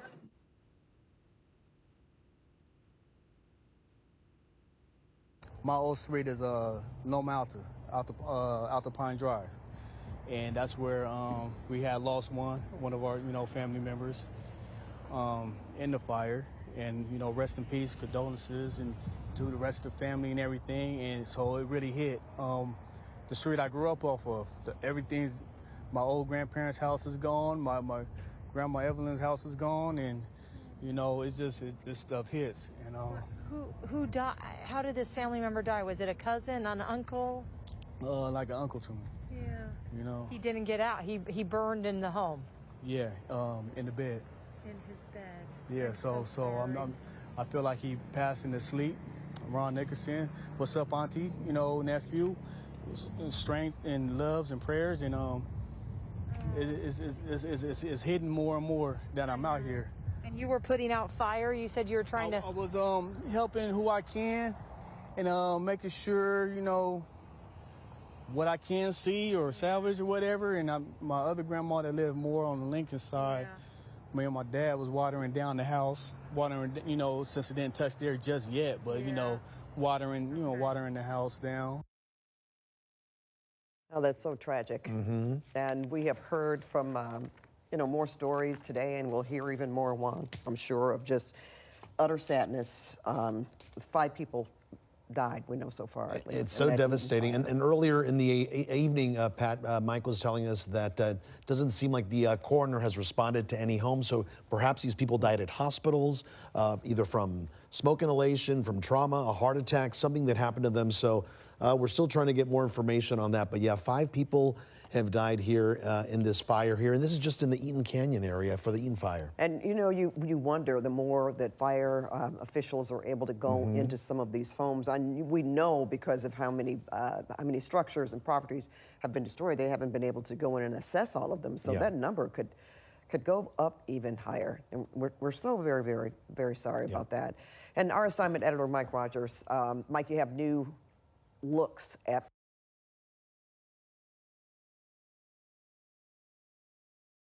your homes. There are a few spotted homes that did survive throughout this neighborhood here in Palisades Village. So all hope is not lost for those who are wondering if their home has made it. But just given what we have seen, we drove around for minutes at a time, long stretches, mile-long stretches of neighborhood roads, and there's just nothing left. There was nothing to stop this fire. The firefight was basically not last night, and it was able to proceed unabated, and this is what has been left behind. So again, yesterday our position was about a block down Chautauqua here, and we were just looking up and seeing nothing but massive plumes of smoke and flame. And as it made its way south down this roadway, we actually made it across town, took Sunset about a mile to the east, and these are the homes we were watching burn last night from a distance. Chautauqua borders up against Rustic Creek, and we were overlooking that and can see these homes going up one by one, and it's daylight has revealed a lot worse than we could even have anticipated given what we saw last night. This obviously is fronted up against more of wildland. We look this way, and this is where the entire neighborhood was, and just you can now see through properties, and there is nothing left standing. I'm walking around the grass. It is crunching beneath my feet. We see some water lines pouring water. That's something we've noticed on several homes, is that the water is still running and pouring out onto this property. I don't know, Sean, if we can see down here, but we see this steel beam going across here. I don't know if there was a basement or something in this home, but it is hot and smoldering. There's still fire burning down beneath this home. I don't know if you can see some smoke rising out of it. And if we look to the property, through there, we can see a spiral staircase. It looks like it's about 2 or 3 stories high, leading to nothing. The house around it is now gone. And again, complete devastation here in Pacific Palisades. Much of this town is just gone. As strong as they were yesterday at this time, but you get the gusts as we're getting now, swirling through, and look at the effect it has on those flames up there and the columns of black smoke coming through. So again, this is PCH, just south of the Getty Villa, Malibu near the Malibu Vista area, just north of Sunset, and PCH, where Gladstone's used to be, also burned in that area as well. And the latest part of this fire roaring down. Torrance Fire is over here. There are no engines over here. Well, as I speak, there goes an engine from the Orange County Fire Authority here on mutual aid to help. But as we look at these, we continue to see no water. No water at all, nothing being applied to the fire or anything like that. No fire suppression, at least I've seen in the last hour or so back here in the Palisades. Back to West LA we go. We know Gladstone's is no longer a business. They're moving that. Is Gladstone's a total loss? Is that what you're saying? Yeah, that's what I'm saying. You're right. It closed, about a year or so ago. But yeah, it took it. That intersection itself looks like a bomb here, right? That Sunset when you come down and run right into PCH. Yeah, because Gigi Graciette was live in front of Gladstone's today, and there were firefighters. The flames had just got there, and the firefighters were there too, trying to douse those flames. So obviously they couldn't save it. And now that it has been leveled, we also got word that Moon Shadows, another popular restaurant along PCH, has also been lost in the Palisades fire. And that may be some of that big dark smoke that we were seeing right up further north along PCH. We actually can see some plumes now of flames all the way up there looking further north on PCH. Mike, you'll give you a quick look around there. That's all the way up Malibu area. Ed, we're going to cut you off, and we're going to take you to the Emergency Operations Center. This is Zach Seidel, who is the deputy mayor in charge of communications. You see right there, Mayor Karen Bass. You see the supervisor, Lindsay Horvath, Catherine Barger, the sheriff, Robert Luna, the chief, Jim McDonnell.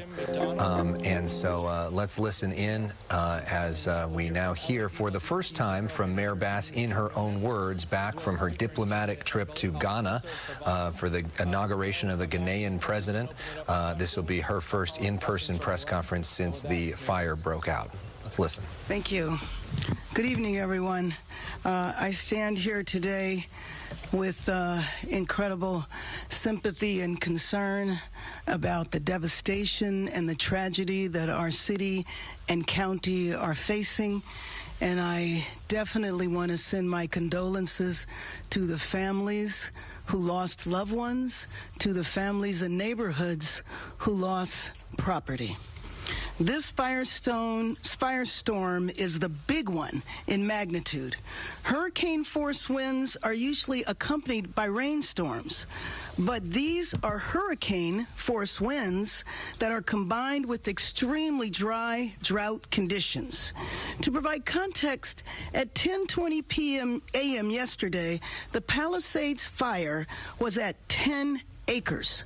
12 minutes later, it was at 200 acres.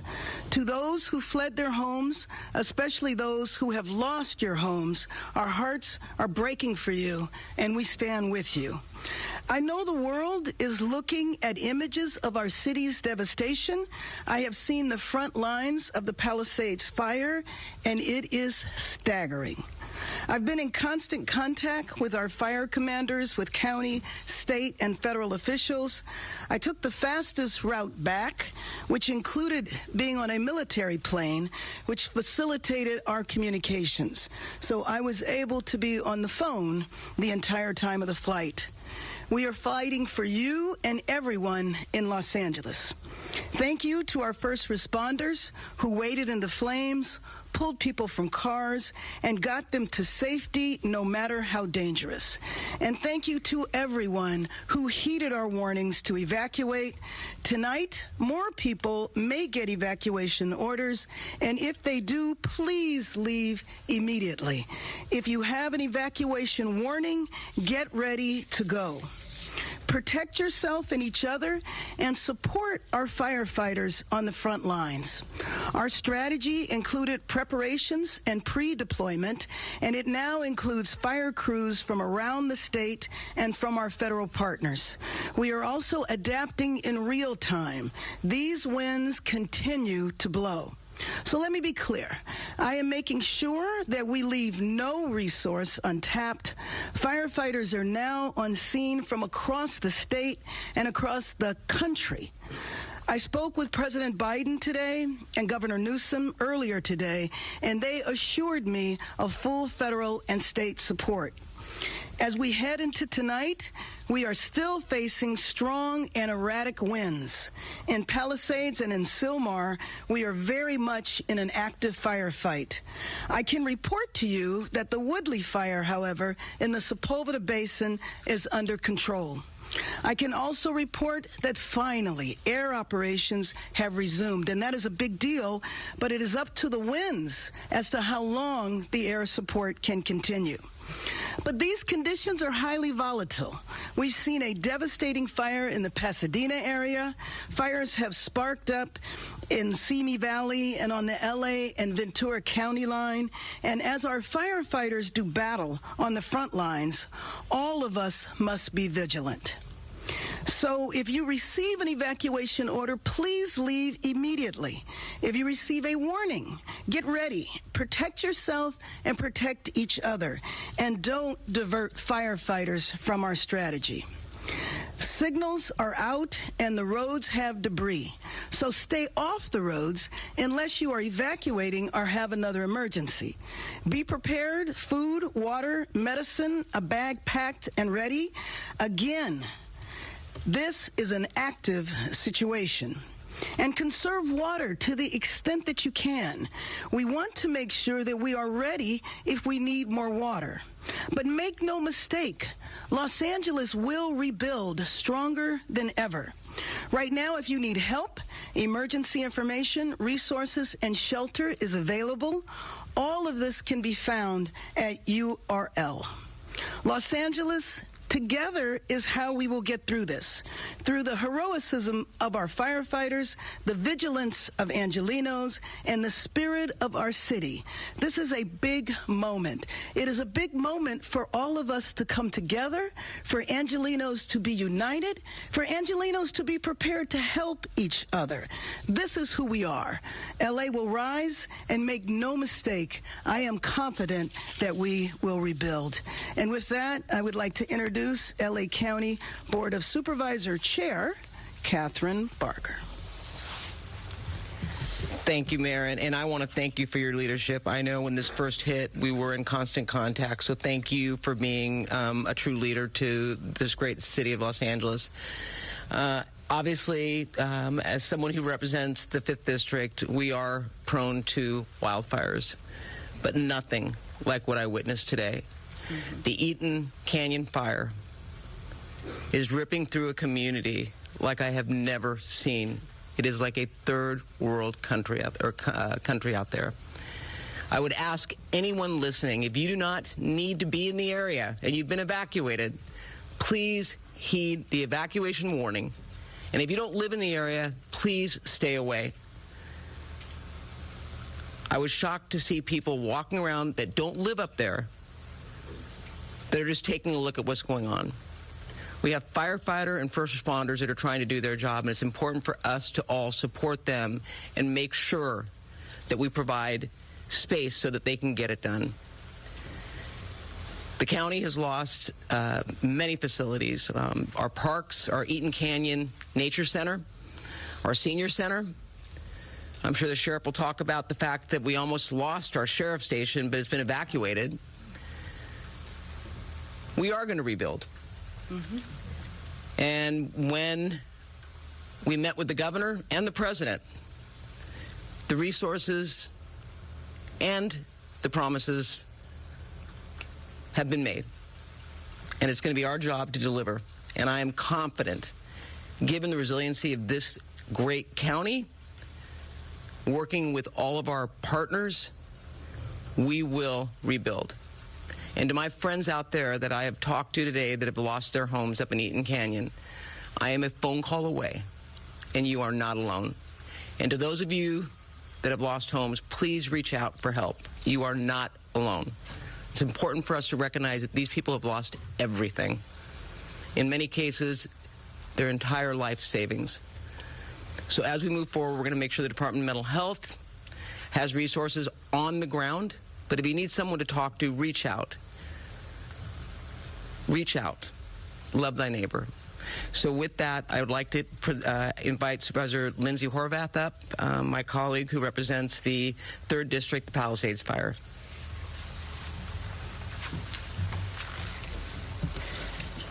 Thank you very much.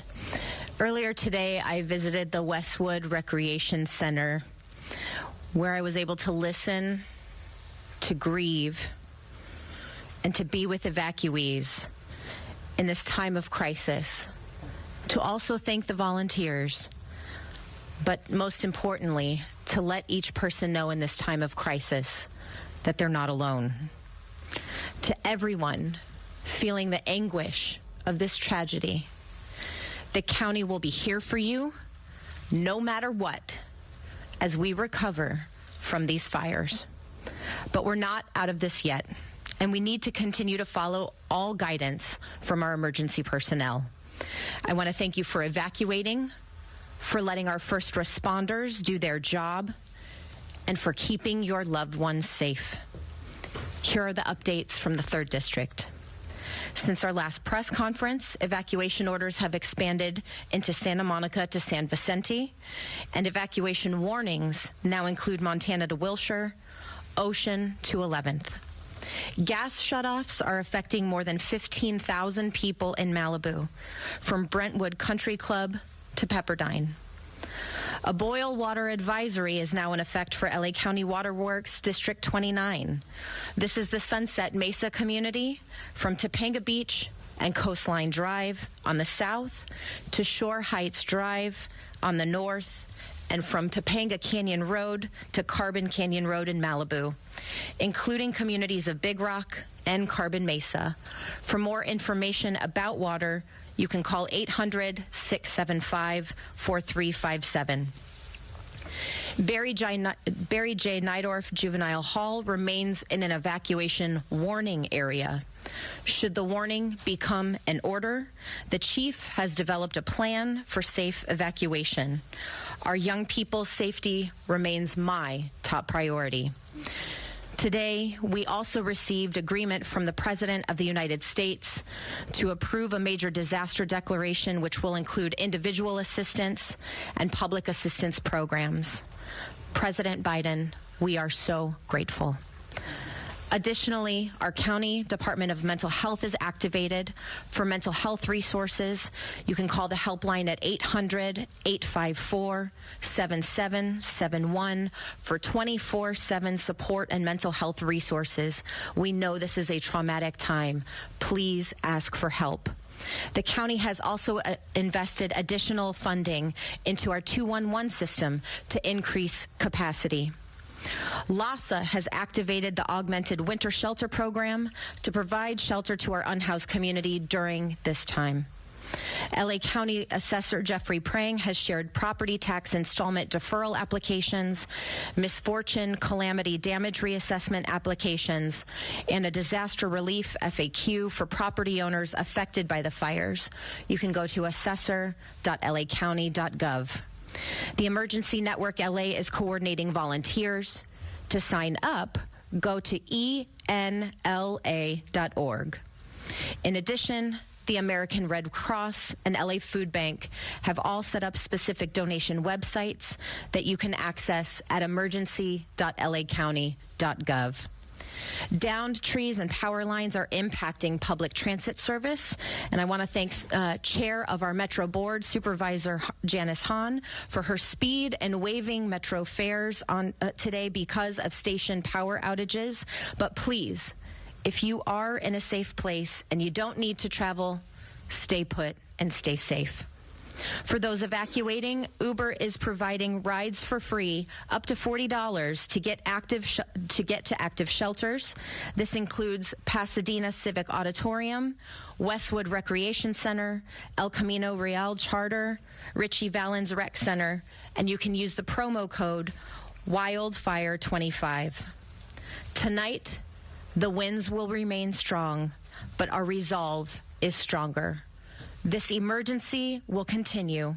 Let's keep each other safe, heed emergency instruction, and pray for the success of our frontline and first responders. Thank you. And now I'd like to introduce LA City Fire Chief Kristen Crowley. Good evening, everyone. As Southern California is continuing to endure some of the most historic fire conditions on record, extreme fire weather driven by strong and erratic winds and low humidity have ignited multiple fires across our region. The LAFD is fully committed to continuously monitoring and adapting to the evolving nature of this weather event and stands ready to respond to any additional incidents that may arise. Now, how did we prepare? We prepared in many, many ways, but I want to focus on two main things. We augmented our staffing levels and strategically pre-deployed our additional resources. In addition, we have recalled off-duty LAFD firefighters to augment our response across the entire city. I'll be providing a brief on a few of the incidents within the city. As we know, the Palisades fire continues to demand significant local, regional, state, and federal resources. Currently, the fire is over 15,800 acres and is growing, with 1,792 personal personnel who are currently assigned. And as we know, I want to be very, very clear that this incident is very, very dynamic as we speak. The good news, the winds have subsided a bit, enough to allow our fixed wing and rotor wing aircraft to provide critical air support to this fire. Next up is the Hearst fire. The Hearst fire has grown to over 700 acres with 260 personnel assigned to this specific incident. There are evacuation orders in place with multiple structures that are threatened. We continue to focus on fire and life safety. The Woodley incident. It is controlled and approximately has burned 30 acres. I want to clarify a little something before Chief Maroney comes up. The Eaton fire, we are closely monitoring this specific fire. It is in the county, and we are absolutely paying very, very close attention to see how else we can assist. If it does come into the city, we are ready. Now, in addition to the large-scale brush fires, in the past 24 hours, the LAFD has responded to an additional 3,950 911 calls for service within the city. This also includes 10 structure fires. We have treated and transported an extensive number of medical emergencies throughout the city. Now, the LAFD also continues to assess and allocate resources to ensure timely and effective responses across the entire city.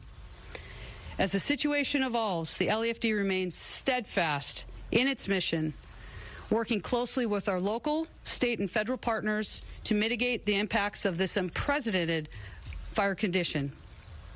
Also, I want to talk about a few of the challenges and adaptations. Multiple incidents throughout this region. We are going to talk about all of these fires within Southern California. We're utilizing mutual aid partners from across the region, state, and adjoining states, and firefighters are surging into Southern California as we speak. Also, the challenges with water pressure in the Palisades. Standard firefighting adaptations for water. What we do when water is limited. We have the ability to pull water from ponds. We can pull water from pools.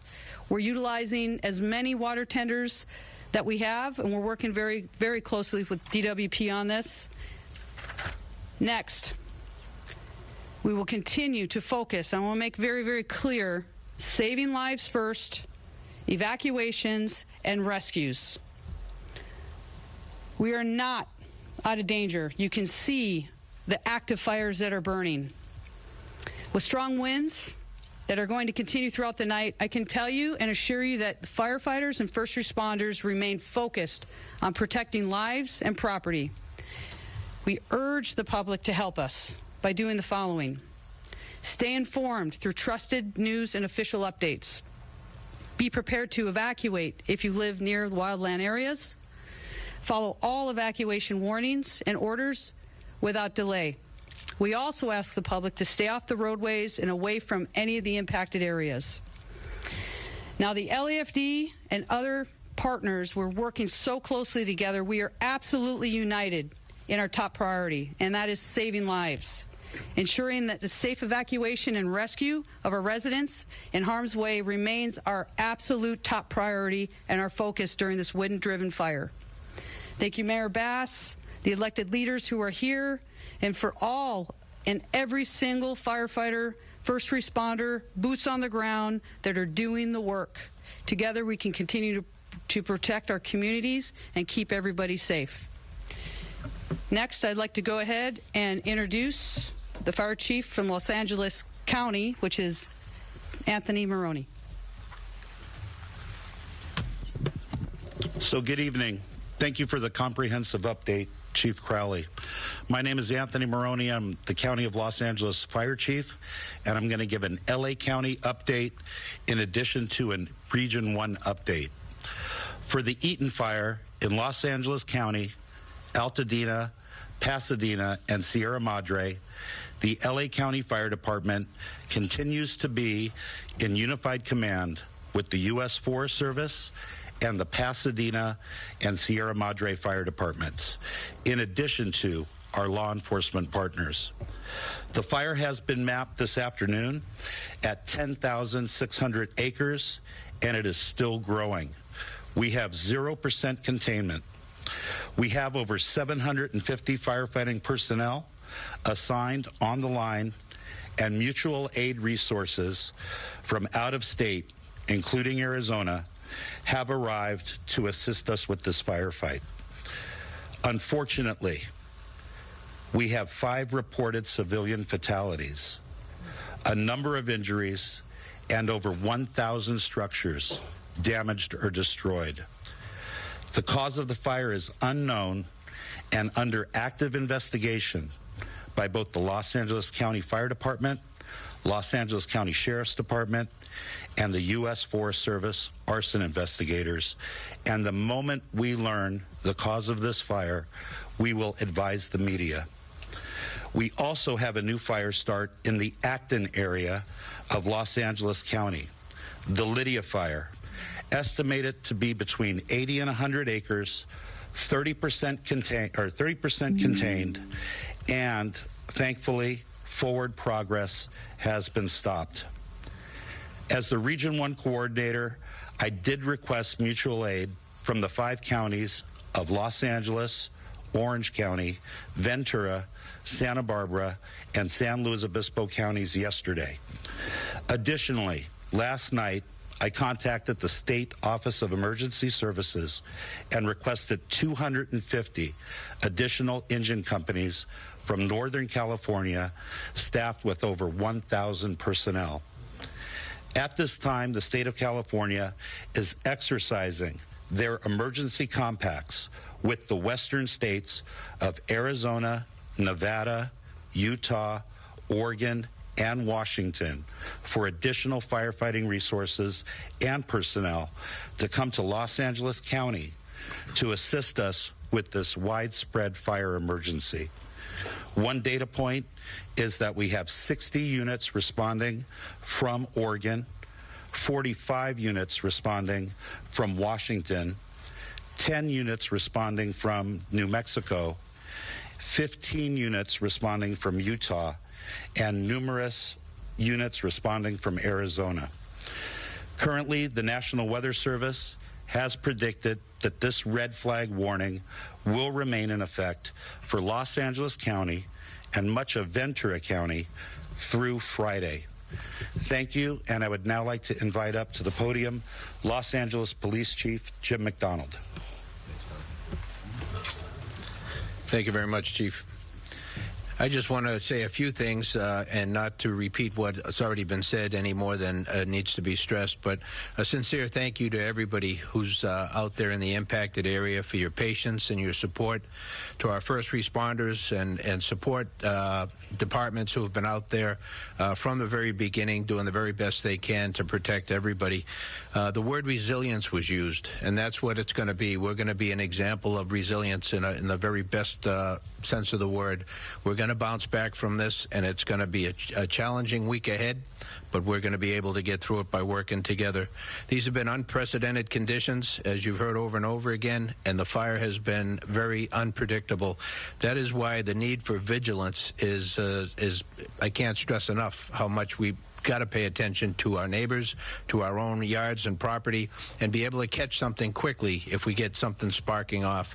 I think that is critical. This is not over, long from over. Our job primarily is to assist in a support capacity our fire partners with evacuation, with traffic control, and with crime suppression.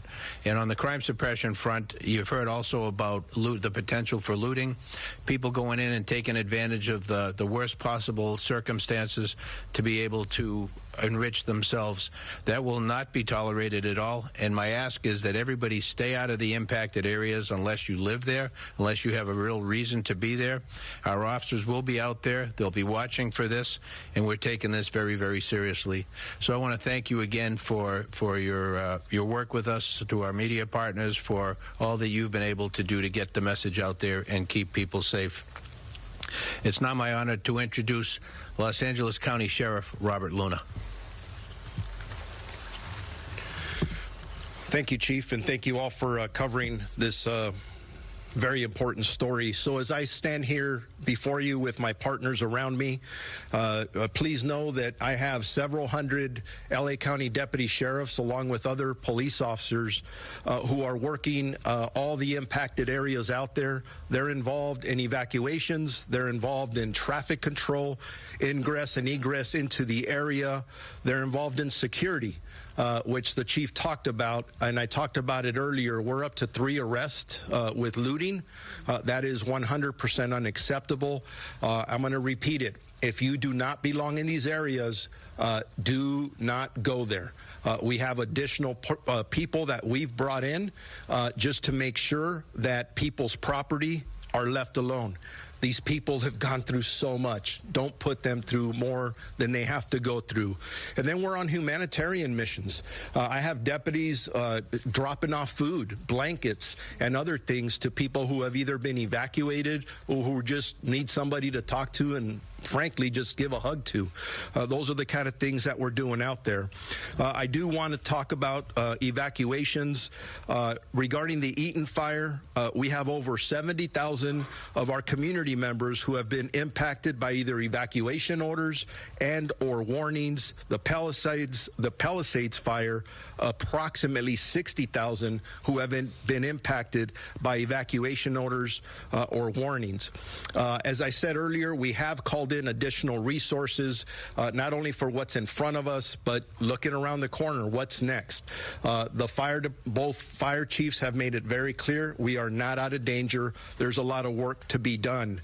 For me, in my other role as mutual aid coordinator, just to give you an example, as we are not only calling in our resources, we check with other departments, both in the county and outside the county, and we've provided Pasadena Police Department with additional resources, one from the Long Beach Police Department in a mutual aid capacity, and from the Orange County Sheriff's Department. So I'd like to thank those 2 departments, and that's something we do in law enforcement. Santa Monica's asked for help last night, and we also coordinate and helping with that as well.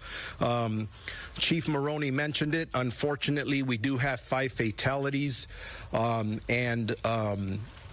we're praying that number doesn't increase, but there's a lot of work to do, and we'll see what happens there. We are up to 3 looting arrests as we speak, and then the last thing I'd like to leave you with again is earlier I spoke about evacuation warnings, evacuation orders, and a lot of road closures that are taking place in both of these locations. I'm not going to go through them all, but I encourage our community members to go to lacounty.gov/emergency, where you will get updates on those orders, warnings, and road closures. And again, I am really proud of our community overall. Sometimes we talk about the looting and people who aren't listening. I'm going to tell you, 99% of the people are listening, and I think that's why hopefully the injuries and fatalities and all those ugly things will stay down. So thank you to our LA County residents for working with us in partnership. And now I'd like to introduce LADWP General Manager Janice Quiñones. Thank you and good evening. I'm Janice Quiñones, CEO and Chief Engineer of LADWP. In preparation for the windstorm, LADWP activated its emergency preparation plans and filled all 114 available water reservoirs and storage facilities throughout the city, including the 3 1-million-gallon tanks in the Palisades area. We also fuel all our generators serving our pump stations to ensure water will flow out through the emergency. We're working very closely and side by side with LA Fire Department and CAL FIRE in the command post to manage the water supplies. I want to be very clear that the water continues to flow in the Palisades area through our main system. We haven't had any disruption into the water system, but because the winds were severely limited, the air operations, the number of fire hoses connected to the fire hydrants depleted our tanks in the area, specifically in higher elevations. We immediately implemented our contingency plans to provide water trucks to support our firefighters, and our crews are working on how to refill those tanks during this very moment. Conditions for our crew are very hazardous, so we ask for your patience. We have deployed 19 water tankers to continue to provide water to fire departments on their firefighting efforts, and our engineers continue to look at other options to connect our systems and fill those water tanks faster. We're also asking our customers on the west side to conserve water to make sure that we have water available and ready as the winds and the dry conditions continue. And in the Palisades area, because of the fire conditions, there is a boil water notice in effect for SIC code 90272. And the area north of San Vicente Boulevard and to the south. It's not citywide. Again, it's 90272 SIC code. If you want more information about the boil notices, go to ladwp.com for details. In terms of the power restoration efforts, LADWP has requested mutual assistance from Pacific Gas and Electric, and we're also working very closely with Southern California Edison to support each other while we restore power as quickly and safely as possible. As of 5 p.m. today, we have restored power to over 133,000 customers, and we have about 123 customers still out of power. We have 50 customers that have been out of power for more than 18 hours, and we're prioritizing those outages. Based on our current conditions and for the safety of our crews, if your power is out, you should plan for at least 24 hours before our crews can respond to make repairs. If you see a wire down, call 911 or report that to LADWP.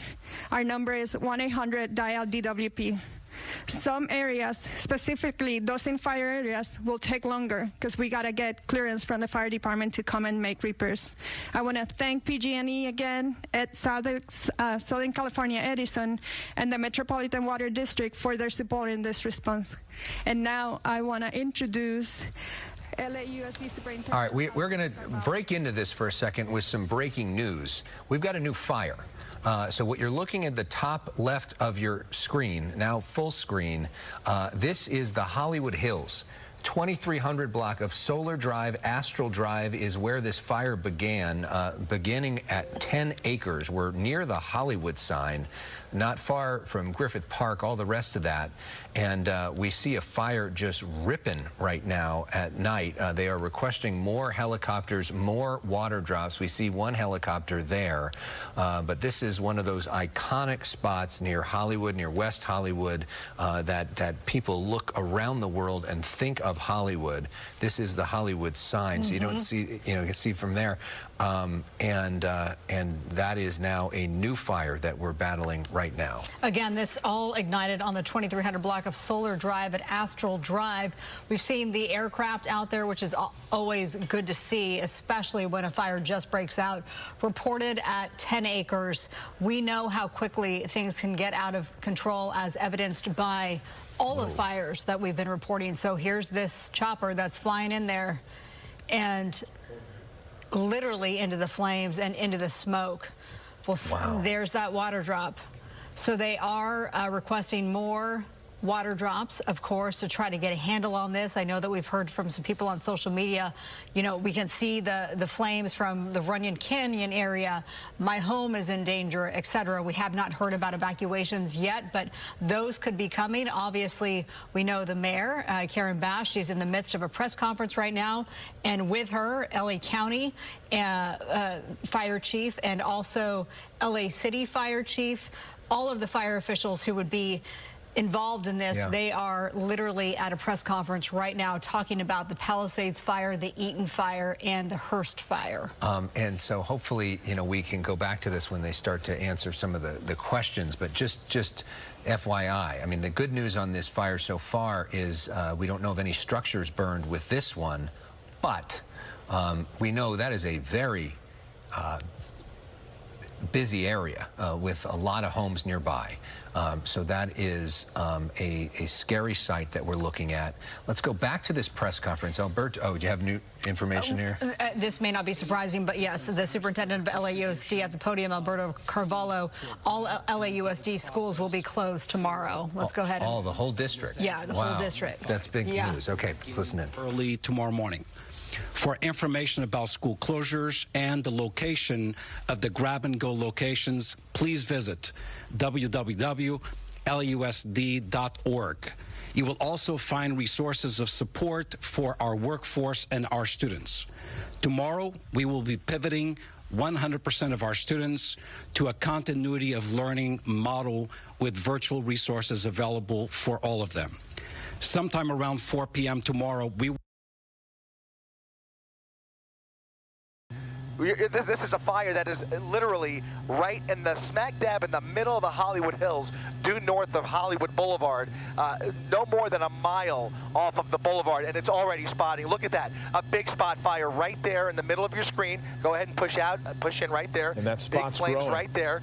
That one spot is going to go up and grow exponentially here as we keep an eye on it, and it's going to continue to blow. These winds are going to continue to blow this fire towards the city of Hollywood. This is something we have to really watch closely here, because you've got Waddles Drive there. Go ahead, let's start getting some more of the streets, Lucas. We need to get people out of this neighborhood. We need to get people out of this neighborhood. This is devastating to watch. We've already seen so much destruction. I just can't imagine. I can't process having another fire and another swath of homes in danger. But I just want to take a moment to announce that LA Unified Schools, all LA Unified Schools, will be closed tomorrow. So we want to get that information out there. All right, so can we get the satellite view? Is it possible for your camera person to give us that satellite daytime view just for a second, so we get a sense of the overlay, the overlay. Give them the overlay if you can. If not, no big deal. Yeah, all right. I'm sorry, Mark. It might not be available right now. I apologize. But just look at that spot fire. Look at that spot fire that sparked up 30 seconds ago, and look at the size of it now. It's over 200 feet right now. It started as a little speck. Go ahead and push right in on that fire, right there, middle of the screen. Go push right in there. That spot fire is already exponentially growing. Wow. Yeah, it started as a pretty small spot. We all saw it erupt there, and it is growing. Let's give the street names again, if we could. Curson was one of them. Wide now, Lucas.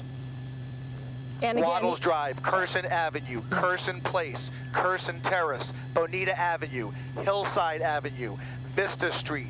Go ahead and push down a little bit. Just tilt down slightly. You mentioned Bonita Street, too. Yeah, Bonita. Sierra Bonita, yeah. Franklin Avenue, Gardner Street, which is where the fire department is responding right now. Almost certainly they'll have LAPD going door to door here to start evacuating this neighborhood. Stanley Avenue and Nichols Canyon Road. This whole section here between Vista Street and Nichols Canyon is under the gun right now. And so heavily populated, so many apartments and homes very close together. We are in the heart of Hollywood, guys. This thing is spotting and growing by the second. I can't emphasize it enough. There is no way to dramatize this. This is real and happening in real time, and it's happening fast, just in the last 10 minutes. Excuse myself so we can go ahead and start to strategize and move towards mitigating this additional major emergency in the city. Thank you. All right, that was Fire Chief Kristen Crowley, I think, excusing herself. It's what I believe is happening. Wow. So that she could address this fire that we're watching here. The reason she knows about it is because Chris Christie spotted the glow in the sky. He was over, right? You were over the Palisades fire. You saw the glow from this one, came over to investigate, and discovered the fire. That's exactly right. It started as a speck in the distance. We weren't even sure. I couldn't even believe what I was looking at, to be quite honest. And as we got closer, it became very apparent because it was growing and flaring up right before our eyes. And it only took us a couple of minutes to get over here. And just in the last few minutes that we've been on the air, I can tell you it has at least quadrupled in size. And with these winds, even though they have died down, and we've been hearing that they were scheduled to die down a little bit after 6 p.m., they are still blowing. They're still blowing. And even if it's 10, 15 miles an hour, the embers can fly and start new fires very easily, as we've already seen when you showed us that spot fire. Chris. I'm sorry. One more time, Giovanna. I apologize. It was not a question. I was just commenting that it is such a dangerous situation because the winds are still blowing and embers will fly, and it is just so easy. We've seen over the last couple of days how easy it is for embers to fly to different areas and start spot fires and set homes on fires. It's just a very scary situation. And that's exactly what's happening. And that's why it's already, look how close it is now to Waddles Drive. There are houses on the other side of the fire. We are now slightly on the west side, looking more towards the east, and it's already starting to encroach on the end of that street. I can't tell if SkyMap is exactly lined up. I'm trying to match those lines up with the lights in the neighborhood. I'm not sure if the power is out down there, but you can see there's a few house lights near the bottom left of the screen, but that neighborhood extends all the way up, and this fire is continuing to spot in the southerly direction towards Hollywood. Yeah, Chris, really quickly, we want to give people in the area who are facing this an idea of where this fire is so that they can then make a plan for what they're going to need to do, because they are going to need to leave this area. What we're looking at, basically, it's Waddles Garden Park kind of is where this area is. This is Curson Avenue that you were talking about. That's the bigger street, and then Curson Place here. Waters Drive off here to the left, Curson Place, and going down, and all down here, that's Hollywood. What we're seeing, essentially, from your position, I got to widen it out, I think I lost it, is that it is heading now or blowing in the direction of Hollywood. When you look due south of where those flames are, of course, that's Hollywood. You're talking about a lot of apartments, as we've been saying, a lot of residences, a lot of homes, and they are all kind of in the path of this fire right now. The chief of the fire department, Kristen Crowley, having had to excuse herself from that press conference she was dealing with in order to deal with this new fire. And we saw one drop, right? Are you seeing other resources that are arriving on scene? I can tell you they are now attaching a number of units from all over the city, as well as the San Fernando Valley, and LA County Fire is now dispatching a number of units to help out the city of LA. Resources are stretched so thin that they are requiring all hands on deck for this one. Anybody available is going to be heading to this fire as it's continuing. Just in the last few seconds while you were talking there, Mark, look at this thing blowing up. It is blowing up and spotting ahead of itself as the wind is literally shoving it south. I mean, these winds are still coming through here at a decent clip. I don't have an exact reading on the wind speeds up here, but it is blowing flame and smoke directly over Hollywood. I can tell you in the next couple of minutes, Hollywood Boulevard is about to be enveloped by that smoke. Look at that plume of smoke being blown from north to south, and the entire section of Hollywood that we're looking at here is about to be blanketed in thick smoke. All right, we're just getting word from Dallas that the wind right now is blowing at about 15 to 20 miles an hour with gusts at 28 miles an hour, which is enough, certainly, to send embers, you know. Yeah, and we're still obviously under the red flag conditions, which we have been talking about. Those are going to stay up for at least another 24 hours. The view on the left is from our LAX camera, and the view on the right, of course, is from Air 7. Chris Christie in Air 7. Monitoring this fire that has broken out in the Hollywood Hills, just above Hollywood. It's in a canyon, a recreational area between Runyon Canyon Park and Nichols Canyon Road. And it is basically the Upper Waddles Crest Trail that kind of intersects this area. It is burning south toward Hollywood. It's burning both north toward Mulholland, driven by the terrain, and pushed by the wind south toward Hollywood. You're looking at the streets there. SkyMap is showing you the streets that are in the direct path of this fire. Curson Avenue, Curson Terrace, North Vista Street, Runyon Canyon Road, Hillside Avenue, and then down as you get into Hollywood, Franklin Avenue. Chris, what are you seeing in terms of, we saw that one helicopter from the LA, we believe it was LA City Fire, that actually made a drop earlier. What are you seeing in terms of other resources? Are you seeing police officers? Are you seeing vehicles leaving? Mark, I can tell you, I'm going to jump in here, Chris. I can tell you County Fire was asked to join this firefight. They're sending mutual aid now. We understand Fire 1, 3, and 4 are now over the fire. Oh, no. I'm sorry, guys. Giovanna, I've got to interrupt you. Go ahead, widen out, Lucas. You've got police on Runyon Canyon Road. Go ahead, tilt over to the left, and now a new spot fire. A new spot fire starting at the end of Vista Street right there. A small little speck right now. Let's see what it does. I do not know what kind of fuel is around that fire, but we can only assume the worst at this point. Look at that. Look at that. That little fire right there is shooting up embers at the end of Vista Street with the winds blowing in the southerly direction. That spot fire is about 100 yards away from the initial fire, 100 yards south, 100 yards closer to this neighborhood. Now only about well under a mile from Hollywood Boulevard.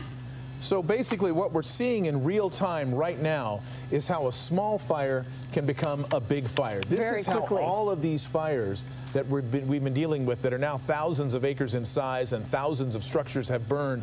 This is how they grow. Driven by the winds, pushed along, the front line of the fire moves along with the wind, and then embers get pushed even farther. So literally, as we have watched now, 2 spots that have grown into their own larger areas of fire. And so we're seeing this spot that is moving it farther now past Curson Avenue, Chris, and you are watching this in real time along with all of us as we do see police responding to the area, trying to get people out. 1 hour. Go ahead.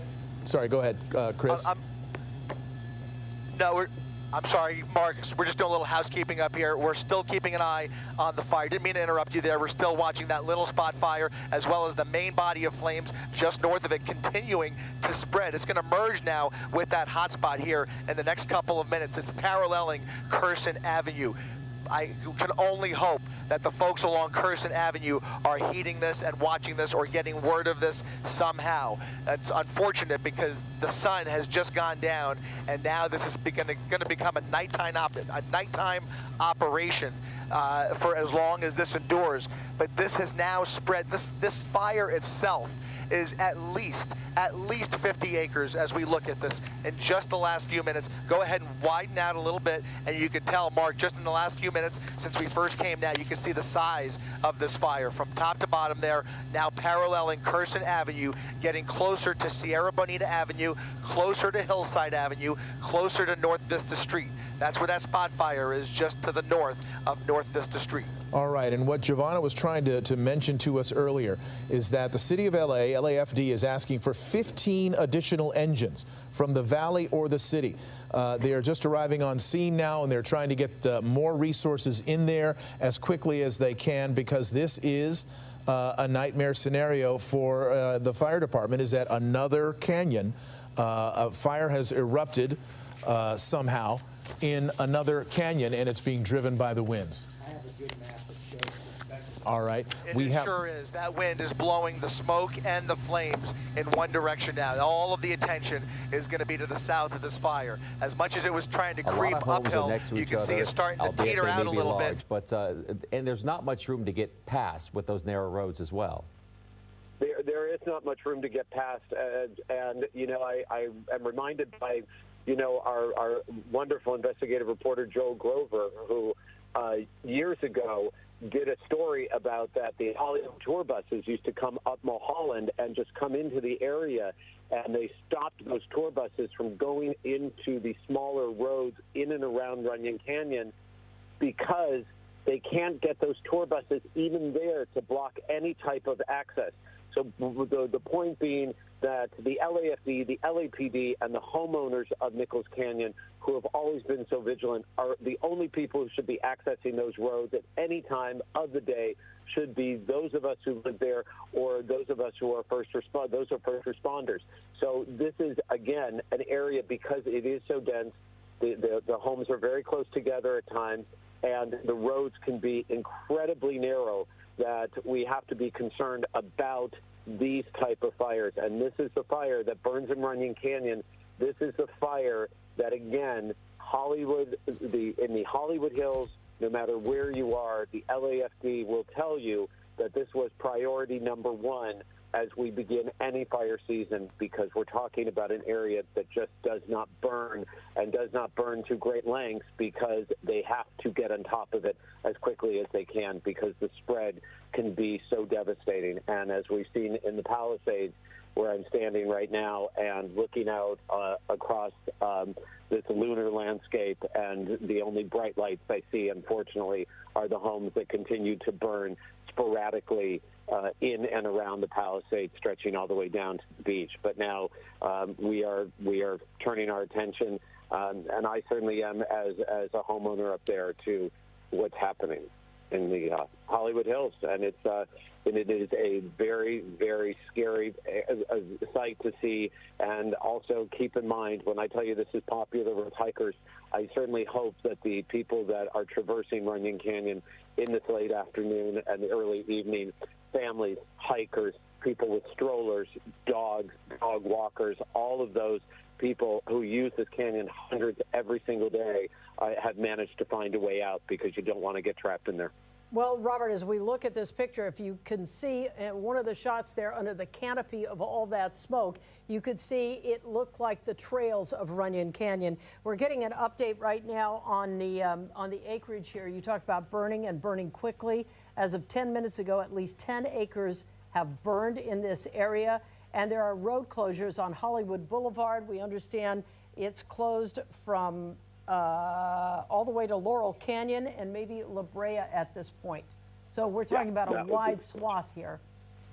That would be the stretch. And once you get past, once you go east on La Brea, then you get to into Hollywood, and specifically in that area, you're going to get into the Whitley Terrace, the Bowl community, the people who live in the near the Hollywood Bowl. So they're going to be very concerned. Again, this is not Laurel Canyon. This is not Coldwater Canyon. This is the area that we know as Nichols Canyon. These canyons all sort of, marry right into each other, and it's hard to differentiate one for another. We're all part of the canyon communities there, and one street over, you're going to hit a different canyon, and but what you're going to see, though, is from here all the way stretching east and west, this is the Hollywood Hills, and anytime you have a fire in the Hollywood Hills, it's a concern of just how quickly it can spread, and the thousands of homes that are going to be in harm's way. Robert, we're going to interrupt you for just a moment because we're getting word of mandatory evacuation orders, and I'm going to give the streets that they've listed here. We're talking about the Hollywood Hills West. As I said, at least 10 acres burning between Runyon Canyon and Wattles Park. Mandatory evacuation order now in place for Laurel Canyon Boulevard on the west side, to Mulholland on the north, to the 101 freeway on the east, all the way down to Hollywood Boulevard on the south. So, as we said, that is a wide stretch of area here. I can tell you when I left my home today, I made sure that when I left, I was thinking, this isn't something that, you need to worry about. But because we are in the middle of this firestorm, I made sure that the doors that everything was secure, and that I removed pets from the house and brought the dog to a friend's house on the off chance that something could happen. And here we go. This is the area you just mentioned is a part where I will have to vacate and evacuate. And just walking this morning with my neighbors, we breathed a sigh of relief. And if we can be a lesson to anyone, right now, there are very few communities in Southern California that you can deem safe. So please, everybody, be ready to go. Be ready to go if you need to. Here in the Palisades, I've had so many different people ask me, is my home okay? Is my home okay? I've tried to check on as many as possible, and my message to all of them is, your home's okay to right now. It's okay at this minute, but that could change in a matter of seconds, and so you have fires now burning in different areas throughout Southern California, and you have fires that right now they will do their best to keep from spreading. Resources are spread thin, and as you look here through that picture, that's a road that's just adjacent. That's going up Fairfax, adjacent to Runyon Canyon. They will try to move people out there as quickly as possible. But what I can say about my neighbors in Nichols Canyon, and I can say about just about everybody who lives in the Hollywood Hills, we know what to do. Because we know where we live and we know the chances we take by living there. And so I just hope that, again, the people that were in Runyon Canyon when this fire started will be okay and manage to find a way out, because it looks like it's going to be very difficult. There's only really, you either go up Runyon Canyon from the north or towards Mulholland, or you go back towards Hollywood. So there's no other real ways out of Runyon Canyon otherwise. Robert, since you're so familiar with this particular area, a 10-acre brush fire, we now see some of those flames actually getting over on the other side of that ridge there. When you listen to the mandatory evacuation order, the streets, the intersections involved, and you've run drills with the LAFD, this sounds all too familiar, and this is, in fact, what the protocol should be. It is, and that is a wide stretch of an evacuation section. But again, it is the fear that this is, as we've seen in the Palisades, and we're learning our lessons. It just takes one ember to move a fire, and they're going to try to do their best to move the fire. You cannot underline enough how important it is going to be to hit this from the air, because to do it otherwise could prove to take much longer, and you don't have any time to spare on this.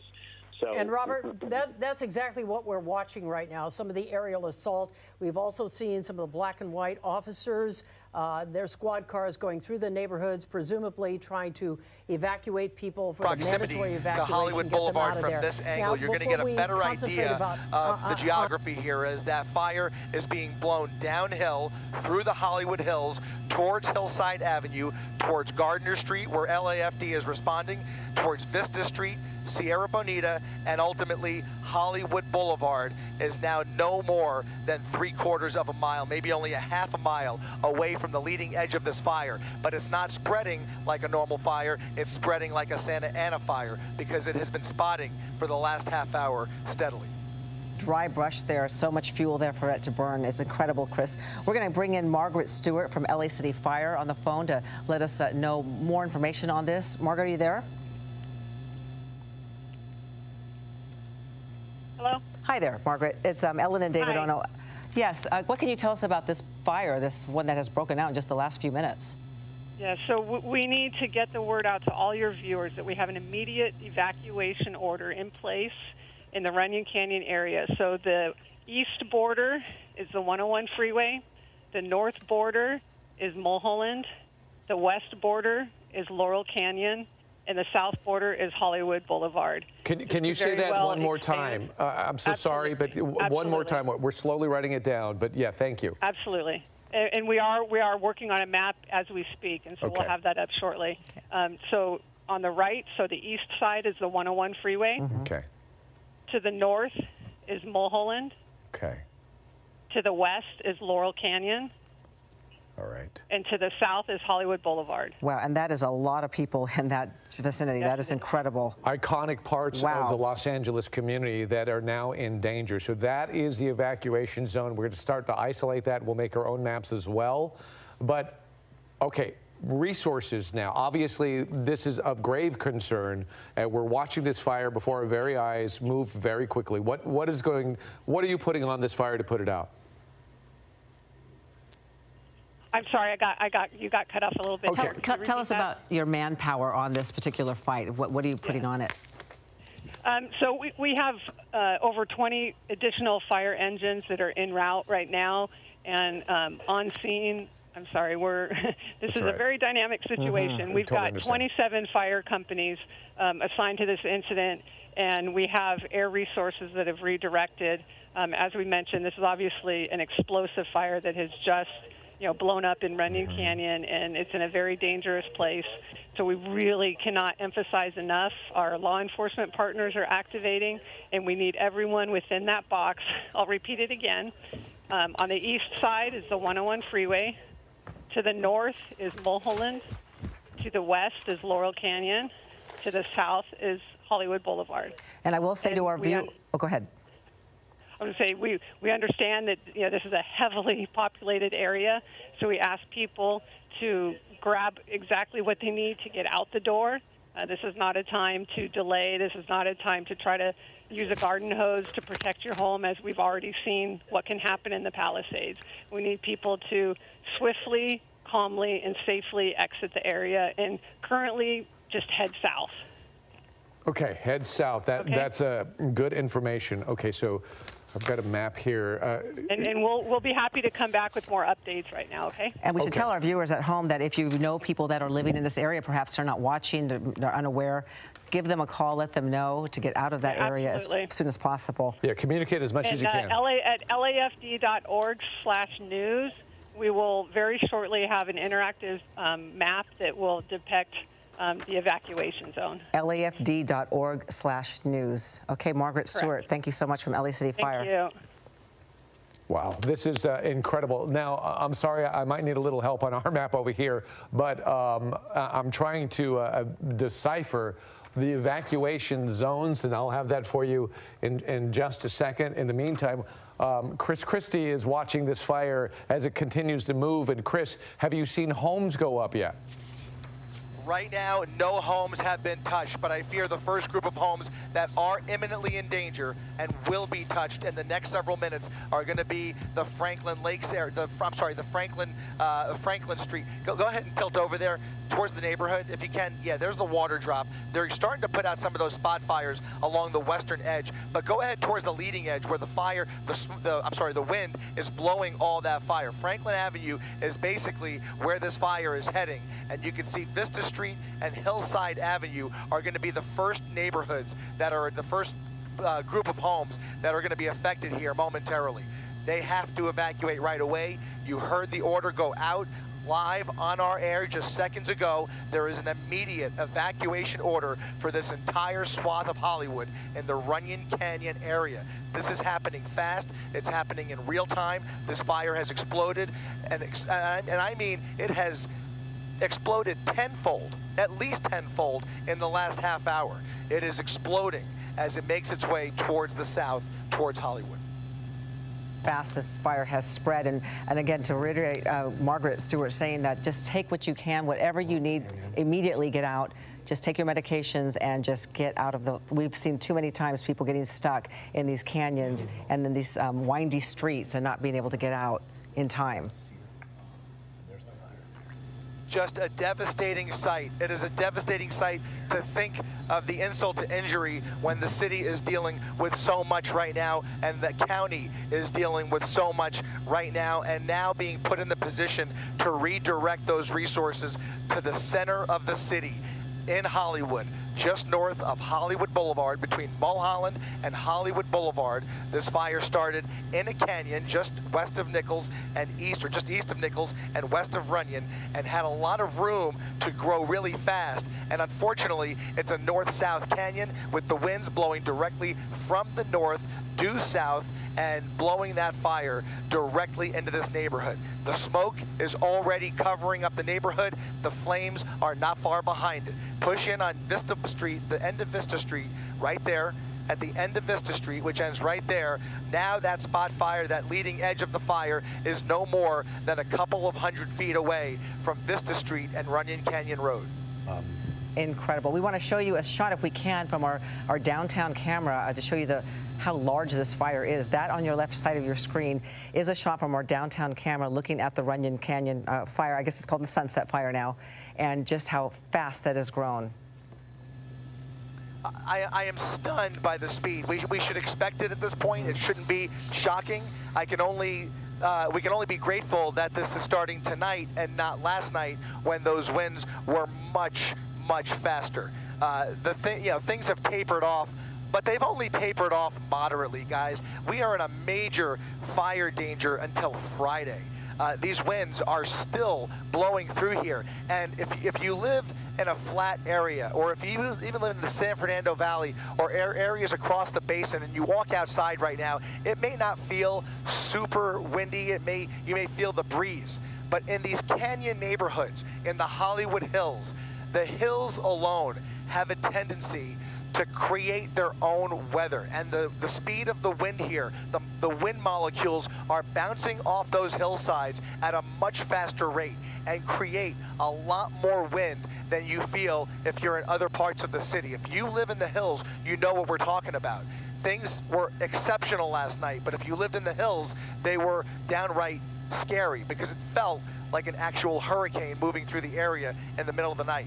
Right now, things have tapered off, but you can see the direction of that smoke. The wind is blowing all of that smoke in a lateral direction from the north to the south, directly into the city of Hollywood. And as I look out now, go ahead and wide out now, you can see a lot more traffic forming on Hollywood Boulevard. To the right side, Lucas, you can see Hollywood Boulevard coming up along the right edge of the screen here. A lot more cars starting to make their way through here, but I think they are those are almost onlookers that are trying to catch a glimpse because they're stunned about what they see as they look up into the hillside here. Those roads need to be used by evacuees and fire crews to get into this neighborhood and start fighting this fire somehow, some way. Yeah, on the best of days, those streets are crowded and congested anyway, so it's a terrible problem here.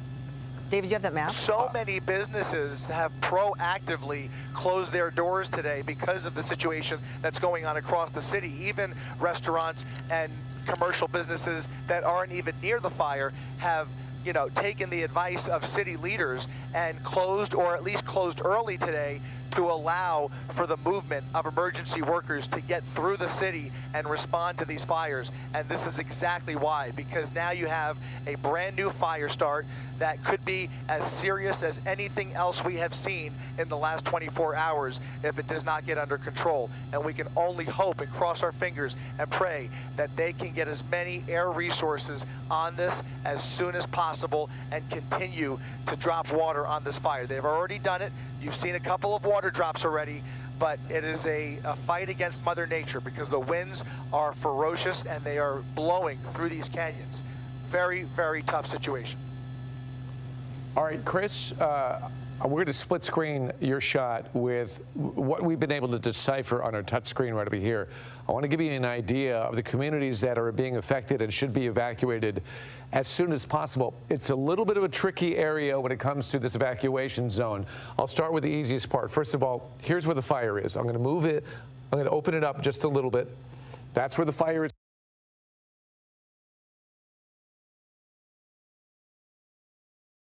We got ourselves out. My wife was shopping at the time, but our neighbors, we all started getting in touch with each other and making sure we were getting out as quickly as we can, because Kirsten Avenue is a one-way street, only one way in, one way out, kind of like a box canyon. And right now, it's looking at the fire right now from the bottom of Hollywood Boulevard and Kirsten Avenue. The police there's have already a very good blocked chance off that they will be able to stop this before it gets into those neighborhoods. That is certainly the hope, but that is where we're at right now. Okay, and Mike, as we say that, still, if there are mandatory evacuation orders, then just go. Right, just go. And it's a lot of people, and if there's anything we've learned over the last 2 days, you should go. If you're in that mandatory evacuation zone, I can tell you personally, I'm on the outer edge of this evacuation zone. I'm watching this very closely. My home is not under an evacuation zone right now, but if you are in that evacuation zone, you should get out and go. Do you know if the sheriff's deputies are on the ground telling people? It's a mix because this is a multi-jurisdictional here. There's a little bit of county and a little bit of city. So I do know LAPD. I've seen them in there. The other thing about this area where Runyon is it's full of park rangers. So park rangers are also going through and getting people out. LAPD, I've seen them down there doing that work as well, and they'll do that in the foothill neighborhood of that mountain too. Okay. Well, I know I can hear Evelyn on the phone back there, but Evelyn knows this area very well as well. Are you ready to talk? I'm ready to go. Yep. Just trying to get a few family members in order because, of course, a lot of us really affected at the moment in this area. And I will tell you that, as Mike was just saying, it is moving toward West Hollywood at the moment. So again, moving toward West Hollywood, there's Apollo Drive. You're looking at Nichols Canyon. That's the view that we're seeing right there. There's Nichols Canyon Road that winds from Hollywood all the way to Laurel Canyon. So that's the connecting point right there. And you've got Runyon Canyon as well. You've got the top of Runyon where the fire broke out, closer to Woodrow Wilson and Mulholland. And then you've got the bottom of Runyon, and that's where the fire is headed right now. And that's close to Wattles. There's Wattles Park there, beautiful park. Spend a lot of time there. And I will tell you, that's what we're looking at. You can see the water dropping helicopter right now coming in over the area, over Kherson, and over, again, this is lower Runyon. So this is going to be closer to Wattles, to the park right there, and Nichols coming down into Stanley. There you have it. So this is moving toward West Hollywood at the moment. Winds coming out of the northeast, and I was just looking at current wind speeds all across Southern California. We have something called the Fire Weather Snooper, where we get all current conditions. And I will tell you that currently we're looking at double-digit wind speeds right now, and we're looking at gusts up to 17, 20 plus miles per hour. Again, this is a far cry from what we were looking at yesterday at this time. I just want to remind you again that we were looking at winds in the 60 to 70 mile per hour range across most of Southern California, with isolated gusts between 90, even 100 miles per hour. So the good news tonight is we're not seeing anything close to that, but we are still seeing wind. We don't want to downplay the fact that we are still looking at wind out there in the area. There's Wattles, of course, that's what we're keeping our eyes on. There's Wattles Estate in that area. There's a really beautiful park running through Wattles, and that kind of connects up near Runyon as well, where the bottom of Runyon comes in. We've also got parts of Mount Olympus and Nichols right there, Jupiter Drive and Zerata, Astral, Willow Glen. That's the other side of Laurel Canyon Boulevard. That's where the helicopter is flying, right near there, and that again connects into Nichols. So this is the road from Runyon to Nichols. It really runs from the top of Laurel Canyon all the way down to Nichols into West Hollywood along Hollywood Boulevard there, and Stanley as well. So Kherson, Stanley, Wattles, Nichols Canyon Road, that's what you're looking at the moment. So that's where the fire is headed as we get a look at that northeasterly wind that's coming in, pushing the fire down the hill on the West Hollywood side of Laurel Canyon, not the valley side, but the city side. And again, current wind speeds at about 20 miles per hour. But remember, on the ridge tops, it's a completely different story there. That's where fire can potentially create its own conditions if it is strong enough. We see updrafts and downdrafts, but not strong enough to halt, of course, aircraft. And that's good news because we're still looking conditions for you throughout the evening. All right, Dallas. Okay. Well, this latest fire is mandatory evacuations taking place. Of course, a lot of people exiting this area. We want to get a look at the traffic with Chris Christie overhead in Air 7. Give us a little bit of insight into how bad it is right now and how soon these people need to get out. And it looks like we're starting to call this fire the Sunset Fire. I hope I'm not in error about that, but it looks like that's the name they're giving it, is the Sunset Fire, Chris. You are correct. It is now the Sunset Fire, and it is getting closer and closer to this neighborhood along Vista Street, just north of Franklin Avenue. Fire helicopters flying through the shot here, and I'm paying particular attention to that brand new spot fire right there on the leading edge. Now, the rest of that fire is going to merge with it anyways, but that's a brand new spark that just happened a moment ago. That means those embers are indeed flying through the canyon in the southerly direction towards Hollywood Boulevard, and the fire is starting to kind of leapfrog itself closer and closer to these homes. Fortunately, at this juncture, we have not seen any homes or structures touched, but we are mere minutes away unless they can put out that spot fire and kill the leading edge of this fire. And even that will only delay things because you have large flare-ups like the one near the top of your screen right there. See that big flare-up right there, guys? That is creating a huge amount of embers that are continuing to blow through here and continue to creep south towards Hollywood Boulevard. And you can see how fast that wind is going. As you can see that smoke just going south very quickly. I know it's difficult to see because it's dark there, but how close to homes are you right now, Chris, when it comes to the flames? No more than 100 feet. No more than 100 feet there. Less than 100 feet if you live along Vista Street. If you live along Vista Street, there are house lights in the shot, and there is fire practically in the backyard. Okay. Right there, that's a new spot fire, literally in somebody's backyard, I think, as it continues to spot ahead of itself. 2 spot fires. You see that tree on the left and a new tree or shrub or whatever on fire now on the right. Again, the embers are continuing to create new fires little by little by little. In fact, is there a flame on Vista? Is that a headlight or is that a city? That might be a house light. Okay, that's just a house light. But you can get an idea of the proximity to those houses now that this fire is getting closer and closer. Chris, traffic-wise, are you seeing any kind of strings of cars trying to get out of there, or I worry the word is not getting out that they need to leave? I worry about the same thing, David. I don't see any traffic coming from this neighborhood. Hollywood Boulevard is now suddenly coming to a standstill, and you can see why, because basically people are catching wind of what's going on here. They're driving through Hollywood, and all of a sudden they're in a cloud of smoke and catching a glimpse of the bright fire up on the hillside here. So that's Hollywood Boulevard on the right-hand side of your screen. Lots of brake lights, lots of headlights as fire crews try and make their way through here. The one good thing here is that we're seeing more helicopters arrive on scene, and we are seeing more water drops. But look at all those flashing lights. Those are all fire trucks making their way into the neighborhood and hopefully getting into position. I presume, even though it's dark and we can't see this very clearly, I presume they're already in the process of trying to set up for structure protection in the neighborhood just north of Hollywood Boulevard. Now, the evacuation order, as I understand it, extends to the south up to Hollywood Boulevard. That's for now.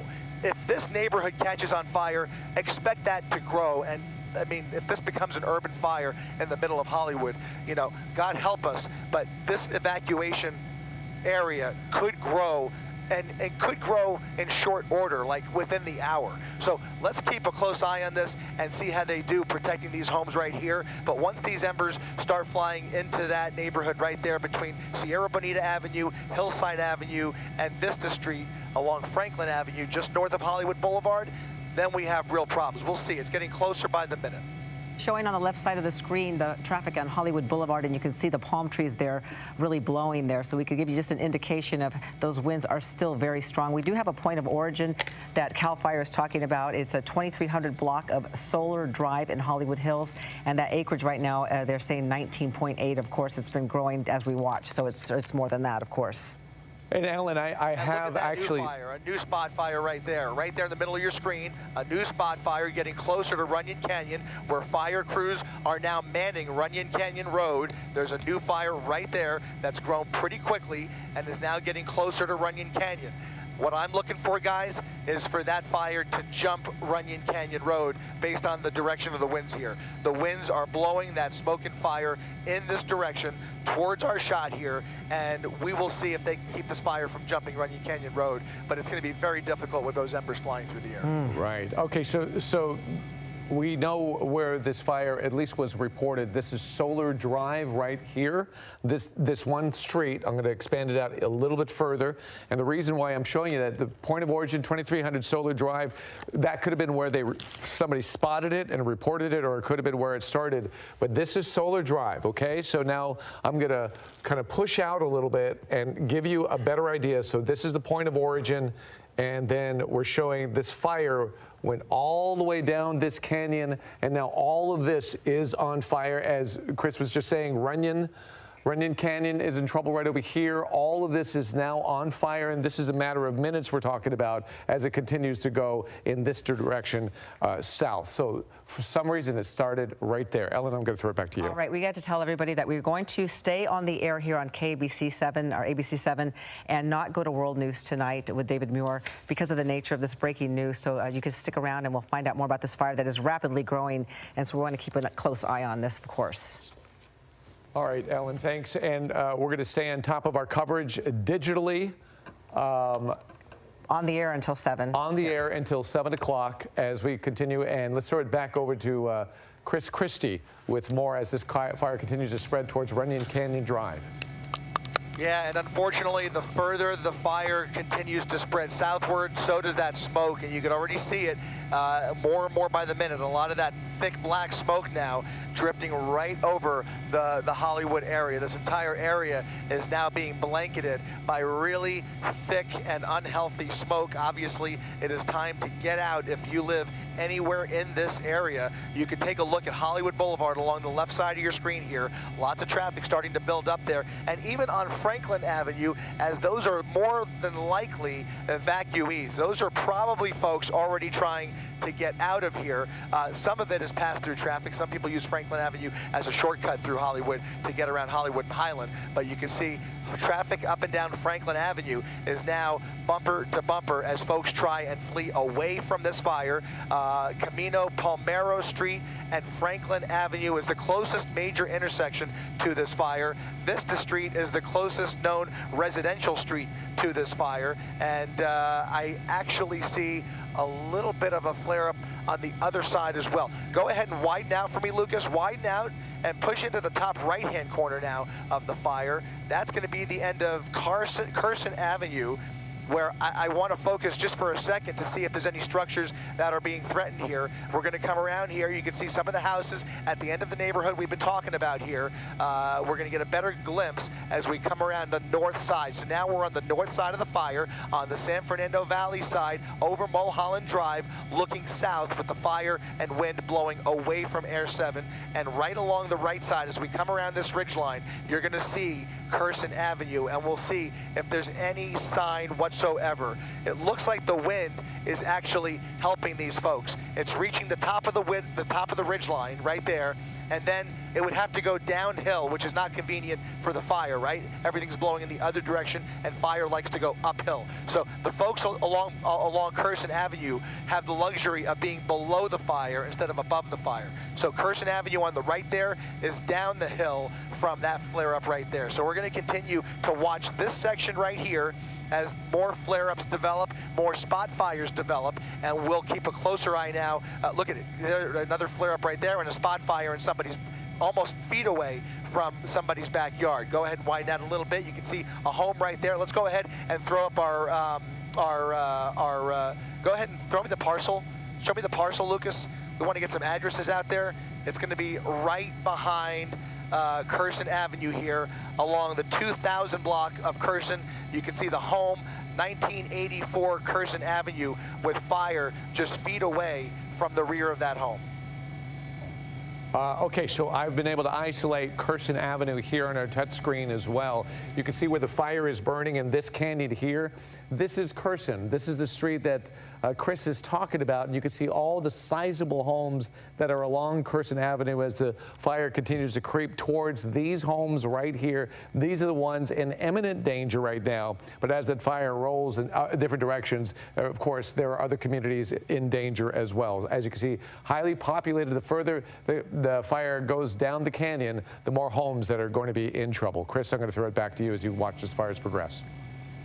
Yeah, we're going to continue to kind of wrap ourselves around this, watching it spot not only to the south now, but also spotting a little bit over towards the west. So we're going to keep an eye on Carson Avenue, but I think the focus here still remains on Hillside Avenue, Vista Street, and Franklin Avenue right there. That neighborhood on the right is now under threat by that fire on the left because the wind is blowing directly towards Franklin Avenue right along Vista Street. Thankfully, up until now, we have not seen any structures on fire, and even if it is imminent, at least they have the luxury of getting more water on it sooner rather than later, and hopefully do something to impede the forward progress of this fire. But it is continuing to grow, continuing to spread, and continuing to spot ahead of itself based on these winds. And there's another water drop right there. LA City Fire, again, smothering this area with as many resources as possible. This is now the priority at the moment. Of course, they can multitask and they can address multiple emergencies at the same time, but it is a good time to pray for our city. Yeah. An incredible chain of events that have occurred, because we do want to eventually get back to the other fires, which homes are still going up in flames, Colleen, and a dire situation over there as well. But this is highly important because we're dealing with a highly populous area and a fire that is on the move very, very quickly, a brand new fire, and they're trying to get as many resources on that as possible. Yeah, this is one of those areas that we know would be prone during these kind of storm events. But again, this area is so highly populated. I'm curious curious to see when we're going to start seeing that mass exodus trying to get down Laurel Canyon or in the Cahuenga neighborhood area where they have to get down, because there's really only 2 arteries outside of this area. They're going to have to go Laurel Canyon, or they're going to have to go down to get to Cahuenga. But again, this is one of those areas that there are so many homes dotted along this area. This is exactly what none of these homeowners want to see. But again, at least it's right now in the brush. And we do know that LA County Fire, they've also been asked to join in this firefight. But again, you can see this. Thank goodness the winds seem like they're slightly calmed down compared to what we were seeing hours earlier, when, you know, the flames would start and then they would be horizontal, laying flat and just really blowing through this area. But Chris Christie, you're overhead as well. I'm not sure. Again, I know you noticed earlier to see if we saw a lot of cars making their way through this area. I'm just curious, because we know how heavily populated this area is. I don't see a huge amount of traffic, or maybe we're just so high up. Well, go ahead. We can actually show you Hollywood Boulevard. We're keeping an eye on the traffic, and in the time that we've been here, we've watched things come to a practical standstill, partially due to the fact that LA City Fire has so many trucks now blocking Hollywood Boulevard. So it's really difficult, if not impossible, to get through here. And if they don't already, I would imagine there's somebody down there directing traffic. But essentially, the yellow tape is going to start going up and prevent access to the neighborhood. I encountered that last night when I was driving up to the Hearst fire in Sylmar, but right now it looks like you see some traffic now. That's a good sign right there. Those are folks along Camino Palmero Street that are now fleeing the neighborhood. Those are evacuees coming down Camino Palmero Street from left to right there towards Hollywood Boulevard. Those are all folks. That street dead ends, and those folks are now coming away from the fire. So folks are definitely heeding the warnings. They're getting word of this, and they're getting out fast. All right, Chris, we have, I hope we're prepared to do this, but we have isolated the evacuation zone and the area that we believe is in trouble right now. This is what the city fire department just told us when it comes to the evacuation zone. I'm going to leave it small right now just to show you the area. This is Hollywood Boulevard right here. Here are the canyons, what we're talking about. Now I'm going to expand out. The color's going to go away so you can more clearly see the homes that are in trouble. And as we expand out, this is where the fire is. And then you see Outpost, you see Runyon Canyon right here, Nichols Canyon right over here, Jupiter Drive and Hercules right over here. All of that, if you live in this area, you need to get out. Willow Glen, Carmen Crest, Cahuenga Boulevard, even parts of Cahuenga Boulevard are being evacuated, but the fire is heading in this direction towards Hollywood, this being Hollywood Boulevard. And as I'm going to expand out again, and you can see the tremendous amount of people that live and work right here in Hollywood Boulevard. This is where the fire department is staging structure protection right now and trying to get as many people or units involved in this firefight as possible. Now, let me point this out because I'm getting some texts and emails as I'm going to shrink it a little bit. This is the fire area we're talking about. Now, if you live north, like towards the valley here, towards Toluca Lake, towards Burbank, you're okay because the fire is going in this direction. It's not going north. It's this area south of the fire that is in trouble. The hills right now of Hollywood and just south of the hills, that's the area that we're most concerned with right now as this firefight is well underway. Colleen, I'll throw it back over to you. Yeah, David, we're taking a very good look at that map. Is really, really helpful to kind of give an idea of where this fire is located, because we know the Hollywood Hills, they are very, very congested, and that's the luxury and the wonderful thing about living in the Hollywood Hills. You can see Hollywood Boulevard right there. You can see all those cars. It seems like, you know, fire officials have been saying, please stay off the roads unless you need to. Be on the roads, and this is one of the reasons why. You never know where a fire could pop up, and then you have evacuees trying to get out as quickly as possible. I'm not sure how many people in this area decided to be proactive and get their ready, set, go plan in place. But again, this is one of those areas where I'm always concerned about. I know many of us have lived in these areas. A lot of us currently live in this area. It's very close to everything, and that's why this area is very congested with a lot of homes. But again, Runyon Canyon, we all enjoy Runyon Canyon, and you can see Runyon Canyon right there is on fire, and it's wonderful to see the air support allowed to help in this firefight this evening, because we were not so fortunate last night to have air support. And yes, Chris, actually, we do see your sky map on, which is great to see. Up to 25 miles per hour. Evelyn? Yes, Pat. Evelyn, hold on one second. You know, I wouldn't interrupt you unless I had a very good reason to do that. Yes. And you're going to want to hear this, too. We have Margaret Stewart from LA Fire on the phone with us again. And I say again because you were so gracious to talk to us last evening, Ms. Stewart. Can you give us the latest information on what we are witnessing right now near Runyon Canyon? Yes, we have a very dangerous and explosive fire in the Runyon Canyon, and we cannot emphasize enough, we need people to adhere to our immediate mandatory evacuation, and I will describe the box for you. On the right to the east is the 101, north to Mulholland, west to Laurel Canyon, south to Hollywood Boulevard. So that's the current mandatory evacuation zone.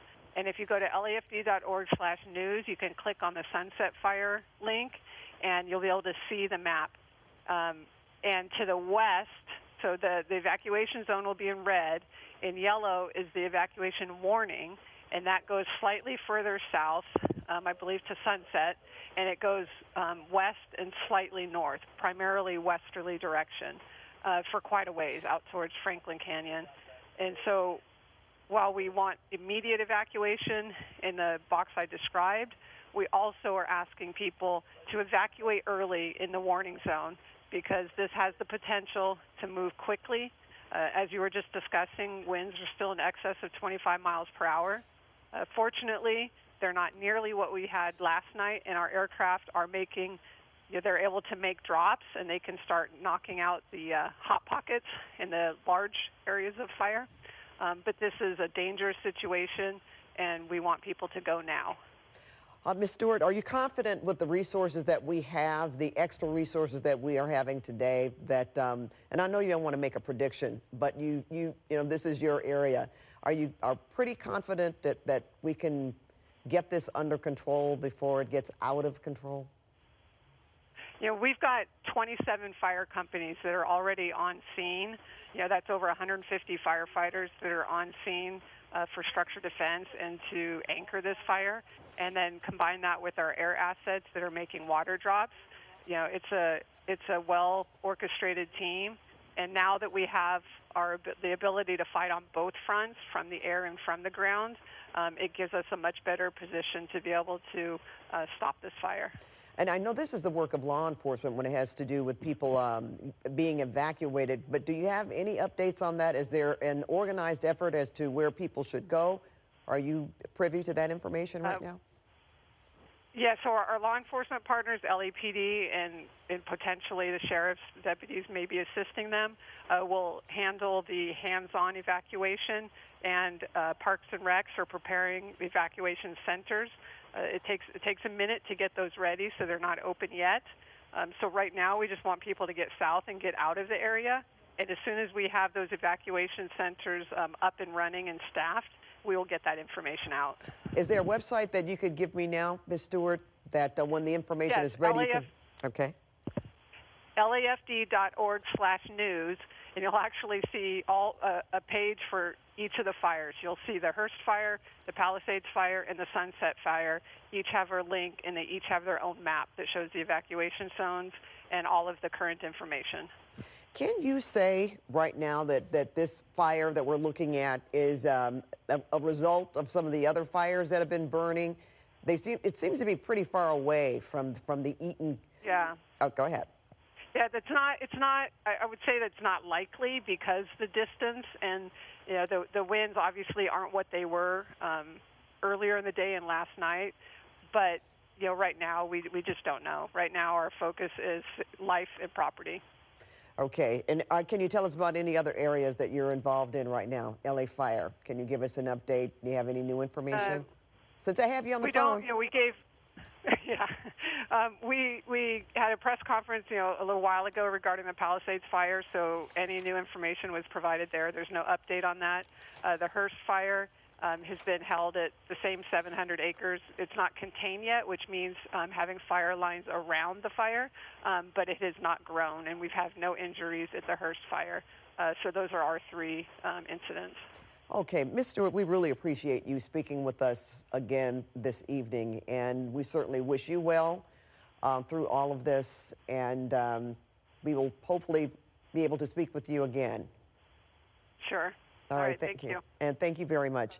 All right, Evelyn, I hope you were listening to what Margaret Stewart had to say from LA Fire. Yes, no, we appreciate her joining us and all the information. I mean, it's so critical right now, and so many people listening, Pat, including myself and my family, who I had to bring down here because we are also currently under these evacuation orders. So I will tell you right now, we are getting a look at current conditions, and I want to talk weather with you because there's a couple weather stations that we're looking at in the area, and we are looking at wind gusts at about 25 miles per hour. So that's significant. I mean, look, it's not where we were last night. It's not where we were early this morning, but that's still gusty enough to push this fire toward West Hollywood, which is the direction it is currently headed. You could see the smoke heading down the ridge tops. Of course, on the ridge lines, it could get gustier as winds start to pick up because weather does start creating its own forecast where we see updraft and downdraft winds, really sometimes creating, again, gustier situations than the ones initially on hand.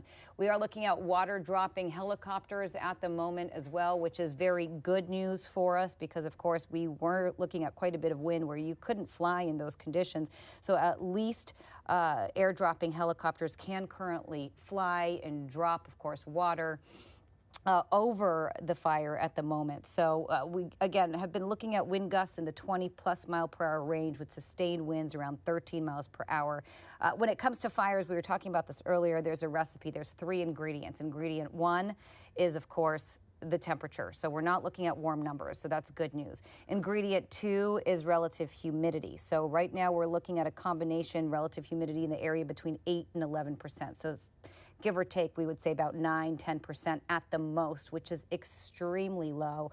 And we're looking at gusts at 15 miles per hour, again, between 15 and 20 at the moment. So it's a combination of the relative humidity, of the wind, and of temperatures. And at this point, relative humidity not working in our favor, wind not working in our favor. But again, it was gustier, but that doesn't discount the fact that we're still looking at 20+ mile per hour wind gusts in the area. And that is fast enough to carry those flames down the hill. And that's exactly what, like we said, down the hill, heading toward the city side from Laurel Canyon Boulevard, from that perspective, Nichols Canyon, Runyon Canyon. So now heading toward the bottom of Runyon Canyon, even though the fire did break out at the top of Runyon Canyon near Solar Drive not too long ago. So it is a very fast moving fire. We've been tracking it for at least the last, I want to say, hour or so, maybe a little before that.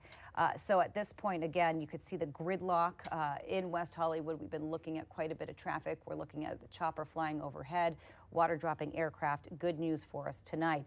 Now, I do want to get a look at your futurecast, and I am looking at wind speeds as we move into the night, because that's the big question. Will these winds get calmer? And technically speaking, yes, they're already there. They've already laid down a lot compared to where we were earlier this morning. But as we get a look at that futurecast, I do want to tell you, as we head into the overnight hours, again, tonight being Wednesday into our Thursday, we could see the winds pick up a little bit. We are expecting more wind, though, really starting to head our direction by the time we head into tomorrow night. So in the meantime, we are looking at winds picking up over the next few hours. 20 mile per hour winds in the Hollywood Hills area. Of course, we're continuing to watch Eaton and the Palisades and the high desert as well, where we could get isolated wind gusts up to 40, 50, even 60 miles per hour as we head into the overnight hours. By 3 a.m., 4 a.m., I'm forecasting really quite a bit of wind in those areas. Again, this includes the Santa Monica Mountains. This includes, of course, the San Gabriels. And as we move into Ventura County and Orange County, of course, fire could break out at any time, so we're keeping eyes on all communities.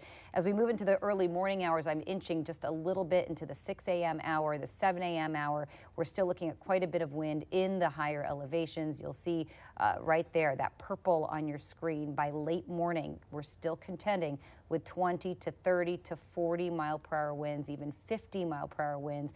Again, this encompasses the San Gabriels, the high desert, the Hollywood Hills, the Palisades. I mean, really all areas that we've been continuing to keep an eye on. New fires and fires that have already been burning since last night and since yesterday afternoon. Some saving grace by tomorrow night, because we will start to see things lay down a little bit, much more so, much more isolated by the time we head into tomorrow and Thursday. But take a look at what happens once we move into Thursday. We're not in the clear yet. I'm stopping the clock. I'm moving quickly just so you can really see what's going to be happening over the next couple of days, because this is going to be a long stretch. We are not out of the woods. Of course, in Hollywood Hills, in Runyon, in Nichols, we are just getting started as we move into the 1:30 hour, 2 o'clock hour. Take a look right here. As we move into Thursday afternoon, we're still looking at quite a bit of wind in the higher elevations. Now, it's Thursday overnight into Friday that we started to get particularly concerned about, but it does look like this particular forecast model is showing us much calmer conditions by Friday night, but it's only Wednesday. So we do have a few days to go. I'm going to rewind this a little bit. I do want to get back to where we are tonight, because of course all eyes on tonight. We're going to start at midnight. Few hours to go before then, but certainly all of these fires will continue to burn well into tonight, well into tomorrow, and really well into the days to come for some of us. And you will see, again, just to replay that for you, the purple areas on your screen indicative of 50 mile per hour winds, the red areas on your screen indicative of 40 mile per hour winds, and we're looking at about 30 mile per hour winds right there at the most in the Hollywood Hills, which again, still strong enough to carry these flames as we've seen. I mean, this fire has been spreading rapidly as we move into tomorrow morning. Again, pretty much everybody affected by that wind. 9:45 tomorrow morning, 10:15 late morning is really when things start to peak. Originally, we were looking at a peak tomorrow night into Friday morning, but looks like we're really getting the brunt of it 10:15 tomorrow morning through the high desert, through the San Gabriels, through the Santa Monica Mountains. So, of course, this will continue to be a concern. But right now, we are looking at temps in the 60s. Good news. Wind 25 miles per hour. Not so great news. And relative humidity in the single digits. And that's why this fire is really burning so rapidly. And Pat, just to put it into perspective, I mean, we haven't seen measurable rain since May. Right. Okay, and we're in January. Yeah. And it's such a far departure from the last 2 years, because I was looking at just this day last year, we were looking at torrential downpours. So it's just a completely different story here in Southern California to start off this year, and really starting off January. It's really wild. I mean, we haven't seen anything quite like this, and we're saying it's one of the most destructive fires, at least in the Palisades, in LA history, Pat. So there's no question. Unbelievable.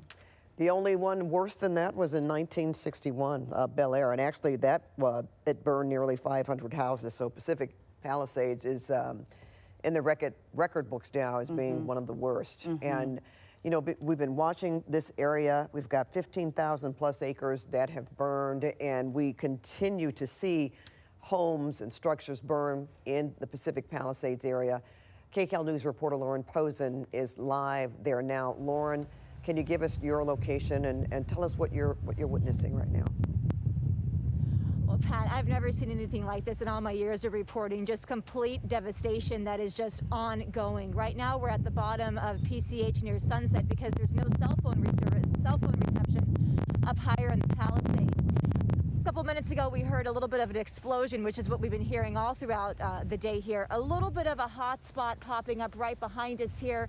You can see on the mountain. The winds are really picking up too. Not as heavy as we've seen in the past, but they're definitely quite strong. So we have a little hot spot over here, and then we're going to flip the camera back over to me real quickly, and then I want to show you our news van. And then, of course, we have another hot spot over there. You can see the embers are just flying, and the patrol car, I think, is going to be making its way right in front of us here. So even though we can't go live up on in the Palisades with you, we did go up there, and we got some video to show you. So I want to go to that video now. The first thing I want to show you is this church. Because in this neighborhood with the Pacific Palisades, you know, neighborhoods, restaurants, schools, and churches like this one are just gone. This was one of the bigger fires that we saw at Community Methodist Church. The entire church was up in flames. We heard sounds of explosions as it burned. Firefighters were close by, but determined the structure was just too far gone to save, and so they moved on to protect the other structures in the area.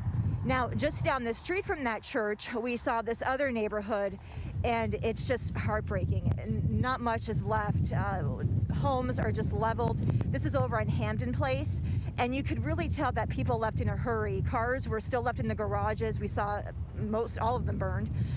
So many power lines are down too, and the streets are just pitch dark up there. The only light you see is from the flames. And then we also went more into town, and we saw one of the main, you know, the drags there. Gelson's is gone. This is video of Gelson's. Ralph's is also gone. Interesting enough, though, Palisades Village is still intact for now, but, you know, across the street, Serena and Lily is gone. We spoke with one man who came up to check on his girlfriend's parents' house, and he was saying one of the frustrating things they're experiencing is just the lack of information. Take a listen. No sound. Okay. Well, that's what he was telling us, that there's just, you know, he came up here. He lives, to be honest, I forgot where he told me where he lived. He doesn't live around here, but he came up here on a bike to go see if he could see his girlfriend's house, because, you know, you don't know. I mean, unfortunately, people, Pat, they're watching it on TV. They may recognize their house, their street, but everything is just so burned, and there's so, it's just destroyed. It's hard to really see where you are, because it looks completely different. It does not look like the Pacific Palisades that we all know and love. Pat?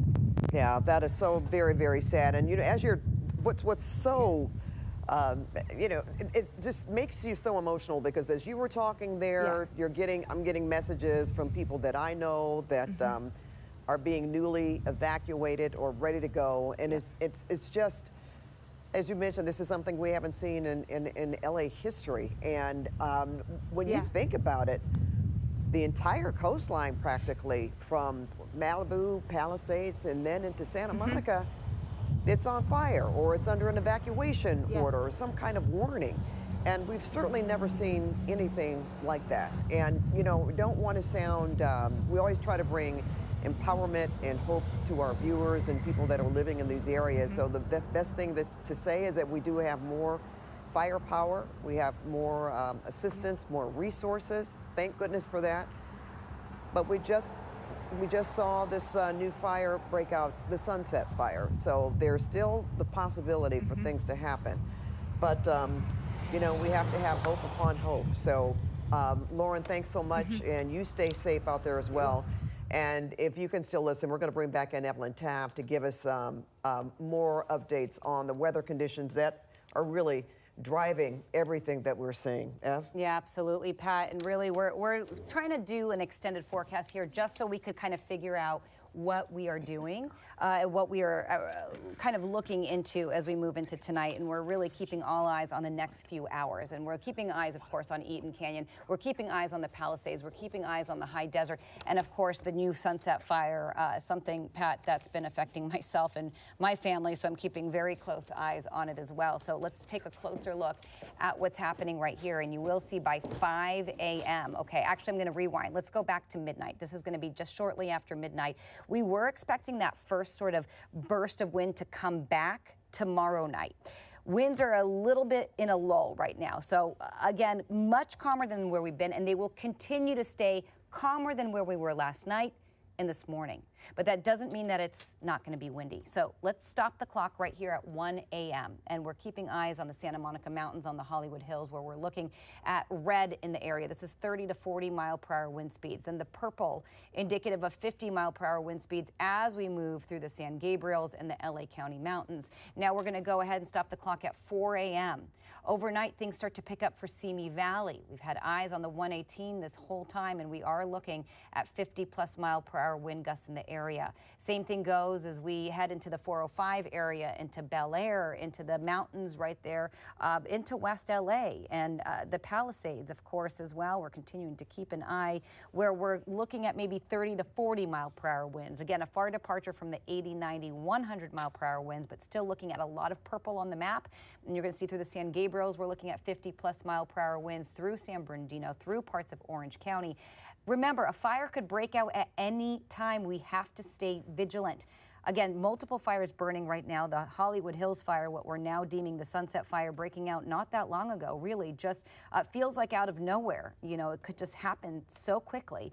And just a few acres has now exploded. Again, this is the newest brush fire we're talking about near Runyon, exploding at the top of Runyon. Nichols Canyon, right off of Mulholland at the entrance of the park there, now burning down toward the bottom of Runyon, closer to Fuller and Wattles, which is a separate park right there, Wattles Estate, and that entire area in West Hollywood where we've been looking at nothing but gridlock with people trying to get out. So certainly heed the warnings, get out. I know that I got one, my family got one, so we're trying to do the same. So we, as Chris Holmstrom was on the phone with us, Pat, not that long ago, was saying it's hard to report on this just happening to others. Of course, all of a sudden it's friends and family, and then it becomes your family.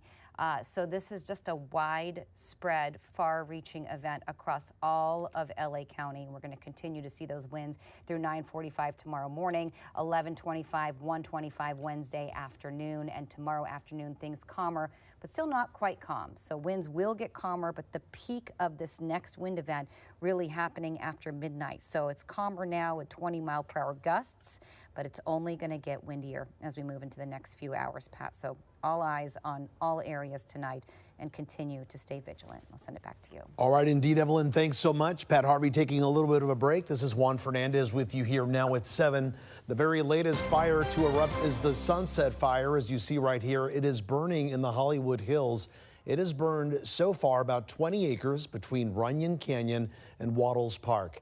A mandatory evacuation order is now in place for Laurel Canyon Boulevard to Mulholland Drive to the 101 freeway down to Hollywood Boulevard. So it seems like a pretty large area.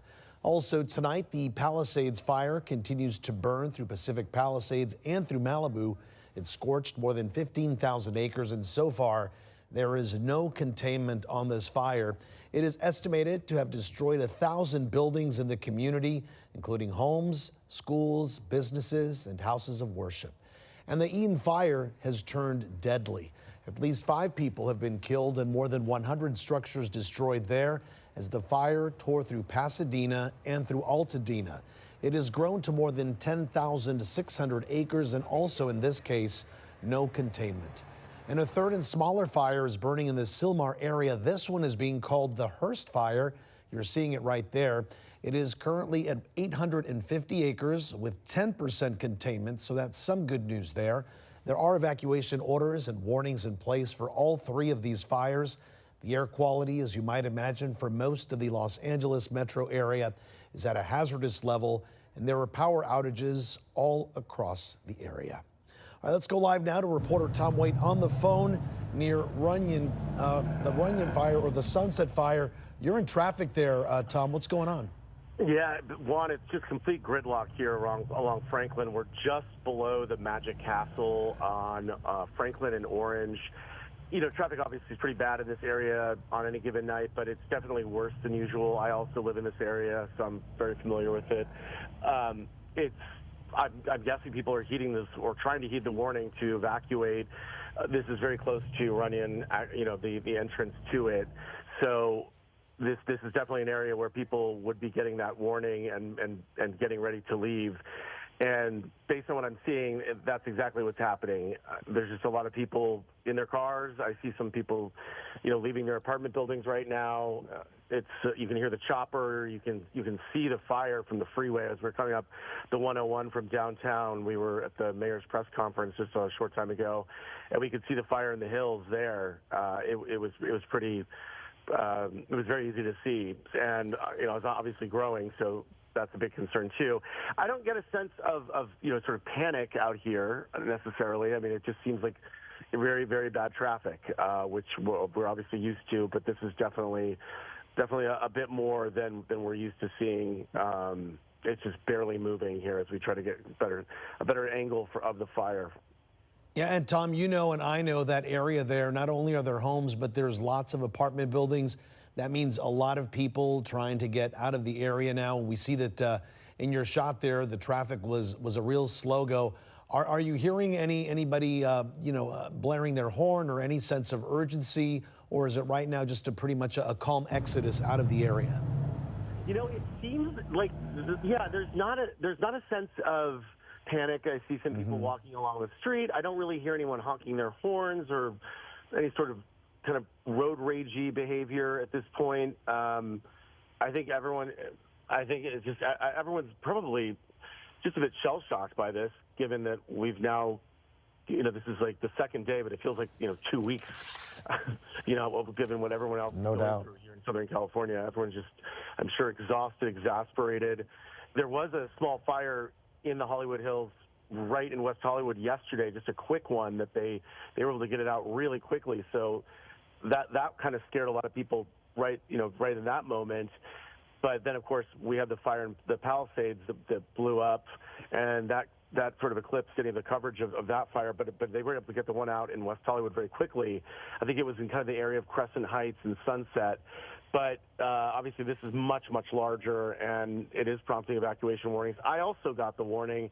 I live, though, just outside of the evacuation area, so right now I don't think I have to evacuate. But yeah, I mean, I received the warning as well, along with other colleagues, Chris Holmstrom and Mike Rogers. So yeah, and we're just creeping along here. We're still on Franklin, right near the entrance to Yamashiro. I have a few friends I just received a text message from that they live kind of near the Hollywood Bowl in that area, and they're also leaving. So people are getting the message and they are heading out. Yep. It's just tough in LA, right? Because traffic's already bad, and now it's far worse. Yeah, you know what, Tom? We're looking at a shot here from SkyCal, and it's not far from the fire here, the Sunset Fire that we're talking about here. It looks like there's someone's balcony or back balcony on fire right now. It looks like perhaps some Christmas decorations or something on the balcony may have caught fire. And as we're speaking here, it keeps getting more and more intense. And we've often talked about this ember cast, which is how far embers can travel. And SkyCal was just showing us just a moment ago where the Sunset Fire is and where this balcony is. It's not that big a distance, and already it looks like there's a possibility that there may be a home catching fire, and I'm hoping somebody spots it if this homeowner is not home and there's nobody seeing it. Things could get a lot worse. I hope there's a helicopter right there in the shot, so hopefully they've seen it to see what they can do there, but it's kind of scary. Yeah, I'm looking at it. It's already getting bigger. Yeah, I'm watching I'm watching our streaming coverage on CBSLA.com, and I see that it's already. Look at that. It's already exploding in size. Not exploding, but it's already growing in size. Look how quickly these things, these materials are so dry, and obviously it's fresh fuel for these fires. And as you just said, a little bit of wind. It doesn't even take that much wind. And it is not that windy right now where we are, but up in the hills, it could be a totally different story, right? As we're speaking, Tom, I don't know. I hope it stays this way. It looks like the fire on that balcony is out. I don't know if I can see. I can't see. Maybe the booth can tell me whether or not there's somebody on the balcony because it's such a dark shot. But it looks like for one reason, it looks like it's sparking up a little bit again. But the good news is that the heavier of the flames have settled down a little bit, but again, we're just keeping an eye on this. I'm really hoping that this does not reignite because it is attached to a very nice home there. And once one home goes, these homes are pretty close together in proximity, and we don't want this to keep mushrooming, especially now that we're getting a bit of a break from those very strong winds that are going to stay calm, that are going to give firefighters the chance to get the upper hand on this. The air resources are now up and above once again, fighting this fire here. But yeah, it looks like there's still a bit of an ember of a spark there on that balcony. You can see that too, huh, Tom? Yeah, absolutely. And I'm just sending in some more video of the traffic jam that we're in right now, just to give people a sense of just how gridlock is happening right now. And Tom, I've heard from friends who live in Hollywood. They're just off Sunset Boulevard. And right when this started, they said that they could see the flames from Runyon Canyon, or at least the glow from their front porch. And now the evacuation orders have come all the way down to Hollywood Boulevard. So they're not too far from possibly having to evacuate. And already friends who live in the same zone that you do have moved into their house to wait this out.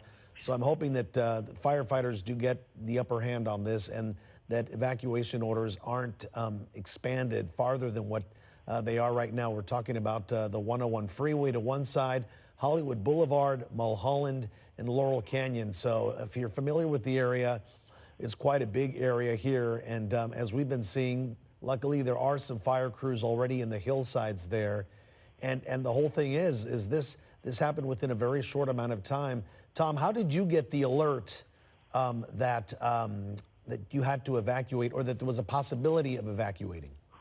Well, so first of all, before I get to that, I'm at this, as we're stopped here, I'm looking at this hotel, and I'm going to send in this video here in just a second here, as I'm just shooting a little video while I'm talking to you of this hotel. It looks like where people are evacuating from. People are out, kind of outside in the front of the hotel, looking with their luggage and stuff. I'm going to send that in right now.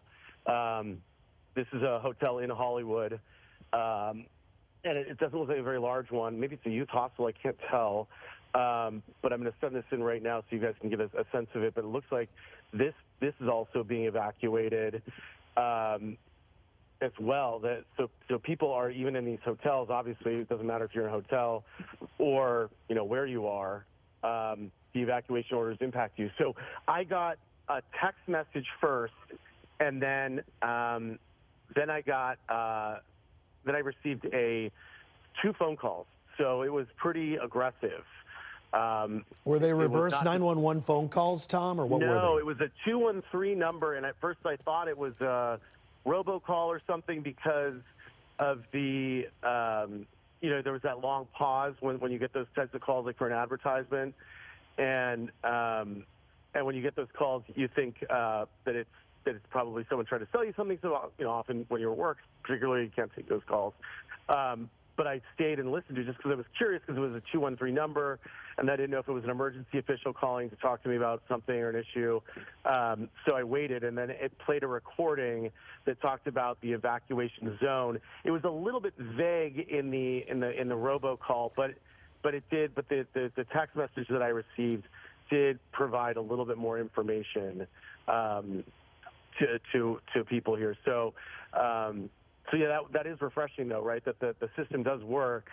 It kind of reminds me of the same system during the pandemic, when there were some stay-at-home orders and curfews, when we had some of the violence that erupted early in the pandemic. They used the same system. So yeah, it was well done though. They kept calling.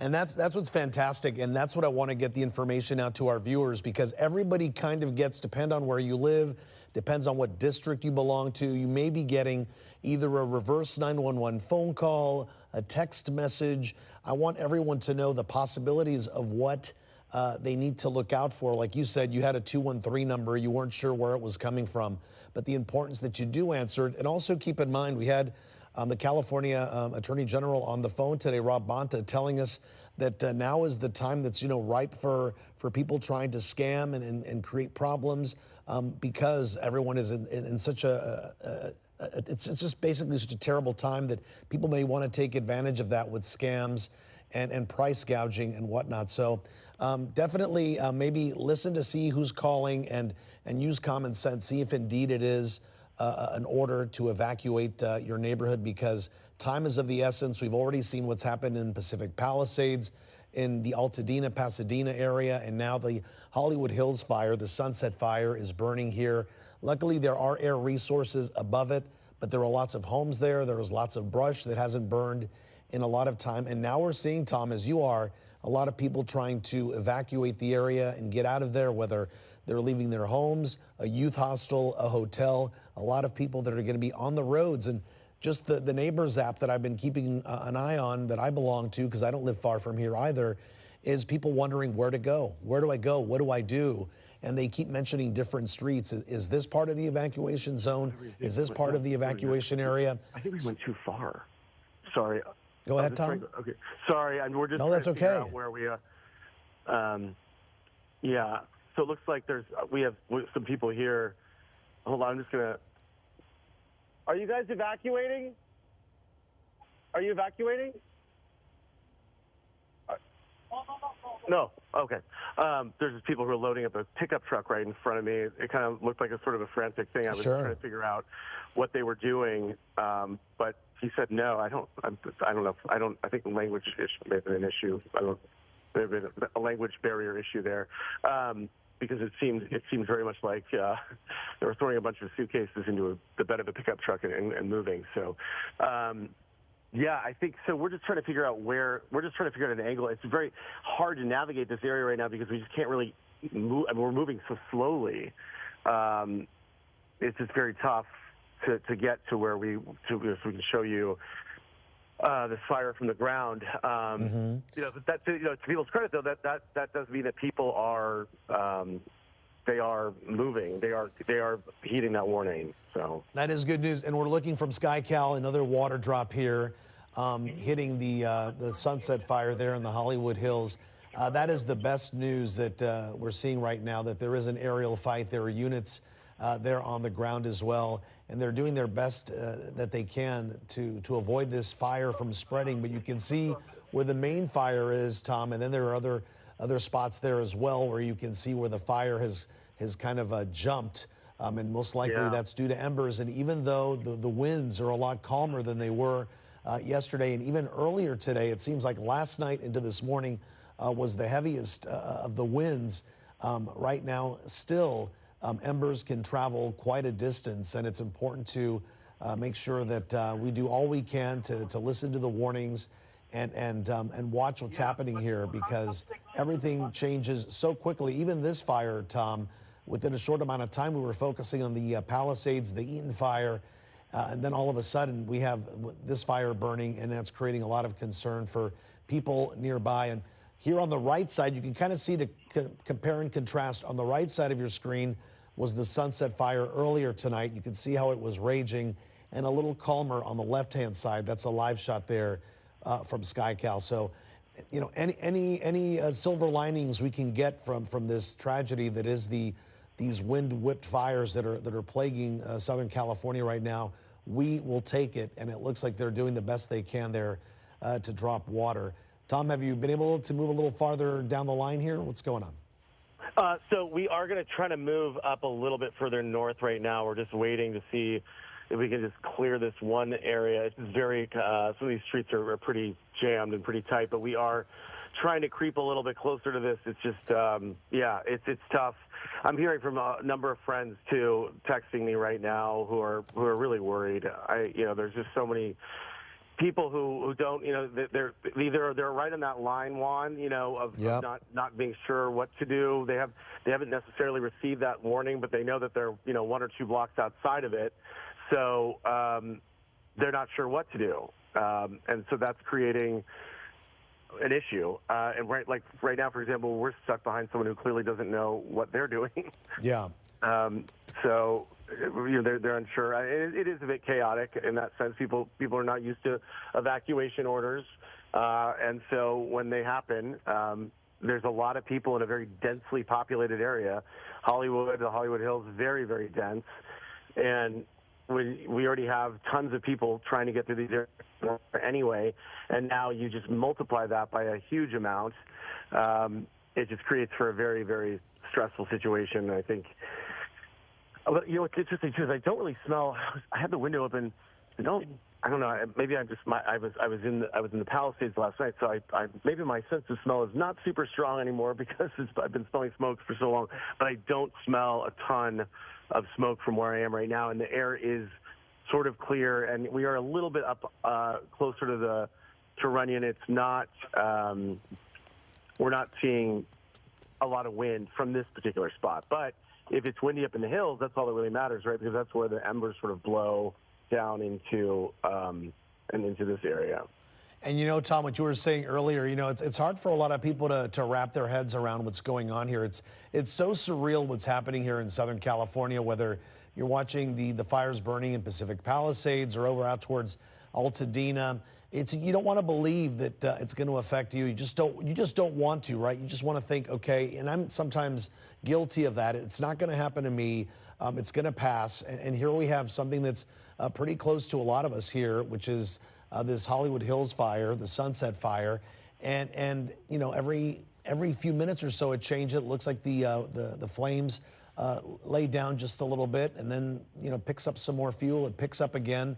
The good news is that yes, indeed, that there are crews on the scene there tackling this fire because they don't want it to spread any farther than it has. I mean, can only imagine it's already burned so much of the west coast of Southern California. Just amazing here. All right, Tom, we're going to let you do your thing, get to where you need to go to bring us live updates throughout the evening.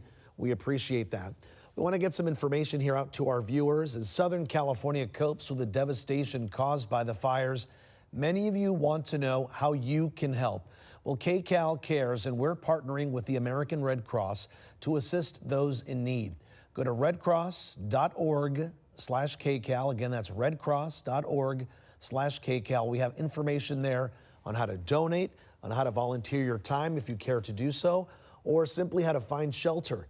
You can also call 1-800-RED-CROSS or text the word Red Cross to 90999.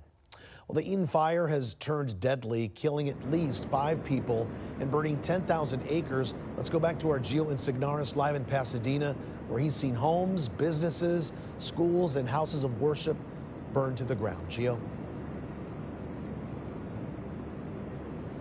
Well, Juan, good evening to you. I want to point out that we just crossed over Lake Avenue here in Altadena, just across the street from where we were in just the last half hour, to sort of flip the perspective and show you just another piece of what we've been talking about all evening, which is structure fires and these sort of pop-up moments where you see crews and engines getting out here. And take a look at this this home or this duplex, however you want to put it, in that there are flames active all night. I mean, we've been standing here for about a good 20 minutes or so, and crews have been attacking it. It's the same thing that we saw just a half mile down the road, where these flames are incredibly strong. The embers are flickering off up into the air, up into the sky. The smoke is lingering nearby, and this is around neighborhoods where devastation is everywhere. Homes are lost, but it's worth pointing out, and this is why I wanted to come here, because when we noticed it, it was notable in that obviously this fire is burning, but notice how some of the other structures around are not. They're still standing, and we've noticed that firefighters are prioritizing that, obviously, knock out these fires here and try to preserve as much as possible. If we can, I want to be able to pan here now and show you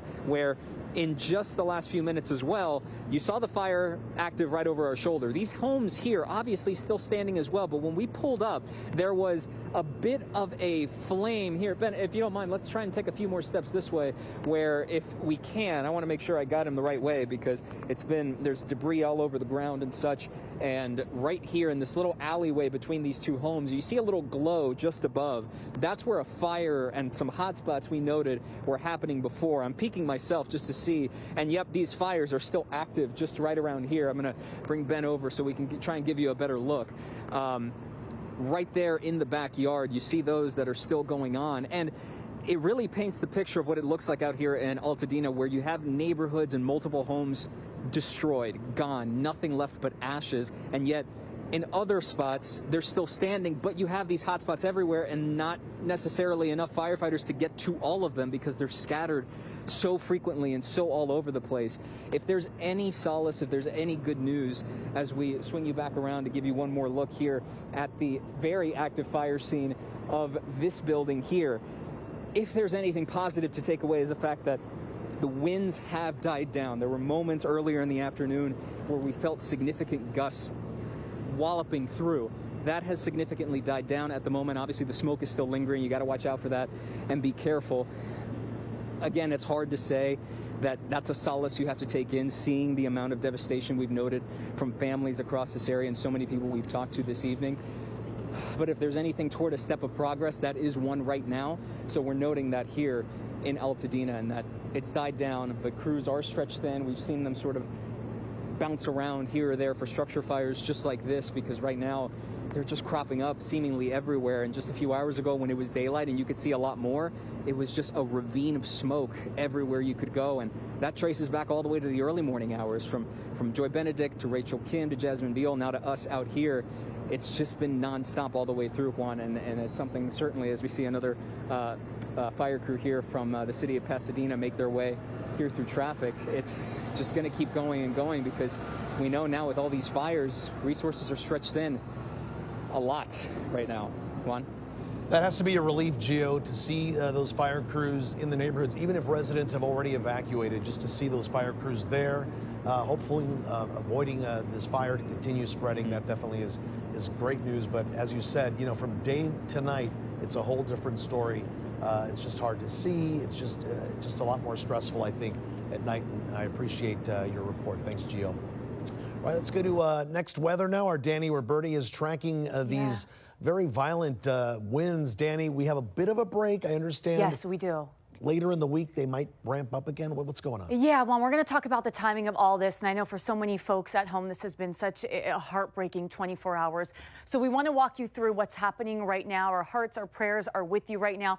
The good news is that we saw the peak of the winds last night. I mean, I know we are in the midst of this firefight, and we really need a solid break from these winds. But if you remember last night at this time, we were seeing gusts between 40 to 80 miles per hour, and it was widespread across Southern California. We are seeing those winds gradually die down, especially in areas like the San Gabriel Valley, where Gio is right now. So winds are dying down there. We're not dealing with those mountain waves that we had last night, but we're not out of the woods. It's still breezy in some areas, and we are still dealing with high wind warnings. They've been extended. So I want to talk about a couple different things, current conditions out there right now. So we do still have some gusty conditions, but this is more focused on those areas that are prone to the Santa Ana winds. Santa Clarita into Burbank, gusts between 15 to 20 miles per hour. Specifically in the Hollywood Hills right now, over the last 24 hours, we've seen gusts up to 50 miles per hour there. That is not the case right now.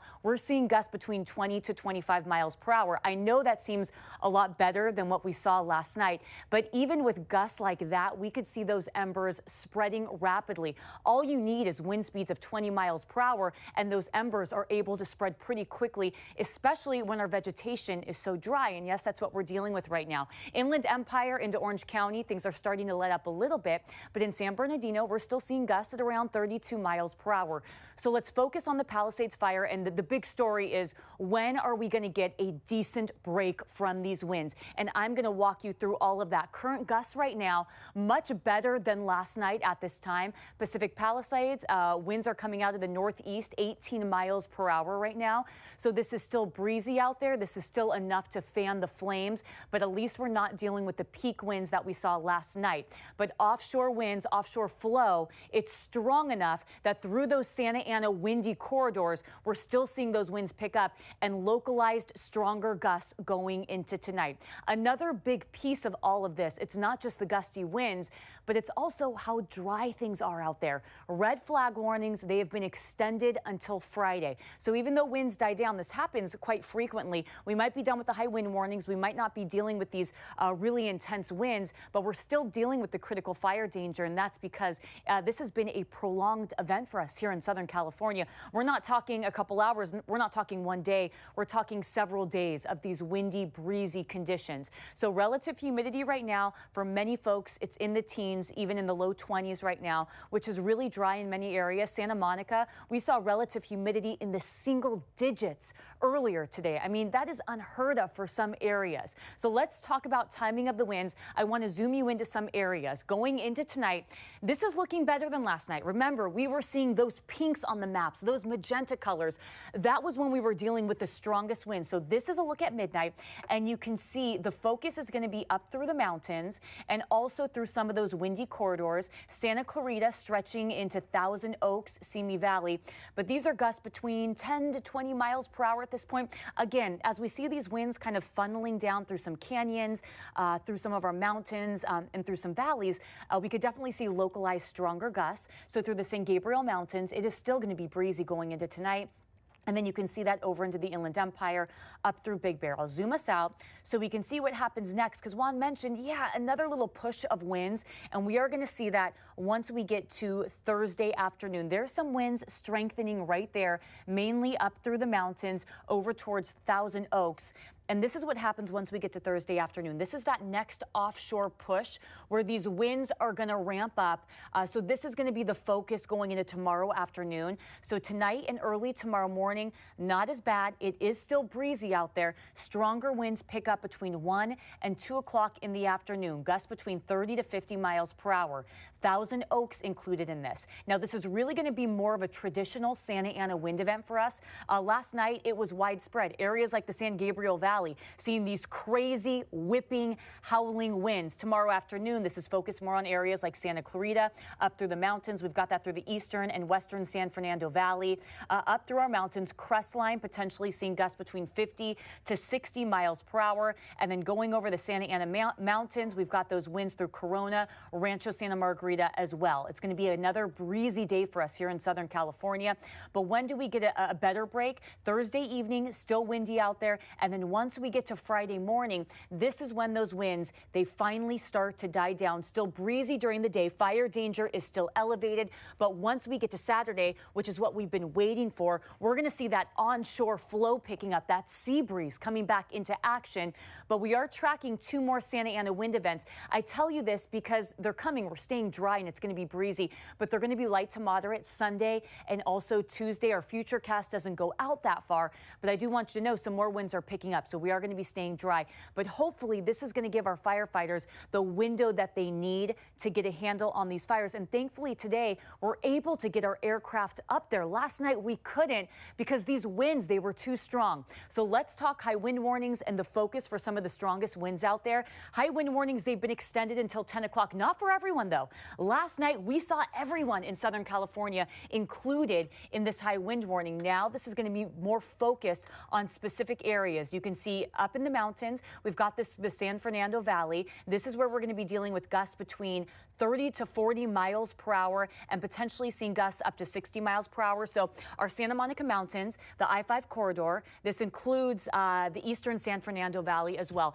Coming up, Juan, we're going to talk a little bit more about the red flag warnings. They're still in place through Friday, but at least tonight into tomorrow, Juan, it's not going to be as strong as what we saw last night. Yeah, we'll be checking back with you real soon. Thank you so much, Danny. All right, we are now joined on the phone by LA City Council member Nithya Raman. She represents the area where the Sunset Fire is currently burning. Ms. Raman, thanks for being with us tonight. Thank you so much for helping us get the word out about this evacuation order. Absolutely. Tell us what you would like our viewers to know about what's going on right now near Runyon Canyon. I want to tell you that the Sunset Fire anchored in Runyon Canyon area is currently burning at 10 acres. We have an evacuation order in place that stretches from Laurel Canyon to the west, Mulholland to the north, the 101 freeway to the east, and Hollywood Boulevard to the south. Anyone in that area is under an evacuation order, and they should leave immediately. They should leave calmly, they should take what they need, and they should follow orders from any LAFD or LAPD or official city personnel that they're seeing. I want everyone to monitor reliable news sources, including following updates at lafd.org/alerts, and using, if they want to download an app called Watch Duty, that also gives you regular updates on where the evacuation perimeter is being extended if you are in nearby neighborhoods. I want also everyone to understand that this is a very serious issue. We have support from other jurisdictions and our own teams out there fighting this fire as effectively as possible, but the danger is very real, and residents in the area need to take this evacuation order seriously. And I think they are taking it seriously. We had a reporter in Hollywood not too long ago, and he was in traffic, and he was showing us some live photos that looked very orderly, of course. You know, there was a lot of traffic on the streets there. Is there a place where people are congregating yet? Yes. Is there a place we can let people know if they want to go somewhere? If people need a place to go, we are creating an evacuation shelter at the Pan Pacific Park Gymnasium, which is a city facility. It is at 7600 Beverly Boulevard, and we have our staff there Rec and Parks and emergency operations staff there ready to greet people if they need that support. So once again, the evacuation site here is the Pan Pacific Gymnasium in Pan Pacific Park, which is at 7600 Beverly Boulevard. Yeah, that's a great idea. And you know, that's not too far from the Grove, lots of parking there. I've been in that park many times. Ms. Rahman, we have our Mike Rogers here in studio as well. He just left moments ago to check on his dog, who, and you're also in the area, Mike. He's joining our conversation, Nithya. Yeah, and one thing, Councilwoman, while we're talking, I just wanted to let viewers know if they are still needing to get out of there, the best situation, because traffic is an absolute nightmare everywhere. Laurel Canyon to the south is a mess. Hollywood Boulevard's a mess. Sunset Boulevard is a mess. If people are leaving, the further south they can go, and then go east or west if you need to, the better, because Sunset and Hollywood are totally jammed up. The other thing I want people to know is we look at this palm tree that's on fire from the chopper here, which looks very close to a house, Juan, but is that Sunset is also closed in both directions for a fire staging area at Hayworth. And then that runs more to the west past Fairfax in that area. So, Councilwoman, I saw the LAPD down there. I assume Department of Traffic is getting involved as well to help with some of that traffic control? Absolutely, and LAPD has called in additional resources to be able to manage ingress and egress from the evacuation area. They are already out there, and they've asked for additional resources that are either already been deployed or are on their way to being deployed. And that request for support was made as soon as the fire was seen.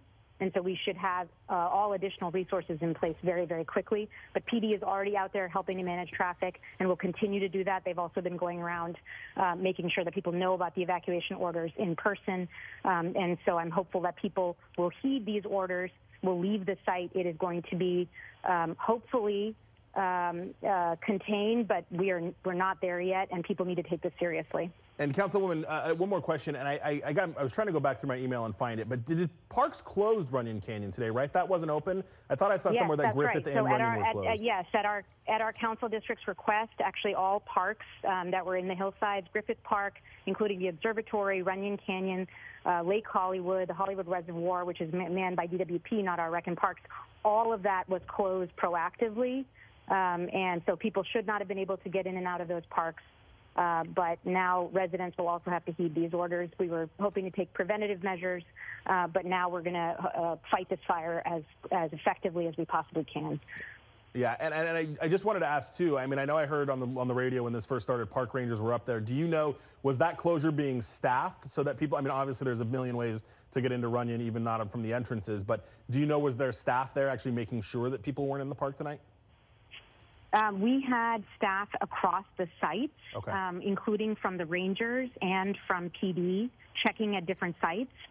A couple of the sites had people there, more time, but resources are stretched thin. Nevertheless, staff was out there regulating those entrances, and we had information available like tape, caution tape around Lake Hollywood Park so that people knew very visibly that it was closed, even when the ranger was off dealing with an individual who was coming in and out. They still knew not to go in. So, and we put the word out proactively. We'd appreciate you spreading the word as well. Those parks are going to remain closed tomorrow and onwards. So I hope that you can get the word out about that as well. It's very important that we keep the streets clear for emergency vehicles. Yeah, we're doing that right now. Nithya Rahman, thank you so much for being with us. We got your information out. Definitely the city is being proactive and looking ahead, and we're hoping to keep all our viewers safe. We appreciate your time spending with us. Thank you. All right, there are mandatory evacuations ordered, as we've been mentioning, for the Hollywood Hills. That brush fire burning near Runyon Canyon is moving fast. It's called the Sunset Fire. Let's go to our Tom Waite live. Tom, you're very familiar with this area. Tell us what's going on. Okay, we are right at the entrance of Runyon Canyon, Juan. It is a pretty chaotic scene. There's a lot of people that are kind of just trying to see what's going on. It's so surreal seeing this trail like this. Many of us have hiked this so many times, and just to see the hillside on fire the way it is, it's apocalyptic. It's horrible. It's it's hard to put into words, but you can see just the response here is incredible. There is a massive amount of firefighter and fire personnel here. They're hosing down trees right now. They are mobilizing a huge amount of people to try and stem the spread of this fire in a very densely populated area. You know, until last night, I would have said there's no way this would spread, because I never would have thought what happened in the Palisades would have happened the way it did. And now I'm looking at this, and thankfully the winds tonight so much better than they were last night. But still, it's still windy, and there are still gusts, and there is still the potential of these embers blowing from Runyon down into these neighborhoods that are so densely populated. And a lot of people we were talking about and showing you video of people who were evacuating, who were trying to get out as quickly as they can. And this is sort of the escape route. I was just trying to get up a little closer, but one of the fire captains here told me to stay back, just because they need people to be able to get in and out of this gate, which is used by, you know, tens of thousands of people daily, if not more than that. This is the heart of Hollywood in so many ways. You know, famous, iconic. It's a place where a lot of young people who move to LA, that they love to come here. People who are not young, all just a spectrum of people come to this place because they love it so much. It offers just like a beautiful scenic view of Los Angeles, and it's also got a number of very nice homes around it that sort of dot the perimeter of it. You can see them from the trails. You can see them, even some are right up against the trails, some of these larger mansions. And then there's apartment buildings right at the base here. So it's just very intense. Francisco, let's just show this response down the street here real quick, because look how many people are down here. It's just a huge staging area. Look at all these firefighters and fire personnel. Police are here as well, trying to make sure the area is secure. Obviously, there's a lot of curiosity from people trying to just kind of see what's going on here. And they should obviously be heeding the evacuation warnings. The best thing people can do is to stay away from here. There's so much traffic already. There's so many people. It's hard enough to get through this zone, let alone to have more and more people to try to get like a shot for their TikTok feed here. So if you can, just stay back, stay away, and let the firefighters do what they can and get this out. And yeah, I mean, it's very, very, very scary looking at some of these flames on the hillside that are coming down, but they are dousing this entire lower area. This is kind of one of the there's several entrances to Runyon, and this is the one for people who come here often, or who don't. But just to give you a sense of where we are in terms of the entrance, we're near the hills. We're the North Fuller Avenue entrance, and that's where that's where a lot of people come in. There's usually like a free drink cart here, or you pay like a couple bucks for it, and then you kind of make your way up through, and then up to the top. But you can see where those trails are right now. That there's just a fire and scorched hillside and black smoke coming from all angles there. It just really takes your breath away, and in the worst ways to see. Yeah. It's 2 days of this, it's a lot. It's just a lot to watch. It is a lot, Tom, and I'm wondering, it looks like these firefighters are assembling here. They have some hand tools in their hands. Are they going to be going up into the park, maybe creating some fire breaks? Have you gotten word of what they're planning to do there? It looks like they're waiting to get the orders, either that or waiting for the gate to be open for them to head up into the park. Well, Juan, you nailed it. You've covered these a million times. These fires. You absolutely notice all these very observant. It's exactly right. Yeah, I mean they've got these teams ready to go to get up in there to carve those lines, those hand crews there. And as you know, as someone who's hiked, I know you've been up here a number of times. This is not easy terrain, right? I mean, it's really tough. I mean, just to get a nice good exercise and a good hike. Yeah. if you're real strong, you can do a nice run, right? But it's very tough terrain. It's not easy to get through, especially with equipment, and it's very steep. So it looks like what they're kind of doing is just putting a ton of water here at the base, and then I can see air support up there as well, trying to get water down onto the hillsides. But it obviously just a number of enormous challenges. But I just want to keep emphasizing the good news that the wind is not as bad. But sometimes when the fire picks up, it kind of creates its own weather system, and that creates sort of its own challenge. But I do think in terms of just the vibe and the mood here compared to last night is much better. It's much more controlled. It's not as chaotic. Last night was much scarier and much more frantic. You could just see it in the firefighters trying to get to all of those locations. You could just see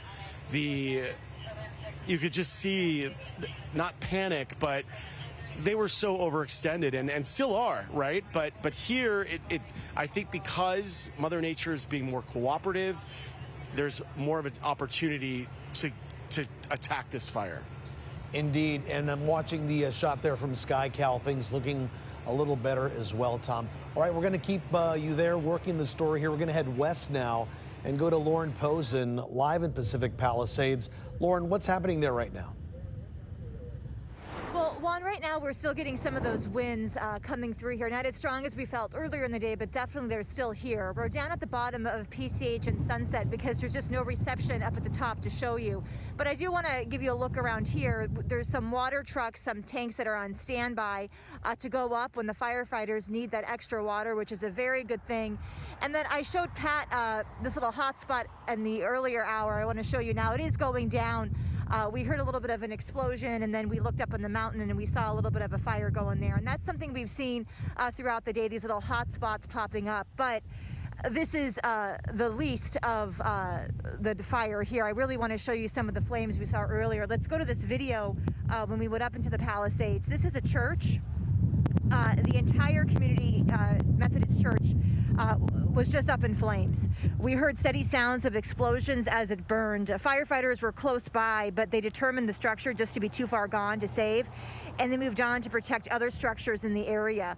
There's also a dry cleaners right next to that church that also burned down.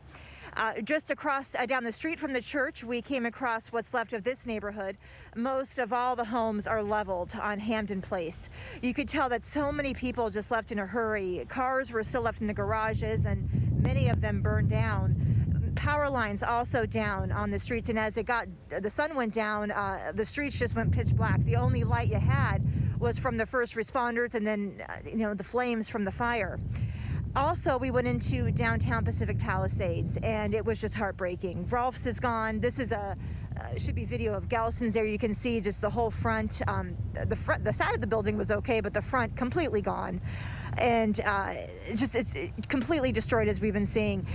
Palisades Village, I saw, was still intact for now, but across the street, Serena and Lily is gone. And that's one of the things we're noticing here, Juan. Really, neighborhoods, restaurants, schools, and churches, it's just gone, and that's what makes this so heartbreaking. We spoke with one man who came up from the valley to check on his girlfriend's parents' house, who live in the Palisades, and one of the things he was telling us was how frustrating it is to get some information. Take a listen.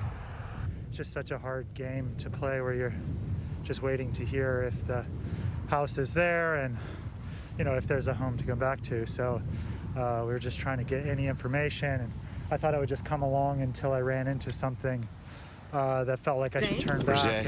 And where do you guys live? It's pretty I live right up the block that the fire originally started at. Describe what it was like when you were first told to evacuate. Well, before I was told to evacuate, I knew about the fire. At least we had a few people on our block who were walking dogs, so we seen the fire before it came. I'd say it was kind of scary running around the homes and knocking on the doors, banging on people's doors in the middle of the night. At first they were like, oh, these people robbing me, but no, we were just trying to get around and saying, hey, leave the homes. It was a very surreal experience without the community. You know, a lot of people wouldn't have been out the houses before the police got here. Yeah, and you can hear the helicopters right above. There are, you know, the battle is from above because it is difficult to get to that specific fire. It's near Runyon Canyon. What do you make of all of this? I just think it's you know, it's a sad moment right now for LA, for Hollywood. It's, you know, we've had a lot to deal with all the fires going on, and for it to come to a place where everyone comes here and hikes and gets their relaxation on, and you know, it's just devastating. And it's so close. You've seen people offer to help people that were trying to move their things out. They were packing up, just putting all their valuables in it and taking off. Just really distraught. It's just really sad.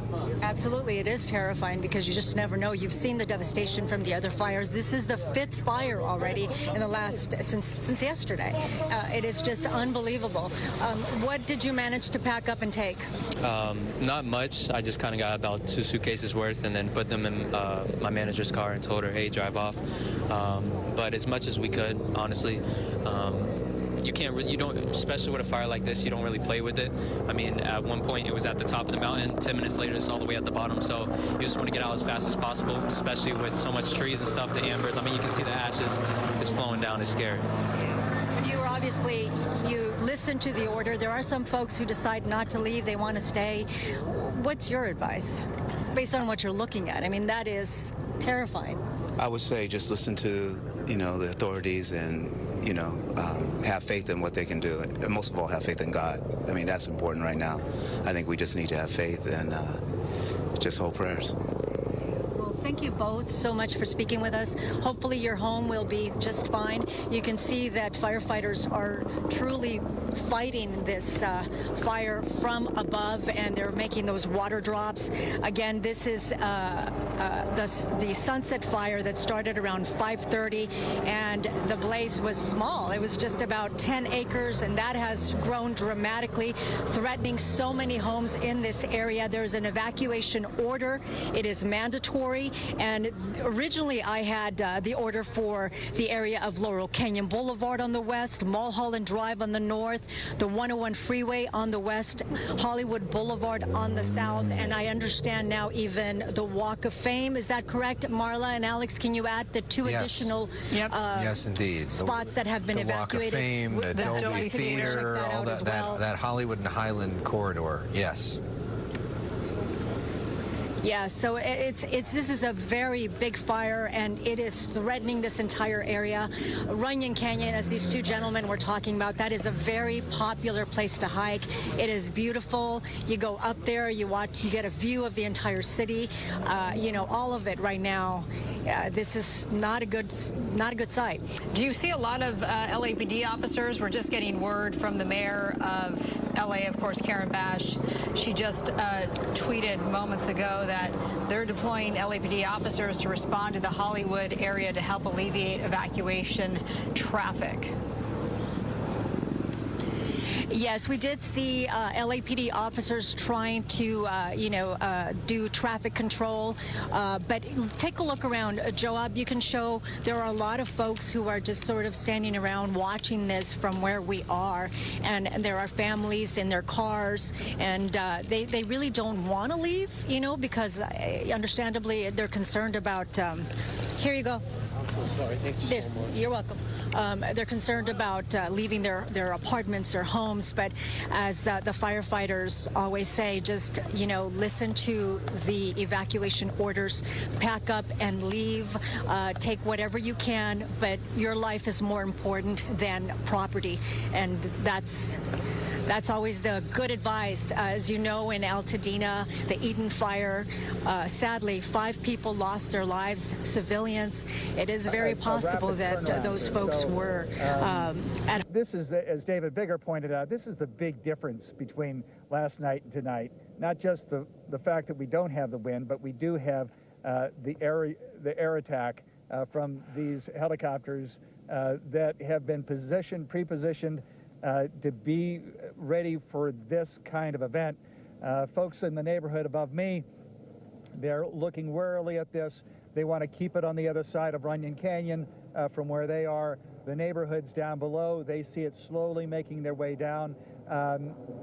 That's the advantage to being down canyon from these fires, because they move so slowly. The big disadvantage to being up from those canyons where I am is if they do make it to this flank, to this side of the canyon wall, they go up so fast that there's very little opportunity for them to protect the homes up here. That's not the concern at the moment. We had a strike team, actually 2 strike teams up here. They have since left. I think they were redeployed down below, because that is where the focus of the attention is, as it slowly, this flank of the fire that I'm looking at, the north flank, I can't see the south from here, north flank, as it slowly makes its way down towards some of the homes just south of the Hollywood Hills here. And you know, it's an awful thing to see, but the fact is you can see it. And that's important, because it's when there's so much wind that the plume of smoke is horizontal. You see the smoke, you can barely see the fire until it's upon you, because it is moving so fast. This is moving slowly, and that is that's the difference between victory and defeat in a firefight like this. Back to you. I'll tell you what, Conan, those big water drops look fantastic. And watching this fire in the Hollywood Hills, the Sunset Fire, just before 6 o'clock, it looked like it was exploding. And it really was. It was very alarming. It looks so much better now.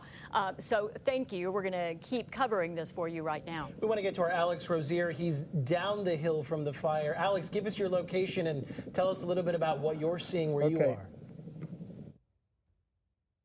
At Hollywood and La Brea, I want to give you folks a sense of what it looks like right now. So many people know this area. I want to give you a live look down Hollywood. If you're looking that way, you're looking in the direction of the Dolby Theater, and you can see across the street there are folks who are out here looking around, but this is the roadblock that LAPD has set up at La Brea and Hollywood. And if we keep turning you up the road to where the Hollywood Bowl would be in that direction here, folks, you can see to the northwest the flame that is there right now. We've been monitoring it, and I will tell you that the big distinction that we're feeling right now compared to where we were last night, though these aren't ideal conditions by any means, the winds are significantly less. But among the people here tonight who are evacuated, Tony, talk to me about your situation and what you've experienced thus far. Well, I was up there, and I was thinking in the morning, oh, these houses half made of concrete, half made of wood.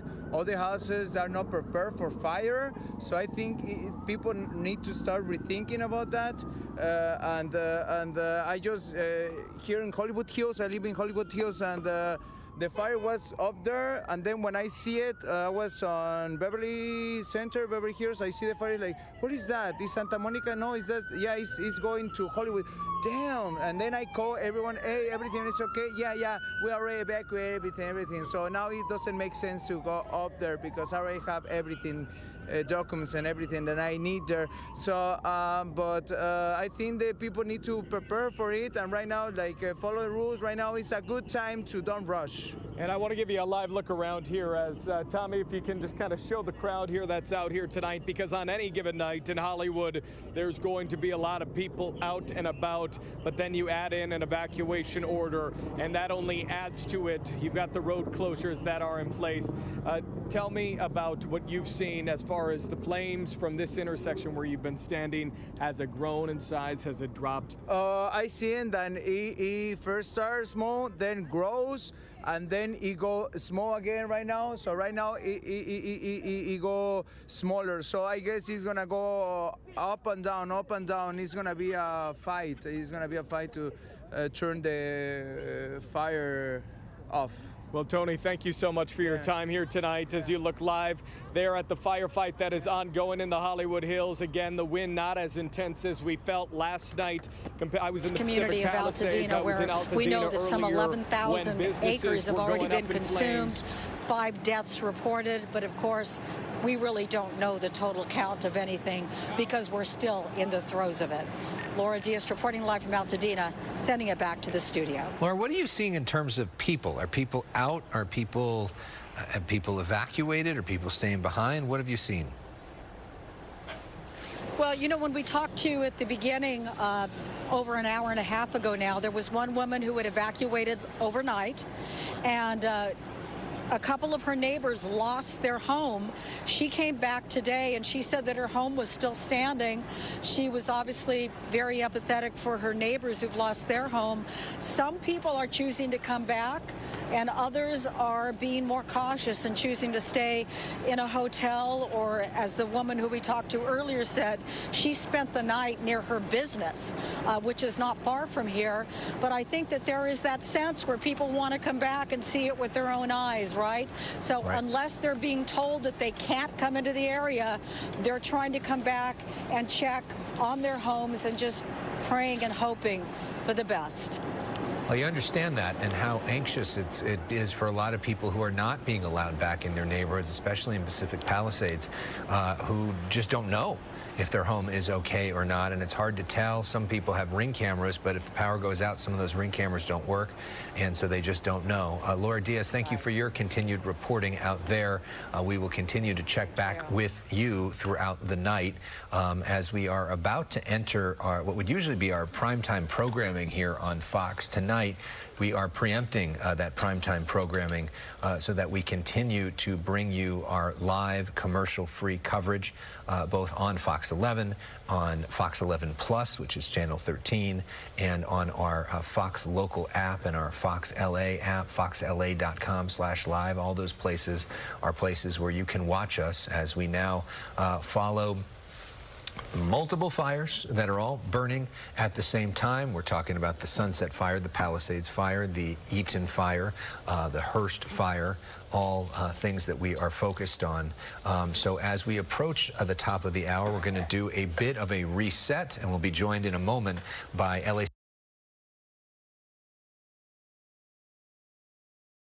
A whole lot different tonight with the wind situation, because at least we can have the air assault taking place, because they were grounded last night, which really prohibited and hindered the firefight. But tonight, at least the winds are calm enough for those helicopters and those tankers to drop some water. Right, certainly calm enough for that to happen, because, you know, they were just howling so much last night they couldn't get up. So that part of the wind profile is good to know. But there's still the wind concern for what it does to the fire. Give you an idea of the Hollywood fire we're talking about right now.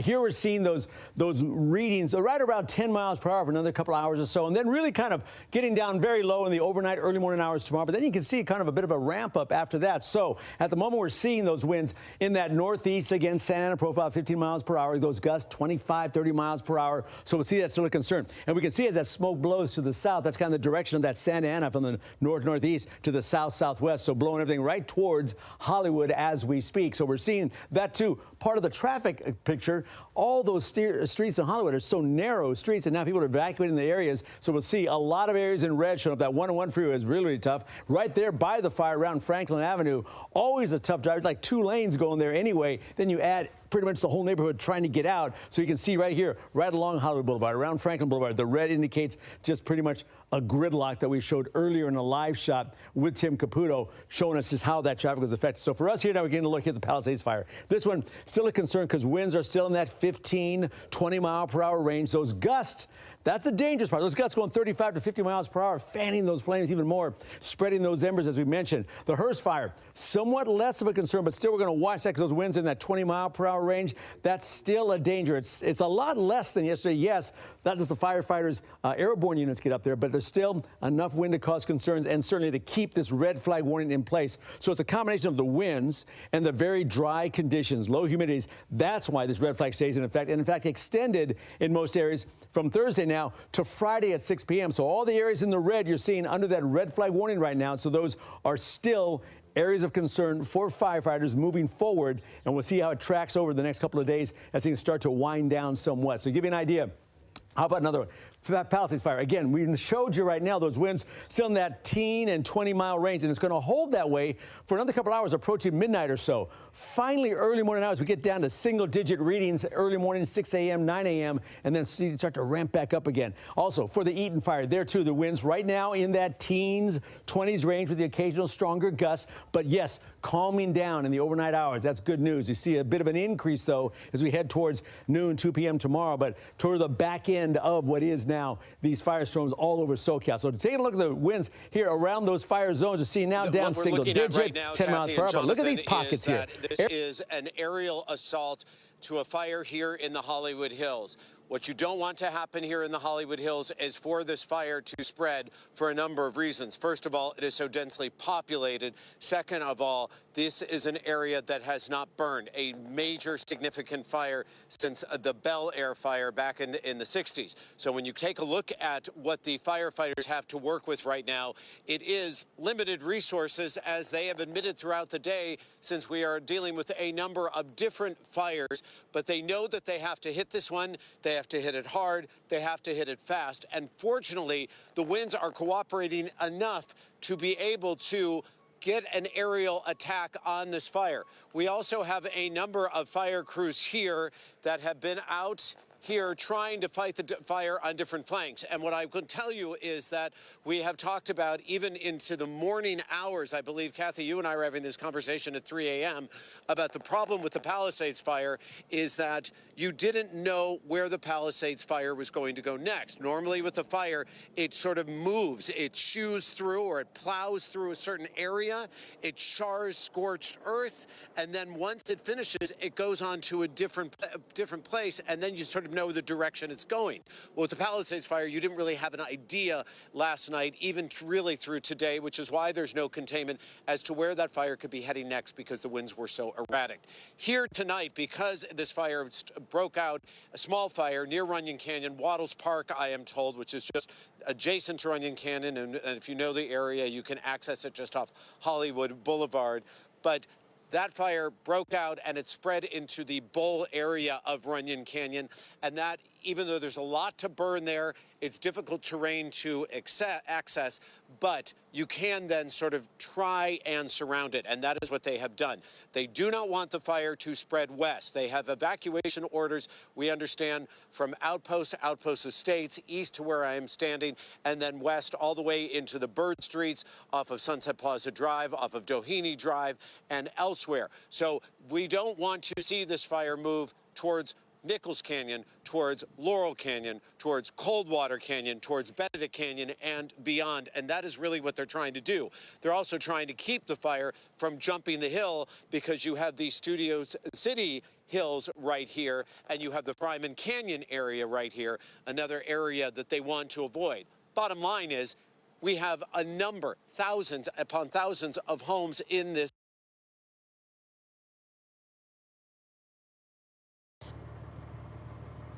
Yeah, we've been following one of the LA County fire crews up here in Altadena. We are on Mendocino near Santa Anita Avenue. They are going from house to house here, trying to turn off all of the utilities. That is a major issue in all of these burned houses. So they've been able to get their tools, and they're coming in and shutting off the gas lines. And they're doing that so that none of these fires can reignite or spark some other blaze. We were just a short time ago up at a home that had burned on one side, one house burned. Firefighters thought they had a handle of it, and then unfortunately some of the embers caught the next home on fire simply because there was a gas line still going. So as you can see, the crews in there, I mean, dangerous work, but there's just not enough utility crews to go around to all of these homes. Astounded, dumbfounded almost by the amount of houses we have seen up here that have been burned. There are neighborhoods that have been leveled here in Altadena, and this is one of those areas.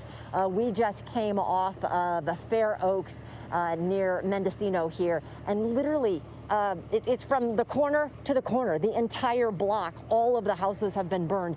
This is just one of them here that they are working on, and these appear to be very large homes up here. I'm going to have Brian pan over here this direction just to show you that you can see these huge fireplaces. You can see how large this house was at one time, and there's just literally nothing left here. And the crews, as I said, going from burned home to turn off of these utilities up in this area. And I just want to stress it. I can't begin to stress it enough, I should say. We were up here last night, up in Altadena. We were directly by Eaton Canyon and watched this firestorm roar through the area.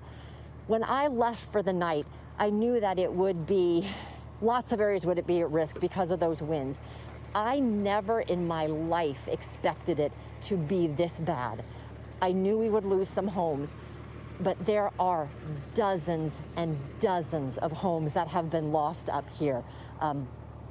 Yeah, I mean, it's neighborhoods, as I said, and it's heartbreaking for those of us that live up in this area. I've been here for 25 years. I've lived in here. Let's go, Brian, we'll go across with them and watch some of the wires that have been down. I've lived up in this area for 25 years, and I've never seen a fire do this. I've never seen a fire come this low or down into the city, what everybody calls the city area of Altadena and Pasadena. These aren't areas that you traditionally consider at risk for wildfires because it is so far down from the foothills, but that's exactly what happened because of those winds. The embers pushed, or the winds, I should say, pushed those embers for blocks, for miles, and this is what we're seeing. We're just seeing neighborhoods destroyed. We're showing you one house here on the corner, right across the street, same scene of all these homes. And so we've been seeing a lot of the Pacific Palisades about how neighborhoods have been taken out. And I'm going to tell you, it's the same scene up here in Altadena and in parts of Pasadena in terms of how much damage there is and how many homes have been lost. And then, of course, on the Eaton fire, as we tragically know, 5 lives were lost. They simply couldn't get out of the fire in time last night when it first broke out, and so we have lost 5 lives. That is absolutely heartbreaking and devastating. And you can see the crews going in right now, you can see how the fire, I mean, it just continues to burn because those are the gas lines continuing to burn.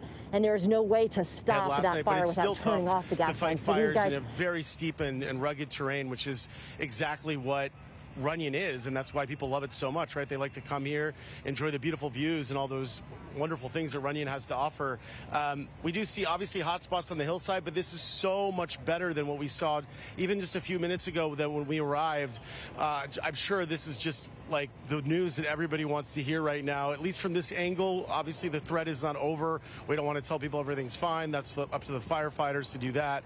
There's still flames and there's still open fire there on the hillside, so that's just obviously not a good thing. And the threat remains, but it looks like, you know, firefighters just attacked this thing with everything they had and just did an incredible, epic job dousing those flames so quickly. And they did not mess around here. They had a ton of people swarming the fire. They had hand crews here, people on the ground digging trenches. They had people dousing trees, hosing areas down. And, you know, there's no one more professional, right, than the LA County and LA City firefighters. And they showed that once again today by just absolutely swarming and taking care of this fire as quickly as they could and still going, but they're making progress. And that is something that you want to hear, right? Especially if you live in this area. I was not evacuated, but I did receive the evacuation order because I live close to the evacuation zone. I know a number of our colleagues are there, so a lot of us are, you know, affected by last night's fires in the San Gabriel Valley and in the Palisades, and now here it's everywhere. So many of us are impacted, and it's such a ripple effect and exhausting for everyone who has to save pets and to help loved ones who might not be able to get out of an area very easily. And certainly that's the case even tonight. And, you know, just the density of Hollywood, the buildings that are here, and older buildings, you know, wood frame buildings, the calamity that could occur here if this fire were to explode out of control is beyond anything I want to think about. And I think firefighters, obviously, they knew that. They know what they're up against. They had no margin for error here, because if this fire got out of control and in some of these areas in Hollywood, there's just so little that would stop it. It would just be fuel for just an incredibly horrible fire. So, and as Mike Rogers talked about, I was in that same traffic. I think we were showing video of it earlier, trying to get up here to give you some ground video here of what's going on. And it was just absolutely gridlocked trying to get out. And obviously that's a lot to do with just our normal bad traffic, but obviously too, people trying to evacuate and getting out of here in the most orderly way possible. And it was fairly orderly in the sense that, well, I mean, it's barely moved, but there wasn't like, you know, sort of road rage incidents that we could see or people honking more than usual. It seemed like, you know, it was tense, but people were trying to get out. You can also hear that air support up there, those firefighters blasting the flame. Of the whole situation. Did you talk to the homeowners on the Ring camera afterwards? Did they say anything to you? Me personally, no, but I heard firsthand because I wasn't immediately on the scene. But when I got here, they gave me a rundown of the situation. They had talked to the homeowners and they were aware of the situation going on. When you walk away from this street, I know you don't live on this street, or like. Yeah, I live close. Yeah. Okay. So maybe not right here. What does it feel like walking away knowing you potentially saved this home and a neighbor's home? Folks you've never met, you've never. It feels good. Just because, you know, in the Palisades fire and the Eaton fire, I'm close to working over there, so it's just devastating with all of the apocalyptic scenes that we see, especially on the news with the fires and the families that were affected as well. So it's just great that we were able to save this one house. It's one of many that are hopefully not in the path of destruction, but we know a lot of houses were lost in this. So Tony, thank you. Hell of a job. No problem. Incredible, guys, because they had hoses from 3 different homes, obviously the home itself, but you see how tall the palm is. They couldn't get up there, even with the ladder, because they're essentially shooting straight up in the air. But because they were able to get on the roof and get on the neighbor's roof, they were able to get it from a couple different angles. There are some embers up there, but if you recall from just 45 minutes ago when we last spoke, those embers were falling on the trees, on the bushes, on the neighbor's house. Crisis seemingly averted, at least in this area, although the bigger picture is a bit daunting, especially when you look up the street. The kind of glow is starting to get a little bit closer to where we are. Just about maybe 2 blocks from where we're standing is the bottom of Runyon Canyon. We've personally noticed in the last 20-25 minutes or so that glow seems to get closer. We even saw through some of the trees up there some of the flames itself. That's why you see even more fire trucks have come up the street we're on. They've actually backed up the street to try to get the blaze before it reaches these neighborhoods here. Obviously the big concern, once it catches one home potentially, and hopefully it doesn't happen, these are close together, these are big homes, and we've seen what happened over the last 24, 36 hours. That's what they've been trying to avoid. Even the Good Samaritans who have been out here doing one heck of a job saving this particular house. Boy, I tell you, Tim, if I were that homeowner, I would be praising those people for doing such a great job. Absolutely. I know a lot of people have been coming together. Even we saw earlier today with the Palisades fire, Good Samaritans, neighbors, they see somebody who needs help, and they certainly hope that courtesy is given to them in that consideration. But incredible, David. Oh, yeah. It's a great work out there, Tim. We'll check back with you. At least it's calming down quite a bit. Jason Patel files this report with an update from Eaton Canyon. You know, a lot of concern and worry about whether or not the insurance is going to pay. I just got my motorcycle back from a complete rebuild, and it's sitting in the garage, burnt to the ground, which is pretty sad. But we did take all of our family pictures and a few valuable paintings out last night. So, you know, all the stuff that's here is replaceable. People are not, so. Very lucky. So having the family is the most important thing. What about you? I know you said it almost looked like a movie. What was going through your head? I mean, like it's like it doesn't connect. Like the brain isn't like processing as real life. It'll take a second for that. But you know, like apparently my bedroom was the first to catch, and I've just moved out, and it's just hard to see, like, you know, that it's all gone. What about you? What goes through your head? Yeah, I'm still kind of off and kind of like do what I can mode, but it's you know, I've lived in this house like my entire life, so it's kind of jarring to see it gone. Like I just didn't think it was gonna happen. And last night we went to bed thinking that the fire was not gonna hit this neighborhood. We thought it was gonna go the other way, and the wind switched, and so it's kind of a sucker punch, really. And you said this home.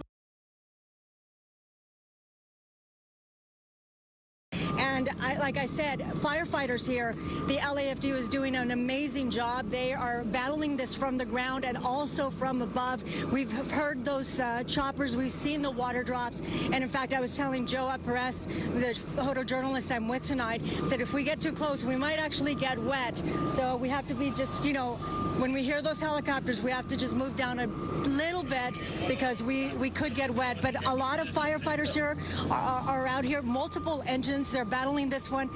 This is such a, you know, densely populated area, and obviously there's a huge danger should these flames start up a new fire and you know, start up a fire in this neighborhood.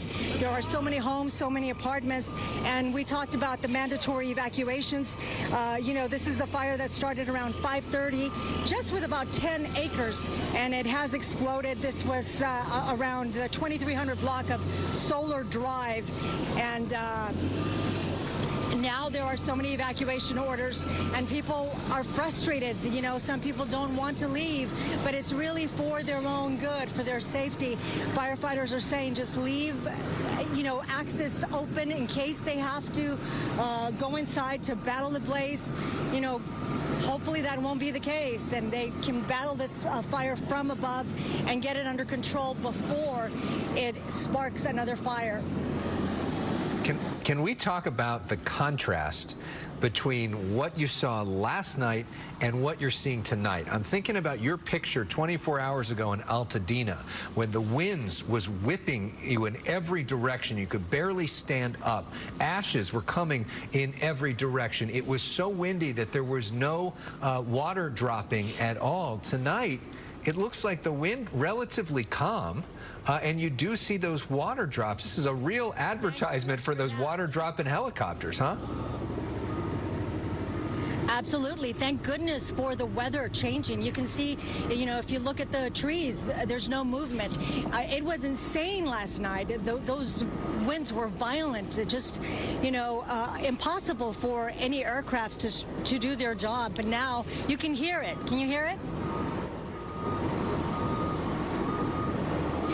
They're flying above us. They're probably going to make another drop, perhaps not necessarily where we are close because they just dropped, but they are definitely doing their job. There are ground crews here going up Runyon Canyon right now, as you can see, and there are several homes. I've been told there are a couple of homes up there that are obviously in danger, and they're making sure, taking care of structure protection.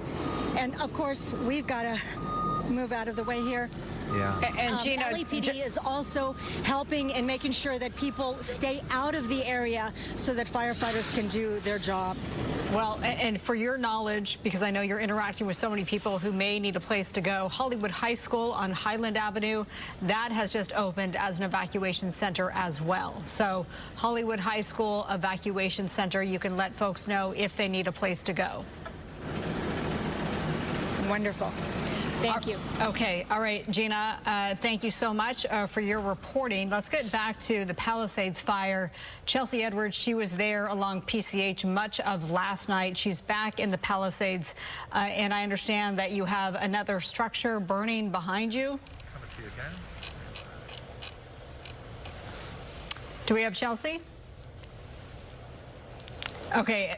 In the meantime, that was a nice water drop that we just witnessed. Yeah, I mean, this is the first time, Marla, since we've been doing this, and we started our coverage yesterday at 10:30 in the morning, and we're now doing this tonight at 8:20. We haven't taken a commercial since. And this is like the first fire where we've seen progress. Like we've seen them actually start to put out a fire. Yesterday was just every time we looked at something, it exploded and just kept getting bigger and more homes and all the rest of it. And this looks like more, frankly, like a typical firefight that we would see in Southern California when you put a lot of water on something, you don't have crazy winds. You know, LAFD is so smart. They are able to knock this thing down, and that's great. Chelsea and her crew obviously getting ready. Chelsea, you are on right now. I don't know if you can hear us yet.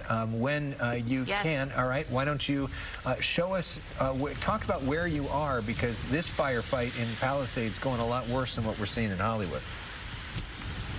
Oh, I mean, it's staggering when you drive in from Sunset. So we approach from the 405. We approach going westbound along Sunset, and as you drive, there's obviously no service. There's no lights anywhere, so it's hard to see. But you can just see the shells of home after home after home, building after building. We're kind of near the Palisades Village right now, and I want to show you this church. This is the Community United Methodist Church of Pacific Palisades. Look at this destruction. I mean, hardly anything left standing. These beams have been smoldering what looks like for hours.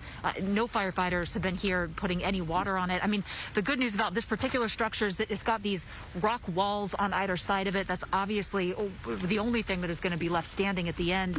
And you can see this this tower in the background. I'm not sure what this was or what this is, but that is still standing a tiny bit. But this is the scene that we are seeing over and over and over again as you drive throughout different neighborhoods in the Pacific Palisades. It is like something out of a movie. I mean, it's staggering the amount of devastation that this community has seen. Again, we're right down the street. We're on Via de la Paz, so we're very close to the Pacific Palisades, the village. When you drive along there, the facades of so many of those businesses, everything is just gone. And again, it's a really eerie thing at night because there are no lights. The only light that you can see are glows from places like this. So you can see the fire glows from homes that are actively burning, and that's it. There are no lights. There's no electricity. There's no cell service. The only reason that you're able to see us right now is because of a Starlink connection that we just got today. That's the only reason we're able to hear and communicate with you guys right now, because there's absolutely no cell service at all in this whole area. It's also a ghost town, which is a good thing. There's no people. You can't drive onto Sunset Boulevard. You can't get this far. So there's nobody walking around. There's nobody driving, which just creates, again, this really eerie, apocalyptic kind of vibe as you're driving around. I mean, scenes like this, there's just nothing left here. I mean, you look at these what appear to be wooden beams that are just collapsing on themselves. Everything that was inside this church is gone. I mean, it really does look like the only things that will be left standing are these rock walls, parts of these rock foundations. You can see over here as well, parts of the outlines of some more of these rock structures. So those will be the only things left standing. But the crazy thing is, on Via de la Paz, all the structures around this are still standing. So you see situations like this where entire neighborhoods are completely flattened. There's not a single home on some streets. And then areas like this where you've got one thing burning, but everything around it is still intact. So it's going to be interesting to really take count of the destruction and of how many structures have burned and how they burned, because when you're looking at it, it seems like a lot of these are just ember driven, like an ember dropped on these buildings or on one of these buildings, because that's the only thing that's on fire. Everything else is left standing.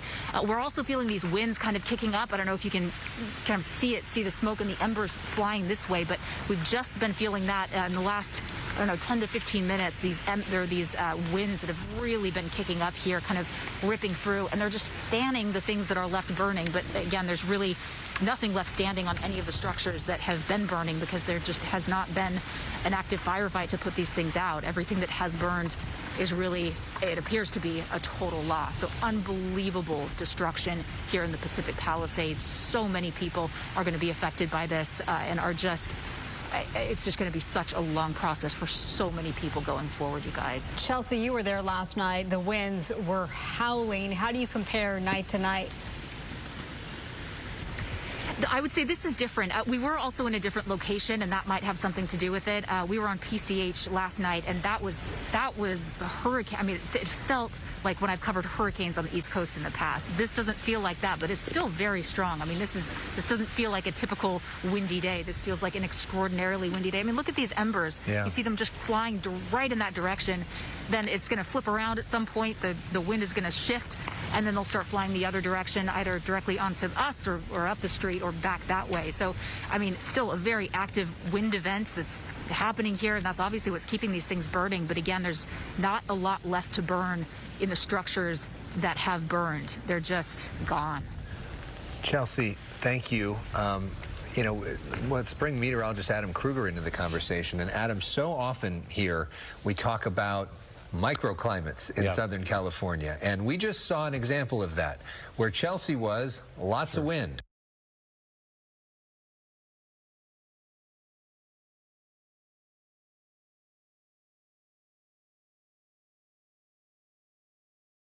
But this is where those helicopters are coming. And I want to show you exactly how close we are to the flames and embers. Fortunately, we saw some flames earlier. Those flames have been knocked down to embers. But just beyond these lights over here, where we've got a fire engine that is staged, it is fully loaded. We saw it load up with water from this fire hydrant. Fire at the end of Sierra Bonita the water and Vista pressure Street here is holding. Here in Hollywood, just north of Franklin Avenue, where you can see a lot of healthy, thick fuel continuing to smolder and still creating occasional spot fires that are concerning. In fact, just a few minutes ago, a brand new spot fire started almost a couple hundred yards away from where all of this firefight is taking place over on Nichols Canyon Road. A new fire started. They quickly tackled that with a couple of water drops, and that fire has been mitigated, but it was right next to a home along Nichols Canyon Road. In the meantime, you can still see some flare-ups occasionally here in the Runyon Canyon Road area, just off of Hillside, but so far, the fire department is keeping this fire at bay and continuing to babysit this neighborhood just north of Hollywood Boulevard. Yeah, that image right there says a lot because it looks like things are going up in the air. So we are relieved to see that. But nevertheless, they're not giving up on this. They're still hitting this from the air, and they still have crews on the ground, right? Yeah, they are battering it. There is a handful of helicopters continuing to pick up water and continue these water drops. And as long as you see tall trees like that shooting embers into the air, they're going to continue to do that all night long. Right. Okay. And then as for traffic, and from what you've been able to see, all these thoroughfares leading out of this community, how does that look for you? Have things settled down there? Because I know a lot of folks are running into some major issues trying to just evacuate. It's true, although I should say that in the last hour, downtown Hollywood has really turned into a ghost town. Hollywood and Highland is pretty much deserted. You can see Hollywood Boulevard at the bottom of your screen there. Very little traffic to speak of. The heaviest traffic that I see happens to be along the 101 freeway, whether that's just normal traffic or maybe some people heading away from Hollywood. It's hard to say, but there are fire trucks crisscrossing the city of Los Angeles in almost every direction that you look. You can see lines of fire trucks coming in from across the county and in fact across the state. There are still fire crews making their way into our area from Northern California, Central California, from along the coast, the Sierras, I mean, you name it, San Diego. They are all sending help in this direction. And so as you look across the horizon here in the city, you see non-stop flashing lights making their way in caravans over here towards our city, which is in desperate need of a lot of help. Absolutely. Okay, so that is the hottest spot that you can see right now, which is so much better than what it was. Nevertheless, there are many hot spots, as you can see, and any one of those could put out some embers and create a new fire. So that's why we have to stay vigilant and stay on top of these things. And I see all the emergency vehicles on the left-hand side of your shot there. So they are clearly set up doing some sort of protection in that area. Yeah, they are doing structure protection along these streets. They're kind of sitting and standing by, waiting just in case any of these homes or potentially some of the landscaping in the front yards or palm trees happen to catch on fire. It's as positive of a situation as it appears from this angle.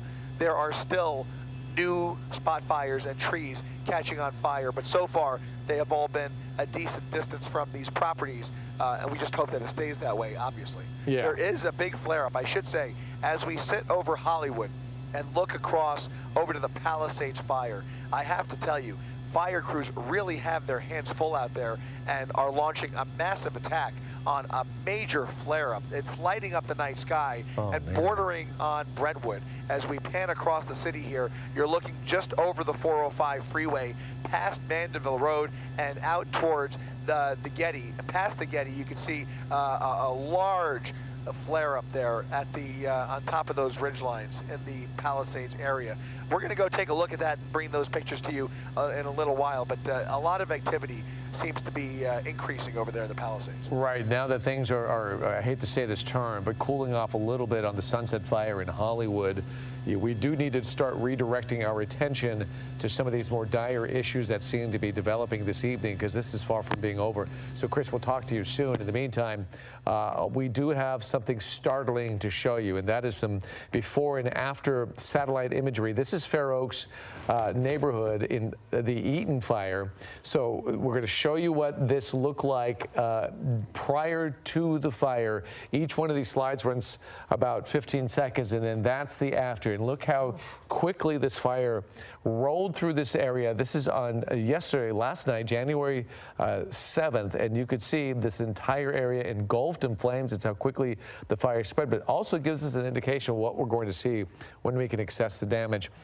East Altadena Drive, that's what you're looking at right now. This is, again, part of the Eaton fire and the East Altadena fire. This is the before photo, and in a few seconds it shifts, and look at almost every building is on fire. Not every building, but a large swath of this community on fire in these different glimpses from this. This is, again, East Altadena Drive.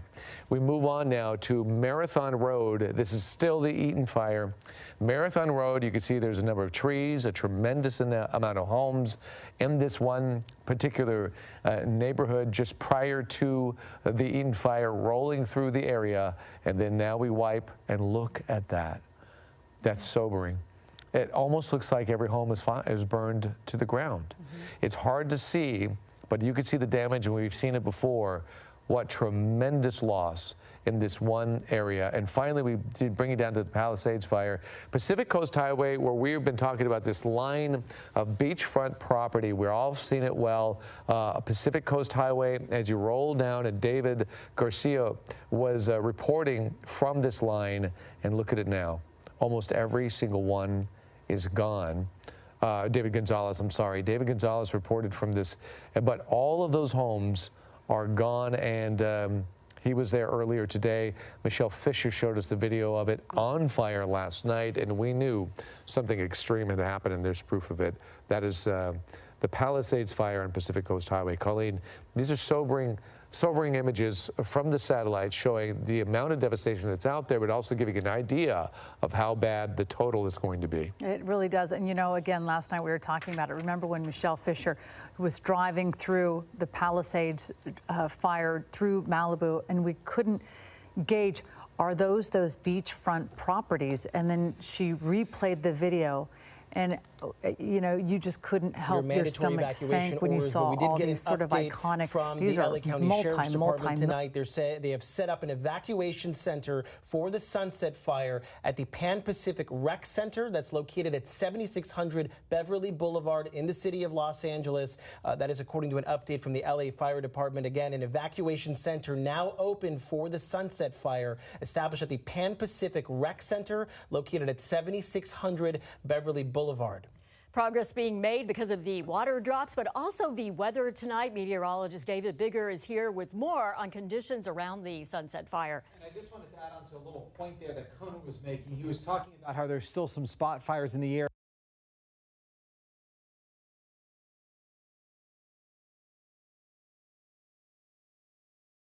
To the camera and said, hey, State Farm, I hope you got my back, right? Because that's the next step once we get through everything that we're dealing with right now and what so many people are dealing with, which is safety, prioritizing family, seeing what is left. And in a lot of cases, you don't have anything left. And now what are you going to do after that? So many people have spent decades, have spent generations in these homes, and now they have to pick up and say, I guess I have to start over now after all that time of starting, building, and having something there. So it's been incredibly heartbreaking. It's been devastating to hear those stories, to see that, and to just kind of bounce around here and notice so much, right? And so many things still burning, so many hot spots. Occasionally, you know, I'm just looking across the bow here, and not even a half mile down the street, you just see the glows of red. And that was something that really struck me when we first got down here, where initially, when the sun is still up, you're noticing just a haze of smoke. The wind occasionally would gust through, and you see everything kind of swarm around you. But now, after the sun sets, it sort of takes on that descent into darkness, something that just kind of hovers over you, maybe subconsciously, and it's a little bit more frightening to see the glows of red, the sparks of red, and knowing that there's just so much more out there, so much more devastation, and not really anything else right now. So, Pat, Leslie, it's just something that obviously we're all documenting and taking in. So many people have to handle in one way or the other. It's not easy. You said the word document, Gio. That's very descriptive of what we're all doing, because, you know, we'll never forget this. This is something that is historic for our area, for sure. And I'm sure the dates, the time, we'll always have that in our memory. And for you to be out there and witnessing what you're seeing is something that you don't just forget, you don't shake it off. It's going to be with you. And that's why we want to remind everyone who has suffered a loss, whether it's home damage, and, you know, we do know 5 people at least have lost their lives. We feel it. Yeah, that's a lasting impact. So we feel your pain. We do. We feel your pain. It's a lasting impact on a family. And you know what was interesting about Gio's shot and the gentleman we heard from? He talked about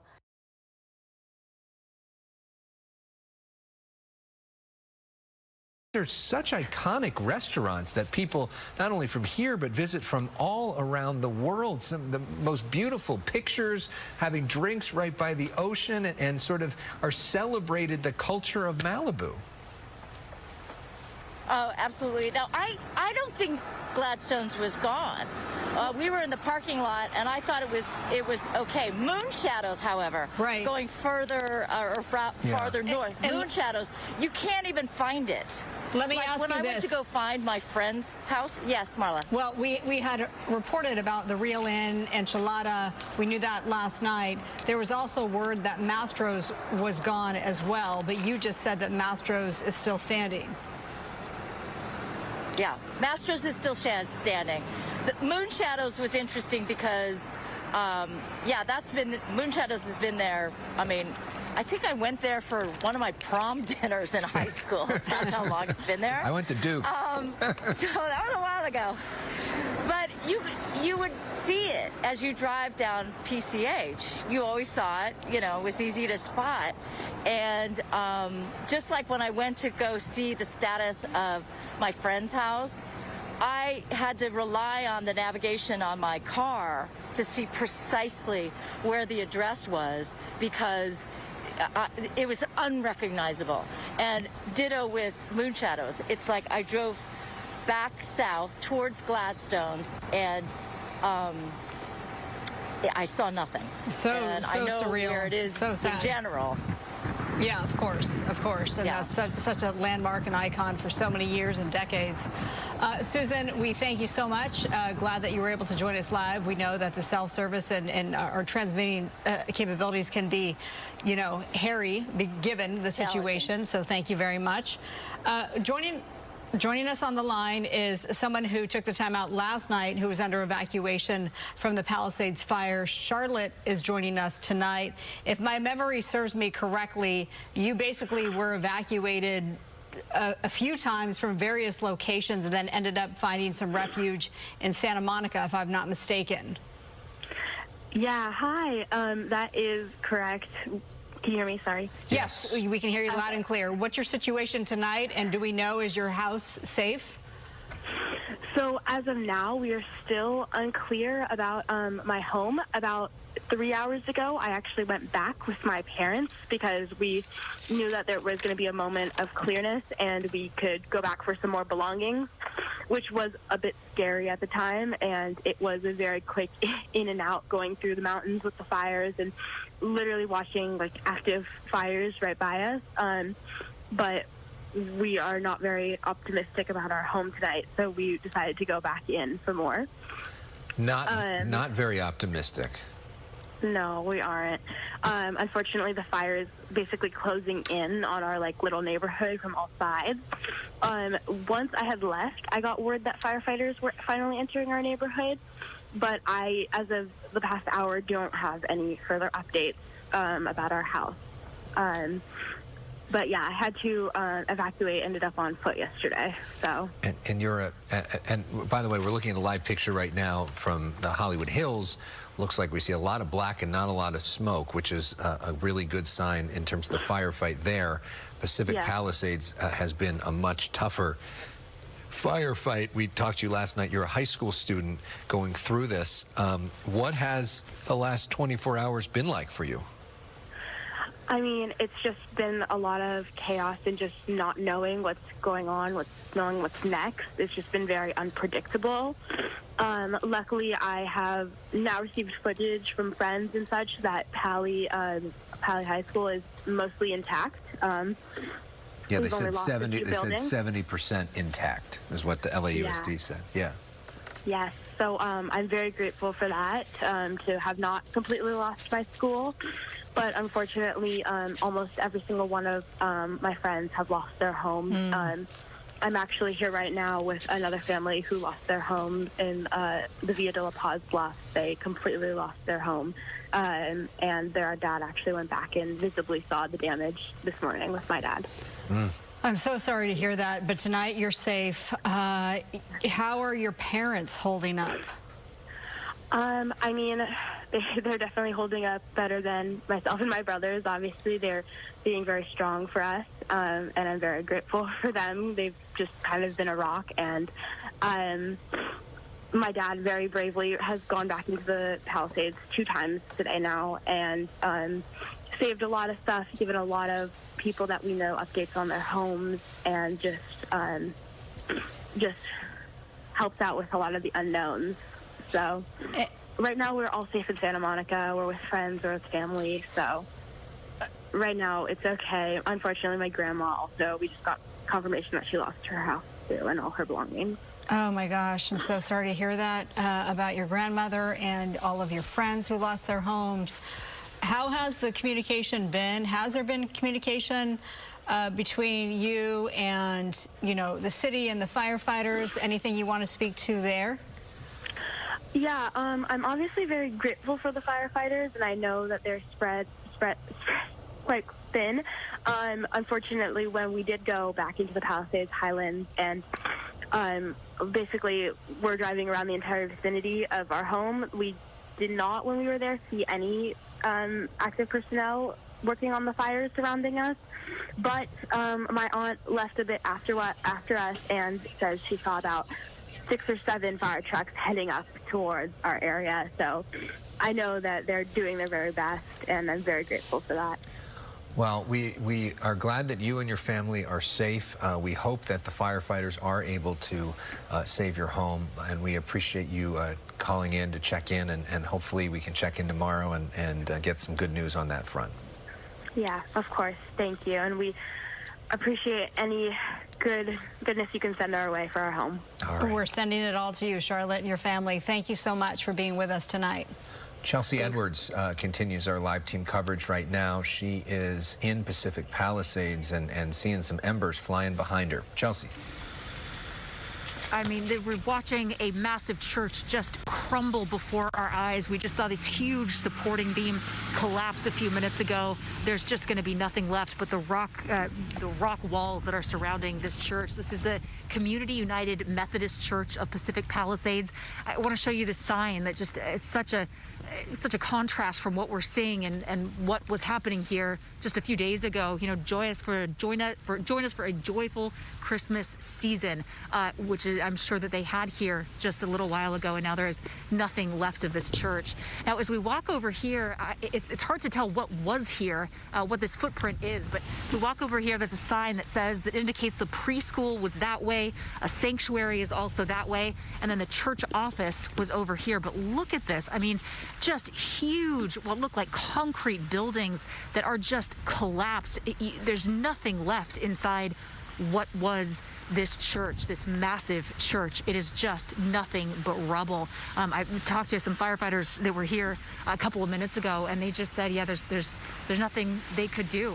This just is going to burn out. Their resources are just stretched so thin. But I mean, when you look at scenes like this, you can see that huge piece of concrete and just nothing but rubble as far as you can see. It's really staggering. It looks like a donation box here that's charred. These embers are swirling around. I also want to point out this kind of bizarre thing that we can't quite figure out. There's a bicycle that looks like it was just abandoned. I don't know what happened here or what the story is behind this, but you see things like this and it points to a very chaotic, very stressful scene. I don't know what would cause somebody to just leave their bicycle in this manner and just leave it on the street, but it probably had something to do with what we're seeing here. So you can also see what the winds are doing by looking at these flames. I mean, look how forcefully they're pushed in that one direction. The embers as well. Oh, look at that beam just coming down.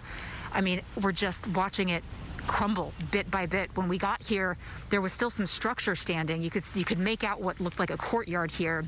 That's just gone in the last 30 minutes or so. There's just nothing left. We can also see some, looks like gas-fed fires in various places, and that just makes it so tough because even if you do put some of this out, there's still gas that's coming up. This is just going to continue to burn, especially with the winds the way that they are. There's just nothing that anyone can do. This is just all going to burn. And you see scene after scene of this. I mean, driving in from the east, we came in along Sunset Boulevard toward the Pacific Palisades from the east on Sunset, and it just looks like a war zone. I mean, the only way that you can tell what anything is the light from the fires that are still burning different homes. So you look around, there's entire neighborhoods that are just flattened. I mean, you can't even tell whether or not there were homes there at one point. You know, there was some sort of structure there because there's debris, but you don't know what was there.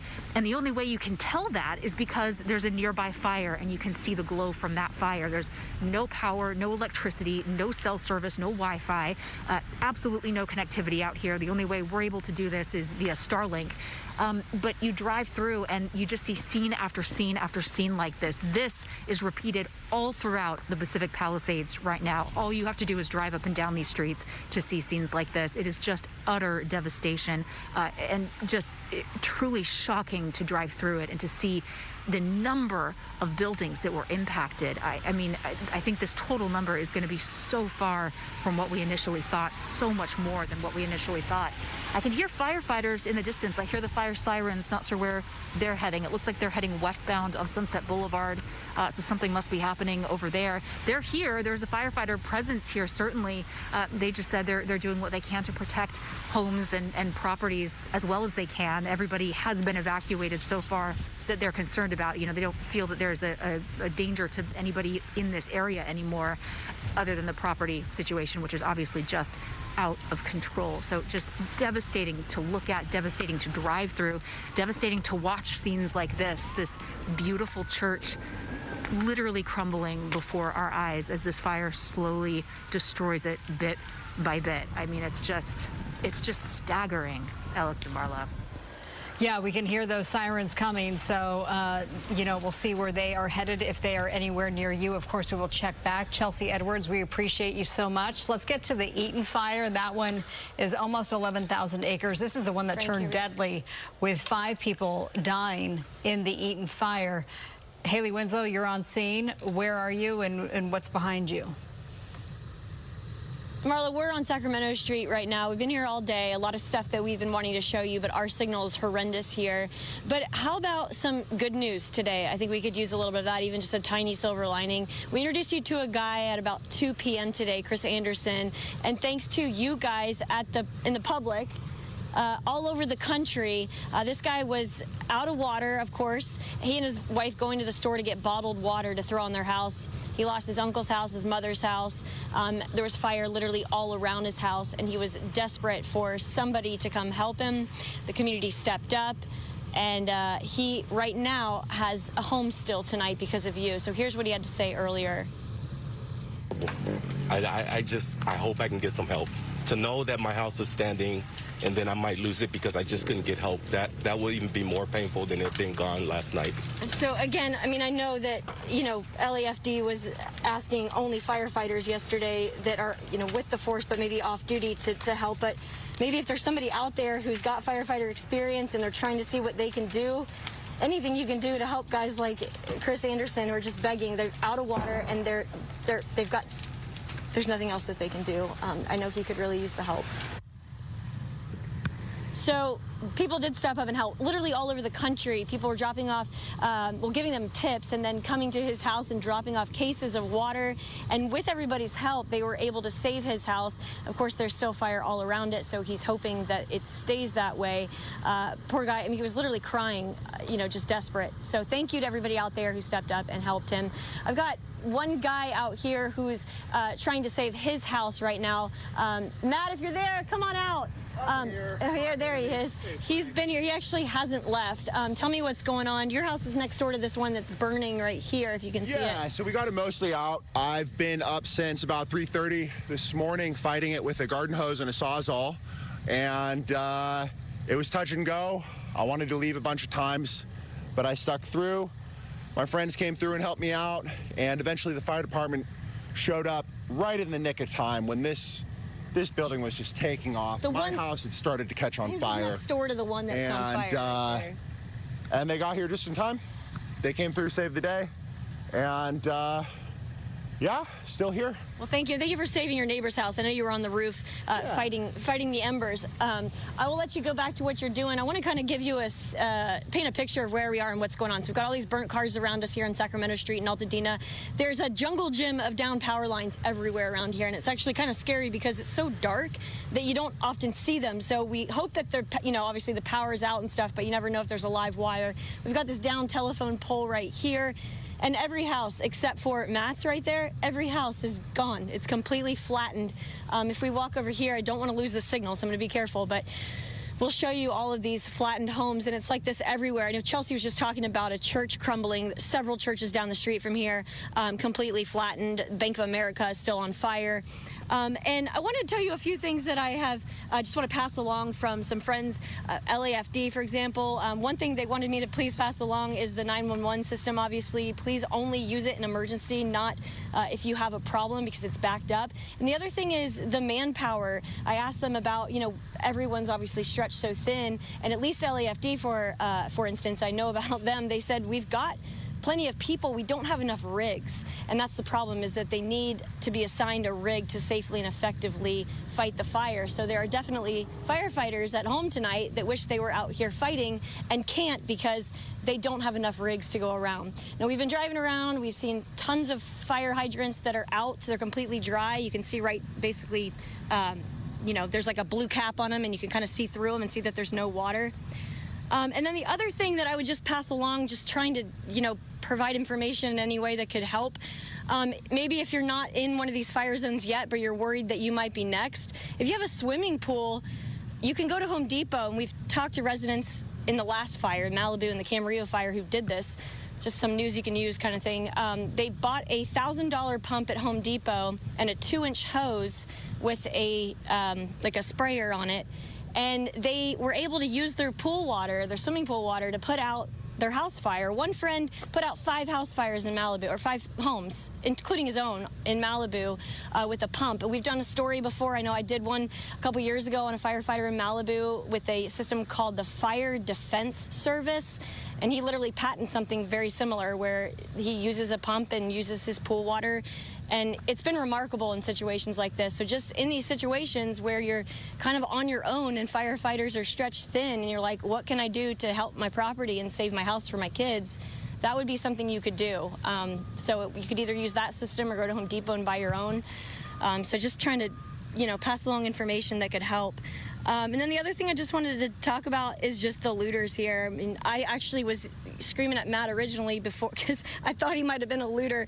Thankfully, he was not. But we've seen dozens and dozens around town here taking advantage of people evacuated. So that is infuriating to see out here. All right, we'll send it back to you. We're live here in Altadena. I'm Haley Winslow, Fox 11 News. Haley, thank you. We now go back to the other fire that we're following right now, or one of the fires we're following, the Palisades fire. Matthew Seedorf has been moving around. Matthew, where are you now? Actually, we moved from the Palisades fire. We're now at the Sunset fire. We're in the Hollywood area. We're at the bottom of Runyon Canyon Trail, and we're looking up towards Hollywood Hills right now. You can probably see the flames kind of shining up on the hill there. We were trying to actually see how close we could get, and we were driving up there, and while we were driving, police told us to turn around with their loudspeakers, saying that the flames, they're worried, could be coming down the hill. It does appear like things are hopefully calming down. I know we've been reporting that the wind seems relatively calm where we are, but there was a momentary scare, I guess you could say, where flames actually came from a hot spot, a flare-up, right close to this apartment where we're standing right now, and they had to get out of the apartment and evacuate. And fortunately, it looks like fire crews have already left and put out that little hot spot that flared up. But again, just looking up to the hill, definitely a scary scene. And you can see some smoke kind of a little lower in the hill and those embers that come up in the air. And that's the concern, because those embers can fly and set stuff on fire downwind. And we've been seeing helicopters flying by, making those drops. I think I hear one right now. So, yeah, it's definitely an intense situation. Definitely looks like it's getting a little brighter over there right now, too. But I'll go ahead and send it back to you for now. Okay, we thank you, and you've been on the move. Matthew Seedorf was on the Palisades fire, and now he's on the Sunset fire in Hollywood Hills, right at the base of Runyon Canyon, which we know so many of you have probably been to. Sunset fire, this is our view from Skyfox, and from this view, I'm not sure if... Oh, this is the Palisades fire. I see. So this is looking from the Sunset fire in Hollywood, looking toward the Palisades fire. Okay, so there's a big difference between, big distance, I should say, from one to the other. So we're following all of these fires for you tonight. We're approaching the 9 p.m. hour. So let's just sort of recap of where we stand right now. Before we get there, though, we're going to get real quickly to a phoner, Steve Carmona, who is the city manager for the Pico Rivera, joining us on the line. And obviously, Pico Rivera not at the center of all this, but you all are helping out in a big way. Talk to us about the efforts that your city are underway right now. Yes, thank you. First and foremost, from the city of Pico Rivera, our thoughts and prayers are with the families and communities impacted by these fires. The city council gave me direction to see how we could help some of the families that are experiencing this devastation. So they allowed me to create a partnership with one of our operators for the Pico Rivera Sports Arena, Lenoria Entertainment. And what we want to do is offer free boarding for horses and livestock displaced by the fires.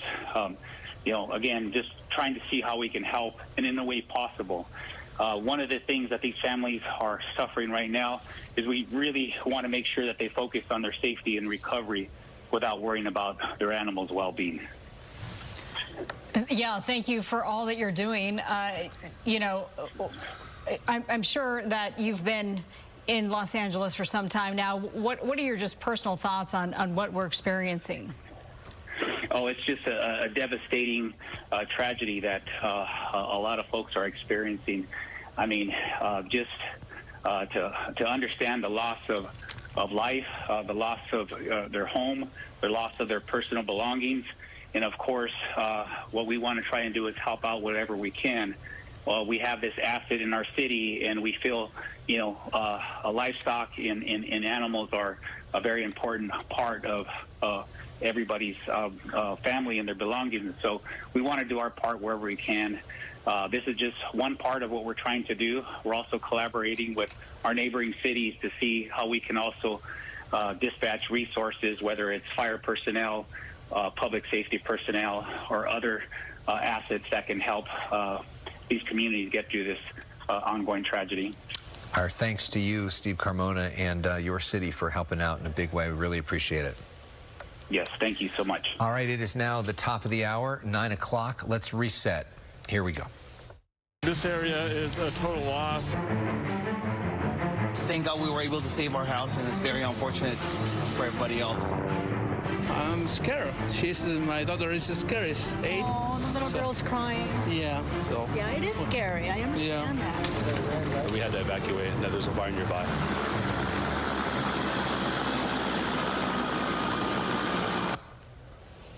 At 9 o'clock, we welcome you to our continuing coverage of the multiple fires that are burning in L.A. County. I'm Marla Tejas here inside the studio alongside Alex Michelson, and this is a live look from Skyfox right now. And we're focused right now on the Palisades fire. I've got multiple fires. Is all burning right now. We've got the Palisades fire, which is burning in Pacific Palisades. We've got the Eaton fire, which is burning in the Altadena neighborhood. We got the Hearst fire, which is in the Sylmar area. And since we made that map, there's another fire, which is the Sunset fire, which is burning kind of in the middle of all that in the Hollywood neighborhood as well. Hollywood Hills specifically. So far, it has not actually burned into the Hollywood neighborhood, which is the most important part. There are several mandatory evacuation zones as it relates to the Sunset fire in the Hollywood Hills. We'll have all of that information for you up on the screen momentarily. But these are the fires that we have been watching and will continue to watch. Obviously, the most devastating fire is the Palisades fire that has burned almost 16,000 acres. This is at last check. But okay, here is the Palisades fire information on your screen. 0% containment, at least 1,000 structures destroyed. We're talking small, large businesses, complete neighborhoods wiped out, and at least 60,000 people under evacuation orders tonight. Now on to the Eaton fire, which has turned deadly. 5 people have died. Circumstances around their deaths not known yet. Roughly 100 structures have been destroyed there. The Eaton fire exploding in size over 10,000 acres, 0% containment, estimated 70,000 people there under evacuation orders. And then that Hearst fire that Alex just mentioned in Sylmar scorched more than 850 acres. So that's some updated information. It was at 700 acres, so now 850 acres, 0% containment, and those mandatory evacuations do remain in place. Livestock has been affected in many of these fires. Now, that massive wildfire in the Pacific Palisades area has destroyed, as mentioned, at least 1,000 structures, and officials are calling this the most destructive fire in LA history. Yeah. Let's go now to Fox 11's Ed Laskos, who is live for us on Pacific Coast. We're going to go. Okay, so we're going to wait for Ed. As we know, we have lots of technical challenges on this night, but as we look from Skyfox, you really get a sense of the scope of this.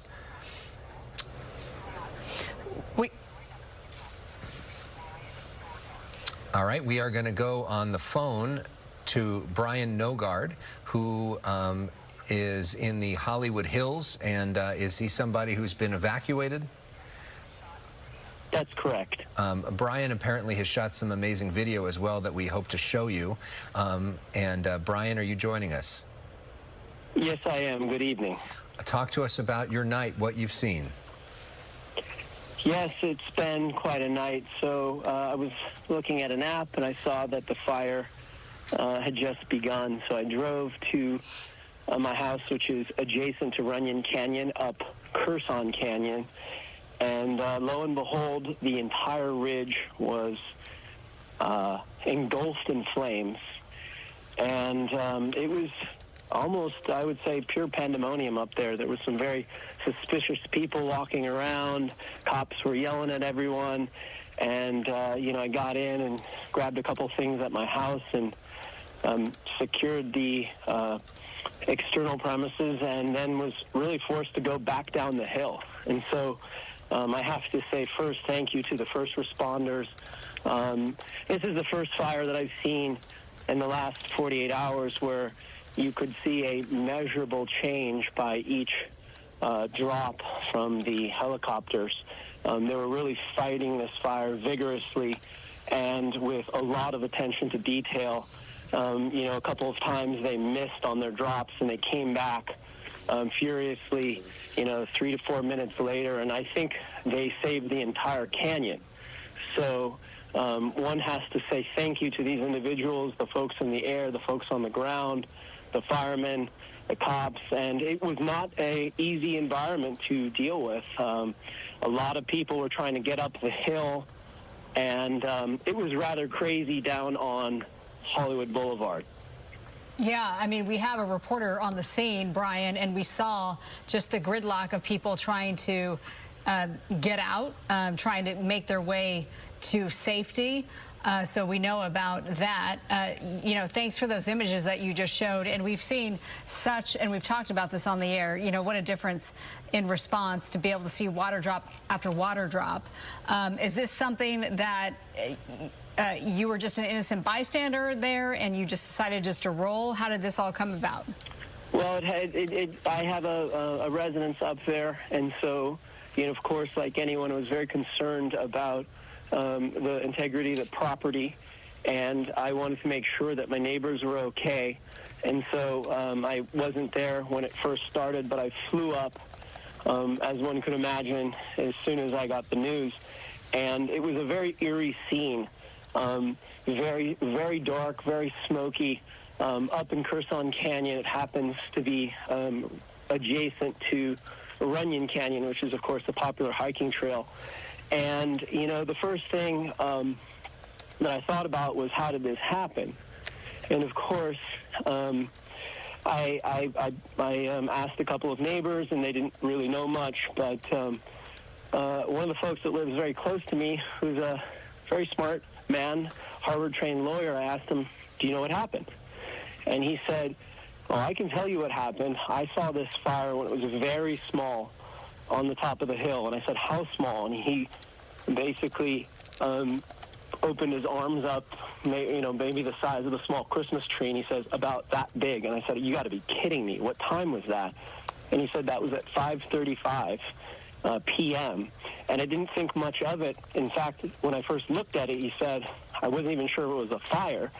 And I said, well, what was the first thing that came to mind after that? And he said, arson.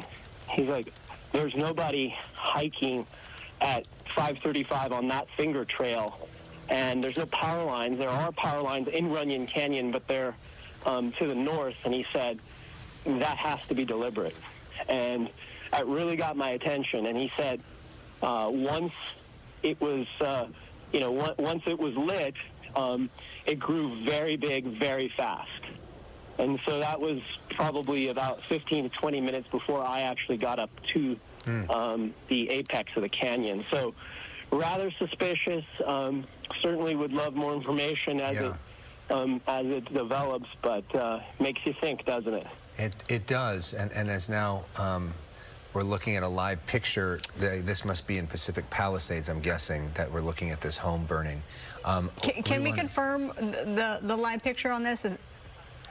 This is the Sunset Fire. So this is the first, as far as I can tell, first thing that we've seen in terms of a structure actually burning because of the Sunset Fire. And this particular structure here looks pretty well involved here. So that is, we don't see the Can you tell what street it's on? flames. It's hard for me to tell from this particular image. I don't know if you can see our screen. You may be able to help us here. But we don't see those massive flames that we saw a couple hours ago, but the fact that we actually do see at least one structure burning is not good news, and you worry about the winds that are created with this and embers and all the rest of that.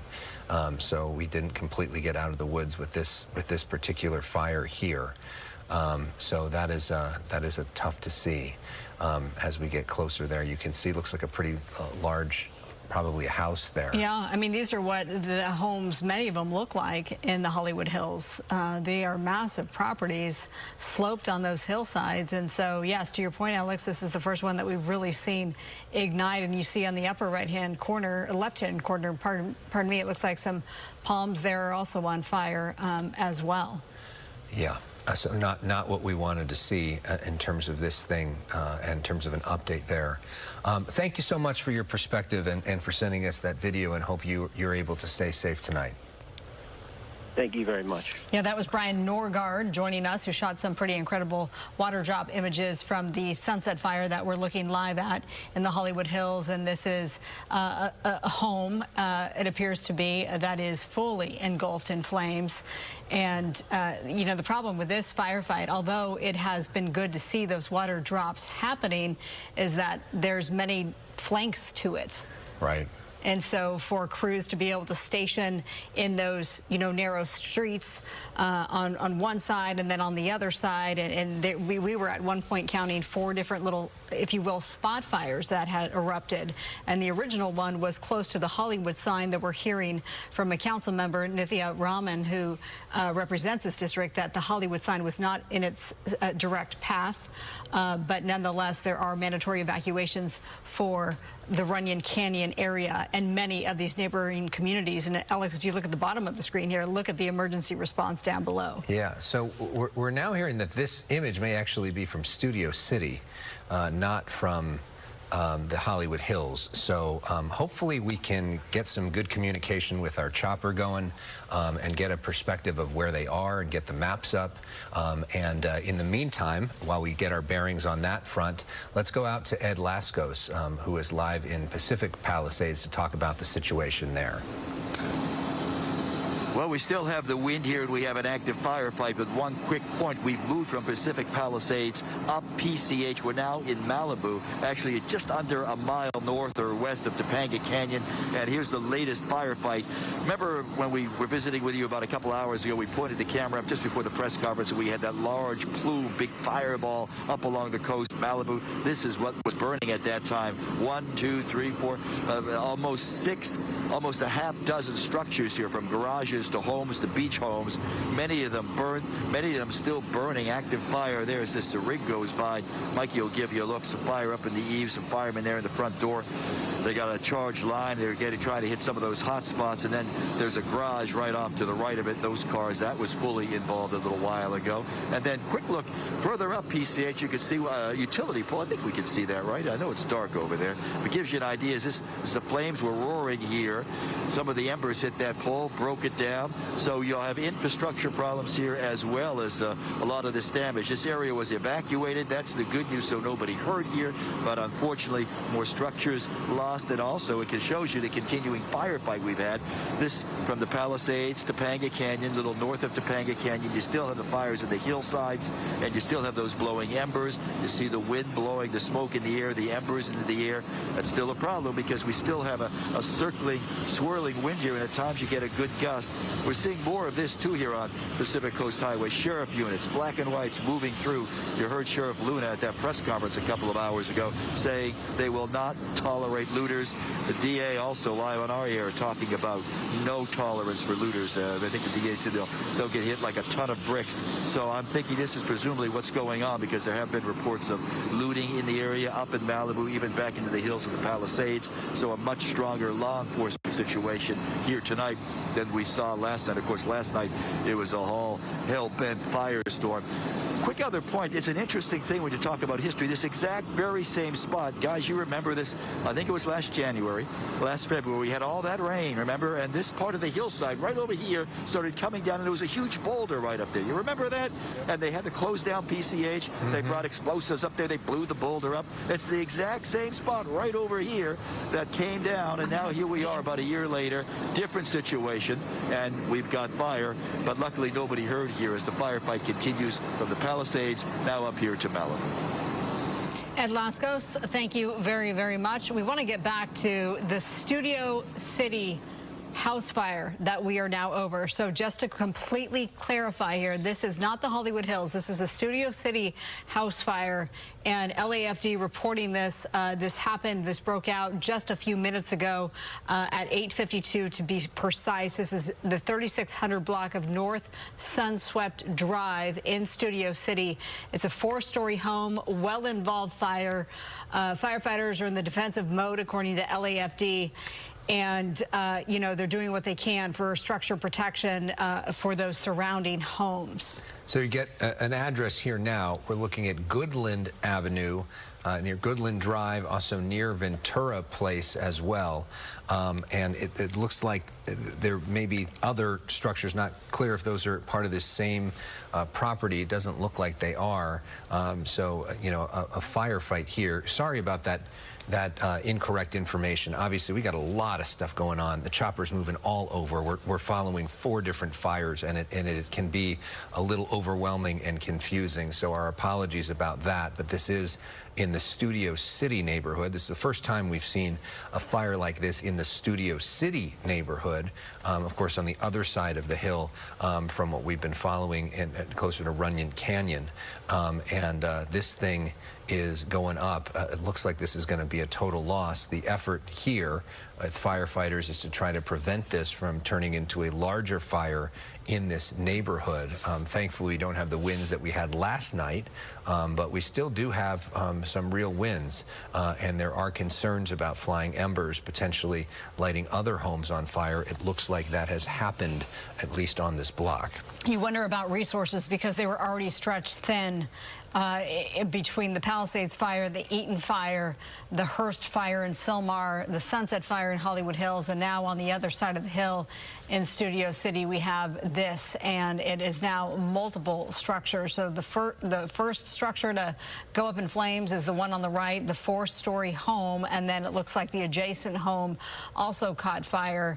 The winds in this area, according to Gina Silva on the other side of the hill, they weren't that bad, thank goodness, but they don't have to be that bad for embers to fly and, you know, set other homes, nearby homes on fire. And those embers, we've seen them flying miles, 1 to 2 miles to start spot fires. So let's hope that they're able to, you know, douse this as quickly as they can. You're seeing the water out there, which is a good thing. We know that we've had some water issues at almost every fire with the fire. The pressure. The pressure, thank you. Challenges, especially we saw that in the Palisades area last night. Some of the higher elevations of the Palisades area had real water pressure issues where they basically ran out of water from the tanks, and when they really needed them, the water wasn't there. They did their best to refill them, but they weren't able to get enough water on there. They blamed a lot of that on the fact that they didn't have any air support last night. Tonight there is air support, but still that is going to be something that the city, county officials are going to have to look at in terms of an after-action report and see if there are ways to prevent that sort of situation from happening again. Clearly, it looks like we got a nice stream of water here from firefighters who are trying to put, limit the damage on this one as we look at, this fire that's burning right now in the San Fernando Valley. The word that was escaping me, hydrant, the fire hydrant issues that we were dealing with earlier. So yes, it's good to see the water there. And to the top of your screen, Sunswept Drive, that is the noted location per LAFD where this is actually burning. According to them, this is the 3600 block of North Sunswept Drive in the hills of Studio City. So this is a major firefight. No word on if anyone was home at the time. They very well could be. Let's hope that everyone got out safely. We haven't heard about injuries. Obviously, very early, too early to tell. And of course, people wonder about the cause. We wonder about the cause for all of the fires that we've been seeing. And we have no word on that just yet. No, we don't know what started that fire. You can see, I don't know if that's the same house there or not, but that is also burning right now. A really, really sizable property that we're looking at right here. Some of these homes in Studio City are celebrity homes. Obviously you have to be pretty affluent to be in a 4-story home that looks like that. So we don't know the background of whoever the homeowner is here. We might get more information on that in the days ahead. As we all have a little bit of brain farts every once in a while, we're going on hour 10 or 11 straight without a break, and we're doing the best we can as we all get through this together tonight, and we appreciate your patience with us as we are trying to stick with this, and we know everybody's a little tired at this point, but there is also a lot of concern, which is why so many people are tuned into this coverage, desperate to get information about their houses and get information about what's going to happen next, because it seems like every so often there is something next. This fire in Studio City we weren't predicting tonight. The fire in Hollywood Hills area, not something we were predicting tonight. And so until we are completely out of the woods from this Santa Ana wind event, you know, we run the risk of yet more fires starting, and really could start anywhere. And we've been lucky so far, and I'm not meaning to say this to jinx it. I mean, all the fires so far have been contained to LA County. We also have our surrounding areas, Riverside County, San Bernardino County, that have had really extraordinary winds and have not had major fires. We've seen some fire. Ooh, here we go. Wow. Oh my gosh. Oof. That is absolutely devastating to watch live on the air.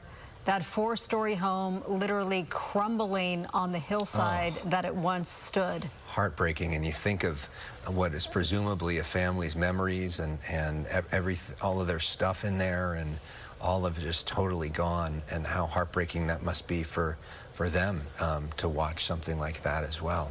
Let's just pray that everyone got out safely in that home and this other home that appears to be a separate home adjacent to it, and more of that structure is now crumbling. It's only a matter of time until what's left standing on that far right side, those 3 or 4 levels will collapse as well. Man, okay, Yeah. So I mean, as we watch this, here's what we know right now in terms of where everything is, because it's been confusing and we get a little confused sometimes too. So there's this burning in Studio City. There is the Sunset Fire